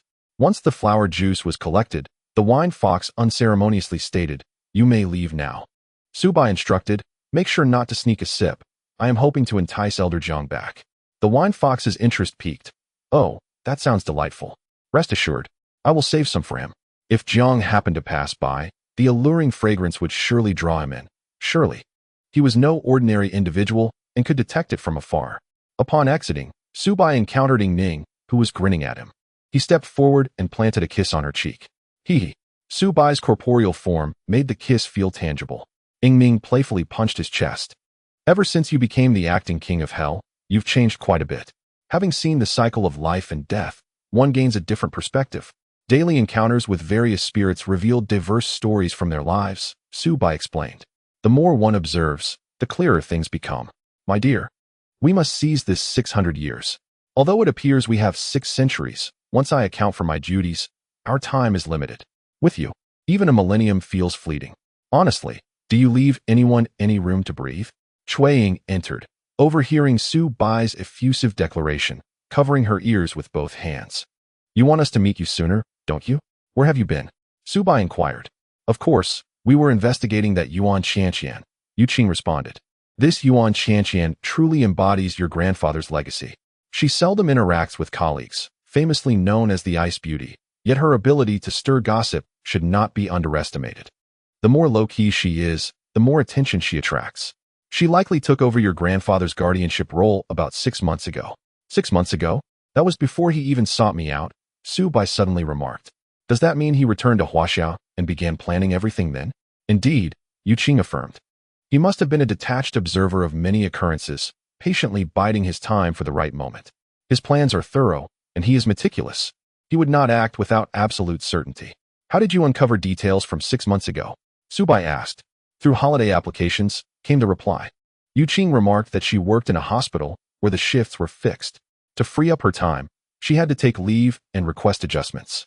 Over the past 6 months, her frequency of taking leave had increased considerably. However, this did not necessarily imply contact with Situ Feng. Xiao Bai interjected that if she were to take on side jobs, it could very well be for other employers. Yet, we managed to uncover Situ Feng's immigration records. Yu Qing stated that no matter how meticulous the planning, it ultimately relied on human intellect. In this information age, he entered the country by water route 6 months ago. However, there was a complication. The archives of the immigration office had suffered a fire 6 months prior. Coincidentally, the decision to relocate the archives was made just hours before the fire, allowing some records to be preserved. Yu Qing questioned whether such a method resembled his style, leaving no trace. Xiao Bai lamented that, unfortunately, it had revealed a slight clue. In fact, there was another matter, Xiao Bai, which might be better relayed by Cui Ying, as it was somewhat difficult for her to articulate. Yu Qing glanced at Cui Ying, urging her to speak. It was nothing too significant, merely a rumor that Yuan Qianqian had started dating a man who was likely older than her. Cui Ying explained that they suspected this older boyfriend was Situ Feng. Your grandfather. Yuan Qianqian had no family, and encountering an older male figure could easily lead her astray. Thus, it was presumed that her subsequent actions were driven by emotional impulses. Of course, this was merely speculation, and she should not take it too seriously. Matters often have many facets. Xiao Bai chuckled, reassuring his sister not to be overly anxious, as he had already surmised. Aunt Shui Bin, his grandmother, and Yuan Qianqian were all victims of emotional manipulation, merely pawns used by Situ Feng. He hesitated to delve further, fearing the implications regarding his mother's origins. Yingming softly inquired if any further information had been discovered. Yu Qing responded that they had been to Yuan Qianqian's residence, which had been completely ransacked. However, some of her belongings remained in the hospital, unclaimed and stored in the utility room, just as the hospital was preparing to dispose of them. Yu Qing withheld some details, leaving Xiao Bai feeling a bit exasperated. What had they found in the hospital? A diary. Yu Qing commented that every young girl harbors romantic dreams. It appeared that Yuan Qianqian had indeed been captivated by Situ Feng, as her diary was filled with thoughts of him and the excitement of working together, with dates meticulously noted. This was indeed the crux of the matter, Xiao Bai realized. From the dates, they could infer certain events. Precisely 6 months ago, when Yuan Qianqian first encountered Situ Feng, he was not in a state of illness. Chronologically, it was around the time Yi Changqing began to emerge. Yu Qing noted that during the 9 lives and deaths case, Situ Feng had already begun plotting subsequent actions, and Yuan Qianqian was his meticulously chosen individual. As an orphan, Yuan Qianqian had never quite fit in at the hospital. Cui Ying remarked, generally, such young women exhibit a particular susceptibility towards older men. Their inherent yearning for familial affection renders them more inclined to mature individuals. Moreover, Yuan Qianqian, being a nurse, presents an opportunity for Situ Feng to exploit. Therefore, he began to engage with her 6 months ago, gradually drawing her into the entire affair. Over the course of half a year, by the time the plan was officially set in motion, Yuan Qianqian was already deeply enmeshed in it. It seems he possesses a remarkable acumen for selecting women. Xiao Bai felt an urge to utter a curse, but ultimately restrained himself, for if he were to develop the habit of swearing, it could inadvertently slip from his lips even in the underworld, which would not bode well. 6 months ago, Yi Changqing exposed Wu Xian, and those men in black were dispatched at that time. Yu Qing nodded in agreement, indeed. It appears Situ Feng also had his sights set on the men in black then, systematically ensnaring Mo Fu into the plot, assisting him in the subsequent events. Wait a moment, there is another matter, Xiao Bai interjected. The sudden appearance of Wang Deli raises a question. How did he come to know about the dragon vein? We have yet to verify this. I believe it is essential to consult Chu Yin for clarity and ascertain if this matter is connected to Situ Feng before we proceed further. Both men nodded in agreement and promptly sought out Chu Yin.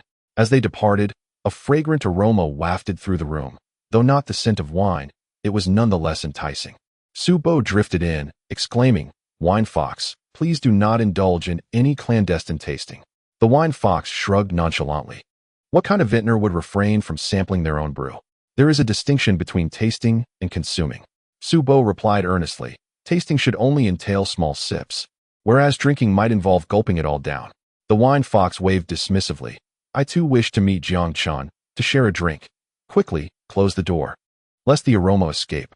With a playful tongue thrust, Su Bo felt reassured and continued to find Chu Yan. Chu Yan had just completed his work, harboring a belly full of frustration regarding Bai Mo Xuan, who seemed to vanish every few days. Previously, the company personnel believed them to be rivals. Yet the current situation was rather peculiar. Rather than contending, they displayed an unusual politeness towards one another. Recently, Bai Mo Xuan had been devising ways to elude responsibilities, leaving Chu Yan to shoulder his workload in addition to his own. Upon seeing Su Bo, particularly, Chu Yan's expression grew somewhat convoluted. He instructed his assistant. You may leave now. Chu Yan had not attended Su Bo's memorial. He genuinely wished to avoid meeting him, offering a bitter smile. Your tactics are quite ruthless, effectively sealing off my paths. One cannot contend with a deceased person, yet this specter had not truly departed. Instead, it had upheld its promise over 6 centuries. Chu Yan found himself merely a spectator, watching Ying Ning rush towards Su Bo, without the slightest inclination to glance back. Each utterance of brother Yin shattered his heart anew. Now, what more did this fellow desire? Didn't I hear that there are girls pursuing you? Su Bo inquired. Let us consider that sufficient. I do not wish for us to worry, Chu Yan replied. Let us ascend. I prefer not to be seen conversing with thin air, he added. Returning upstairs, Su Bai conveyed his meaning to Chu Yan, who inquired, how did Wang Deli come to know about the dragon veins? Su Bai replied, I only heard him mention it once during my childhood. Someone had informed him. Someone? Su Bai was taken aback. In broad daylight, no one would casually share such matters with another. Did he specify what kind of person it was? It was someone inexplicably credible, as Wang Deli himself put it. Chu Yan explained. He never doubted that person's words. That individual even drew a map for him, highlighting several dragon veins. And the time frame? When was this? Su Bai's heart tightened. Am I to understand the time I heard is the same as when Wang Deli heard it? Chu Yan asked irately. It was when Wang Deli heard it, Su Bai replied, gazing at Chu Yan with a troubled expression. Even with Ying Ning rushing to his side, Chu Yan held a significant position in her eyes, leaving Su Bai hesitant to confront him. Over 30 years ago, I suppose, Chu Yan mused. Reflecting on it now, after Wang Deli became aware of the existence of the dragon veins, he associated them with the resurgence of our Guishuang dynasty. I have long maintained that I am but his puppet. No, you are all puppets of Sidu Feng. Su Bai's demeanor grew increasingly somber. If it was over 30 years ago, the timeline could align with the year Situ Feng feigned his death. Could his departure have been orchestrated to establish a line that would upheave the dragon veins? He merely needed to observe, patiently awaiting the opportune moment to extract his desired value amid the chaos. Ultimately, it would be Situ Feng who would inform Wang Deli. As for Wu Xian's matter, it could be clarified. It bore little relation to Situ Feng, as Wu Xian had learned of it from Bai Li Sang, prompting action. However, even if Situ Feng did not participate directly, he was likely observing closely. Where to begin? Su Bai closed his eyes, and Chu Yan, concerned, asked, Are you all right? Thank you for your concern. My mind is simply a bit muddled, Su Bai responded, placing a hand over his heart. Fortunately, my heart is not in disarray. I concede. Su Bai? Chu Yan suddenly sighed. I did not attend your memorial service. I feared that witnessing your lifeless body would overwhelm me. 600 years of companionship is not a fleeting span. Should you waver or show even a hint less care for Ying Ning, I shall haunt you in the afterlife. Chapter 691. Fine wine. Upon hearing Chu Yan's words, Su Bai immediately composed himself. Rest assured, after leaving Chu Yan's residence, Su Bai clasped his hands behind his head, floating in midair. The two occasionally looked up at the sky, prompting onlookers to gaze upward in confusion. Cui Ying cleared her throat and said, Big guy, come down. Su Bai instantly floated to Cui Ying's side. Now, continue, elder sister, it's your turn. Cui Ying remarked. Now, the connections are becoming clearer. Initially, Situ Feng, in his youth, destroyed his identity as Ji Yao and embarked on a life of wandering. The purpose of his wandering remains ambiguous. Whether he truly speaks the truth about doing so to survive is uncertain, as the mystery of the vanishing palm print still lingers. Su Bai nodded. Let us set that aside for now and continue. During his wandering, he fortuitously encountered Aunt Shui Bin. Cui Ying continued. I believe this encounter was indeed fortuitous. Consider, Aunt Shui Bin has spent most of her time in Qing Qiu, rarely venturing out. It is implausible for him to have infiltrated Qing Qiu. as its inhabitants are astute and would not have been deceived. Thus, Aunt Xue Bin was simply unfortunate to have been caught off guard by the youthful and handsome C2 Feng. Xiao Bai sighed, such is the nature of fate, distinguished between benevolent and malevolent connections. Yet, the outcome was that he exploited Aunt Xue Bin. To ensure his survival, she pilfered the fox sacred relic, resulting in her demise.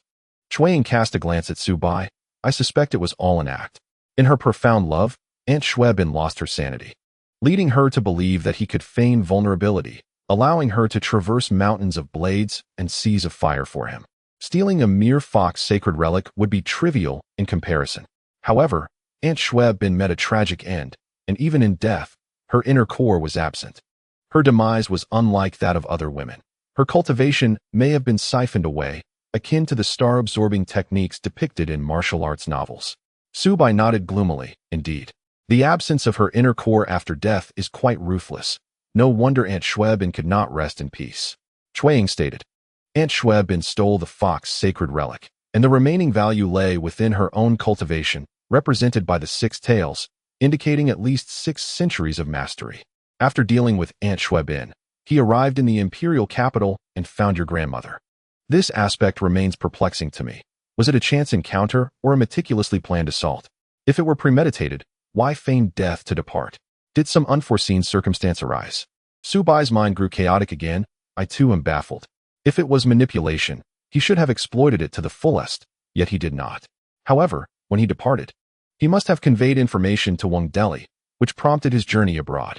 Moving forward, the thread of 9The was laid down. Over 30 years later, following Wu Xian, others began to covet the dragon vein. 9The indeed utilized Chu Yin to obscure our vision, thanks to Ying Ning, and fortunate that Chu Yin harbored no ambition. This matter concluded with 9The and his sworn brother meeting their end together. Yet, this was merely the prologue. Chuang said, Mo Fu's appearance was solely to return to your side, as if it were a matter of course. The reason for his return is simple. He knows that, aside from me, no one can enter there. The failures of Wu Xian and 9The confirm this, and it stands as their greatest obstacle. Xiao Bai closed his eyes. For me, the greatest vulnerability is not in material gain, but in familial bonds. In his grandfather's room, Yuan Qianqian once showed me an album filled with photographs from various stages of my life. Xiao Bai remarked, from childhood to now, I have always perceived my grandfather as a figure of unwavering concern, never truly absent from my life. In retrospect, it appears he had long begun to study me. Only after the Wuxian incident, when my hidden powers erupted, did he devise a new plan. Familial affection was merely a pawn in his game. Chuang, with a tone of concern, advised, do not dwell too much on this. The machinations of others are not your fault. Xiao Bai nodded affirmatively. Rest assured, sister. I grasp this notion. He comprehends the reasons behind their failures. Hence he resolved to address the issue at its roots and orchestrated this flawless plan. Thanks to that astute lad, Bai Mo Xuan, who replaced the bones. Otherwise, he would have indeed succeeded. Yuan Qianqian, a pitiful maiden, was also mentioned. Chuang sighed, alas. Being a woman is truly arduous. One is often willing to sacrifice everything for love. While the situation has become clearer, it is regrettable that C2 Feng remains elusive. Understanding his methods and style is beneficial for us, Xiao Bai asserted. Having been away for so long, it is time for my return. You two should not be solely engrossed in romance. Make time to keep company with Ying Ning. Moreover, should Senior Jiangchen make an appearance, ensure he remains stable and does not slip away. As Xiao Bai vanished into the ether, Chuang lamented, he always comes and goes in a hurry. What can be done? The underworld has many eyes watching him. Chuang responded. Yu Qing inquired, it has been so long since uncle and aunt left. Why is there no word? When will they return? Jie Yu's condition was grave, requiring the essence of flowers to sustain life. Yet, as Tang San had forewarned, such a method would inevitably lead to backlash. Yu Qing understood that Jie Yu's days were numbered. Suddenly, Chuang halted, tugging at Yu Qing's sleeve. Yu Qing, can we ask Xiao Bai next time? Absolutely not. We must not burden him, Yu Qing replied. Matters of life and death should unfold naturally. Whether it is Xiao Bai or my mother, their extensions of life are fleeting and cannot alter the inevitable outcome. Chuang, let us embrace the course of nature. Chuang gazed at Yu Qing with a heavy heart, her lips trembling as she forced herself to utter these words. Turning away, she conceded, as you wish. We shall let nature take its course. Upon returning to the antique shop, they found several individuals gathered at the entrance. Qing queried, "What has transpired?" "The fragrance emanating from this shop is exquisite. I wonder what it is," one passerby commented, sniffing the air curiously. "It resembles the scent of wine." Cui Ying and Qing exchanged glances, realizing that the wine fox had seemingly succeeded. Although the shop occasionally bore pleasant aromas, none compared to the current fragrance, which flowed abundantly as if it were cascading forth. They hurried inside, while those behind them continued to peep in. Without hesitation, Cui Ying promptly shut the door. The wine fox was already inebriated, and Cui Ying called out, "Senior wine fox, you haven't consumed it all, have you?" The wine fox's face was flushed, beads of sweat trickling from his brow. "This wine is extraordinary. Even if I wished to finish it, I would not dare." Evidently, after brewing the wine fox had only taken a small sip before succumbing to its potency. Sweating profusely, he exclaimed, "Such a remarkable fragrance, such an incredible strength. This wine is not for the faint of heart. Is it truly that wondrous?" Cui Ying was enveloped in confusion. Her curiosity compelled her to dip her finger in the liquid, just a mere taste. As soon as she placed it in her mouth, a wave of fragrance flooded her senses, and she collapsed. Qing quickly caught her. "Cui Ying." She was overwhelmed by the intoxicating aroma, weakly murmuring, "What a potent spirit." Qing, assisting the disheveled Cui Ying to a corner, observed her flushed cheeks, and sighed. "I warned you, yet you insisted on trying it. Now look where that has led us." Cui Ying managed a faint smile. "How could I know without tasting? Goodness, this wine is truly extraordinary. An ordinary person couldn't handle even a sip. I am convinced now. Old fox, how much have you consumed?" "Half a cup," replied the wine fox. "The aroma is captivating.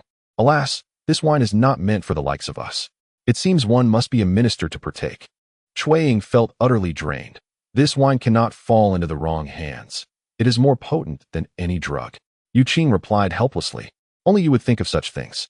The wine fox laughed heartily. "To brew such a wine in this lifetime is indeed a celebration, thanks to that proxy King Yen. By the way, where is Xuefan?" Upon hearing Xuefen's name, Cui Ying rolled her eyes. "Have you forgotten why you came? It's all Xiao Bai's fault for making you brew this wine. Weren't you here for my aunt? Now you spend every morning diving into this work without eating, leaving my poor aunt still trapped in her emotional turmoil." Chapter 692. Bringing down the horse. The wine fox thoughtfully set down his cup, sealing the brewed wine. "Do not allow anyone else to enter." Qing assisted Cui Ying outside and locked the door.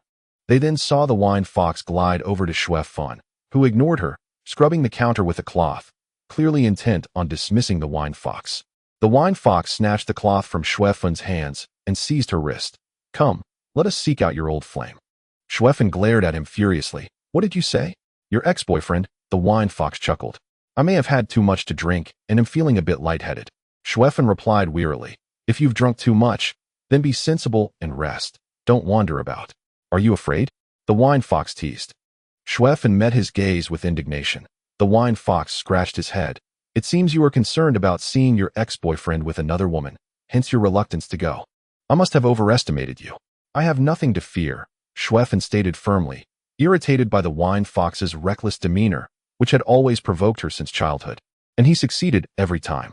The wine fox smirked triumphantly and sauntered away, with Xuefan trailing behind. Strikingly handsome. The wine fox attracted the attention of many onlookers as he walked down the street, clearly relishing the attention, occasionally flashing charming smiles. Xuefan let out a huff, exasperatedly following him. Noticing he wasn't heading to Gao Mingyuan's workplace, she questioned, "Where are you taking me?" "Wherever you wish," he replied. "I have no intention of taking you to see your ex. I lack the interest." Realizing she had fallen for his ploy, Xuefan replied, "I'm going back." "You've come this far." The wine fox gestured towards the entrance of the amusement park and remarked, "In your childhood, did you not express envy towards humans for having such amusement parks, while Qing Qiu lacks such delights? Now, I shall fulfill this desire for you. But attending such a place alone seems rather pitiable." With a sharp undertone, Xuefan turned away in frustration. A dog cannot produce ivory. The wine fox suppressed a smile and leaned closer to Xuefen's ear, whispering, "You are mistaken. It is a fox's mouth that cannot produce ivory." Xuefan, torn between laughter and tears, was pulled along by the wine fox into the park. The strikingly handsome pair drew numerous gazes, and Xuefan felt increasingly awkward amidst the attention, exclaiming, "Let go. It feels strange to be like this." The wine fox, wrinkling his nose, replied, "Without a drink at this moment, I feel rather unsatisfied. We must seek out a more thrilling attraction. What was it called? Frog leap?" Reluctantly, Xiao was dragged by the wine fox through various rides. And after a whirlwind of exhilarating experiences, she surprisingly found herself enjoying the adventure.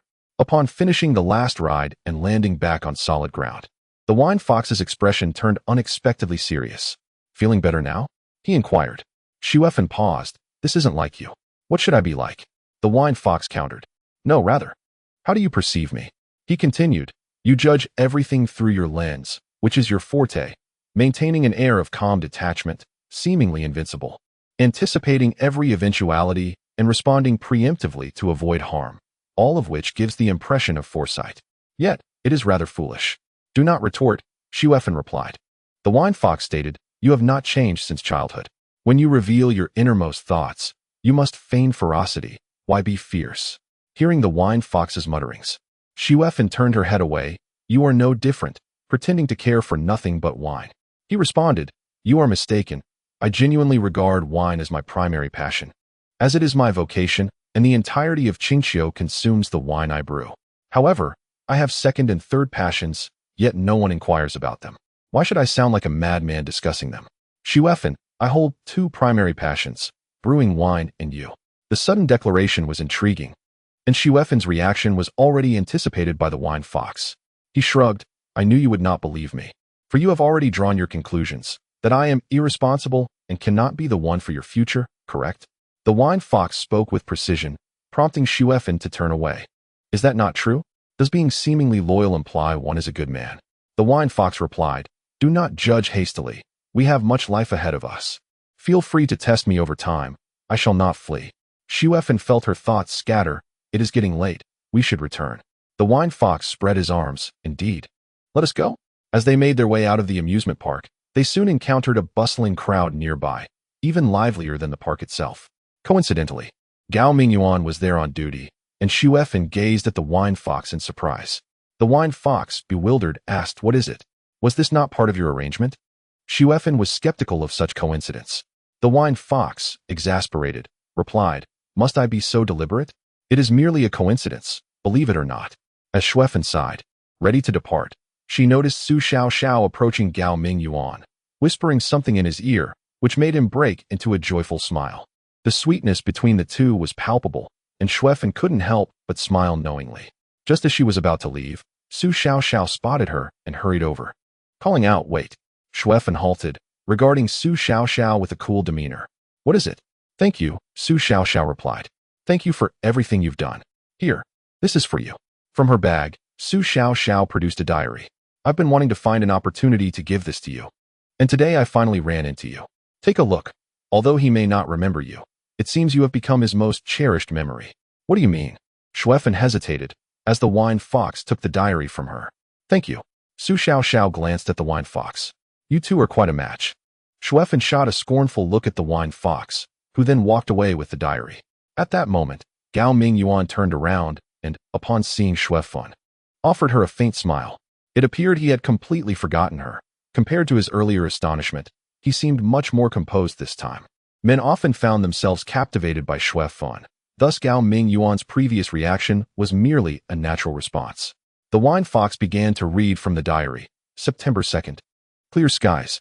There seems to be a shadow of someone lingering in my mind, bringing a sense of melancholy.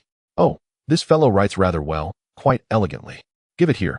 Xiao reached out to snatch the diary, but the wine fox held it higher and continued reading aloud. September 3rd, overcast. That shadow is slowly fading, and my heart suddenly feels at peace. The wine fox's expression stiffened, becoming more serious. Upon hearing this line, Xiao stood still, a hint of a wry smile gracing her lips. Indeed, being with Gao Mingyuan had placed considerable pressure on him. It must have taken immense resolve for him to accept her identity. The wine fox continued. September 4th, light rain. Su Xiao made soup, and it tasted delightful. The shadow in my heart has vanished, and I can hardly recall it. Though I feel a bit of loss, the current situation is not bad. I know that what I've lost might be the most beautiful thing of my life. Xiao closed her eyes as the wine fox turned the pages. The last entry, written 4 days later, read, September 8th, everything begins anew. I bid farewell to the shadow that has drifted away from my heart, and I wish it well. The wine fox handed the diary back to Xue Fun. This is his farewell diary. Take good care of it. A man's final memories of a woman are described in the most beautiful terms. You have not lost out. Xue Fun retorted, aren't you here to mock me? I foolishly gave him the medicine, and now I must watch him with another woman. My heart aches more than anything. With that, the wine fox tossed out her words and walked ahead, only to suddenly turn back, rolling up her sleeve. Do you see this? It's from when you bit me as a child. How many years has it been? TSK, you were quite ruthless back then. The bite marks on Wine Fox's arm resembled a series of shallow crescents, remnants of a time when both he and Xue Fun were mere adolescents. Around 16 or 17 years old. It was then that Xue Fun had left her mark on his wrist. By that time, Wine Fox had already embarked on his journey of winemaking, displaying a fervent ambition to surpass his master. Xue Fun developed a fondness for the wine he crafted, yet alas, Wine Fox was consumed by his passion for alcohol, often labeled as a natural drunkard. This perception of irresponsibility and frivolity became deeply ingrained in Xue Fun's impression of him.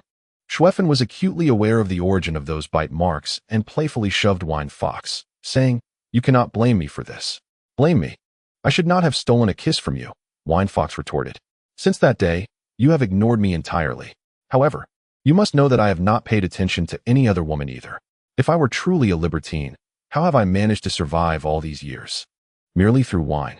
Everyone in Qing Qiu knows my feelings, yet you pretend otherwise. This time, our new clan leader has granted me an opportunity that I shall not squander." "What do you intend to do?" Xue Fun inquired. "If I cannot return to Qing Qiu with you, I shall remain here," Wine Fox replied with a grin.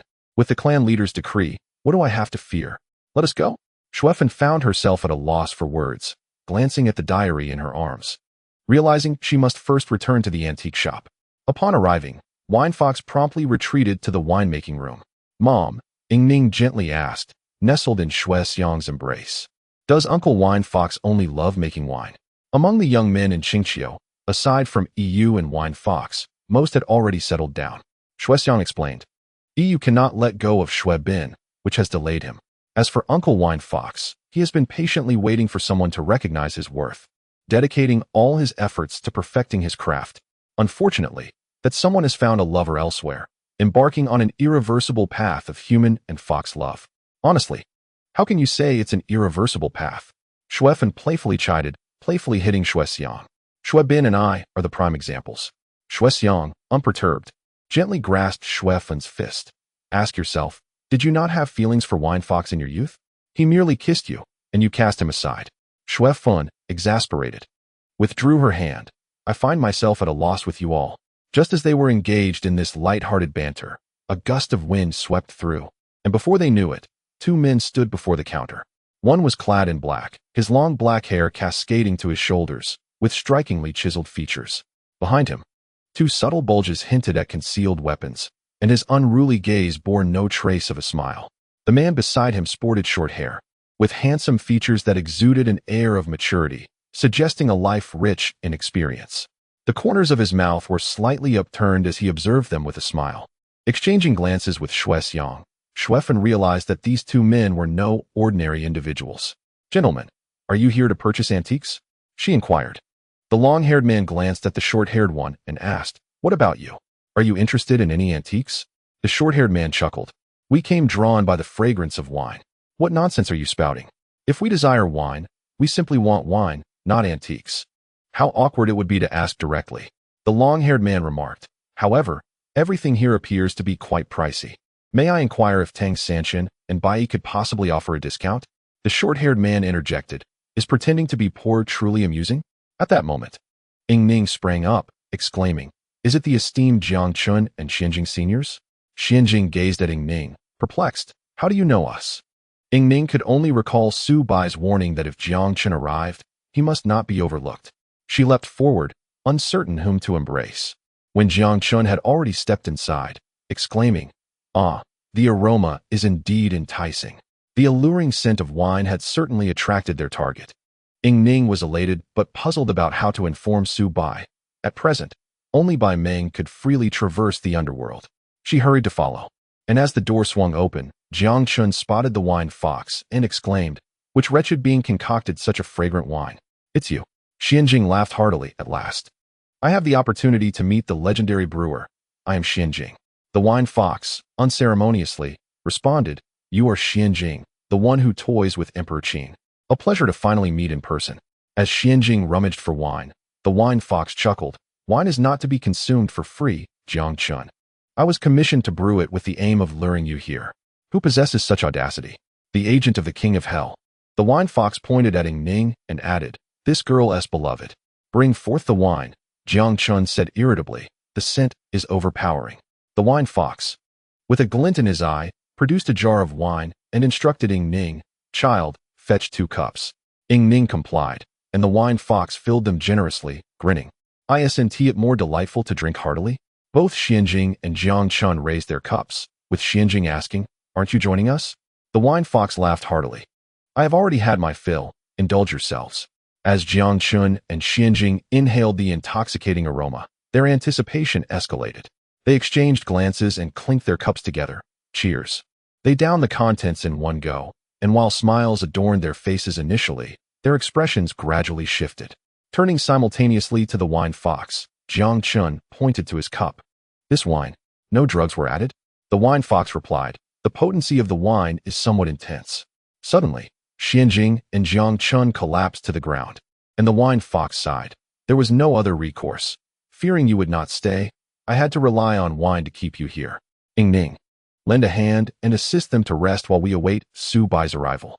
Meanwhile, Xiao Bai, residing in the underworld, remained unaware that Jiang Chun had already arrived at the antique shop. He adhered to the underworld's customary rhythms in his daily life. The Wheel King had completed his court session early and stood outside the King of Hell's hall, hesitant to enter, as Xiao Bai still had 3 or 4 souls unprocessed.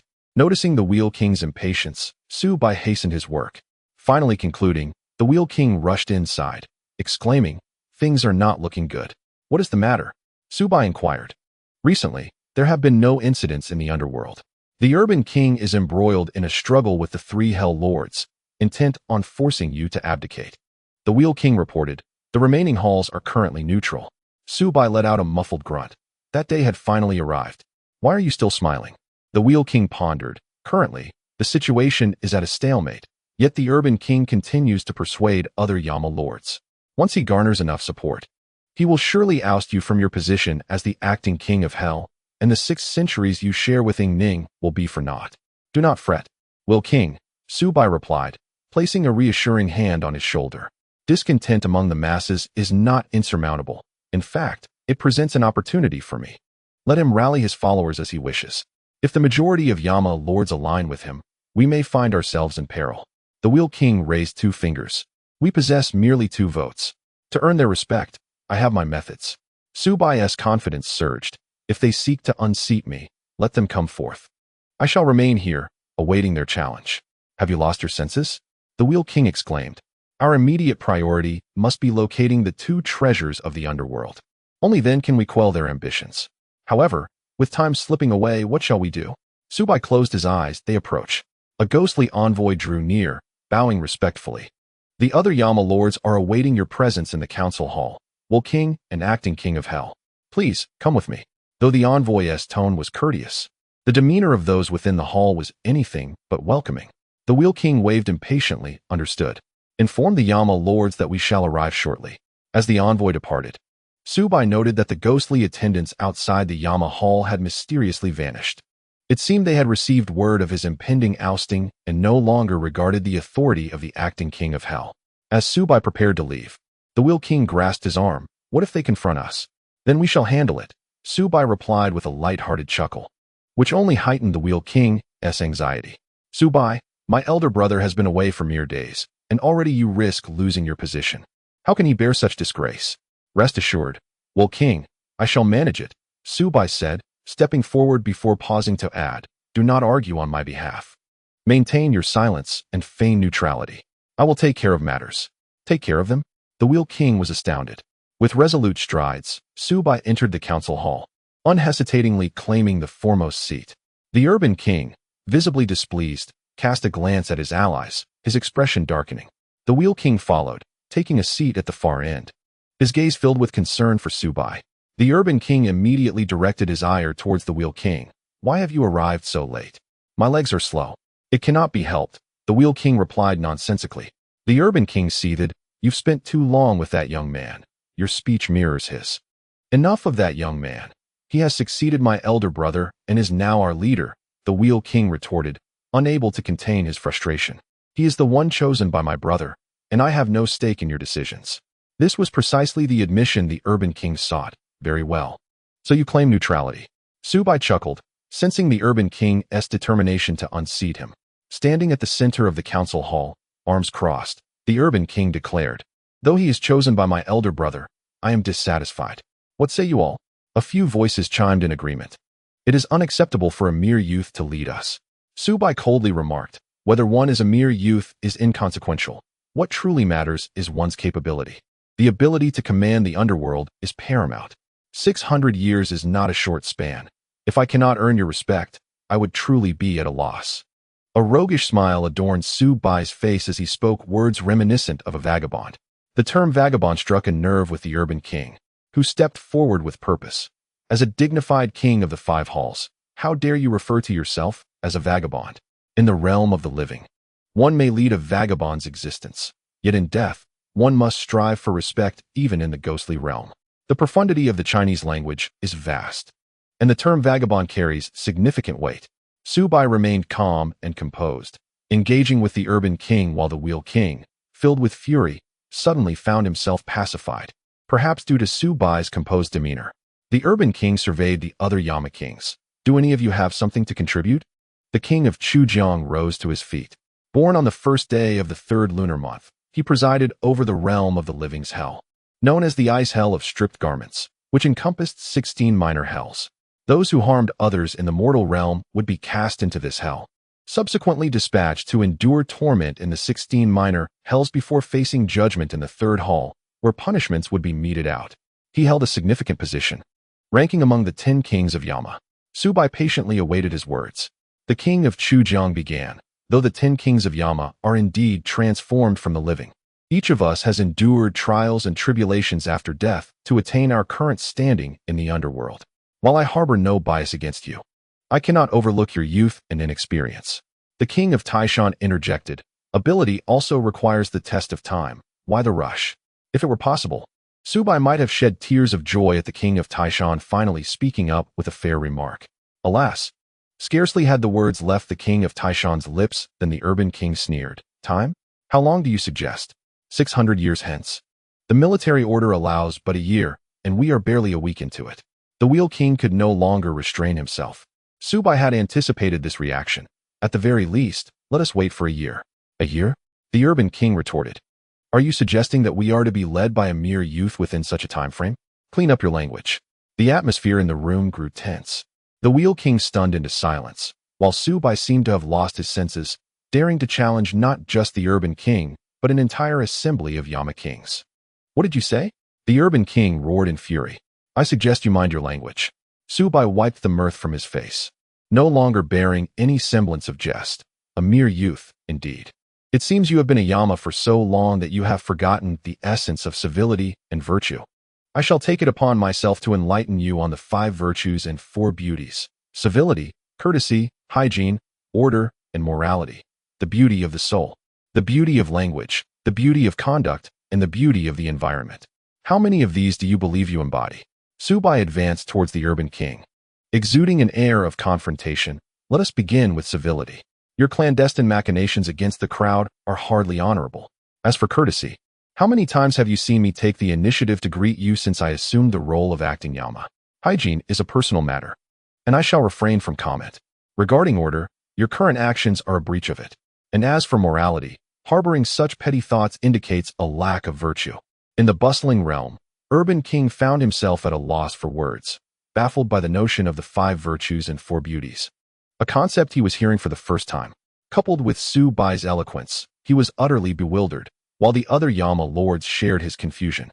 Xiao Bai was determined to confront Urban King, having grown weary of his demeanor, clearly waiting for this very moment.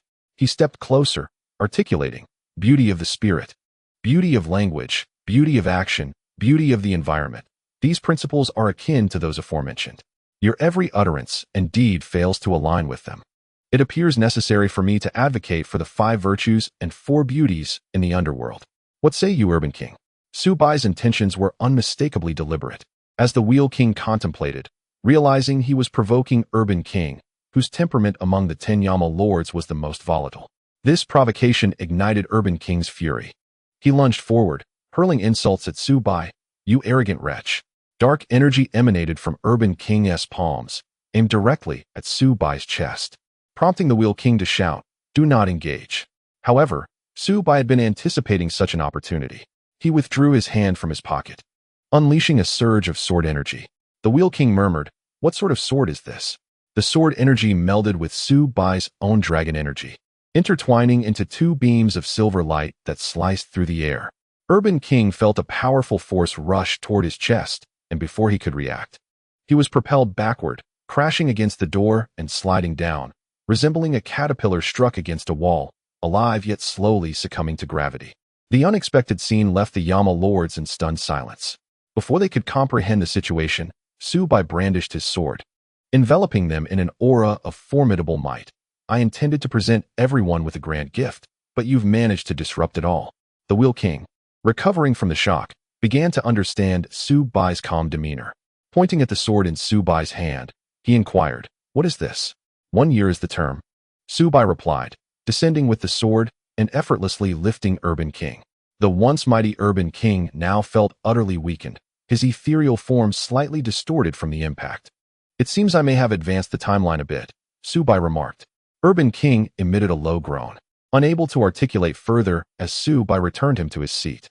Grasping Urban King's wrist, Xiao Bai swiftly rubbed his fingers across it, and in no time, Urban King regained his former state. "My apologies. I had no idea the underworld sword possessed such formidable power." Merely revealing it nearly harmed Urban King. Xiao Bai's expression remained composed, rendering his previous actions inscrutable. Yet, upon hearing the words underworld sword, excitement rippled through the assembly.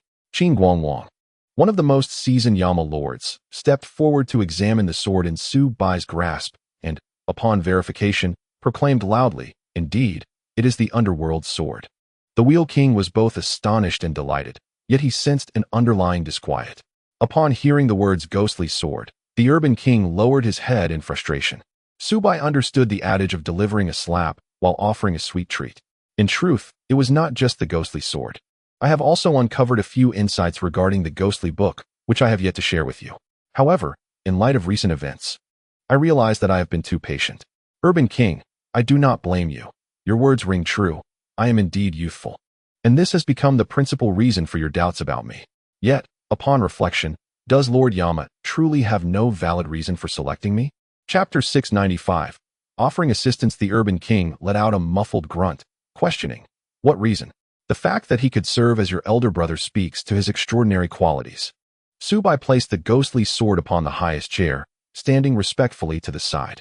This gesture naturally garnered considerable goodwill. I have pondered the reasons for his choice of me. First and foremost, it is due to my unique talent, the reverse scales, which even aided you in vanquishing Wu Xian, a fact you cannot deny. The ghostly realm was utterly incapable of handling a Wu Xian, which rendered the atmosphere remarkably silent. The Meng Pasup could not erase Wu Xian's memories of his past life, and even the 10 Yama kings were powerless to scatter his soul. As the leader of the witches, Wu Xian possessed undeniable abilities. Yet this situation severely embarrassed the ghostly realm. Ultimately, it was my activation of the reverse scales that resolved the matter, thus establishing my merit. Even the Urban King, despite his bravado, could not refute this fact, indeed. However, I believe there is another reason, Xiao Bai continued. My connections with the antique shop, my ties to Qing Qiu, and my affiliations with the Shadow Organization are all significant factors in Lord Yama's choice. When he departed, he specifically took me to the depths of the ghostly realm, where I witnessed the seal and learned of the disappearance of the 2 treasures, indicating that this matter weighs heavily on Lord Yama's mind. The Wheel King remarked, "This is undoubtedly true. The Book of Life and Death, one of the 3 treasures of the ghostly realm, cannot be sealed beneath the earth without reliance on the other 2 to maintain the peace of this land. The recent tremors were caused by anomalies in the floating earth. And now, with 2 sacred artifacts missing, the stability of the floating earth is even more precarious. Naturally, we are concerned with our elder brother's prolonged absence. Thus, Xiao Bai stated, his intention in taking me there was twofold: to underscore the significance of the three treasures and to urge me to expedite my search. However, this raises a question: why, with your capabilities, do you not undertake this task yourselves and instead delegate it to me? Silence enveloped the group until the Wheel King spoke again. If we had the means, we would have located them long ago. Please, do not keep us in suspense. Share your thoughts freely. While you are all undeniably capable and were remarkable figures in life, the world outside has transformed entirely from what it once was. In this era of swift change and information, Xiao Bai inquired, do you use mobile phones? Are you able to access the internet? Can the ghostly realm establish internet connections? You are nearly cut off from the information of the outside world, with the sole medium being the book of life and death. You cannot refute this, can you? In the urban realm, King of the City turned his head, and the King of Mount Tai remarked, we are the rulers of the underworld, having existed for not merely a century, but nearly a millennium. Your words, though blunt, indeed ring true. We have become utterly disconnected from the world beyond. So, what is it you wish to convey? I am unlike you, Xiao Bai chuckled. This is precisely why I must seek the two treasures of the underworld. Intrigued, the others urged him to elaborate, and Xiao Bai adopted a more serious demeanor. I possess connections in the outside world. Those in the antique shop are no ordinary individuals. Among them, Boss Tang and Boss Bai are exceptional. Their fates are not recorded in the ledger of life and death, but only in the book of the underworld. As for Yu Qing, he is a remarkable talent of the Mo Xuan sect, adept in the use of the Yin talisman scriptures, having previously assisted the underworld in subduing numerous malevolent spirits. Shui Ying may lack extraordinary abilities, yet she possesses an exceptional talent for discerning micro-expressions, adept at identifying loyalty and treachery. Ying Ning and Bai Mo Xuan hail from the Qing Qiu clan, whose origins rival those of the underworld. Their repository of knowledge is astonishing, and they are affiliated with the Yin organization, filled with remarkable individuals who could greatly aid in the search for the two treasures of the underworld. I believe this explains why I have been chosen. My life is fleeting, yet I possess the reverse scale and such formidable connections. Suddenly, Xiao Bai expressed his indignation. So, it is the King of Hell who is the true mastermind here. This is not about granting me an advantage. It is clearly an exploitation of my efforts. For one who willingly submits to such manipulation, why are you so aggressive towards me? The underworld's sword has been located, and shortly, I shall return it to its rightful place. You have no objections to that, do you? The King of Mount Tai nodded, and Xiao Bai continued. I have another piece of news to share. I have uncovered some leads regarding the book of the underworld. Have you heard of Zhang Chun, the King of Zombies? The Equal King replied in astonishment. Could it have fallen into his hands? Not quite, Xiao Bai clarified. However, he has seen something akin to it. Had it not been for your interference, I would have awaited Zhang Chun's return outside. I exerted considerable effort to draw him out. Xiao Bai recounted how he had ventured to Mount Lu to retrieve the Scissors of Summer and had enlisted the help of the Wine Fox to entice Zhang Chun's appearance. The others felt a twinge of guilt, realizing they had misjudged his intentions. The King of the City interjected, Did you not go out in search of your beloved? I did, Xiao Bai replied curtly, but it was not my sole endeavor. Currently, I have no knowledge of whether Zhang Chun will appear. He is a free spirit and does not linger easily. The Wheel King hastily suggested, Then should we not rush to investigate? After a moment of contemplation, Xiao Bai placed the underworld sword into the hands of King Qing. As the foremost ruler of the underworld, I entrust this matter to you. Wheel King, you shall accompany me. He then turned to the King of the City. Our grievances conclude here today, regardless of whether you acquiesce or not. As long as you do not disrupt the rules of the underworld, you are free to act as you wish.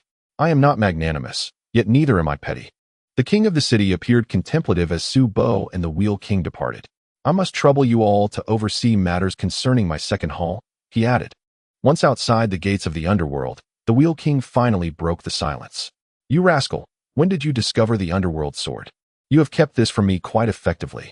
I was merely awaiting this very day, Xiao Bai replied. Xiao Bai was also taken aback. Yet he remained remarkably composed. The time to draw swords had arrived, and it was no longer appropriate to be courteous.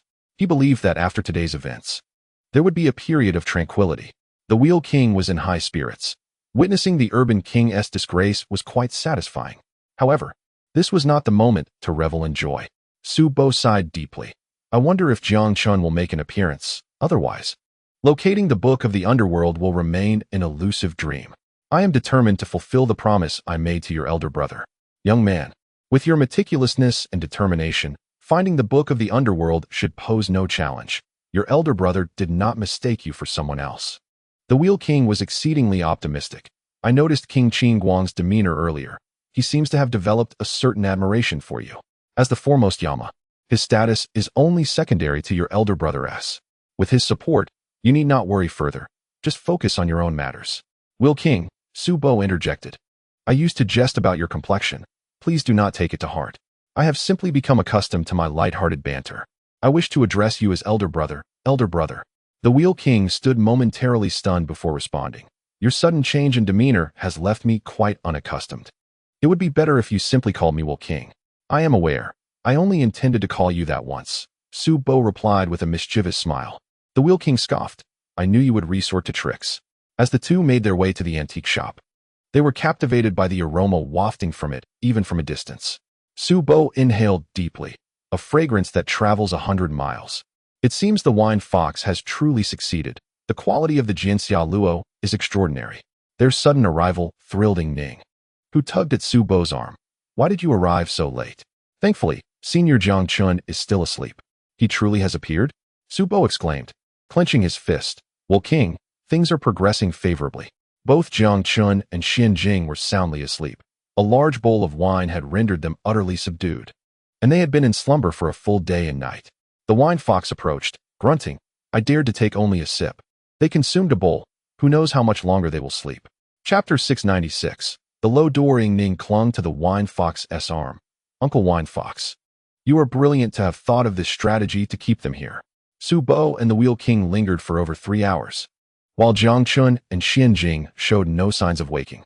Concerned about the affairs of the underworld, they returned momentarily to handle daily matters before coming back, waiting an additional 3 days before Jiang Chun and Xian Jing finally stretched and awakened, allowing Su Bo to finally relax. As soon as they awoke, the wine fox approached. How do you feel?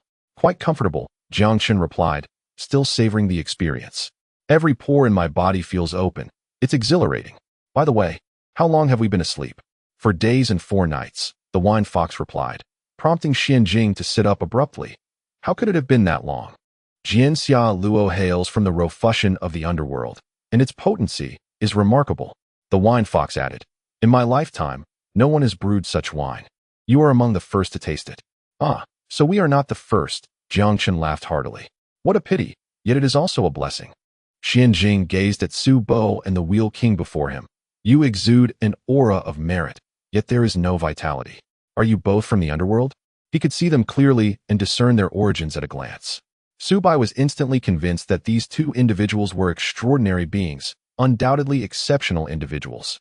He inquired, might I ask which of you is the esteemed Jiang Chun, and which is the venerable Xian Jing?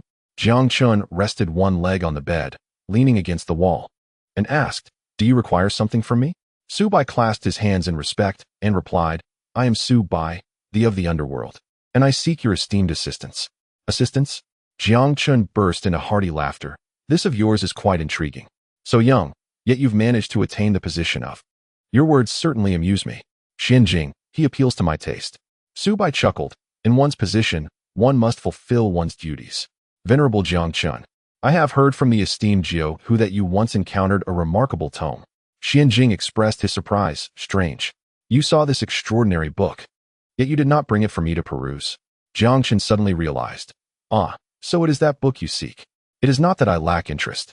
Upon my first glance, I recognized its uniqueness. The book contains at least 8,000 years of virtuous deeds from the underworld, quite extraordinary indeed. However, I cannot retrieve it, and it remains in its place. I believe that if there is something I cannot take, it must be destined for a specific individual. You have a discerning palate for this wine, and Su Bai deserves credit for it, remarked Jiu Hu. You should at least offer a token of gratitude. Jiang Chun pointed at the wine and asked, may I take some with me? Jiu Hu's expression shifted slightly, while Xian Jing laughed heartily. It seems he is reluctant to part with it.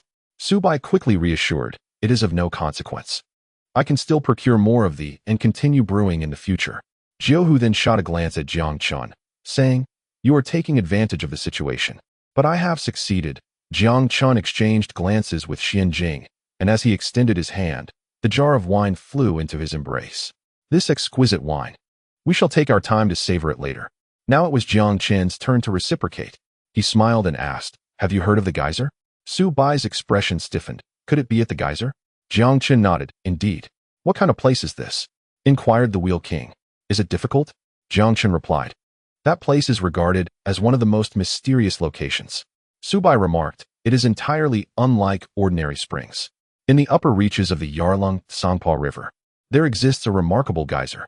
The spring water flows gently, and, after a series of brief pauses and eruptions, a thunderous roar announces the sudden release of high-temperature steam, which bursts forth in a water column over 2 meters in diameter and approximately 20 meters high. The steam continues to churn and leap, soaring into the azure sky. Its eruption cycle lasts for several minutes, after which it ceases automatically, only to erupt again after a period of time. The geyser derives its name from this pattern of intermittent eruptions. If one were to be within the water column, it might pose some difficulty, Xiao Bai mused. Gazing at himself, I wonder if I am in a suitable condition to surge in. Whether I can or cannot, I must venture in to try. At that moment, Bai Mo Xuan entered. Oh, our star has arrived, Xiao Bai remarked with a hint of envy. Upon their initial encounter, the two individuals fell into a fierce dispute. Bai Mo Xuan let out a low grunt, remarking that, given his recent bout of ennui, visiting the geyser would serve as a delightful diversion, a journey of sorts. He reassured his counterpart, fear not, it is not for your sake. You do not possess such significance. Sighing, he added, I am certainly not indulging in self-deception. Xiao Bai interjected, moreover, whether I can attend remains uncertain.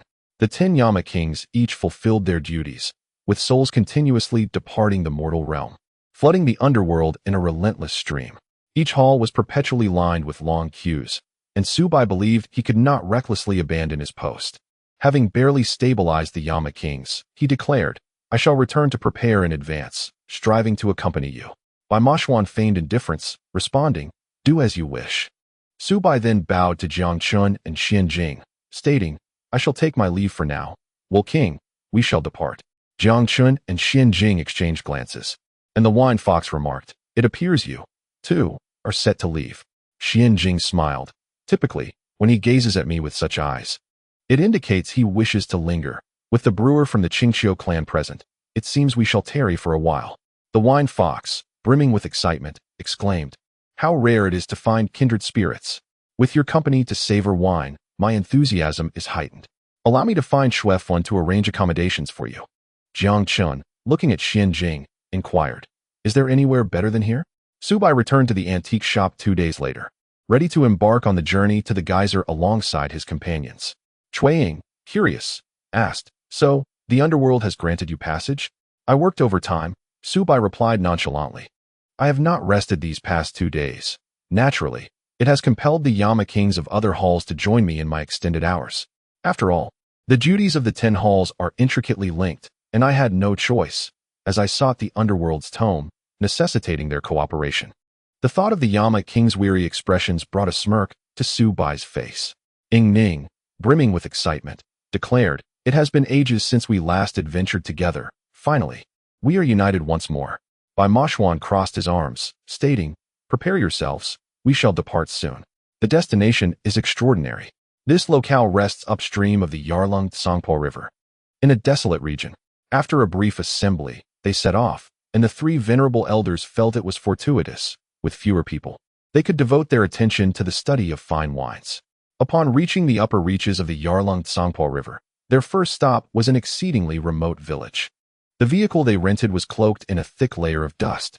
Xiao Bai had materialized, appearing no different from an ordinary person, save for the icy touch felt by Ying Ning as she held his hand. As Cui Ying cautiously ventured into the village, she called out, is anyone there? At this season, the air had turned somewhat brisk, and the nearby mountains were capped with snow, the expansive wilderness offering a refreshing atmosphere, akin to an outing for the group, long confined to the antique shop. After Cui Ying's inquiry, silence lingered, rather than a village.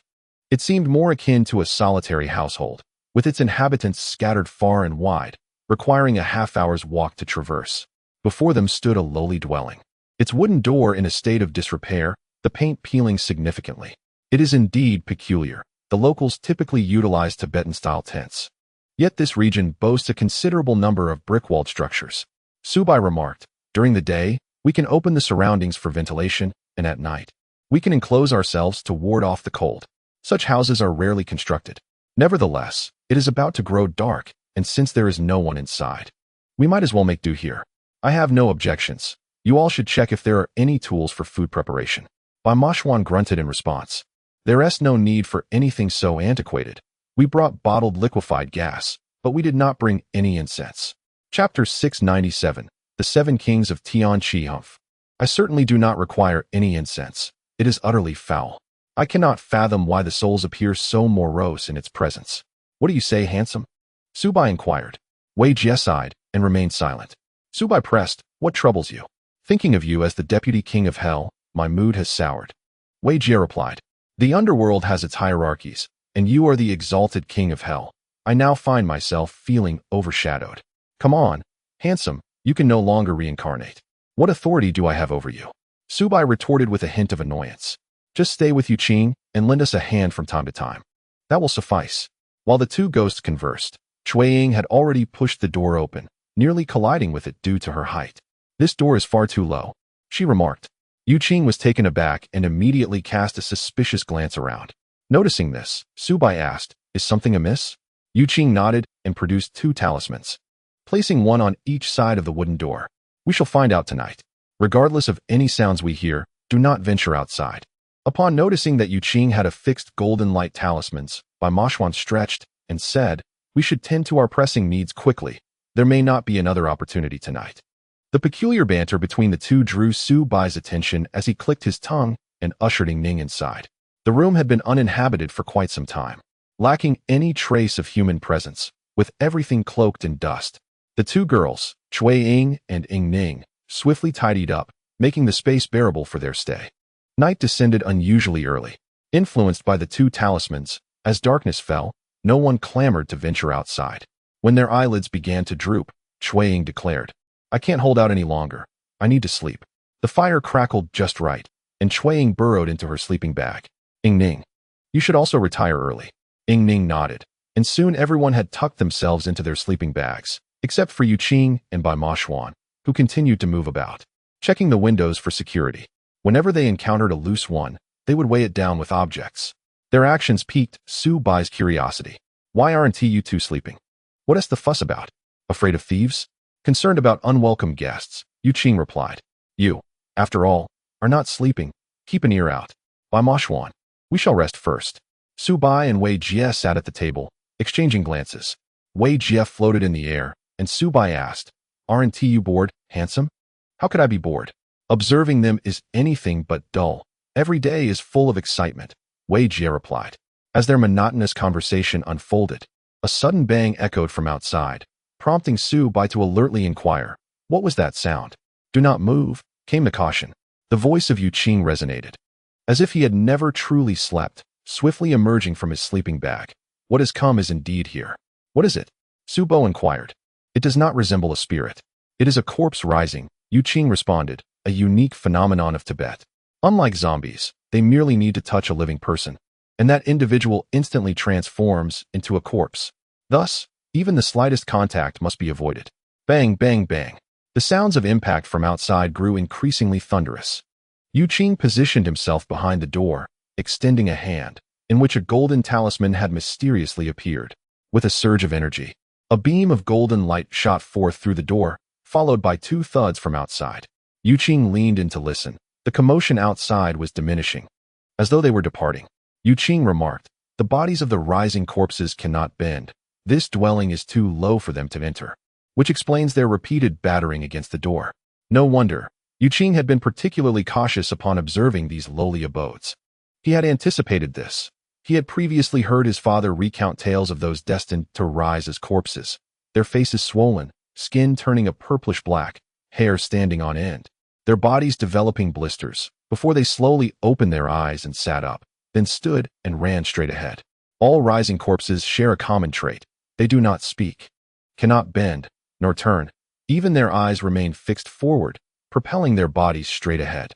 Should they encounter a living person, they would reach out with their rigid hands, causing instant death and transformation into a corpse for the living.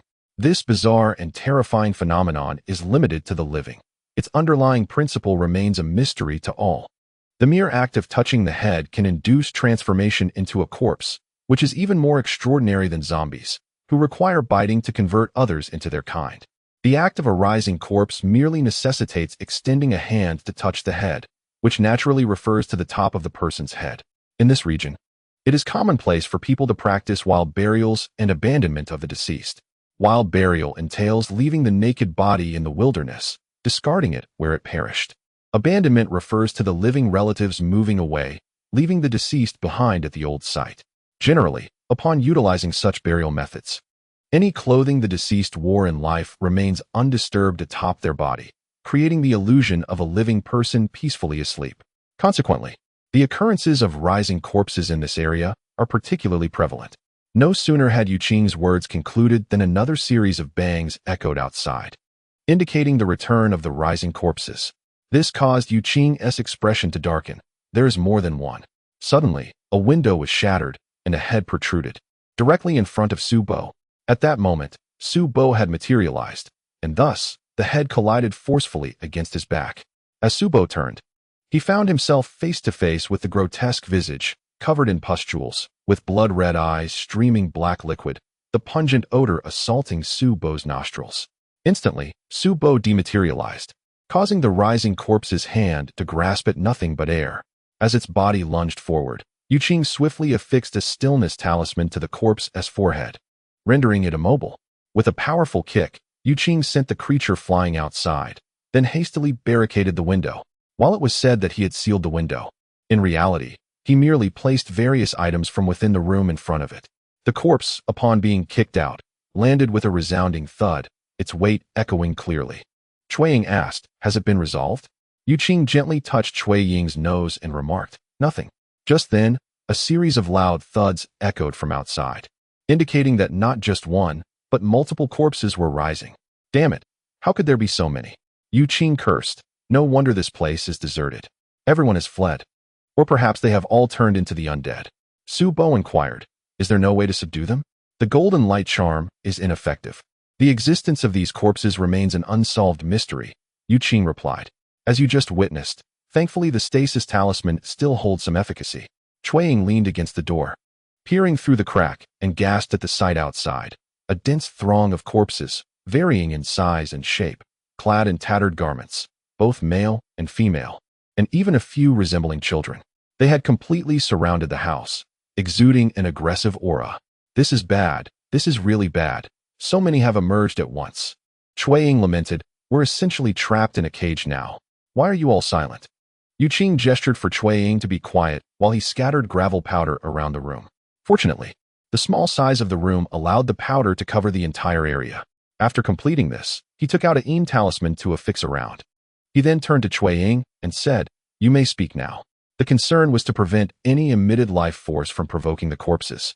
"What should we do now?" Cui Ying asked. "We wait for dawn," Yu Qing replied. "The corpses, like zombies, are creatures of the night. They only exist in darkness. This gravel powder and the Yin talisman will help conceal our life force. Have no fear." Outside, heavy footsteps continued to resonate. The corpses were heavier than ordinary humans, their limbs cumbersome. Clearly, they were perplexed by the gravel powder and the Yin talisman, wandering in circles around the house. Eventually, they abandoned their pursuit and gradually retreated. Exhausted, Cui Ying plopped down onto the ground, exclaiming, "I'm worn out. Why must these corpses disturb our peace?"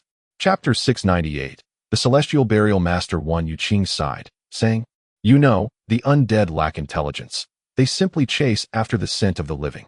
Having been with you for so long, I've learned a bit. No need to reiterate." Cui Ying yawned as the dawn slowly broke outside. "It seems we can finally leave," she remarked. "Let this place remain as it is." Bai Mo Xuan commented, "It serves as a decent refuge." Su Bo added, "Our primary goal remains to find the underworld book at the geyser. Sister, take a moment to rest. We shall depart soon."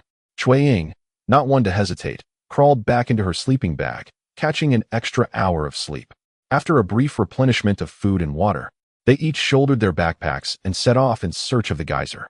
The geyser is essentially a hot spring, The water does not flow continuously from the spring, but rather erupts intermittently, as if it has been holding its breath, releasing a powerful surge. During its eruption, the water can shoot high into the air, forming columns that reach several meters, even dozens of meters, creating a breathtaking spectacle. Amidst the vast expanse of the heavens and the earth, the onlookers found the scenery before them extraordinarily enchanting. After enduring the tumult of the previous night, everything now felt particularly worthy of cherishing. Suddenly, Ning pointed towards a nearby mountain and exclaimed, "Look, there are so many vultures." "That mountain is where sky burials are conducted," replied Xiao Bai. "There are corpses on the mountain, hence the multitude of vultures." "Sky burial? What does that mean?" Ning inquired, puzzled. "Oh, foolish girl, it is a traditional funerary practice among certain ethnic groups. Simply put, the deceased are placed upon the mountain for the beasts to consume. Due to the mountain's height, it is primarily vultures that partake in this act. They believe that this ritual allows the departed to ascend to heaven," Xiao Bai explained. With a mischievous grin, Xiao Bai continued as they walked, "Sister, you only know part of the story. The tradition of sky burial has its origins. Remember our previous encounters with the Bon religion? Though we did not engage directly, we heard tales of 2 Bon practitioners at the ruins of the Yuezhi kingdom. Sky burials are closely related to this belief system. The Red history records that ancient Bon belief divided the world into 3 realms: heaven, earth, and the underworld, with celestial deities holding significant importance. The first generation of Tibetan kings, along with the subsequent 6, were said to be divine beings who descended from the heavenly ladder to the mortal realm. After fulfilling their earthly duties as ordained by the deities, they would ascend back to heaven, a narrative chronicled as the 7 kings of the heavenly terrace. Xiao Bai began to flaunt his knowledge, which elicited a dismissive response from Bai Mo Xuan. "It is strange how the deceased retain their personalities and temperaments even in death." Xiao Bai shot him an incredulous glance. "If you don't wish to listen, simply cover your ears. No one is forcing you." "Suit yourself," Bai Mo Xuan remarked. "In any case, we must pass by." Ning timidly interjected, "I want to hear more. What are the 7 kings of the heavenly terrace?" The 7 kings is, in fact, a misunderstanding. In this region, when a king passes away, the king's shaman and guards secretly transport the body to a remote and perilous location to prevent it from being discovered. Yet, they could not escape the gaze of the vultures. "Ning, do you know why?" Xiao Bai innocently asked her, aware that only she would unconditionally support him. Ning shook her head repeatedly. "I don't know. Please tell me." Cui Ying, crossing her arms, remarked, "I can hardly stand you two." "Whatever, I don't know either. Go ahead, tell us." Vultures, belonging to the larger bird species, typically inhabit high-altitude regions. In China, they are often seen soaring above the lofty peaks of the Tibetan plateau, either in small groups or alone, possessing remarkably keen eyesight. When the shamans clandestinely laid the king's body in a remote area, the vultures descended and voraciously consumed the royal remains. Thus, the heavenly task of transporting the king's corpse back to the celestial realm was unexpectedly fulfilled by the vultures. From that moment, vultures became the only beings endowed with the miraculous ability to carry the king's remains to the heavens, and this tradition has been passed down through generations. Xiao Bai concluded, by the time of the 8th generation of kings, the Zhigong Zanpu, this mysterious custom of sky burial gradually faded from memory, and earth burial began to take root among the people. After his power was usurped, his body was placed in a coffin with copper edges and cast into the Yarlung Tsangpa River. Since the Zhigong Zanpa died publicly, the myth of ascending to the celestial realm became untenable. It can only be said that the celestial rope had snapped, leaving his son to construct a royal tomb for his father's remains. However, with the arrival of Buddhism, the current tradition of sky burial emerged. Is that now entirely clear? Thank you, Teacher Su. Cui Ying turned to bow to Su Bo. Su Bo waved his hand dismissively. No need for thanks. A typical case of taking liberties. Cui Ying retorted, "Hey, can't we drive over to that geyser?" "It might be quite difficult," Bai Mo Xuan replied. "According to the map, we need to cross that mountain." He pointed to the peak surrounded by vultures. "We are not far from the mountain's base. The next step is climbing." Cui Ying sighed. "I can already hear the rushing water of the river." Just as her words fell, the roar of a motorcycle echoed, and a bike appeared on the narrow path. With a burlap sack on the back, covered by colorful prayer flags, the motorcycle sped past, the flags fluttering, the sack jolting on the seat due to the uneven road. The rider, a man clad in red and wrapped tightly, brushed past them without the slightest pause. The The motorcyclist seems quite impressive, Chuang remarked. Especially in a place like this. It feels so cool. What you really mean is that it would be great if we could rent a motorcycle, right? Yu Qing immediately grasped Cui Ying's implication. Su Bo observed the shadow of the motorcycle heading towards the mountain they were also aiming for. As they spoke, the motorcycle halted, and the rider dismounted, shouldering the sack and nimbly climbing the mountain. That person is quite strange, carrying such a large sack up the mountain, Ning commented. Aren't we the same? Our backpacks are heavy enough, she continued. Su Bo promptly solidified his resolve and took Ning's backpack, saying, let me handle it. Chuang also shoved her backpack into Su Bo's hands. Since you're being a good person, what's one more time? In your current state, carrying these things is hardly a burden, right? Su Bo weighed the items in his hands. Indeed, they felt as light as feathers. He then took on Yu Qing and Bai Mo Xuan's backpacks as well, declaring, now you can proceed with ease. With Su Bo's assistance, their pace quickened considerably. Upon reaching the mountain's foot, Su Bo first circled the motorcycle, observing, given this setup and his red attire, could he be a sky burial practitioner? That sack resembles a corpse. A sky burial practitioner? Cui Ying, sipping water, inquired, what does that entail? They are the ones who arrange sky burial ceremonies, Su Bo explained. Their work is somewhat akin to performing a rite, but it involves the actual handling of the body. As we ascend, we should witness their tasks. Su Bai was impatiently preparing to ascend, disregarding the need to wait for others. In an instant, he vanished from sight. Bai Mo Xuan cursed, this guy is reckless. We must hurry. Bai Mo Xuan, who was originally the fastest climber among them, found himself unable to keep pace with Su Bai and resolved to catch up as best he could. When everyone finally reached the summit, they beheld the figure who had arrived on a motorcycle, now attending to a corpse lying face down on the ground. The wind howled around the sky burial platform, causing the prayer flags to flutter wildly, enveloping the area in a vibrant display.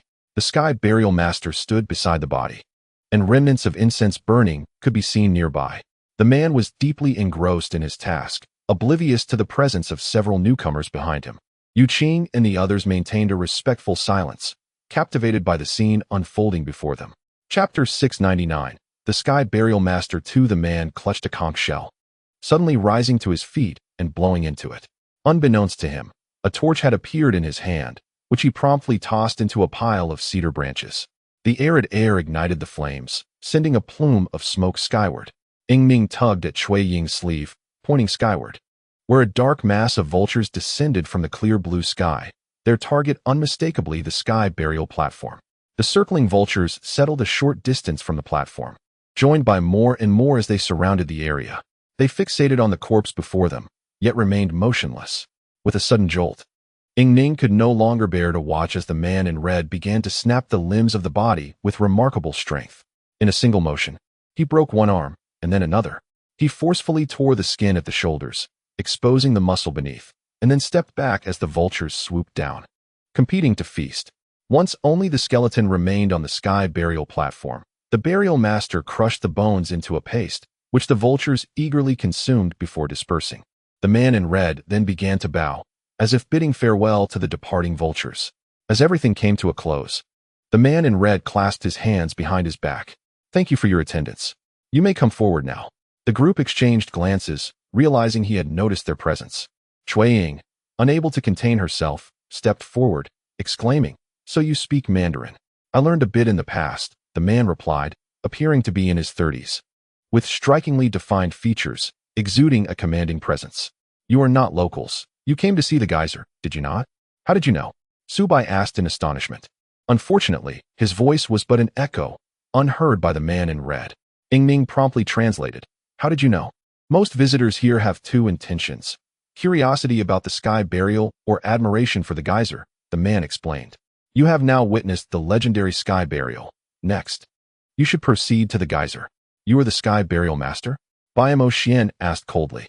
You may refer to me as such, the burial master replied. My task is complete. Should you wish to visit the geyser, feel free, but please maintain silence to avoid disturbing the peace of the departed.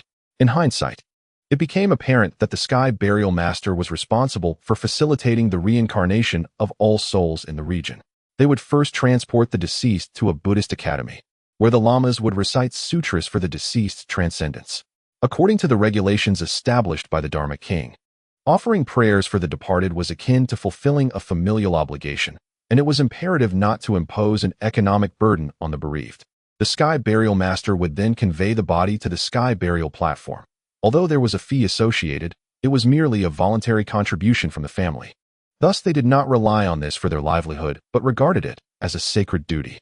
Qing performed a respectful gesture towards him, and the sky burial master picked up a cloth bag, preparing to descend the mountain. Just then, a tremendous roar echoed from nearby.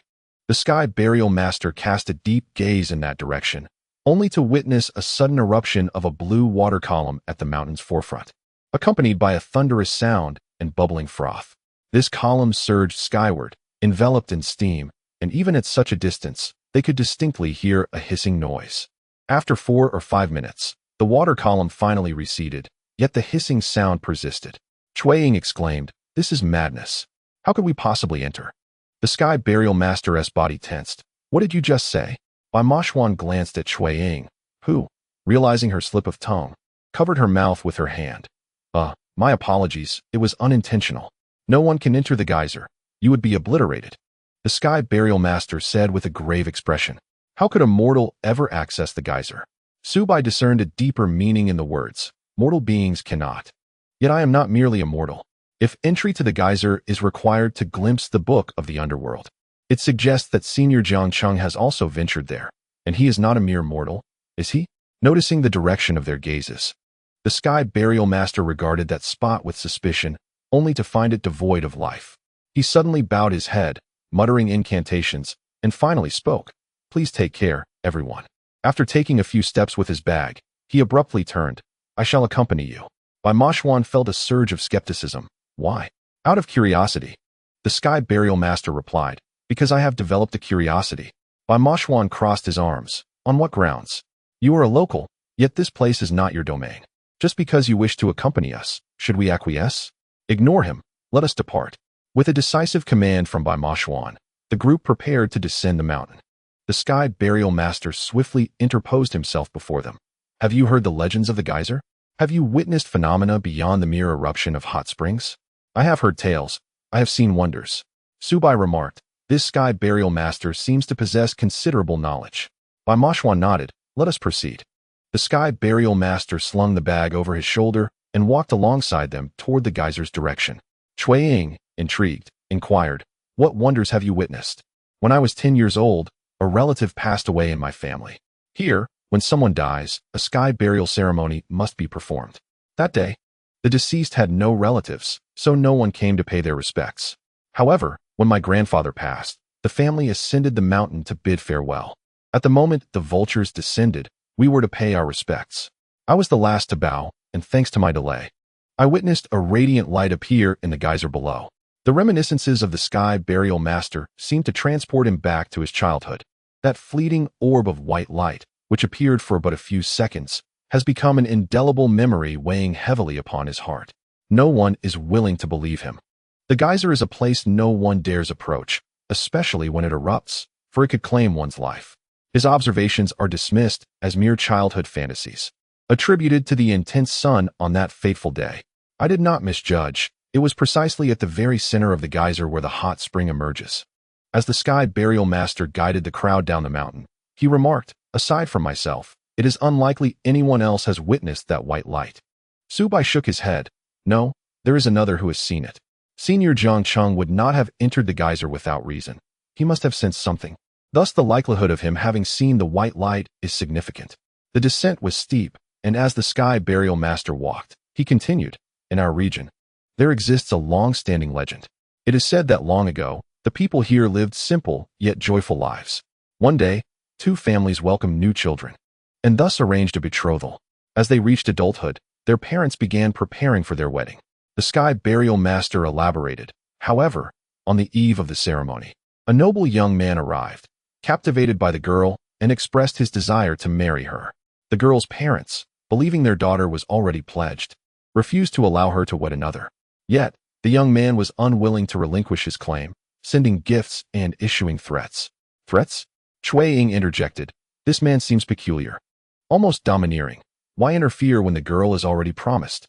The sky burial master replied. "He issued a warning that within 10 days, the girl must make a decision, or all would suffer the consequences. What initially appeared to be an unremarkable tale quickly captivated everyone's attention. The Sky Burial Master recounted, 10 days later, the young man arrived at the girl's home to propose, only to be met with her firm refusal. In a fit of rage, he departed, declaring that everyone should prepare for punishment. The following day, the village well mysteriously overflowed, inundating the fields and rapidly transforming the area into a vast sea, forcing the villagers to retreat to higher ground. Faced with this sudden calamity, the villagers were at a loss, and they recalled the young man's ominous words. They summoned a highly regarded local diviner, who revealed that the young man was associated with a malevolent dragon that governed the region. This dragon often took human form to demand tributes, and when unsatisfied, would wreak havoc upon the local populace. After his proposal was rejected, he sought vengeance against the people. Chapter 700. The malevolent dragon. Xiao Bai's interest was thoroughly piqued. The malevolent dragon seemed to belong to the dragon clan, albeit distinct from the azure dragon. No, such a creature was one Xiao Bai would not wish to associate with. As the floodwaters surged, the immediate priority was to manage the deluge, while simultaneously seeking to subdue the malevolent dragon. The girl's betrothed willingly assumed the responsibility of unblocking the subterranean river. The Sky Burial Master remarked, the so-called underground river of souls is likely the source of the intermittent spring, while the Master of Spells is akin to what Yuhan people refer to as a shaman. Ning responded, even among the dragon clan, there exist such unreasonable individuals. Subo cleared his throat. One cannot generalize and condemn an entire group. The Master of Spells produced a talisman and proclaimed that by fastening it around the neck of the inferior dragon, it could be subdued. The young lady volunteered, along with her fiancé, to undertake the tasks of excavating the underground river and affixing the talisman. The young man, accompanied by the villagers, began the arduous task of breaking the rocks, making slow progress. He was compelled to repeatedly plunge beneath the water's surface, a task that continued for 3 days. Suddenly, a colossal whirlpool manifested on the water's surface, and the flood receded swiftly. However, the young man submerged in the depths vanished without a trace. It was, in truth, a tragic tale. Ning and Shui Ying exchanged glances. The Sky Burial Master's description, while not exceedingly detailed, took on an inexplicable air of mystique upon hearing the legend en route to the spring, further intensified by the fact that these events transpired on the very same land. Did he perish? Shui Ying inquired. The Sky Burial Master offered a faint smile, and in that moment, Su Bo experienced an unnameable sensation. He cast a glance at the Sky Burial Master before turning to observe the intermittent spring, which, after its recent eruption, now lay in serene silence, yet bore an urgent sense of impending turmoil, for no one knew when it might erupt again. That mountain is known as Tianyin Mountain. The Sky Burial Master gestured towards the mountain ahead, stating, it is called Tianyin Mountain. The flood has subsided, yet the young man remains missing, and not even his bones were recovered. On the very day he departed, the young lady set out in search of the inferior dragon. Placing the talisman prepared by the Master of Spells onto a necklace, she feigned kindness, deceiving the inferior dragon into donning the necklace, but it became ensnared around his neck, tightening with each passing moment. Enraged, the inferior dragon killed the young lady, yet he was unable to remove the necklace, which he was doomed to wear forever, ultimately becoming trapped within the intermittent spring. Surrounding the spring now flourishes the acacia tree, said to be the transformation of the young lady's spirit after her demise. The Sky Burial Master's gaze turned distant. The eruption frequency of the intermittent spring reflects the breath of the inferior dragon. When his breath quickens, the spring erupts violently, and when it shortens, it is but a fleeting moment. Under the Sky Burial Master's narration, the group unknowingly drew nearer to the intermittent spring. A sudden gust of wind swept through, prompting Yu Qing to position Shui Ying behind him. Su Bo contemplated, you all stay here, I shall venture in alone. Wei Jie finally displayed a moment of camaraderie, declaring, I shall accompany you. I am not an ordinary being. Yet, you are merely a common spirit. If a true azure dragon resides within, you would be but cannon fodder. Su Bo retorted dismissively, oh, handsome one, you have struggled to survive for so long. You cannot abandon the fight now. The shimmering pool lay just ahead, appearing tranquil, albeit somewhat deeper than the average lake. Su Bo suddenly glanced at the Sky Burial Master. I am descending now. Before the others could react, Su Bo soared into the depths, leaving Ying Ning anxious, at which point Shui Ying embraced her, reassuringly stating, "Fear not. We shall remain here." The body of the Sky Burial Master suddenly trembled, his eyes reflecting a look of confusion. "How did I end up here?" Yu Qing and Bai Mo Xuan were taken aback, staring intently at the Sky Burial Master. Yu Qing suddenly realized, this is bad. Could it be that he was possessed just now? That seems implausible. We should have noticed. The Sky Burial Master glanced at everyone, hastily picked up a burlap sack that had fallen to the ground, and fled in a panic. His command of Mandarin was evidently lacking. He mumbled incoherently, a stark contrast to his earlier fluent expression. After running for a short distance, he finally had a moment of clarity and turned back to shout, "Leave quickly. This place is dangerous." Seeing that no one paid him any heed, he sprinted away. Bai Mo Xuan remarked, "It can't be just possession. That rascal Xiao Bai must have noticed something." Upon entering the pool, Xiao Bai found the sensation to be quite similar to being on solid ground, which was, of course, attributable to his current extraordinary state. He sank directly to the bottom of the pool, where he discovered a small spring. The water in the pool remained pleasantly warm. However, the spring was of greater significance. The intermittent spring's eruption operates on its own principles, powered by the geothermal waters beneath. For this to occur, there must first be a substantial underground water source, along with a source of energy. In regions with active tectonic movement, the intense magma activity serves as the energy for the geyser, which can only be found in relatively shallow areas of the Earth's surface. Furthermore, a complex water supply system is essential. Within this natural boiler, there exists a deeply embedded water conduit. The groundwater at the lowest part of the conduit is heated by the scorching magma, yet it is restrained by the pressure from the high column of water above, preventing it from freely boiling. The narrowness of the conduit also limits the convection of the spring water. Consequently, the water below continues to be heated, accumulating energy until the vapor pressure at the bottom of the water column exceeds the pressure above it. At that point, the high-pressure hot water and steam from below forcefully propel the water in the conduit to the surface, resulting in a powerful eruption. Following the eruption, as the water temperature decreases and pressure subsides, the eruption temporarily ceases, allowing for the accumulation of energy for the next event. Gazing at the spring, Xiao Bai resolutely dove in. He suddenly felt a surge of pressure. The temperature here was quite high, and he sensed that the next eruption was imminent. Below the spring, there lay only a narrow water channel, surrounded by jagged rocks that appeared menacing, as though they were ravenous for flesh. Xiao Bai touched his chest and felt no vitality. Quickly finding solace in the thought, what am I afraid of? After all, I am now an acting king of hell, devoid of a corporeal form. The waterway led deeper underground. The further he descended, the higher the temperature became. Xiao Bai could sense the change in heat, yet he felt no discomfort. The stones flanking the spring grew darker, and upon reaching the grand circular archway, a smile spread across his face. At last, this is the true destination. As the spring water cascaded through the archway, it revealed a tranquil pool, where the water ceased its journey forward, instead gathering in this serene haven, perpetually bubbling and gurgling. "I have arrived," Xiao Bai declared. "Who are you truly?" The Celestial Burial Master was indeed extraordinary. Neither Yu Qing nor Bai Mo Xuan seemed to have noticed this, prompting Xiao Bai to test his own vital energy. Upon doing so, he discerned that the Celestial Burial Master was not possessed, but rather under the influence of an external spiritual force which manipulated his actions and speech. "Will you not speak?" Xiao Bai inquired. "Is this not an invitation for me to proceed? If so, I shall not hold back." With resolute strides, he advanced, revealing a stone platform behind the shimmering pool. Stark and bare. With a sweep of his hand, the platform split in two, opening a passage.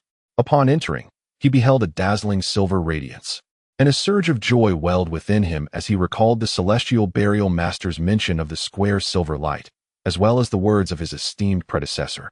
Jiang Chun. "Ah, so you seek that tome. My interest is piqued. The book is indeed remarkable, its essence steeped in 10,000 years of merit.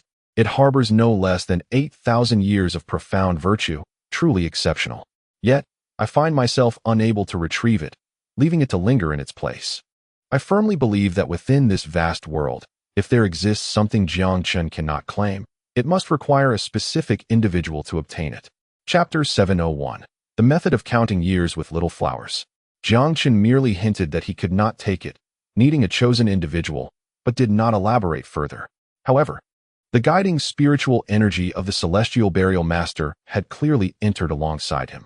Well, Xiao Bai mused. Jiang Chun neither confirmed nor denied anything, and he resolved to trust his own instincts. He stepped further into the radiant silver light, which grew increasingly vivid. Just then, a voice echoed, "You bear the aura of the azure dragon." The tone was languid, yet brimming with arrogance, an uncontainable hubris. "Where are you?" Xiao Bai demanded. With a flick of his wrist, the spiritual energy drifted gracefully through the air, ultimately settling upon a central circular platform where he noticed inscriptions in Sanskrit. "So, you are sealed here." Xiao Bai's ambitions lay beyond this, as he approached the silver square embedded within the stone wall. At that moment, the voice interjected, "You cannot take it." "Why not?" Xiao Bai retorted. "You are confined here, yet your tone is quite audacious." "I must say, my reflexes are rather swift." "Are you the scorned dragon they speak of?" "The scorned dragon? What manner of dragon is that?" "The river-dwelling dragon clan."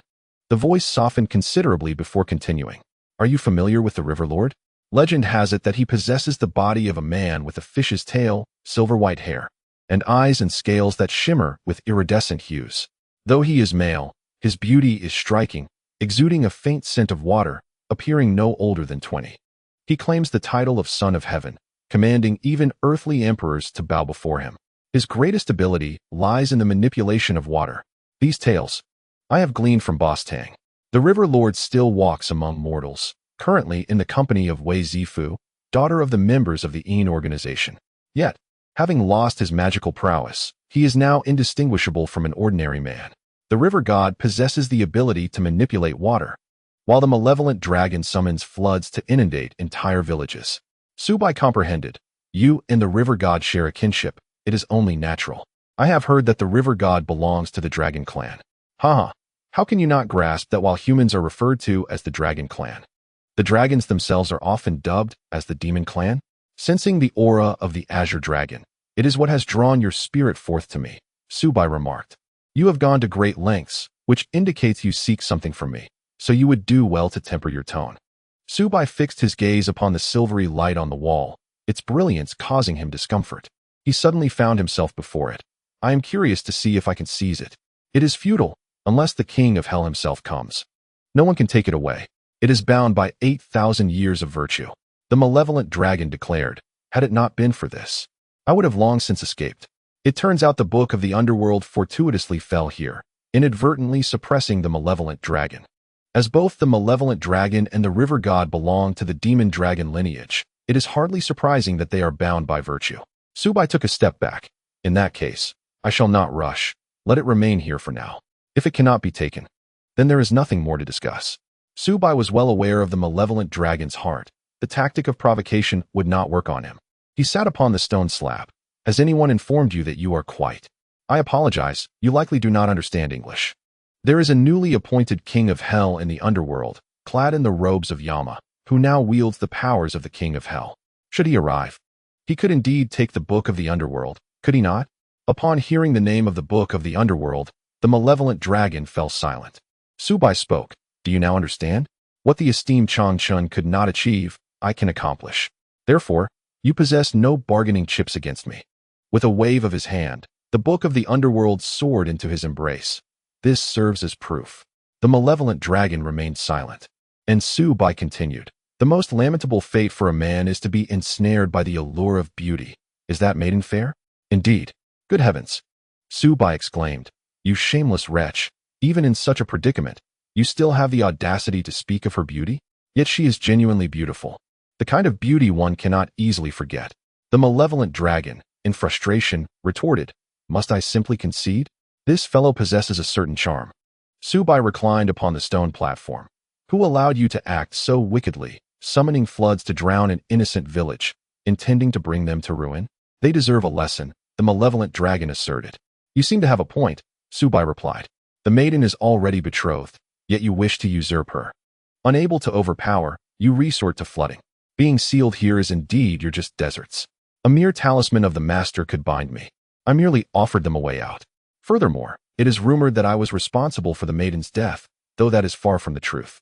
The malevolent dragon's voice grew sorrowful. She had already left my dwelling, only to return upon hearing of her fiancé's demise, and tragically ended her life before me. Xiao Bai gazed at the book of the underworld in his hands, and the malevolent dragon, agitated, declared, "I could have broken free. But this object fortuitously came from nowhere and inadvertently trapped me here. After waiting in anguish for so many years, only one person has entered, Qing Qiu. That fellow." The malevolent dragon remained at a loss for words. He actually disregarded me. Xiao Bai gazed coldly at the stone platform beneath him, where a faint handprint lingered. Rising to his feet, he remarked, "You have truly labored hard, yet alas, you cannot deceive me." The inferior dragon roared defiantly, "I have not deceived you. I understand the reaction that genuine love elicits." Xiao Bai replied, "Your feelings for that young lady are rooted in possession, not love. Enticed by her appearance, you seek to claim her. When thwarted, you resort to manipulation." Although Elder Zhang Chun did not elaborate on the specifics of his entrance, this handprint must be his legacy. His disregard for you, even delivering a strike, surely holds significance. What troubles me further is your behavior. Xiao Bai approached the stone wall where the Book of Nether was located, where a pile of bones lay. If you possess the ability to project your spiritual energy, why do you turn a blind eye to the remains of the woman you claim to cherish? These bones cannot belong to anyone else. Inferior dragon, your nature is hard to change. If I were to release you, I fear you would continue your malevolence. It seems prudent for you to remain here for the duration of my life. Once the Book of Nether is taken from you, your escape will be hastened." After a moment of contemplation, Xiao Bai closed his eyes, unleashing the power of his reverse scales, enveloped in silver light. The inferior dragon bellowed, "No?" Xiao Bai struck the round stone with a palm imbued with reverse scale energy, mirroring Elder Zhang Chen's strike. The inferior dragon, initially hoping to lure Xiao Bai for rescue, had instead dug his own grave, roaring in fury, "You wretched being, may you meet a miserable end. Curse it, I have already died once. What is there to fear?" Xiao Bai retorted, "Inferior dragon, as a fellow member of the dragon clan, allow me to advise you, reflect upon yourself. There are greater powers beyond the heavens and individuals beyond humanity. Otherwise, you would not have fallen into this predicament." Upon uttering these words, Xiao Bai sensed impending danger. The dragon's wrath was provoked, and the surrounding temperature began to rise. Swiftly, he departed from the area. Just as he emerged into the pool from the spring, he felt a surge of heat rushing towards him. Cursing the inferior dragon's vile nature, he hastened his escape, and, upon breaching the surface, shouted, "Run!" Yu Qing and the others reacted with remarkable speed, bolting at the sound of his command. The hot spring behind them erupted into the air, a dazzling spectacle. Yet they had no time to appreciate it, focused solely on fleeing for their lives. After an indeterminate distance, Xiao Bai finally declared, "That's enough, we can stop." Bai Mo Xuan collapsed onto the ground, never having felt so disheveled. At last, he inquired, "What transpired inside that was of such magnitude?" Xiao Bai recounted the events. To which Bai Mo Xuan replied exasperatedly, "So it was you who offended him. You've put us in jeopardy. We had no information outside. Didn't I tell you to run?" Xiao Bai raised the Book of Nether triumphantly. "I have secured it." Cui Ying's heart raced incessantly as she pressed her hand against her chest. Let us take a look. Chapter 702. Returning to position now is not the time for that. It suffices that we have it. Let us depart from here and discuss it later, Yu Qing interjected, slapping Cui Ying's hand lightly. "Who else should be anxious if not me?" she retorted. Cui Ying chuckled, clearly aware yet still reprimanding me. "Very well, let us depart from this wretched place." At that moment, a vulture descended with a thud, startling them. This vulture had been struck by the geyser's water. Xiao Bai approached and observed that the vulture was lifeless. The power of the geyser was indeed astonishing. Xiao Bai expressed his remorse. "You perished because of me." The group promptly vacated the area, their curiosity piqued, scarcely pausing as they hurried towards the imperial capital. Along the way, not a word was exchanged.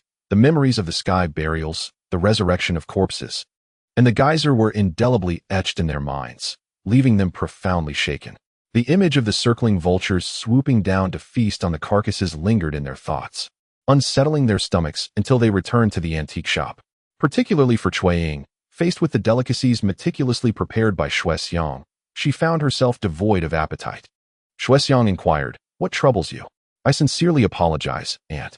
I long to indulge, yet I feel too fatigued to enjoy it," Cui Ying replied, swallowing hard. As the sound of limbs breaking echoed in her ears, "Perhaps we should wait."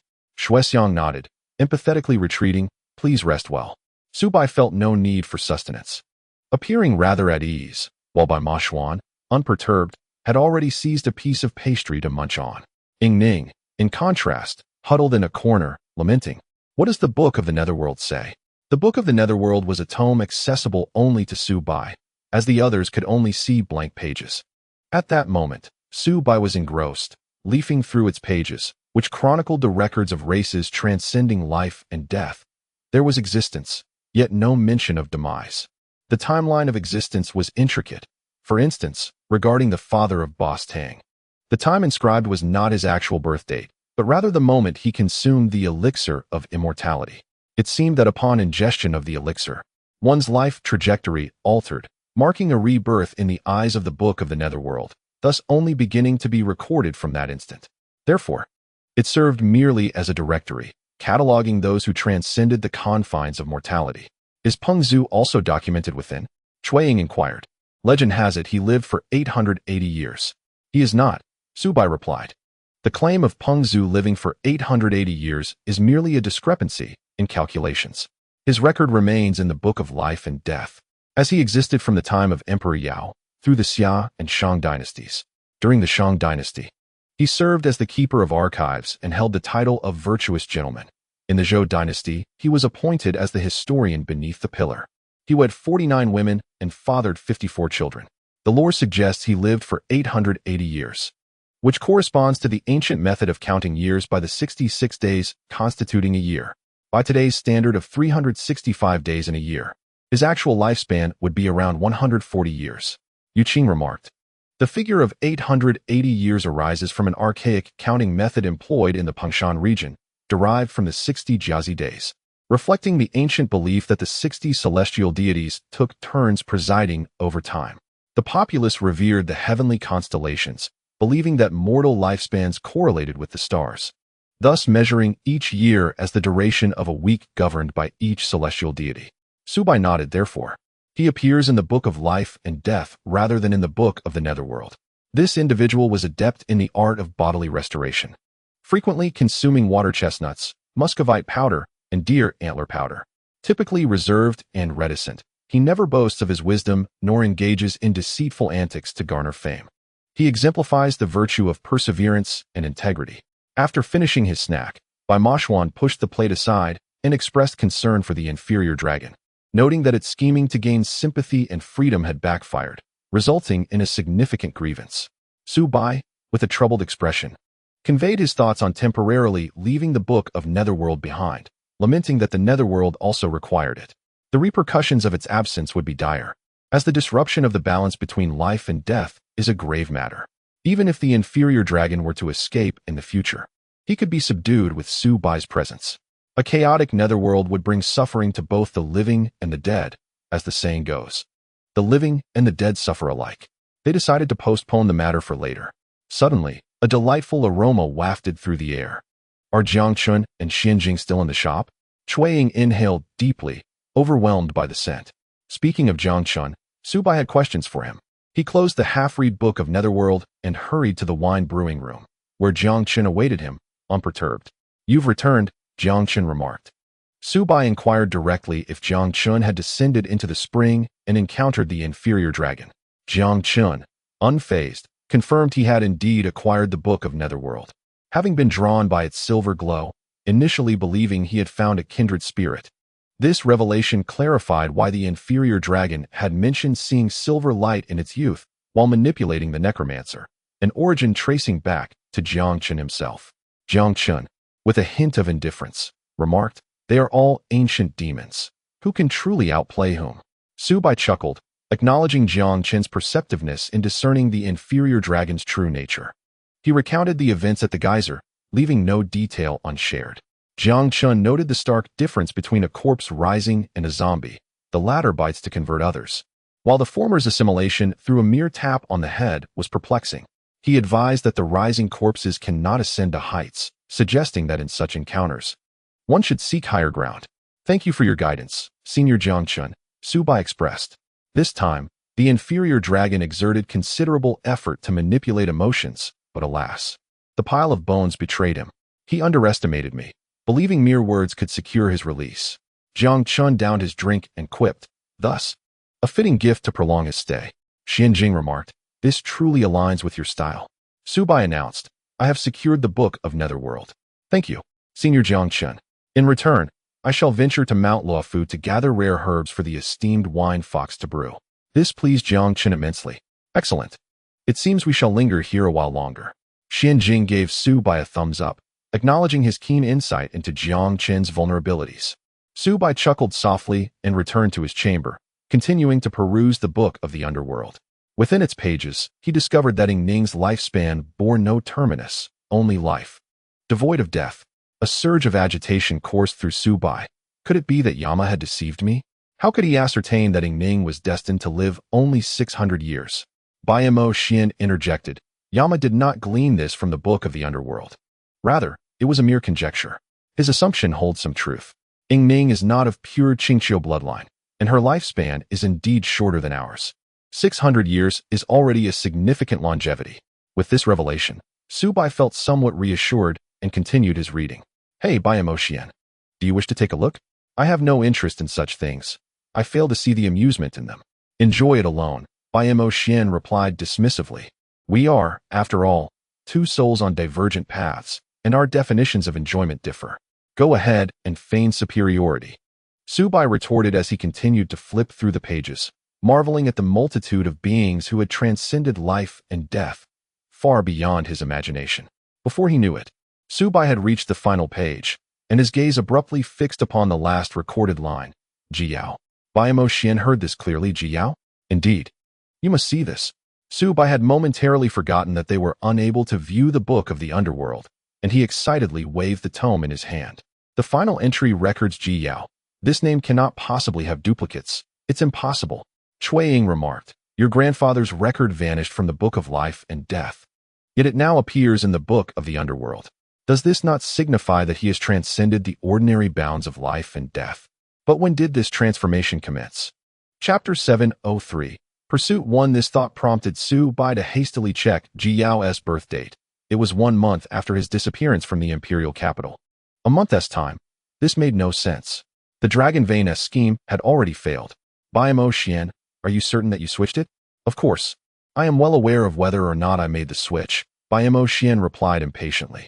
Yu Qing added, "He must have employed alternative methods. Do not forget, the Dragon Vein can alter one's fortunes but cannot transcend life and death, particularly that of a human." Su Bai tightened his grip on the Book of the Underworld, astonished to discover traces of him within its pages. "And what of it?" "There is no indication of his whereabouts," Cui Ying retorted irately. "Su Bai, do not dwell too heavily on this. It is, after all, a rather joyous discovery. By the way, you should take the Book of the Underworld back with you." Su Bai nodded. "Indeed, I have no idea how many official matters have piled up during my few days away. Ing Ning, come with me." Now that the second treasure had been located and his standing in the underworld firmly established, Su Bai felt emboldened. "I want to see how the Urban King will regard me." Since their last encounter, where he had taught the Urban King a lesson, Su Bai had yet to confront him directly. Today presented an excellent opportunity for a test. Ing Ning turned to Bai Mo Xuan. "Brother Mo Xuan, may I accompany you?" Bai Mo Xuan replied, "Give it a try. Being apart is not the same as being together." Elated at the prospect of heading to the underworld, Ing Ning asked, "Should I bring anything?" "The only thing you will need is food," Su Bai responded softly, "but the underworld does not require sustenance." Ing Ning's expression turned glum. "Then what should I do?" Su Bai assured her, "I will find a way." Ing Ning brought along some ready-to-eat food and, hand in hand with Su Bai, ventured into the realm of yin and yang. The solidified Su Bai and Ing Ning strolled down the street, the sun casting its warm glow upon them. They experienced a sensation previously unknown to them. Su Bai softly remarked, "In the past, we rarely walked hand in hand like this. I never imagined we could do so now." Ing Ning's eyes glistened with moisture. Su Bai's hand was devoid of warmth, chilling to the touch. Yet, enveloped by her warmth, Su Bai's hand began to thaw. In that moment, Ing Ning felt an illusion that Su Bai was still the vibrant Su Bai of old. In the realm of yin and yang, Ing Ning's presence attracted the attention of the ghostly messengers. The Qing Qiu Fox clan had intruded into the underworld, prompting messengers to hasten towards the entrance of the netherworld. Ing Ning remarked, "They must be going to report, but what is there to fear?" Su Bai replied, "I have an agreement with the King of Hell. I can bring you into the underworld. Hand in hand, Xiao Bai and Ying Ning proceeded towards the netherworld. The two ghostly messengers, already acquainted with Xiao Bai's previous intervention with the urban king, knew better than to provoke him. Before he could knock, they swung the door open and bowed respectfully, saying, "The King of Hell has returned. Do not forget to add the title of acting," Xiao Bai said as he entered the underworld with Ying Ning. "In my heart, there is only one King of Hell." Understood, understood. The two gatekeepers exchanged glances and promptly closed the door, then began to scrutinize Ying Ning. Her delicate and charming appearance captivated them. Xiao Bai cleared his throat. "Let us proceed, Ying Ning." Upon her first visit to the underworld, Ying Ning observed the multitude of souls lined up, accompanied by wails and cries that echoed like a purgatory of the living. Some bore grotesque appearances, with entrails hanging out, while others had only half a head perched on their necks, poised to tumble to the ground with the slightest movement, unable to bear the sight. Ying Ning tightly grasped Xiao Bai's hand, exclaiming, "How terrifying! These souls met with untimely deaths, which is why they appear so dreadful. Just remember that they are no longer alive," Xiao Bai reassured her. "I will take you to the council chamber. They will learn of this eventually. So it is better for us to take the initiative." The news had already spread that Xiao Bai was bringing his girlfriend to the underworld, undoubtedly testing the patience of the 9 other kings of hell. The Wheel King, in his heart, cursed Xiao Bai for being such a source of trouble. He had just narrowly escaped a downfall and was now embroiled in yet another predicament. In the council chamber, the 9 kings of hell were seated, and Ying Ning felt an inexplicable nervousness. "Xiao Bai, must we do this?" she asked. "Trust me," Xiao Bai replied resolutely, then pushed open the grand doors of the council chamber. The 9 kings were poised for action, and Xiao Bai smiled. "Dear brothers, your courtesy is commendable. You have collectively come to greet us." The Wheel King cleared his throat with a heavy sound. Ying Ning, hiding behind Xiao Bai, cautiously peered out, only to find the 9 kings of hell staring intently at her. She managed a shy smile. "Hello everyone, I am Ying Ning." The Urban King, having learned a lesson from the last encounter, refrained from interjecting this time, merely letting out a cold snort. The King of Qing Guang, second only to the King of Hell, stood and proclaimed, "Acting King of Hell, the realm of yin and yang is the last refuge for the living. Should you take one more step forward, you shall cross the forbidden threshold. The underworld is not a place for the living." Yama, my elder brother, had promised me that as long as I was willing to act as the proxy Yama, I could bring Ying Ning to the underworld. Naturally, in my haste today, I did not enter through the passage of Mount Luofu, but rather through the gates of the underworld, which was my error, Xiao Bai remarked. I also failed to communicate properly beforehand. It was indeed a lapse in my consideration. Xiao Bai's sudden concession left Zhuanluan Wang astounded. The hero finds himself ensnared by the beauty's allure, and for Ying Ning's sake, he was willing to relent. Zhuanluan Wang stood and declared, "I can attest to this. My elder brother indeed promised Xiao Bai before departing." Xiao Bai's willingness to assume the role of proxy Yama and accept the quest for the 2 treasures of the underworld is solely for the purpose of remaining with Ying Ning. King Qingguang was suddenly filled with emotion, reflecting that both humans and spirits are not exempt from their desires. Well, if it was Yama's promise, then in the future, exercise caution and do not attract unnecessary attention in the underworld, lest we give rise to disputes. "Thank you, King Qingguang," Xiao Bai replied, bowing in gratitude. Suddenly filled with reassurance, he continued, "Although many of you have expressed doubts about me, I now feel significantly more confident. With your support, the affairs of the underworld will surely proceed smoothly." Xiao Bai took Ying Ning's hand and ascended to his seat, while Ying Ning stood shyly to the side, acutely aware of the gazes of the 9 Yama kings. Her face flushed, and her little ears twitched adorably, evoking an inexplicable joy among the Yama kings, who had long found the underworld rather dull. Instead of taking a seat, Xiao Bai smiled at the assembly of Yama kings. "I did not return empty-handed from my journey. I have brought back the book of the underworld, fulfilling your expectations." Zhuanluan Wang leaped up in excitement. "Really? It is genuine." Xiao Bai extended his hand, revealing the book of the underworld resting quietly within his palm. With a gentle flick, he sent the book into Zhuanluan Wang's hands. After flipping through several pages in delight, Zhuanluan Wang turned to King Qingguang, exclaiming, "This is indeed the book of the underworld." King Qingguang pondered for a moment, then faced Xiao Bai and deeply bowed. "Thank you." Xiao Bai, momentarily serious, replied, "I accepted the role of proxy Yama with my own interests at heart. However, I, Xiao Bai, do not have long to live. Yet I understand the fundamental principles. In my position, I shall diligently attend to my duties. 600 years hence, when Yama returns, I wish to tell him openly that I, Xiao Bai, have not betrayed his trust and have not brought him shame as his chosen representative. I hope you all will support me in the future. If we cannot be friends, let us at least be good partners. King Qing nodded slightly. The proxy Yama speaks wisely. We previously had some reservations about you, but it was not personal. It was about your capabilities. Since you have successfully retrieved the treasures of the underworld, I believe we have no further objections. From now on, the 9 Yama kings will work diligently for the order of the underworld. King Qing set an example, and the other Yama kings had nothing further to say, all expressing their willingness to cooperate. Junluan Wang was on the verge of tears, overwhelmed with emotion that the person chosen by his elder brother had finally managed to win over these difficult characters. Suddenly, the Urban King stood up, causing Junluan Wang's heart to race once more. Urban King, what do you intend to do now? Chapter 704. Pursuit 2I. Urban King, have never yielded to the weak. But today I concede. Though Urban King harbored a hint of ire, it was a quintessential display of concession. He gazed at Xiao Bai, who held the book of the underworld, and remarked, "We, in the underworld, have sought the second treasure for many years. Yet you have accomplished it in such a brief span. This attests to your prowess. I have long stated that in the underworld, I judge solely by strength. And from now on, Urban King will heed your command." Xiao Bai, momentarily taken aback, was met with the hearty laughter of Will King, who clapped Urban King's shoulder and said, "It is no small feat, Urban King. Truly commendable. A real man knows when to bend and when to stand firm. I, Will King, hold you in genuine esteem." Xiao Bai shared this sentiment. Conceding required courage, and Urban King was indeed a man of valor. At last, only the 3 of them remained in the council chamber. Will King turned to the bashful Ying Ning and reassured her, "Rest assured. Now that everyone has consented to your presence here, there shall not be considerable issues. Just refrain from wandering too far, as this realm abounds with various hells, and some malevolent spirits are ever eager to escape. You are no ordinary individual, and should one attach themselves to you, it could spell trouble." Ying Ning nodded fervently, her eyes blinking incessantly. "I will stay by Xiao Bai's side and go nowhere else.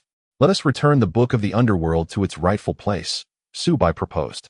"Well, King, let us proceed together." The trio made their way to the Hall of Yama.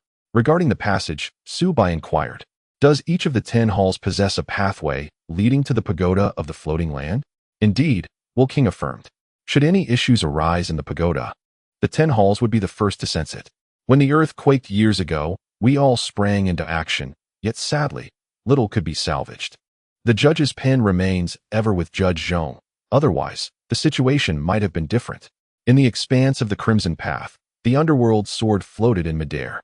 As Xiao Bai approached, the book of the underworld flew from his grasp, seemingly drawn to the sword. The 2 artifacts leaned against one another, standing resilient atop the seal. "How spirited they appear," Ying Ning remarked. "Indeed, being treasures of the underworld, they possess a certain symbiosis," Will King noted. "Xiao Bai, do you have something to share?" "My grandfather's name appears within the book of the underworld," Xiao Bai stated, "on the last page, last line." Will King's expression shifted subtly. Does this not imply he has transcended the mortal coil? Most entries in the book document such beings, zombies, demons, and those among the demon kind who cultivate the heavenly path, such as the fox spirits of Qing Qiu. Besides the foxes, there exist other demon clans, alongside immortals like Xianjing and Tang San, whom you have previously encountered. Yi Chongqing fits this criterion and thus appears in the book of the underworld. Your grandfather likely falls into one of these categories, transformed into a demon, turned into a zombie, or using dark sorcery to attain immortality. I understand the latter too. But can one truly become a demon? Xiao Bai queried. Indeed, Will King replied with conviction. Aside from these 3 methods, there may be other means. Ji Yao must have employed some technique to secure his immortality. Then it is manageable. As long as he exhibits any irregularity, traces will surely remain, Xiao Bai stated. We will have a path to follow. Will King reassured him. You are now acting as Yama. You have at least 600 years to seek him out. What is there to worry about? I fear for my mother and grandmother. They may not have the luxury of time. Xiao Bai, filled with concern, remarked. And what of those women who perished because of him? Their souls have long vanished from this realm. their grievances left unvoiced before their demise. Ming interjected. Did not grandfather consume the pills concocted by Wu Xian? Thus, in each reincarnation, he retains the memory of his identity, which is why the bodies of those women from different eras lie together. The earliest among them was a maid of Yang Guifei. I believe we could commence our investigation with her. Both the Wheel King and Xiao Bai turned their gazes, momentarily stunned, towards Ning, whose eyes were wide with astonishment and mouth slightly agape. Did I say something wrong? She stammered. No, dear girl, you have enlightened us, Xiao Bai replied. Wheel King, we must seek out Judge Zhong. Judge Zhong stood before Xiao Bai, clutching the book of life and death. Since the incident involving his subordinates, his countenance had grown particularly somber. Following the obliteration of the punishment department, Judge Zhong had been consumed by an overwhelming fervor for work, tirelessly attending to various matters. Fortunately, being in a spectral state spared him from succumbing to exhaustion, though it was evident that his condition was far from optimal. What is it, Deputy King Yan? Judge Zhong inquired succinctly. I wish to investigate a woman named Zi Yuan, Xiao Bai replied. She was born during the Tang dynasty, once held the status of a fifth-rank lady, and had served as a maid to Yang Guifei before her ascent to the palace. Is there anyone in the Book of Life and Death that matches her description? While Xiao Bai could conduct the search himself, the Book of Life and Death was not as straightforward as the Book of the Underworld. The records were extensive, and he nearly fainted after perusing just a few pages. Thus, it was necessary to enlist Judge Zhong's assistance. True to his reputation, Judge Zhong swiftly located the pertinent records. Indeed, there exists such an individual, he confirmed. Xiao Bai's mouth fell slightly agape, as he exhaled a breath he had not realized he was holding. Regaining his composure, he inquired, does Zi Yuan have a next life? Among those close to her, is there anyone who has reincarnated until the present? Judge Zhong's response was anticipated. Ji Yao was meticulous in his work, rarely overlooking details. He would have considered the lives of these women posthumously, ensuring that Zi Yuan's soul did not linger in the world, posing a potential threat to him. The individual most closely connected to her was none other than Yang Guifei, who indeed had reincarnated and remained in this world. Her name is Chu Ying, Judge Zhong revealed. Xiao Bai clapped his knee in realization. That's her. The Wheel King suddenly let out a wail, prompting Xiao Bai to ask, what is it? It seems you are about to leave again. Must I once more cover for you? Dashing between the two courts? The Wheel King shot Xiao Bai an exasperated glance. Must I not? Xiao Bai chuckled. I appreciate your efforts, Wheel King. And thank you, Judge Zhong. Judge Zhong appeared momentarily taken aback. It is merely my duty. Why can't this fellow utter more than the bare minimum? Xiao Bai mused. Judge Zhong, you may take your leave. Thank you. Judge Zhong hesitated, about to speak. But Xiao Bai interrupted. If it is merely your duty, there is no need to elaborate. Please go. After bidding farewell to Judge Zhong, Xiao Bai remarked to the Wheel King, the punishment department's deletion of Ji Yao's records in the Book of Life and Death must be further investigated. I cannot shake the feeling that there is more to this matter. The Wheel King replied earnestly, your words echo those of King Qing. Does King Qing also wish to pursue further inquiries? Xiao Bai inquired. Xiao Bai inquired with delight, pondering if someone were willing to investigate. He could indeed manage to divide his attention. Indeed, the King of Qing had broached the subject with his elder brother, yet the latter's demeanor was rather ambiguous. The Wheel King shook his head in confusion, stating, your elder brother has always been of such a disposition, content to let things be, never probing too deeply. That matter is undeniably suspicious. How could a mere punishment office dare to erase records from the Book of Life and Death? There must be someone orchestrating this from behind the scenes. The punishment office may be no more, yet the underlying issues remain. Did the King of Hell wish for the investigation to cease? A sudden pang of concern struck Xiao Bai, given the king's astuteness. Why would he opt against pursuing the inquiry? For a fleeting moment, Xiao Bai hesitated, yet his curiosity ultimately triumphed. No, since there were matters to uncover. The investigation must continue. If the King of Qing desired to delve deeper, then let him do so. This aligned perfectly with the Wheel King's intentions. Very well. I shall convey this to the King of Qing. You, my friend, have now reclaimed the two treasures of the underworld. Your position is firmly secured. Did you not notice how the formidable duo of Oxhead and Horseface have been exceedingly cordial towards you today? Upon mentioning this, Xiao Bai felt a surge of indignation. After being schemed against by the urban king, the ghostly emissaries had promptly altered their demeanor upon sensing the tides of fortune. Initially indifferent, They had transformed in an instant upon hearing of his possession of the underworld sword. Such ghostly minions were truly a fickle lot. The Wheel King nodded in agreement. All right. I shall relay the message and shall not intrude upon your intimate moments any longer. Once the Wheel King departed, Subo finally had the opportunity to escort Ning to his chamber. Upon entering a room that mirrored the antique shop, Ning was taken aback. Isn't this the antique store? Indeed, the King of Hell, being meticulous, arranged this room for me before he departed, Subo replied. Do you feel much improved now? It is merely the sound of wailing spirits that tugs at my heart. Ning remarked, I observed that among the 10 pathways, only a few experienced natural deaths. Many succumb to illness or accidents. In this day and age, how many can truly pass away of natural causes? Setting aside accidents and criminal deaths, aging inevitably leads to illness. Thus, a death from disease is the norm. As long as one does not perish prematurely, it is a cause for gratitude. Subo then inquired, by the way, how is that little rascal Zhang Yin faring at our home? He is adapting remarkably well. He possesses a great talent for painting, and has now enrolled him in a training class. However, he is excessively enamored with anime, often found staring at the computer with a silly grin.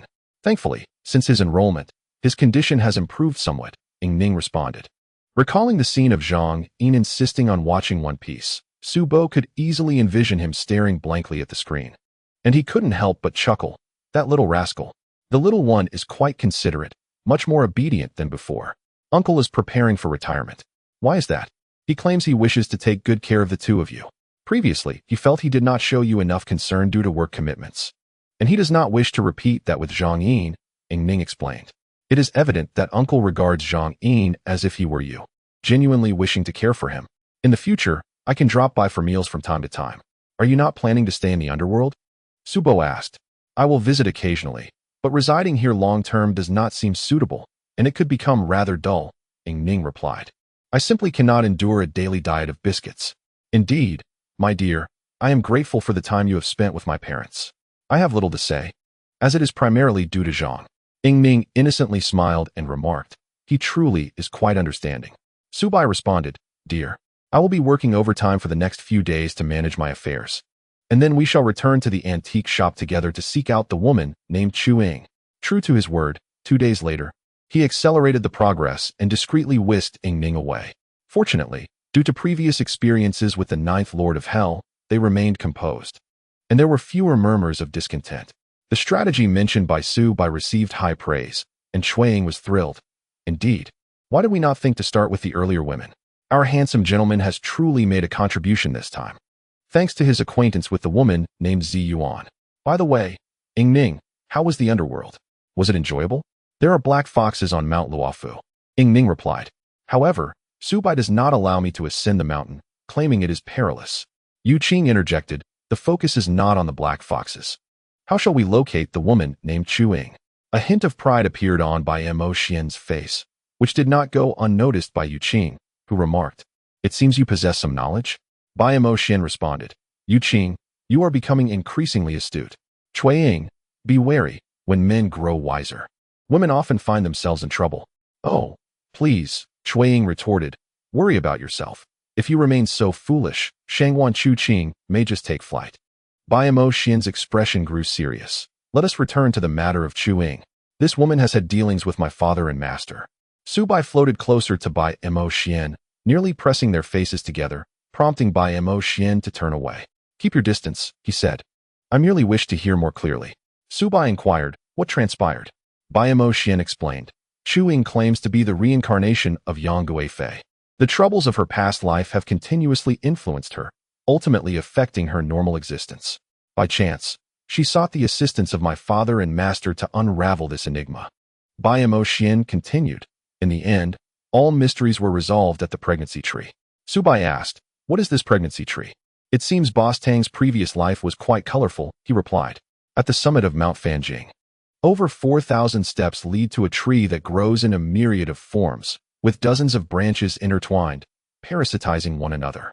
Originally a tree, it produces shrubs. Originally woody, it develops vine-like forms, with the same trunk giving rise to different branches, towering above and sprawling below, creating a forest from a single tree. It is said that an elderly couple, long childless, returned from the mountain and, upon witnessing this, burned incense paper. Remarkably, upon returning home, they conceived a child, fulfilling their wish to hold a child in their old age. Thus, the news spread far and wide, attracting countless people to pray and regard it as a divine entity, leading to the pregnancy tree's illustrious reputation. Bai Mo Xuan remarked, "It is a rare wonder of the world, and it bears a connection to the descendants of Yang Yuhuan." "How so?" Bai inquired. "This matter pertains to a practitioner of Anmi named Abe Haru. Initially, it was through his influence that his father and master became embroiled in this affair. His mother mysteriously vanished, leading his master to suspect that she was a descendant of Yang Yuhuan. Coincidentally, Qing claims to be the reincarnation of Yang Yuhuan, recalling every intricate detail of her past life. Ultimately, these two threads converged for investigation. Bai Mo Xuan remarked, "Diligence is never in vain." At the site of the gestation tree, Abe Haru discovered his mother, and Qing was finally liberated. In Abe Haru's hometown, every 30 years, women mysteriously disappear without a trace. All of these individuals are female descendants of Yang Yuhuan. Bai Mo Xuan explained that the missing women eventually returned to the location of the gestation tree, residing in a monastery atop a cliff. Upon their passing, their ashes scatter from the precipice, ultimately drifting near the gestation tree, floating at the entrance of the ancient kingdom of Yalong. This is all due to the pact that Yang Yuhuan made with the gestation tree long ago. The gestation tree leads directly to the fabled kingdom of Yalong, where these women seem to possess extraordinary powers. After entering the palace, Yang Yuhuan, tormented by her inability to bear children, desperately sought a solution here. That fortunate woman successfully forged an agreement with the inhabitants of the gestation tree, allowing her descendants to guard it while she could have her own progeny. Bai Mo Xuan continued, "You are aware of what transpired thereafter. Following the coup, Yang Yuhuan executed a cunning maneuver to evade to the island nation of the east, and her descendants remained there. Thus, before their demise, they must return to Yalong to fulfill the promises made long ago." Incredulous, Qing exclaimed, "This is astonishing. The power of a promise is indeed immense. I had only heard of the contract between the Gong clan and Ruanyang and found it unbelievable, yet the Gong clan harbors its own secrets, living in the shadows, a half-voluntary, half-forced existence. However, these individuals are quite peculiar. According to my master, Abe Haru's mother, Miss Mickey, always felt a calling from a certain place, an intense longing to return. An unseen force seemed to pull her away. As her health deteriorated, that feeling intensified, ultimately leading her to leave her family and return to the site of the gestation tree, the origin of their lives." "What about that Qing?" Qing inquired. "How could she have forgotten her past? If she does not remember Yang Yuhuan, then Bai's efforts would be in vain." Bai floated above Qing's head, saying, "Young one, I appreciate your thoughts, but we must speak of auspicious matters." "It seems that auspiciousness may be elusive," Bai Mo Xuan retorted with a sneer. Qing not only forgot her memories as Yang Yuhuan, but she also failed to recognize my father and master. Everything pertaining to the journey to the gestation tree has vanished from her mind. "How could this be?" Bai exclaimed in disbelief. Qing's life was disrupted by the turmoil of her past memories, leaving her in despair. She resolved to rid herself of these memories and decided to investigate the gestation tree. "There is a lamp," she mentioned. "A lamp? What lamp?" Bai inquired. "Could you refrain from interrupting me?" Bai Mo Xuan retorted, crossing his arms in a posture of reluctance to speak further. Chapter 706. Disturbing good fortune. Bai was now quite anxious. "Damn it, Bai Mo Xuan, can I refrain from speaking? I promise. I won't utter another word until you indicate otherwise." Only then did Bai Mo Xuan respond. After Qing entered the gestation tree, the light illuminated, but when she emerged, the light extinguished. It is said that this method has been passed down through generations. Upon entering, Qing found herself enveloped in darkness, where someone came to lead her. This individual bore an unusual appearance.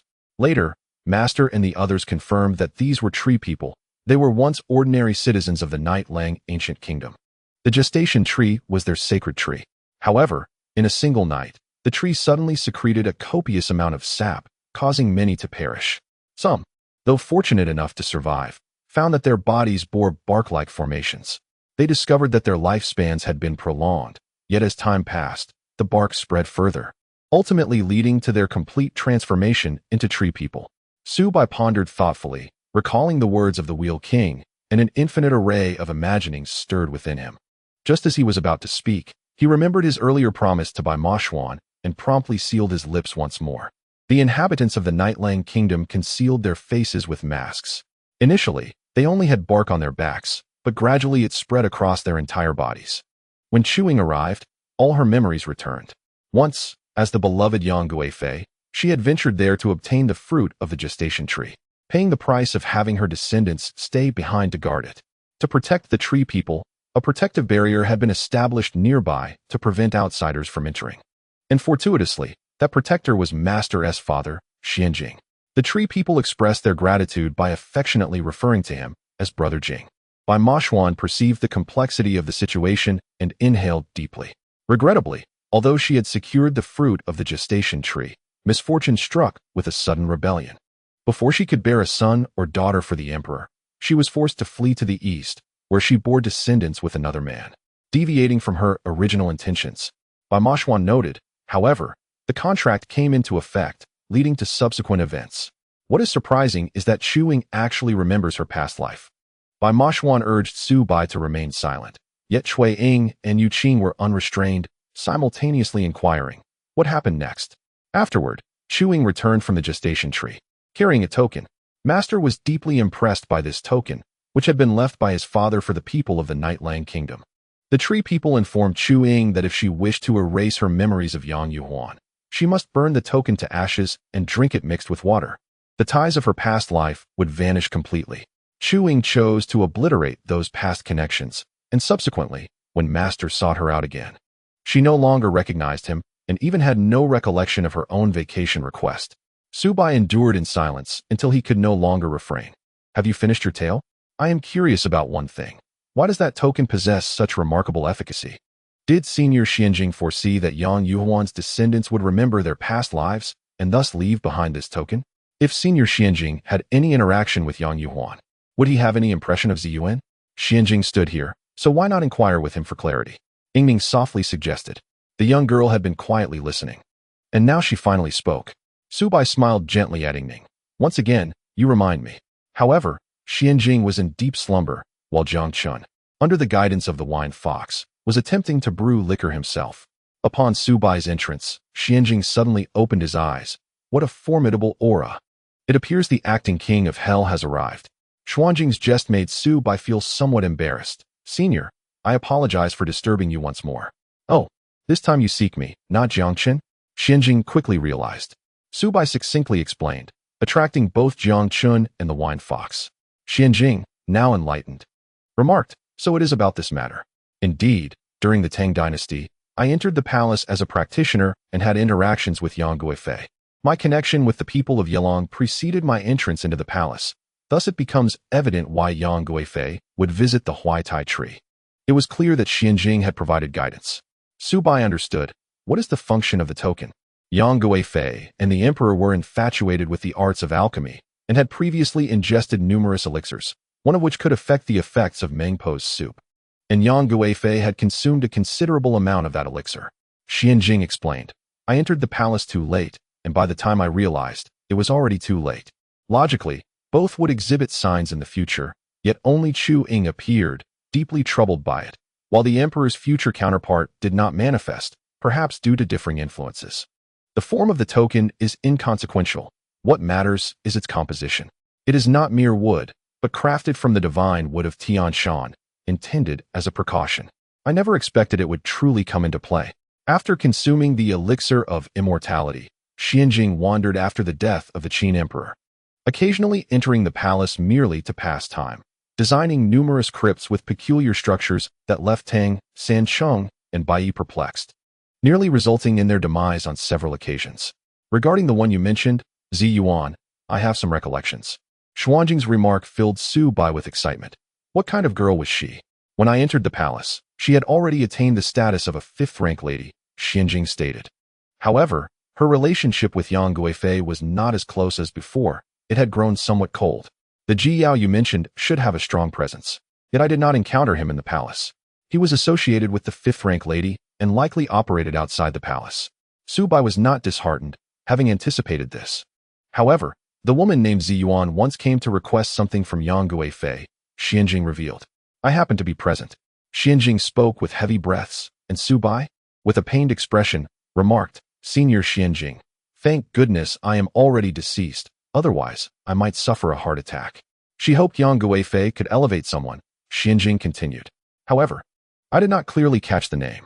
Xiao Bai fell to the ground from midair and solidified, grasping Xuanjing's pant leg. Senior, please, in my life. You are the esteemed acting king of hell. How could I dare to harm you? I have no desire to become an enemy of the underworld, Xianjing replied. As Xiao Bai lay on the ground, he heard Xianjing speak again. That individual eventually achieved promotion. And there were rumors in the palace that Zi Yuan had an affair with him. After his promotion, I encountered him once within the palace. A series of twists and turns. Xiao Bai found himself at a loss for words. He was equally matched in this regard. Upon hearing Xuanjing's words, Zhang Chun could only helplessly exclaim, what a shameless old man. To which Xianjing replied nonchalantly, I admit to being shameless, but I do not acknowledge being old. Xiao Bai could only manage a strained smile. What is that person's name? Senior. Chen Xuanli, Xianjing disclosed. Xiao Bai gasped. The name was not unfamiliar to him. This individual was a general of the Tang dynasty's imperial guard, holding the title of Grand General of Longwu and in theft as Duke of Kai. During the Lushan Rebellion, he fled to Shu alongside Emperor Xuanzong, supported by Prince Li Hong, and together they executed Yang Guozhong, ultimately forcing the Empress Yang Guifei to her demise. After returning to Chang'an with Emperor Xuanzong and being granted the title of Duke of Kai, he resigned from office and subsequently passed away, fading from the annals of history. Could such a figure be the previous incarnation of Xiao Bai's maternal grandfather? Xianjing could only provide this much information, and Xiao Bai felt a sense of satisfaction. Having made progress, just then, Tang Sanqing entered, his brow furrowing upon catching a whiff of the wine. No wonder guests ask me for wine as soon as they see me. The aroma can be detected from quite a distance. The reunion between father and son was devoid of emotion or excitement, prompting Xiao Bai to rise from the ground. Tang Sanqing remarked, You are already acting as the king of hell. How can you still present yourself in such a manner? The most adorable king of hell in history, haha. Xiao Bai replied, brushing the dirt off himself with a chuckle. His transformed demeanor made Tang Sanqing feel a sense of familiarity. With a smile, he turned to Xianjing and inquired, How long do you plan to stay this time? Chapter 707.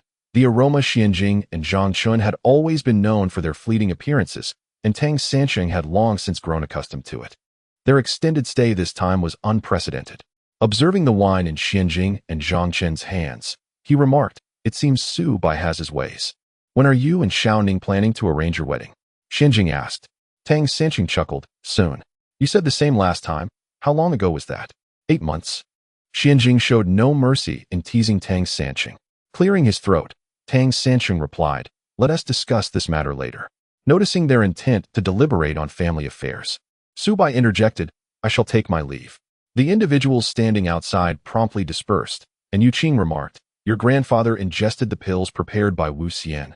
Thus he remembers the events of every lifetime. However, I find one point dubious. Go on, young man. Is Ji Yao his true name? Yu Qing continued. I refer to your grandfather's first lifetime. Ji Yao is merely the name he holds in this life. Xiao Bai was momentarily taken aback. He had not considered this. Ji Yao was indeed his true name in this lifetime, while countless aliases followed, with Situ Feng being merely one among them. Could Chen Xuanli be his true name? Was this where all the entangled fates began? No, Xiao Bai shook his head. The events commenced during the Tang era, from that lifetime. He remembered his identity from the previous one. Thus, the origins trace back to the last life. Chen Xuanli must be his first life after consuming the pills. Well done, young man. Your reasoning skills have greatly improved since being with my sister. This deserves commendation. Yu Qing offered an embarrassed smile. She has indeed taught me a lot. Recently, during her downtime, Shuiying has begun to create anew, and I have assisted in preparing some materials, having read quite a few books on reasoning. Su Bo let out a sigh, expressing gratitude. Thanks to your presence, I find myself at a loss for what I would do otherwise. Rest assured, as the boat reaches the bridge, it will naturally find its way. There are no eternal secrets in this world, Yi Ning remarked, feigning maturity. As Boss Tang said, we should let things flow naturally. Su Bo sighed again. Yi Ning, I must return now. Understood, Yi Ning replied. Work cannot pile up, or it will only multiply. However, could you do me a favor? Speak, Su Bo said. In the future, I prefer to go on my own rather than having you come pick me up. Yining said, pouting. Did you not say I could come and go freely in the underworld? If anything arises here, I can notify you anytime. As long as I find a crossroads, right? Chuaying nodded vigorously. Indeed, Yining is not mistaken. There is no mobile signal in the underworld. This is simple enough. You have already become familiar with the place, Subo remarked. Upon my return, I will inform the gatekeeping ghost, and they will allow you passage henceforth. In an instant, Subo became ethereal, vanishing from the antique shop. Yining appeared visibly forlorn, prompting Chuaying to tease. It's not a permanent farewell. Why the melancholy? Let me treat you to a sumptuous dinner tonight. I just received my royalties. The mention of food made Yining's mouth water. What shall we eat? Order whatever you wish. I won't go bankrupt, Chuaying said, playfully patting Yining's belly. You are not nearly so indulgent, she added. That evening, Yining and Chuaying walked arm in arm down the bustling street, inhaling the myriad enticing aromas wafting around them. Yining took a deep breath. It smells delightful here and there. What should we do? You must decide quickly, Chuaying urged affectionately. Dear girl, tonight is not just about filling your stomach. Qing trailed behind them, enviously observing Yining's hand entwined with Chuaying's arm, a sight that stirred longing within. When Yining noticed Qing's wistful expression, she suddenly pushed Chuaying away and extended her hand. Money, please. What for? Chuaying inquired. I wish to buy my own food. Being with you is quite unbearable, Yining declared, her innocence shining through. I refuse to be a third wheel. Chuaying chuckled. You clever girl. And without further ado, she pulled out a stack of bills. Is this enough? That will suffice, Yining exclaimed joyfully, accepting the money. Sister Chuaying is so generous. Hearing you call me sister feels rather strange, Chuaying remarked, but before she could finish, Yining dashed off with the money, her steps light and buoyant. Not long after, she caught a whiff of an enticing aroma and ran towards it, discovering an elderly vendor selling homemade zongzi at the alley's mouth. Leaning in, she exclaimed, I want one with red dates. Another delightful scent wafted by, prompting Yining to curiously sniff the air. How peculiar. This fragrance is quite unusual. With a zongzi in hand, Yining walked towards the source of a delightful fragrance. But the scene before her rendered her flush with embarrassment. A man and a woman were entwined together, the woman leaning against the wall, whispering softly under the man's fervent kisses. The man's towering figure enveloped the woman almost completely. Startled, Yining stepped back, her foot accidentally crushing an abandoned aluminum can. The sudden noise startling the couple. The man turned his head. In the dim light, Yining could not discern his features, yet she realized she had interrupted a tender moment. She hastily exclaimed, I'm sorry, I didn't mean to intrude. Please, continue. The man lifted his gaze, his eyes shimmering in the darkness as he murmured, what a beautiful fragrance. Yining innocently replied, it is indeed fragrant. Noticing the man's head lifting slightly, she suddenly realized that this was not the appropriate moment for casual conversation and quickly retreated. I'm sorry, I must take my leave. With her heart racing, Yining clutched the half-eaten zongzi and hurried down the street, glancing back frequently, feeling as though a pair of eyes were watching her. She sought out Chuaying and Qing among the crowd, and thankfully, Chuaying's height stood out. Spotting her from afar, Yining's voice trembled, Sister Chuaying. Seeing Yining approach with a pale face, Chuaying was genuinely alarmed. What's wrong? Yining stammered as she recounted what she had just witnessed. Chuaying burst into laughter. Oh, silly girl. You merely saw a couple being affectionate. Why are you so frightened? Such things happen frequently in the capital. Just wait until you explore the alleys behind the bars. If you see that, you might just faint from embarrassment. But you and Qing would never act like that. At least not in public, Yining said with a frown.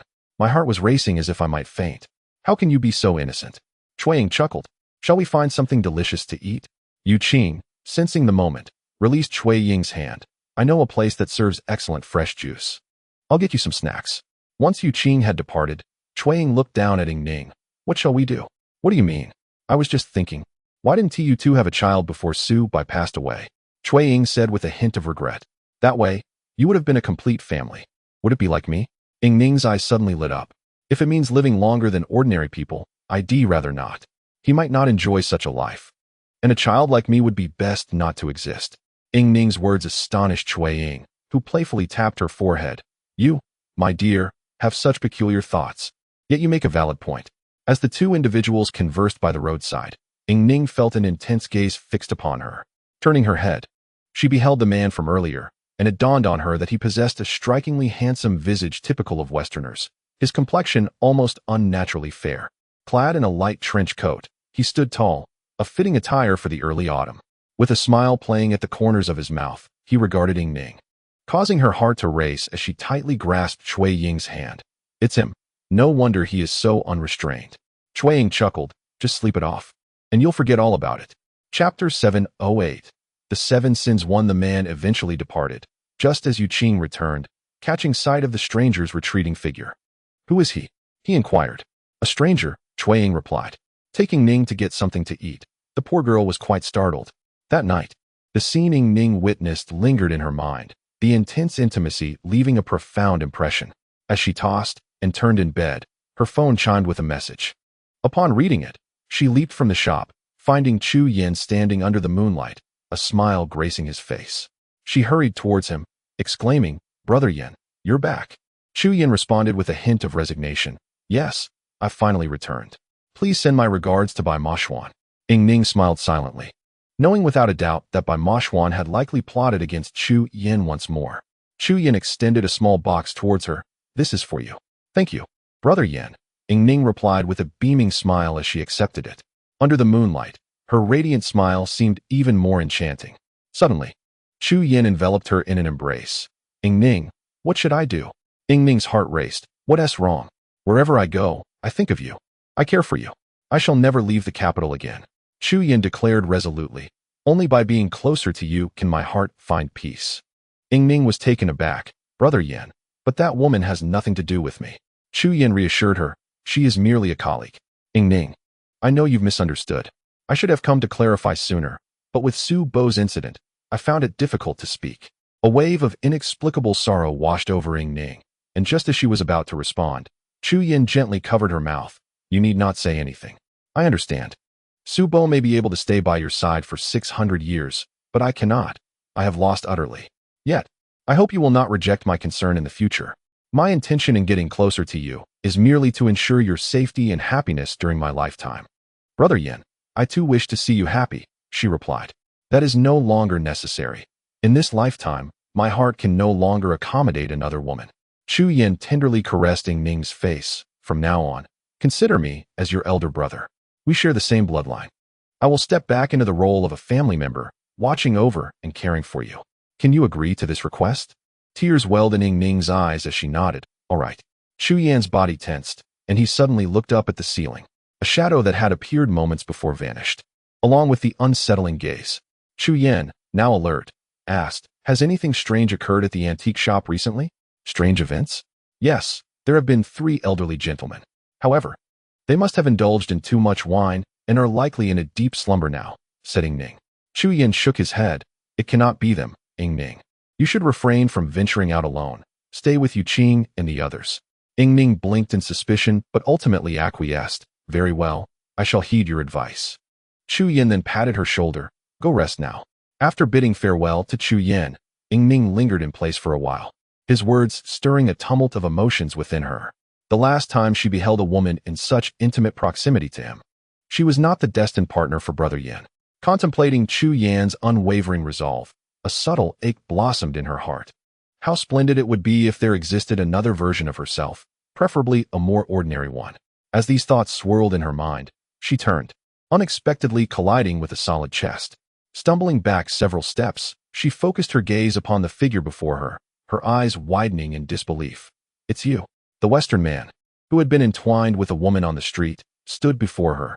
His golden hair shimmered under the moonlight, and his striking features were captivating. His fluent Mandarin astonished Ying Ning as he asked, "What is that man to you?" Confused, Ying Ning attempted to bypass him, but to her surprise, he had already appeared behind her. She marveled at his swiftness, such speed. His body pressed closely against hers, greedily inhaling her scent, sending shivers down her spine. She turned abruptly, retreating several paces. "Who are you?" The man's gaze darkened suddenly before he swiftly departed. Just then, the door behind Ying Ning swung open, revealing Yu Qing and Cui Ying. Cui Ying inquired with concern, "Ying Ning, who were you speaking to?" "Brother Yin has come," Ying Ning replied, glancing at the box in her hands. "And that peculiar man." Cui Ying, somewhat distracted, wrapped her arm around Ying Ning. "It's late. You should get some rest." Ying Ning wished to speak further, but seeing the drowsiness in Cui Ying's eyes, she swallowed her words. "Very well." The following day, everyone busied themselves searching for Chu Ying. Yet Bai Mo Xuan remained unhurried. Going now would be futile. Chu Ying has no recollection of past events. Did not Senior Xianjing also mention that we could attempt hypnosis? The talisman conceals a potion that has affected her neural pathways, resulting in her current state, Yu Qing suggested. Perhaps hypnosis could evoke her memories of a previous life. To her, "We are mere strangers," Bai Mo Xuan retorted coldly. Why would she follow a stranger to consult a psychologist and undergo hypnosis? Yu Qing was momentarily at a loss for words. "I sincerely wish there were a method within the Maoshan arts to unravel this." "Well, there is no point in debating this matter. Let us simply consider it an introduction," Cui Ying interjected, patting her chest. "Ashen, Tixia reporter? She might find me intriguing." Ying Ning nodded in agreement. "A splendid idea." Bai Mo Xuan shrugged. "I have no interest. Do as you please." Chu Ying, a quintessential career woman, was taken aback by the unexpected visitors, but quickly welcomed them with warmth. "Ladies and gentlemen, may we converse in the reception room?" Cui Ying, straightforward and direct, revealed her identity, prompting an inexplicable joy in Chu Ying. No journalist in the country had yet conducted an exclusive interview with this novelist. Unbeknownst to her, Ying Ning was intently observing her. A look of confusion etched across her face. Seizing the opportunity to visit the restroom, Yu Qing gestured for Ying Ning to step outside. "Ying Ning, why do you keep staring at Chu Ying? Is something amiss?" The woman who had been with that Western man last night was indeed her. Ying Ning covered her face and remarked, "It's quite peculiar. In a past life, she was a woman of Yang Guifei, and now she's with a Western man." Yu Qing chuckled, realizing the situation. Just as he was about to return with Ying Ning, his gaze fell upon a female employee whose complexion had turned pale. Although the office was slightly cool at that time, she was drenched in sweat, her eyes devoid of focus. Yu Qing employed his keen insight and looked at her again, only to be taken aback. A three-headed serpent was tightly coiled around the back of her neck, its long tongue flicking menacingly. And Yu Qing could even hear a hissing sound. Several times, the tongue nearly entered the woman's mouth, yet she remained oblivious, though she must have been struggling to breathe. Clenching his fists in anger, Yu Qing was frustrated by the crowd. It was not convenient to act. He whispered a few instructions in Ying Ning's ear, and she nodded, preparing to approach the woman. Suddenly, the woman's eyelids fluttered, and her body fell stiffly to the ground. The atmosphere in the expansive office shifted dramatically as all eyes turned towards the scene, disrupting Yu Qing's plans. He could only watch helplessly as the crowd surrounded the fallen woman, while the three-headed serpent on her neck swayed, defiantly gazing at Yu Qing. Yet, Ying Ning exhibited no reaction. Her concern was solely for the woman on the ground. This further convinced Yu Qing that he was witnessing a manifestation of the ethereal, and the hissing sound was indeed emitted by this entity. There is a distinction between spirits and phantoms. The latter are formed from the 7 deadly sins of humanity: pride, envy, wrath, sloth, greed, gluttony, and lust.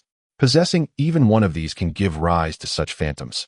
Chapter 709. The 7 Deadly Sins. 2. This three-headed serpent embodied jealousy. However, phantoms do not ordinarily appear in mundane places, indicating that there was something amiss within this newspaper office. The hissing sound was a roar from the phantom. If Su Bo were present, he would surely inform Yu Qing that such a sound belonged to a frequency beyond the normal range.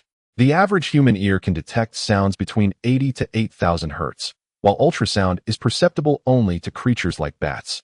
Yu Qing's hearing surpassed even that of a bat, allowing him to perceive such frequencies, a capability that even Ying Ning, of the Qing Qiu Fox clan, did not possess.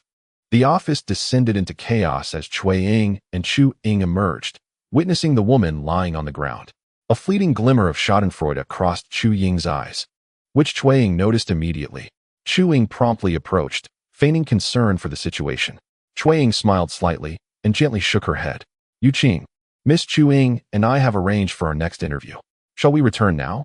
Yu Qing, finally regaining his composure, replied, "All right." The siren of an ambulance echoed, stirring a sense of urgency within Yu Qing.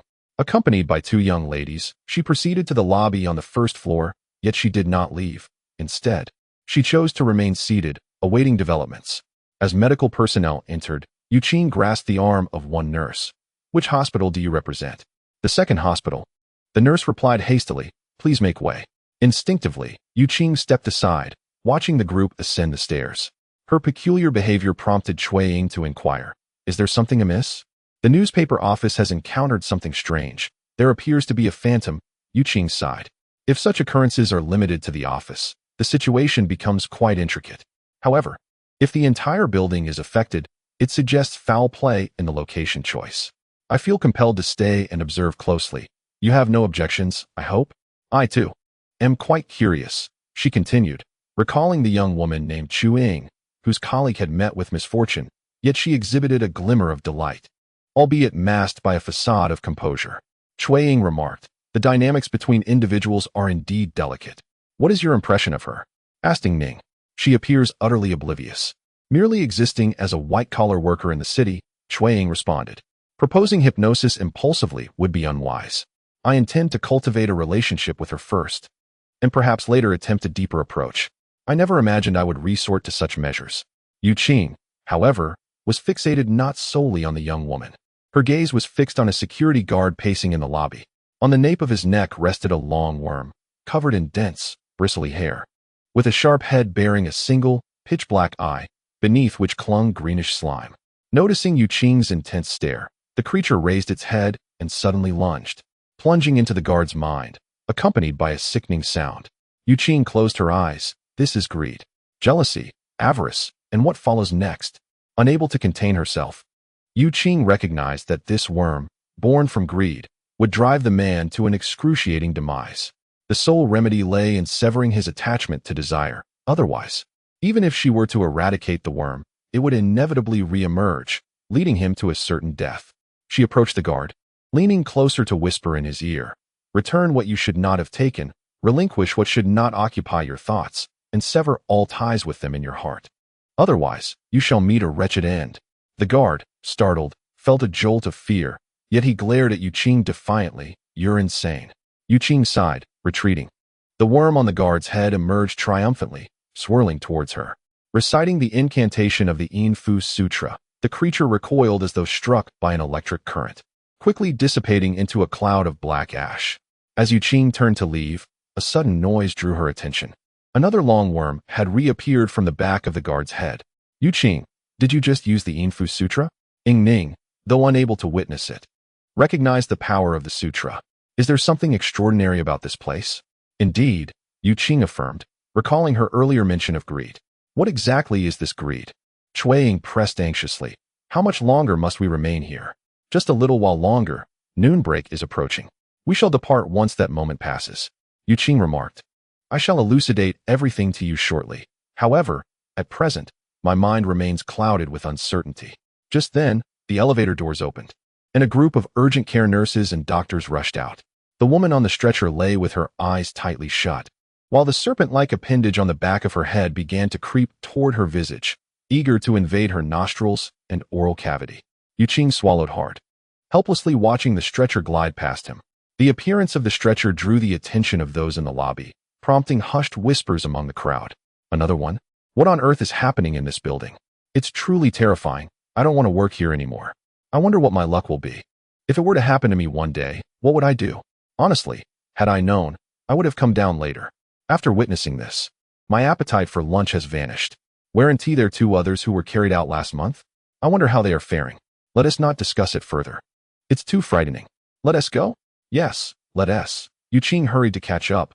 Wait a moment. Did you say that two individuals were carried out last month? Indeed, who are you? The two elegantly dressed women exchanged glances, yet displayed no wariness. Qing, with his gentle demeanor and soft tone, disarmed their suspicions. It's merely curiosity. Such occurrences are alarming in a building like this. I don't work here, so I am simply inquisitive. We are visiting employees of the newspaper on the upper floors. Do you happen to know which company the two individuals from last month were affiliated with? There are too many companies in this building. However, it definitely wasn't ours. Qing felt a tinge of disappointment. Thank you. Returning to his seat, Ying teased. Was it captivating? What? I was inquiring if the two female white-collar workers were attractive. Ying continued. Seeing you converse for so long has made me a bit envious. You're incorrigible, Qing replied. I was there to inquire about serious matters. They mentioned that incidents have occurred in this building more than once, with 2 just last month. Chuang finally ceased her playful banter. All right, I'll stop teasing you. Thus, it is evident that something peculiar is afoot in this building. However, it does not concern us, does it? What if we established a company? There are such enterprises in Japanese manga dedicated to unusual occurrences. Should we consider starting one as well? We need not seek out any supernatural artifacts. Yu Qing swiftly covered Cui Ying's mouth. My dear ancestor, what nonsense are you spouting here? What do you mean by supernatural artifacts? Are you looking to land in trouble? Even if there is a ghostly organization protecting us, it would still lead to complications.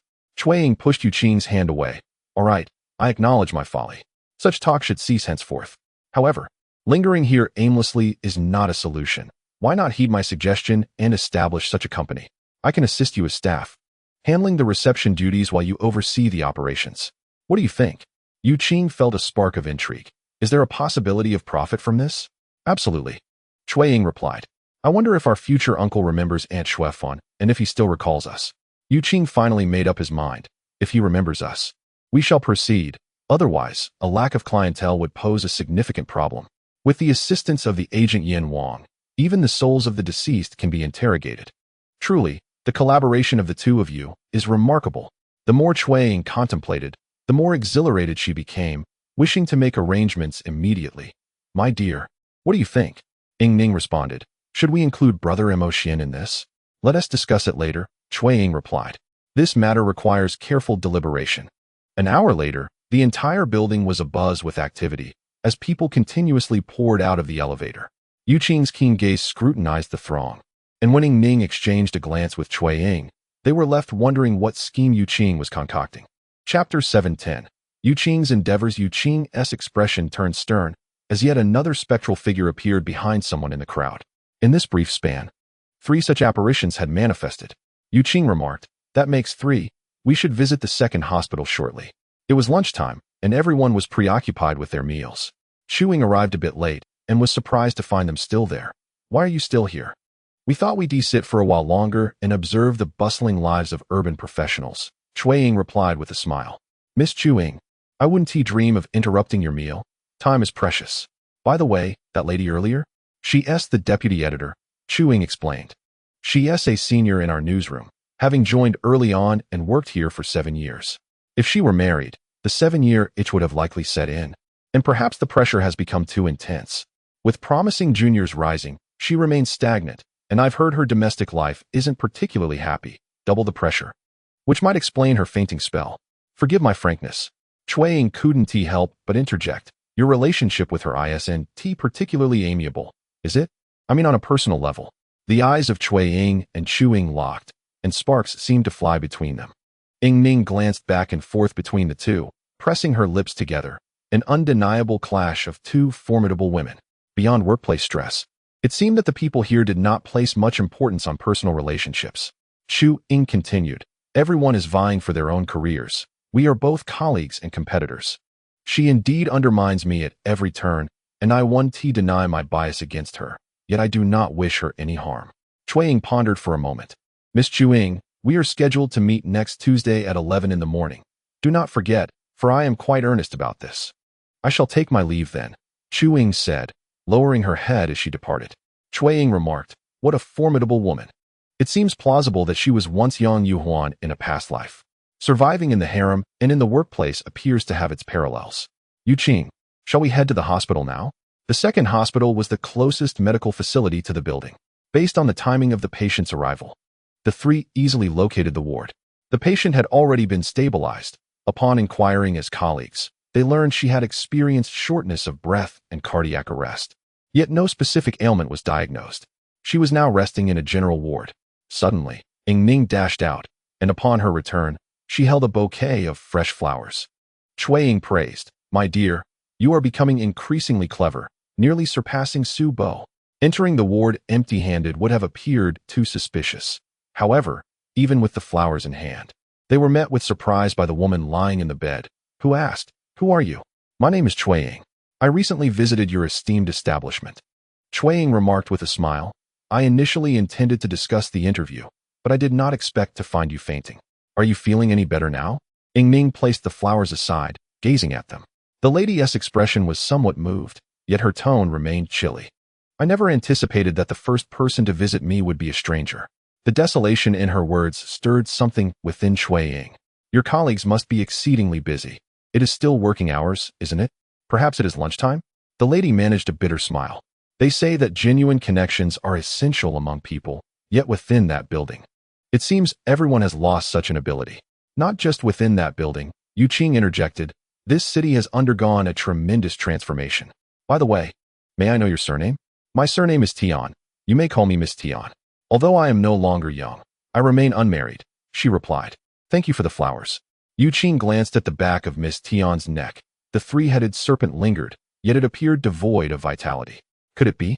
A thought flickered in Yu Qing's mind, and he reassured her. Miss Tian, have you visited any unusual places in the building recently? Perhaps somewhere rather dark? The basement. Miss Tian replied. It is widely regarded as an ominous place, yet the company has documents stored there, and someone must retrieve them. Shui Ying sensed something profound. The human psyche is indeed intricate. If expressions could still be analyzed through micro-expressions, the heart remains the most elusive. Please take care of yourself. We shall have another opportunity to meet next week. Next week? Miss Tian responded. I fear we may not meet again. I am too exhausted and plan to leave this company, returning to my hometown. Perhaps that is where I truly belong. Suddenly, the three-headed serpent at her neck vanished, dissipating into a wisp of black smoke. With the cessation of desire, the specter that thrived on such cravings also disappeared. Yu Qing sighed in relief. That is a commendable decision, Miss Tian. We wish you a safe journey ahead. Upon exiting the hospital, Yu Qing explained the existence of specters, which are fundamentally distinct from ghosts. While ghosts vanish into mere ashes and do not return, specters, akin to bacteria, can proliferate repeatedly. The same emotions can give rise to similar specters. Is it really incredible that such entities exist among the people on the streets? Ying Ning inquired with curiosity. No, not everyone possesses them, Yu Qing clarified. That is why I suspect something is amiss with that building. Shui Ying quickly revisited an earlier point, therefore. If you meddle in affairs that do not concern you, it is merely meddling. This matter holds no relevance for us, and we gain nothing from it. If this is to be pursued on behalf of the company, the owner of that building would have to provide compensation, wouldn't they? Though we previously received money from the clearly defined organization, we cannot rely on it indefinitely. Yu Qing, how will you support me in the future? Yu Qing chuckled awkwardly. I have been pondering that very question. Your suggestion is quite astute. Shui Ying was truly a woman of action. Let us seek Officer Gao and see if he still remembers us. Gao Mingyuan did indeed recognize them. The moment he saw them, a flicker of sorrow crossed his eyes. It is strange. I clearly recognize you, yet something feels amiss. Indeed, something is amiss. Shui Ying softly remarked. The future is not as we envision, Officer Gao. Do you still recall the perilous case? Of course I do, Gao Mingyuan responded. I owe my success in that case to your assistance. Otherwise, I would not have solved it. However, there have been no intriguing cases of late, so I haven't sought you out. Is that the reason? Shui Ying cleared her throat gently. We are preparing to establish a special investigation company, and we would appreciate your referrals in the future. Gao Mingyuan immediately perked up and ushered the three into his office. This is a splendid idea. I had intended to remind you of it long ago. Why didn't you remind us sooner? Shui Ying retorted. Officer Gao, that is a classic case of hindsight. Honestly, I was counting on you to support our business, and yet you speak like this. Gao Mingyuan continued. By the way, it is quite peculiar. I haven't visited an antique shop in ages. Perhaps we should meet elsewhere from now on, Shui Ying hastily suggested. The antique shop has become somewhat inconvenient. Why is it inconvenient? It was evident that the detective's instinct to probe deeply was strong. There have been quite a few people there recently, Shui Ying replied candidly. It truly is inconvenient, Officer Gao. Let us agree on this. We shall return to prepare immediately. Yu Qing, my dear, we shall take our leave now. As the three exited, they encountered Su Xiaoxiao hastily descending the stairs. Shui Ying felt a surge of displeasure and exchanged a glance with Ying Ning, who too seemed perturbed. Shui Ying strode forward and grasped Su Xiaoxiao's hand. I have something to say to you. Taken aback, Su Xiaoxiao was pulled outside the police station. Releasing her grip, Shui Ying regarded her meaningfully. Rest assured, we shall not complicate matters.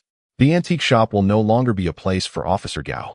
Take good care of him and do not let down your aunt's good intentions. Su Xiaoxiao, perceiving malice where there was none, Believed Cui Ying approached her to rekindle the connection between Xue Fun and Gao Mingyuan, leaving her feeling somewhat embarrassed. I apologize, I have overthought this. Chapter 711. Autumn Aftermath. We know our aunt's temperament well. Once she has made a decision, it is as immovable as a mountain, Cui Ying stated. She relinquished her happiness for you. How can you harbor such suspicions? Do not blame me for not warning you. Men are sensitive creatures.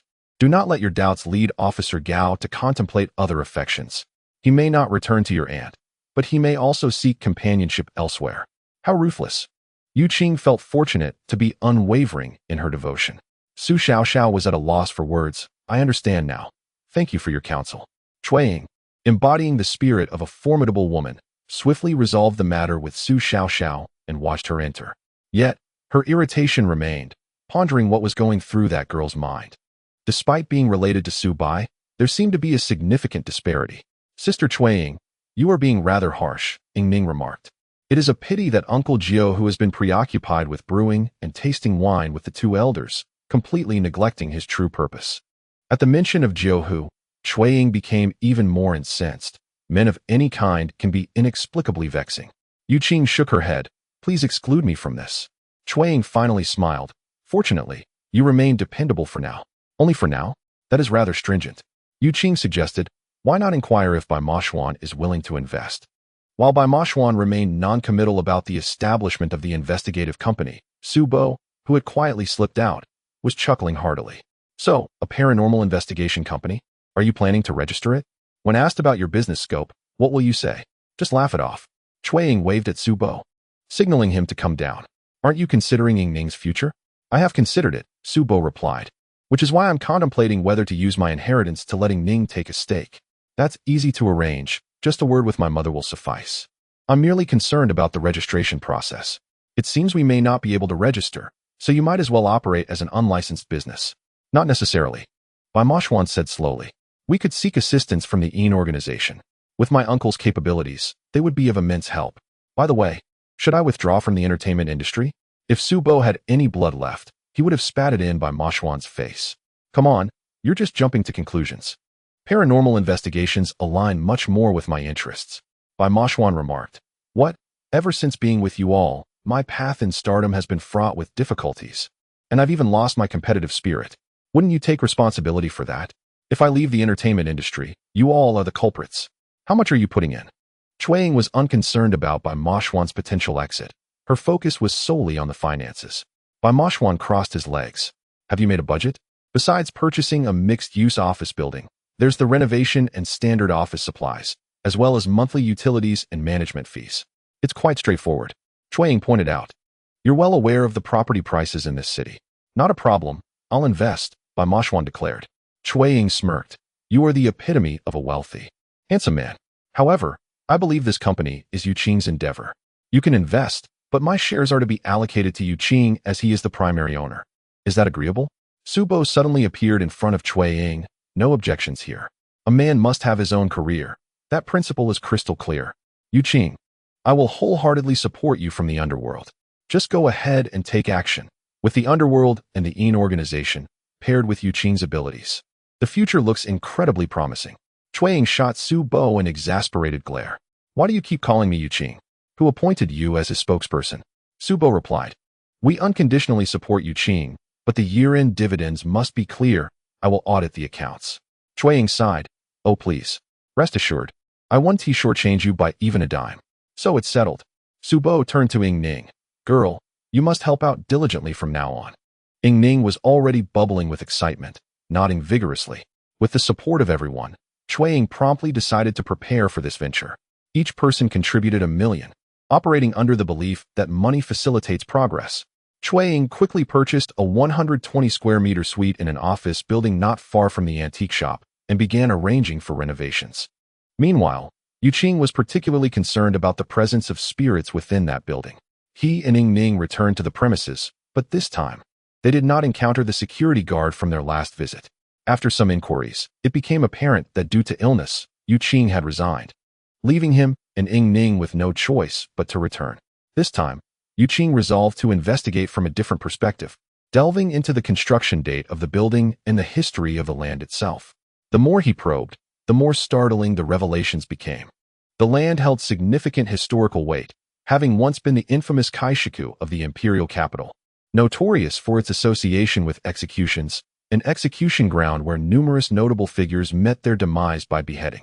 In operatic narratives, the phrase executed at the woman actually referred to the transport of condemned souls to Qing for their execution. The term red execution has several interpretations. One suggests it refers to the blood that would spatter the earth upon decapitation. Another describes the executioner donned in coarse crimson garb, with a red headscarf and a ghostly blade cradled in his arms, concealed beneath a scarlet cloth. Yet another speaks of marking the condemned's name in blood-red ink, culminating in the fateful crack of the axe. Once the deed was done, the lifeless body would be carted away, and the bloodstains swiftly covered by the yellow earth, paving the way for a bustling vegetable market that would ultimately bestow the name Qing upon it. Different individuals subjected to execution would encounter varied treatment. Those of higher status might ride in a cart drawn by mules, while the less fortunate faced armed escorts in shackles through the bustling streets. Families who offered bribes would hear the executioner gently proclaim, "My lord, I shall see you off," demonstrating a certain grim professionalism, ensuring a clean execution that left the body intact. Conversely, those without familial support would face a more brutal end. Before an execution, public notices would be posted, and when the time arrived, local shops would display a table adorned with 3 bowls of white wine, and sometimes a wine jug, spout facing outward, as a sign of farewell. More elaborate establishments would even offer steamed dishes, while the condemned could choose to disregard food and drink. The journey to the underworld was deemed incomplete without offerings of wine and food. Such gestures were believed to accrue merit for the families of those who provided sustenance, often leading to vibrant red silk and couplets adorning the shop fronts, akin to joyous celebrations. It was said that in doing so, shopkeepers were amassing virtue for their eventual reckoning in the afterlife. Whether the merchants who escorted the condemned gained any merit posthumously was a matter only Su Bai could clarify. However, Yu Qing was intrigued by the fact that such locations often transformed into schools in later years. Given that the original Qing was situated in a bustling area, it was subsequently replaced by towering edifices, allowing the vitality of the living to dispel the lingering malice, thereby preventing any significant calamities. Yet, the specters of the past remained palpably present. Contemplating this, Yu Qing decided to return, intent on locating the head of security to inquire about the guard whose greed had summoned the apparitions. The head of security, displaying commendable camaraderie, readily agreed, stating, "I finish my shift shortly. I can accompany you, as his residence is not far from mine." In a nearby urban village, they arrived at the guard's dwelling, and the head of security confidently asserted, "He just resigned. He surely hasn't moved yet." As he spoke, he knocked vigorously on the door, muttering to himself, "It has indeed been a while since I last visited." The room was enveloped in silence, prompting the security captain to sigh in exasperation. "This fellow has become increasingly peculiar.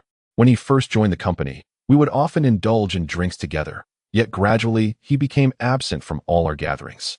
He has distanced himself from us and is rather unwelcoming to our visits to his home. How is his performance at work?" Yu Qing inquired. "Mediocre," the captain replied. "He perpetually appears listless, and his gaze is rather unsettling. In the past, this had even led to disputes with colleagues. I suppose since he is not at home, we should be on our way." Chapter 7:12. A pungent aroma. Ning grasped Yu Qing's hand. "Yu Qing, there is a strange odor emanating from within." With a nose as keen as Bai Mo Xuan's, Ning's observation prompted Yu Qing to lean in for a closer inspection. Indeed, a faint foul stench wafted through the air, causing his heart to sink. Glancing sideways, he noted that the balcony of the room was not far off. "You two stay here. I will investigate," he declared. With that, he deftly maneuvered to the side and, with a deep breath, leaped across with remarkable agility, leaving the captain utterly astonished. Cautiously, he asked Ning, "Are you affiliated with the bureau?" Ning slightly shook her head. "Not quite, but somewhat." The captain was left bewildered, especially as he saw Yu Qing had already entered the balcony. The balcony door was locked, but through the glass, the disarray inside was evident. Here, the foul odor mentioned by Ning was more pronounced. Yu Qing leaned closer, nearly pressing his face against the glass door, and beheld a figure slumped on the living room sofa, while several green flies buzzed ominously above the person's head. With a resigned sigh, Yu Qing returned to the corridor and dialed the police. Ying Ning understood the gravity of the situation, while the captain remained puzzled. What is it? He queried. A person has died, Yu Qing replied. There are green flies inside. Flies are harbingers of death, and their presence is indicative of decay. Green flies, in particular, breed in decomposing matter, and the sheer number of them suggested that the individual was beyond saving. As the door swung open, a putrid stench assaulted Ying Ning's senses, causing her to frown. The captain stood in shock, confronted with the sight of a once-living person sprawled on the sofa, their head grotesquely mutilated, blood long dried, and staining the grass-green upholstery a deep brown. Impact marks adorned the walls, with blood vividly flowing down to the floor, creating a ghastly scene that made the captain swallow hard. Who could have done this? He asked, bewildered. We cannot draw any conclusions just yet, Yu Qing replied. I sincerely apologize for having you witness this. This area does not fall under Gao Mingyuan's jurisdiction. After the trio completed their statements, it was already afternoon. Yu Qing treated the captain to a meal, where the captain, sullen and brooding, sipped his drink. That building has something amiss about it. It feels cursed. Incidents have been occurring with alarming frequency. How long have you been stationed there? Ying Ning refilled the captain's glass. A year, he responded. Around this time last year. In early autumn, similar events began to transpire, though they were kept under wraps to avoid impacting the building's rental rates. Yu Qing pondered for a moment. This year. It has also begun in early autumn. Such coincidences were indeed unsettling. The captain drank deeply. When I first arrived here last year, a girl died in the office building. I witnessed her body being carried away, with blood tears streaming from her eyes. In my hometown, we believe such a death is inauspicious, profoundly malevolent. Later, I heard tales of strange occurrences in that building. The elevator to the basement frequently malfunctioned inexplicably, and a warehouse clerk from a certain company vanished after entering the basement, never to be found. As autumn approached this year, bizarre events began anew. A woman was carried out, reportedly fainting for no reason, and she too had visited the basement. The captain's eyes reddened. That place is haunted, indeed haunted.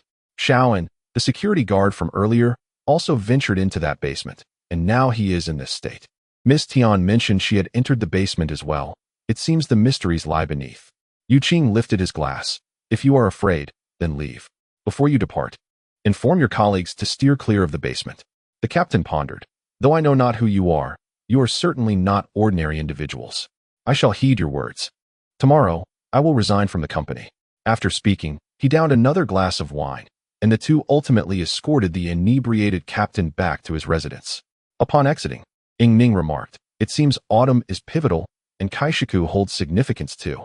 Indeed, autumn at Kaishiku is notorious for executions. The phrase autumn beheading is well known, as is the notion of executing at noon. You've heard of this in dramas, haven't you? Ying Ning inquired. What is the matter? There are reasons behind such practices. Yu Qing explained. Noon, particularly at the 12:15, is when yang energy is at its zenith, and shadows are at their shortest, allowing the vibrant yang to dilute the sinister energy of killing. Yet, the true purpose is to prevent the most heinous criminals from becoming restless spirits. Once a person dies, their soul must depart. Ying Ning asked. What rationale is there in preventing the dead from becoming ghosts? Noon, being a time of heightened yang energy, coupled with the imperial grandeur of the midday gate, creates a potent atmosphere. When a condemned prisoner is executed, their soul, upon departure, is instantly scattered, unable to reincarnate. Ying Ning murmured, such cruelty. Indeed, however, executing at noon holds another layer of significance. At this hour, a person's vitality wanes, teetering on the edge of slumber. Thus, executing a prisoner at this time renders them somewhat dazed, diminishing their suffering as their head falls. Viewed in this light, the choice of such timing reflects a semblance of humanity. How contradictory, Ying Ning remarked. But why choose autumn? In ancient times, land was cultivated only once a year. After the harvest in autumn, the populace was free from agricultural duties. Therefore, autumn executions attracted large crowds, serving as a cautionary spectacle. Moreover, as autumn wanes into winter, it carries an air of solemnity, emphasizing the authority of the law during executions. Although Kaishiku is not the imperial midday gate, it too has seen many autumn beheadings. Thus, the occurrences last year and this year during autumn merit further scrutiny. Yu Qing gazed up at the moon, realizing how swiftly the day had slipped away. What shall we do now? Ying Ning inquired. Without proper identification, we cannot conduct a thorough investigation. It seems we must await the official establishment of the investigative firm. Yu Qing replied. It is unfortunate that today's incident does not fall under Gao Mingyuan's jurisdiction. I wonder if it could serve as our inaugural case. If not, I am eager to find an opportunity to delve into the basement and discern what secrets lie within. Ning smiled. I wish to accompany you. Upon returning to the antique shop, they found Shui Ying grappling with a multitude of lists, verifying details while placing orders online. Upon noticing their late return, she expressed her concern. Why have you two returned so late? A life has been lost. Yu Qing recounted the circumstances surrounding the security guard's death. Shui Ying paused, her hand hovering over the mouse. Was it murder or suicide? It is unclear. He died from a forceful impact against the wall, Yu Qing explained. The entity that ensnared him was a long, worm-like apparition, covered in dense, velvety hair, with a sharp head bearing a singular, dark eye. Beneath the eye, there was green slime, the manifestation of greed. I briefly managed to banish it using the Infu Sutra, but it quickly re-emerged and is quite formidable. Will the apparition continue to follow after leaving the building? It certainly will, Yu Qing affirmed. We are now merely awaiting the police investigation to determine if it was suicide or homicide. If it is the former, it is likely connected to that long worm. Shui Ying remarked. The office building already has established decor. It merely requires some refurbishment. I've placed orders for all the office supplies, which should arrive within a week. Today, the Inran organization sent representatives to inform us that we are free to proceed. In the future, similar incidents will be referred to us, allowing direct communication with the clients. My uncle has been quite accommodating. He has made us secret partners with the local police. However, we must maintain confidentiality, as only a select few are privy to this matter. How about that? Progress has been commendable today. Chapter 713. She has departed. Shui Ying is truly capable. Ming pinched Yu Qing. The smile on Yu Qing's lips became unwavering. He wished to express his gratitude. Yet what escaped his lips was a wistful lament. If only my parents were here. Shui Ying's expression turned somber. Yu Qing, with my abilities, I will not let you or them down. Yu Qing smiled. When I bid them farewell, I prepared for the worst.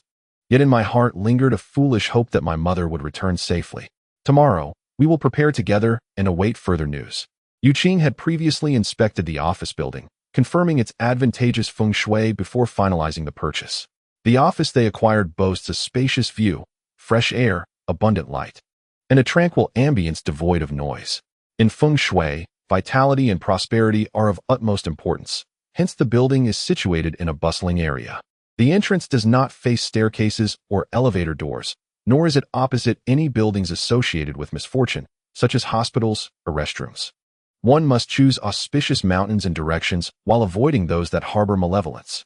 Yu Qing stood in the office building he had personally selected, suddenly overwhelmed by a surge of passion. He turned around and lifted Shui Ying into his arms, an act he had never before displayed, leaving Shui Ying both delighted and taken aback. What are you doing? She exclaimed. I'm simply happy, Yu Qing replied. I've suddenly realized that we are a perfect match. I am introverted, while you are extroverted. I excel in practical work, whereas you shine in social interactions. Others may lack the patience to delve into my inner self, but you can perceive it with a mere glance. Shui Ying, I consider myself fortunate. Bing Ning cautiously peeked out. Am I somewhat superfluous here? Shui Ying playfully tapped Yu Qing, prompting him to set her down. Once the items arrive tomorrow, we can start arranging everything. Yu Qing, this is your forte. Give it your all. Yu Qing nodded, saying, the placement of office items and the arrangement of seating are both crucial. Leave it to me.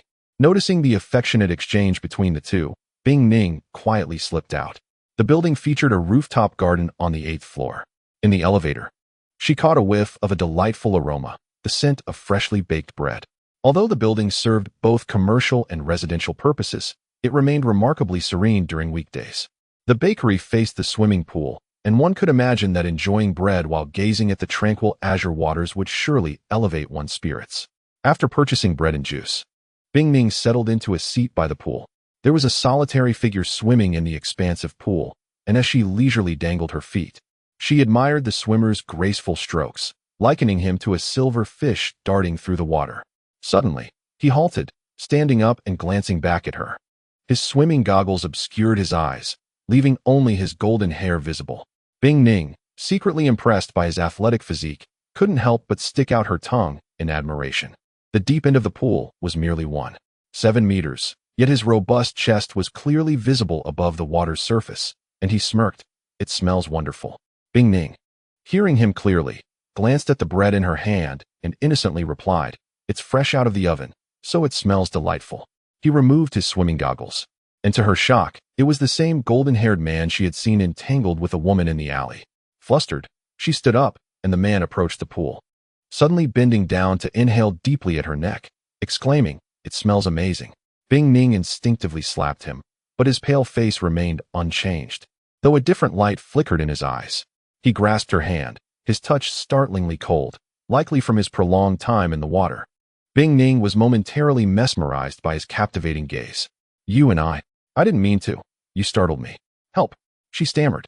The corners of his mouth curved up once more as he playfully tapped her head, assuring her, "I one tea bite, don't worry." Tears glimmered at the corners of Bing Ning's eyes, which she hastily wiped away and tasted, murmuring, "So fragrant." She wished to reprimand him, but felt an inexplicable fear, swallowing the words back down. Pushing past him, Bing Ning declared, "I must return now." The man's smile blossomed fully at the corners of his lips. As Ning walked, she glanced back at him, then hastily retreated into the office building. By chance, a pile of delivered office supplies obstructed her path, causing her to stumble and fall to the ground. Overwhelmed by her recent distress, Ning could no longer contain her emotions, rubbing her knee and sobbing softly, "It hurts." Blood had already begun to flow. Hearing the commotion, Cui Ying emerged, exclaiming, "Dear girl, how could you be so careless?" She bent down to blow gently on Ning's wound, noticing the blood, and helped her up. "Fortunately, the first aid kit is ready. Let me apply some ointment." "Come on, if Xiao Bai sees you crying, he will surely be heartbroken. And you, what is there to cry about over such a trivial matter?" "I'm not crying because of that," Ning replied, feeling wronged. "I just encountered a rather strange person. It was absurd. He was embracing a woman on the street, speaking nonsensical words. I even imagined him tasting my tears. The thought sent chills down my spine. Let's not talk about it anymore." "Very well, as you wish." Cui Ying ushered Ning inside. In the stairwell, a man gazed down at his toes, muttering, "The fragrance is indeed enticing." After treating her wound, Ning, under Yu Qing's guidance, arranged the newly delivered items alongside Cui Ying. Yu Qing remained remarkably composed, organizing everything meticulously. Upon observing the office taking shape, she felt a sense of relief. "By the way, are we moving out of the antique shop?" "There are 3 rooms here," Cui Ying remarked. "Perfect. One for each of us." "I feel quite reluctant to leave so suddenly," Ning confessed. "It's just a short distance away. Only 2 traffic lights," Cui Ying replied. "As long as you wish to return, you can do so at any time." That was indeed true. Ming's spirits lifted once more. If Xiao Bai comes over, he will surely be thrilled. "By the way, shall we allocate the rooms? Where will Brother Mo Xuan stay?" Cui Ying responded. "From what I know of him, he is unlikely to move here. He is currently planning to withdraw from the entertainment industry. While you were away yesterday, he came over and reached an agreement with the company. He intends to leave, and the company has no choice but to comply. However, he may need to pay a substantial penalty." "Then I have no worries. Brother Mo Xuan is not short on money," Ning said with a smile. "Isn't that so?" Bai Mo Xuan meticulously planned his exit from the entertainment world. The moment he signed the release form, he felt an immense weight lifted off his shoulders, though Chu Yan's piercing gaze seemed to cut through him, as if wanting to extract his very heart. Bai Mo Xuan smiled faintly. "Chu Yan, from now on, the company will rely on you to support the overall situation." Chu Yan lazily rose to his feet, striding towards Bai Mo Xuan and whispering in his ear, "You are still running away." "It's not running away. I merely discovered that this industry is not my true passion after stepping into it out of curiosity," Bai Mo Xuan replied. "I must face the consequences of my immaturity, which is why I sacrificed these past 2 years. From now on, I shall pursue the path I truly love." "Chu Yan, you are different from me. There is a spark in your eyes when you act. Think it over carefully. I'm leaving." Chu Yan sighed in resignation. "Let me see you off." "Very well. This shall be my last visit to the company," Bai Mo Xuan stated. "I will transfer the penalty fee to the company's account, and everything will be settled." Chu Yan escorted Bai Mo Xuan to the entrance, and suddenly, in self-mockery, he remarked, "I must be out of my mind. I cannot fathom why I feel such sorrow while bidding farewell to my fiercest rival." "Where are you headed now?" he inquired. "I wish to meet someone," Bai Mo Xuan replied. "For reasons I cannot explain," Ever since deciding to withdraw from the entertainment industry, a multitude of thoughts have surged forth. And now it is time to put them into action. I must take my leave. Hey, you haven't yet revealed what you intend to pursue after your departure. Chu pressed. With a smile, Bai Mo Xuan envisioned the headlines. The illustrious Bai Mo Xuan forsaking the splendor of stardom to become a professional fortune-teller.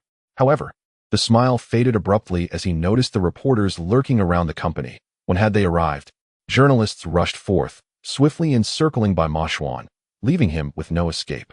Unwilling to intervene, Chu promptly turned and retreated back into the company, determined to distance himself from this chaotic situation.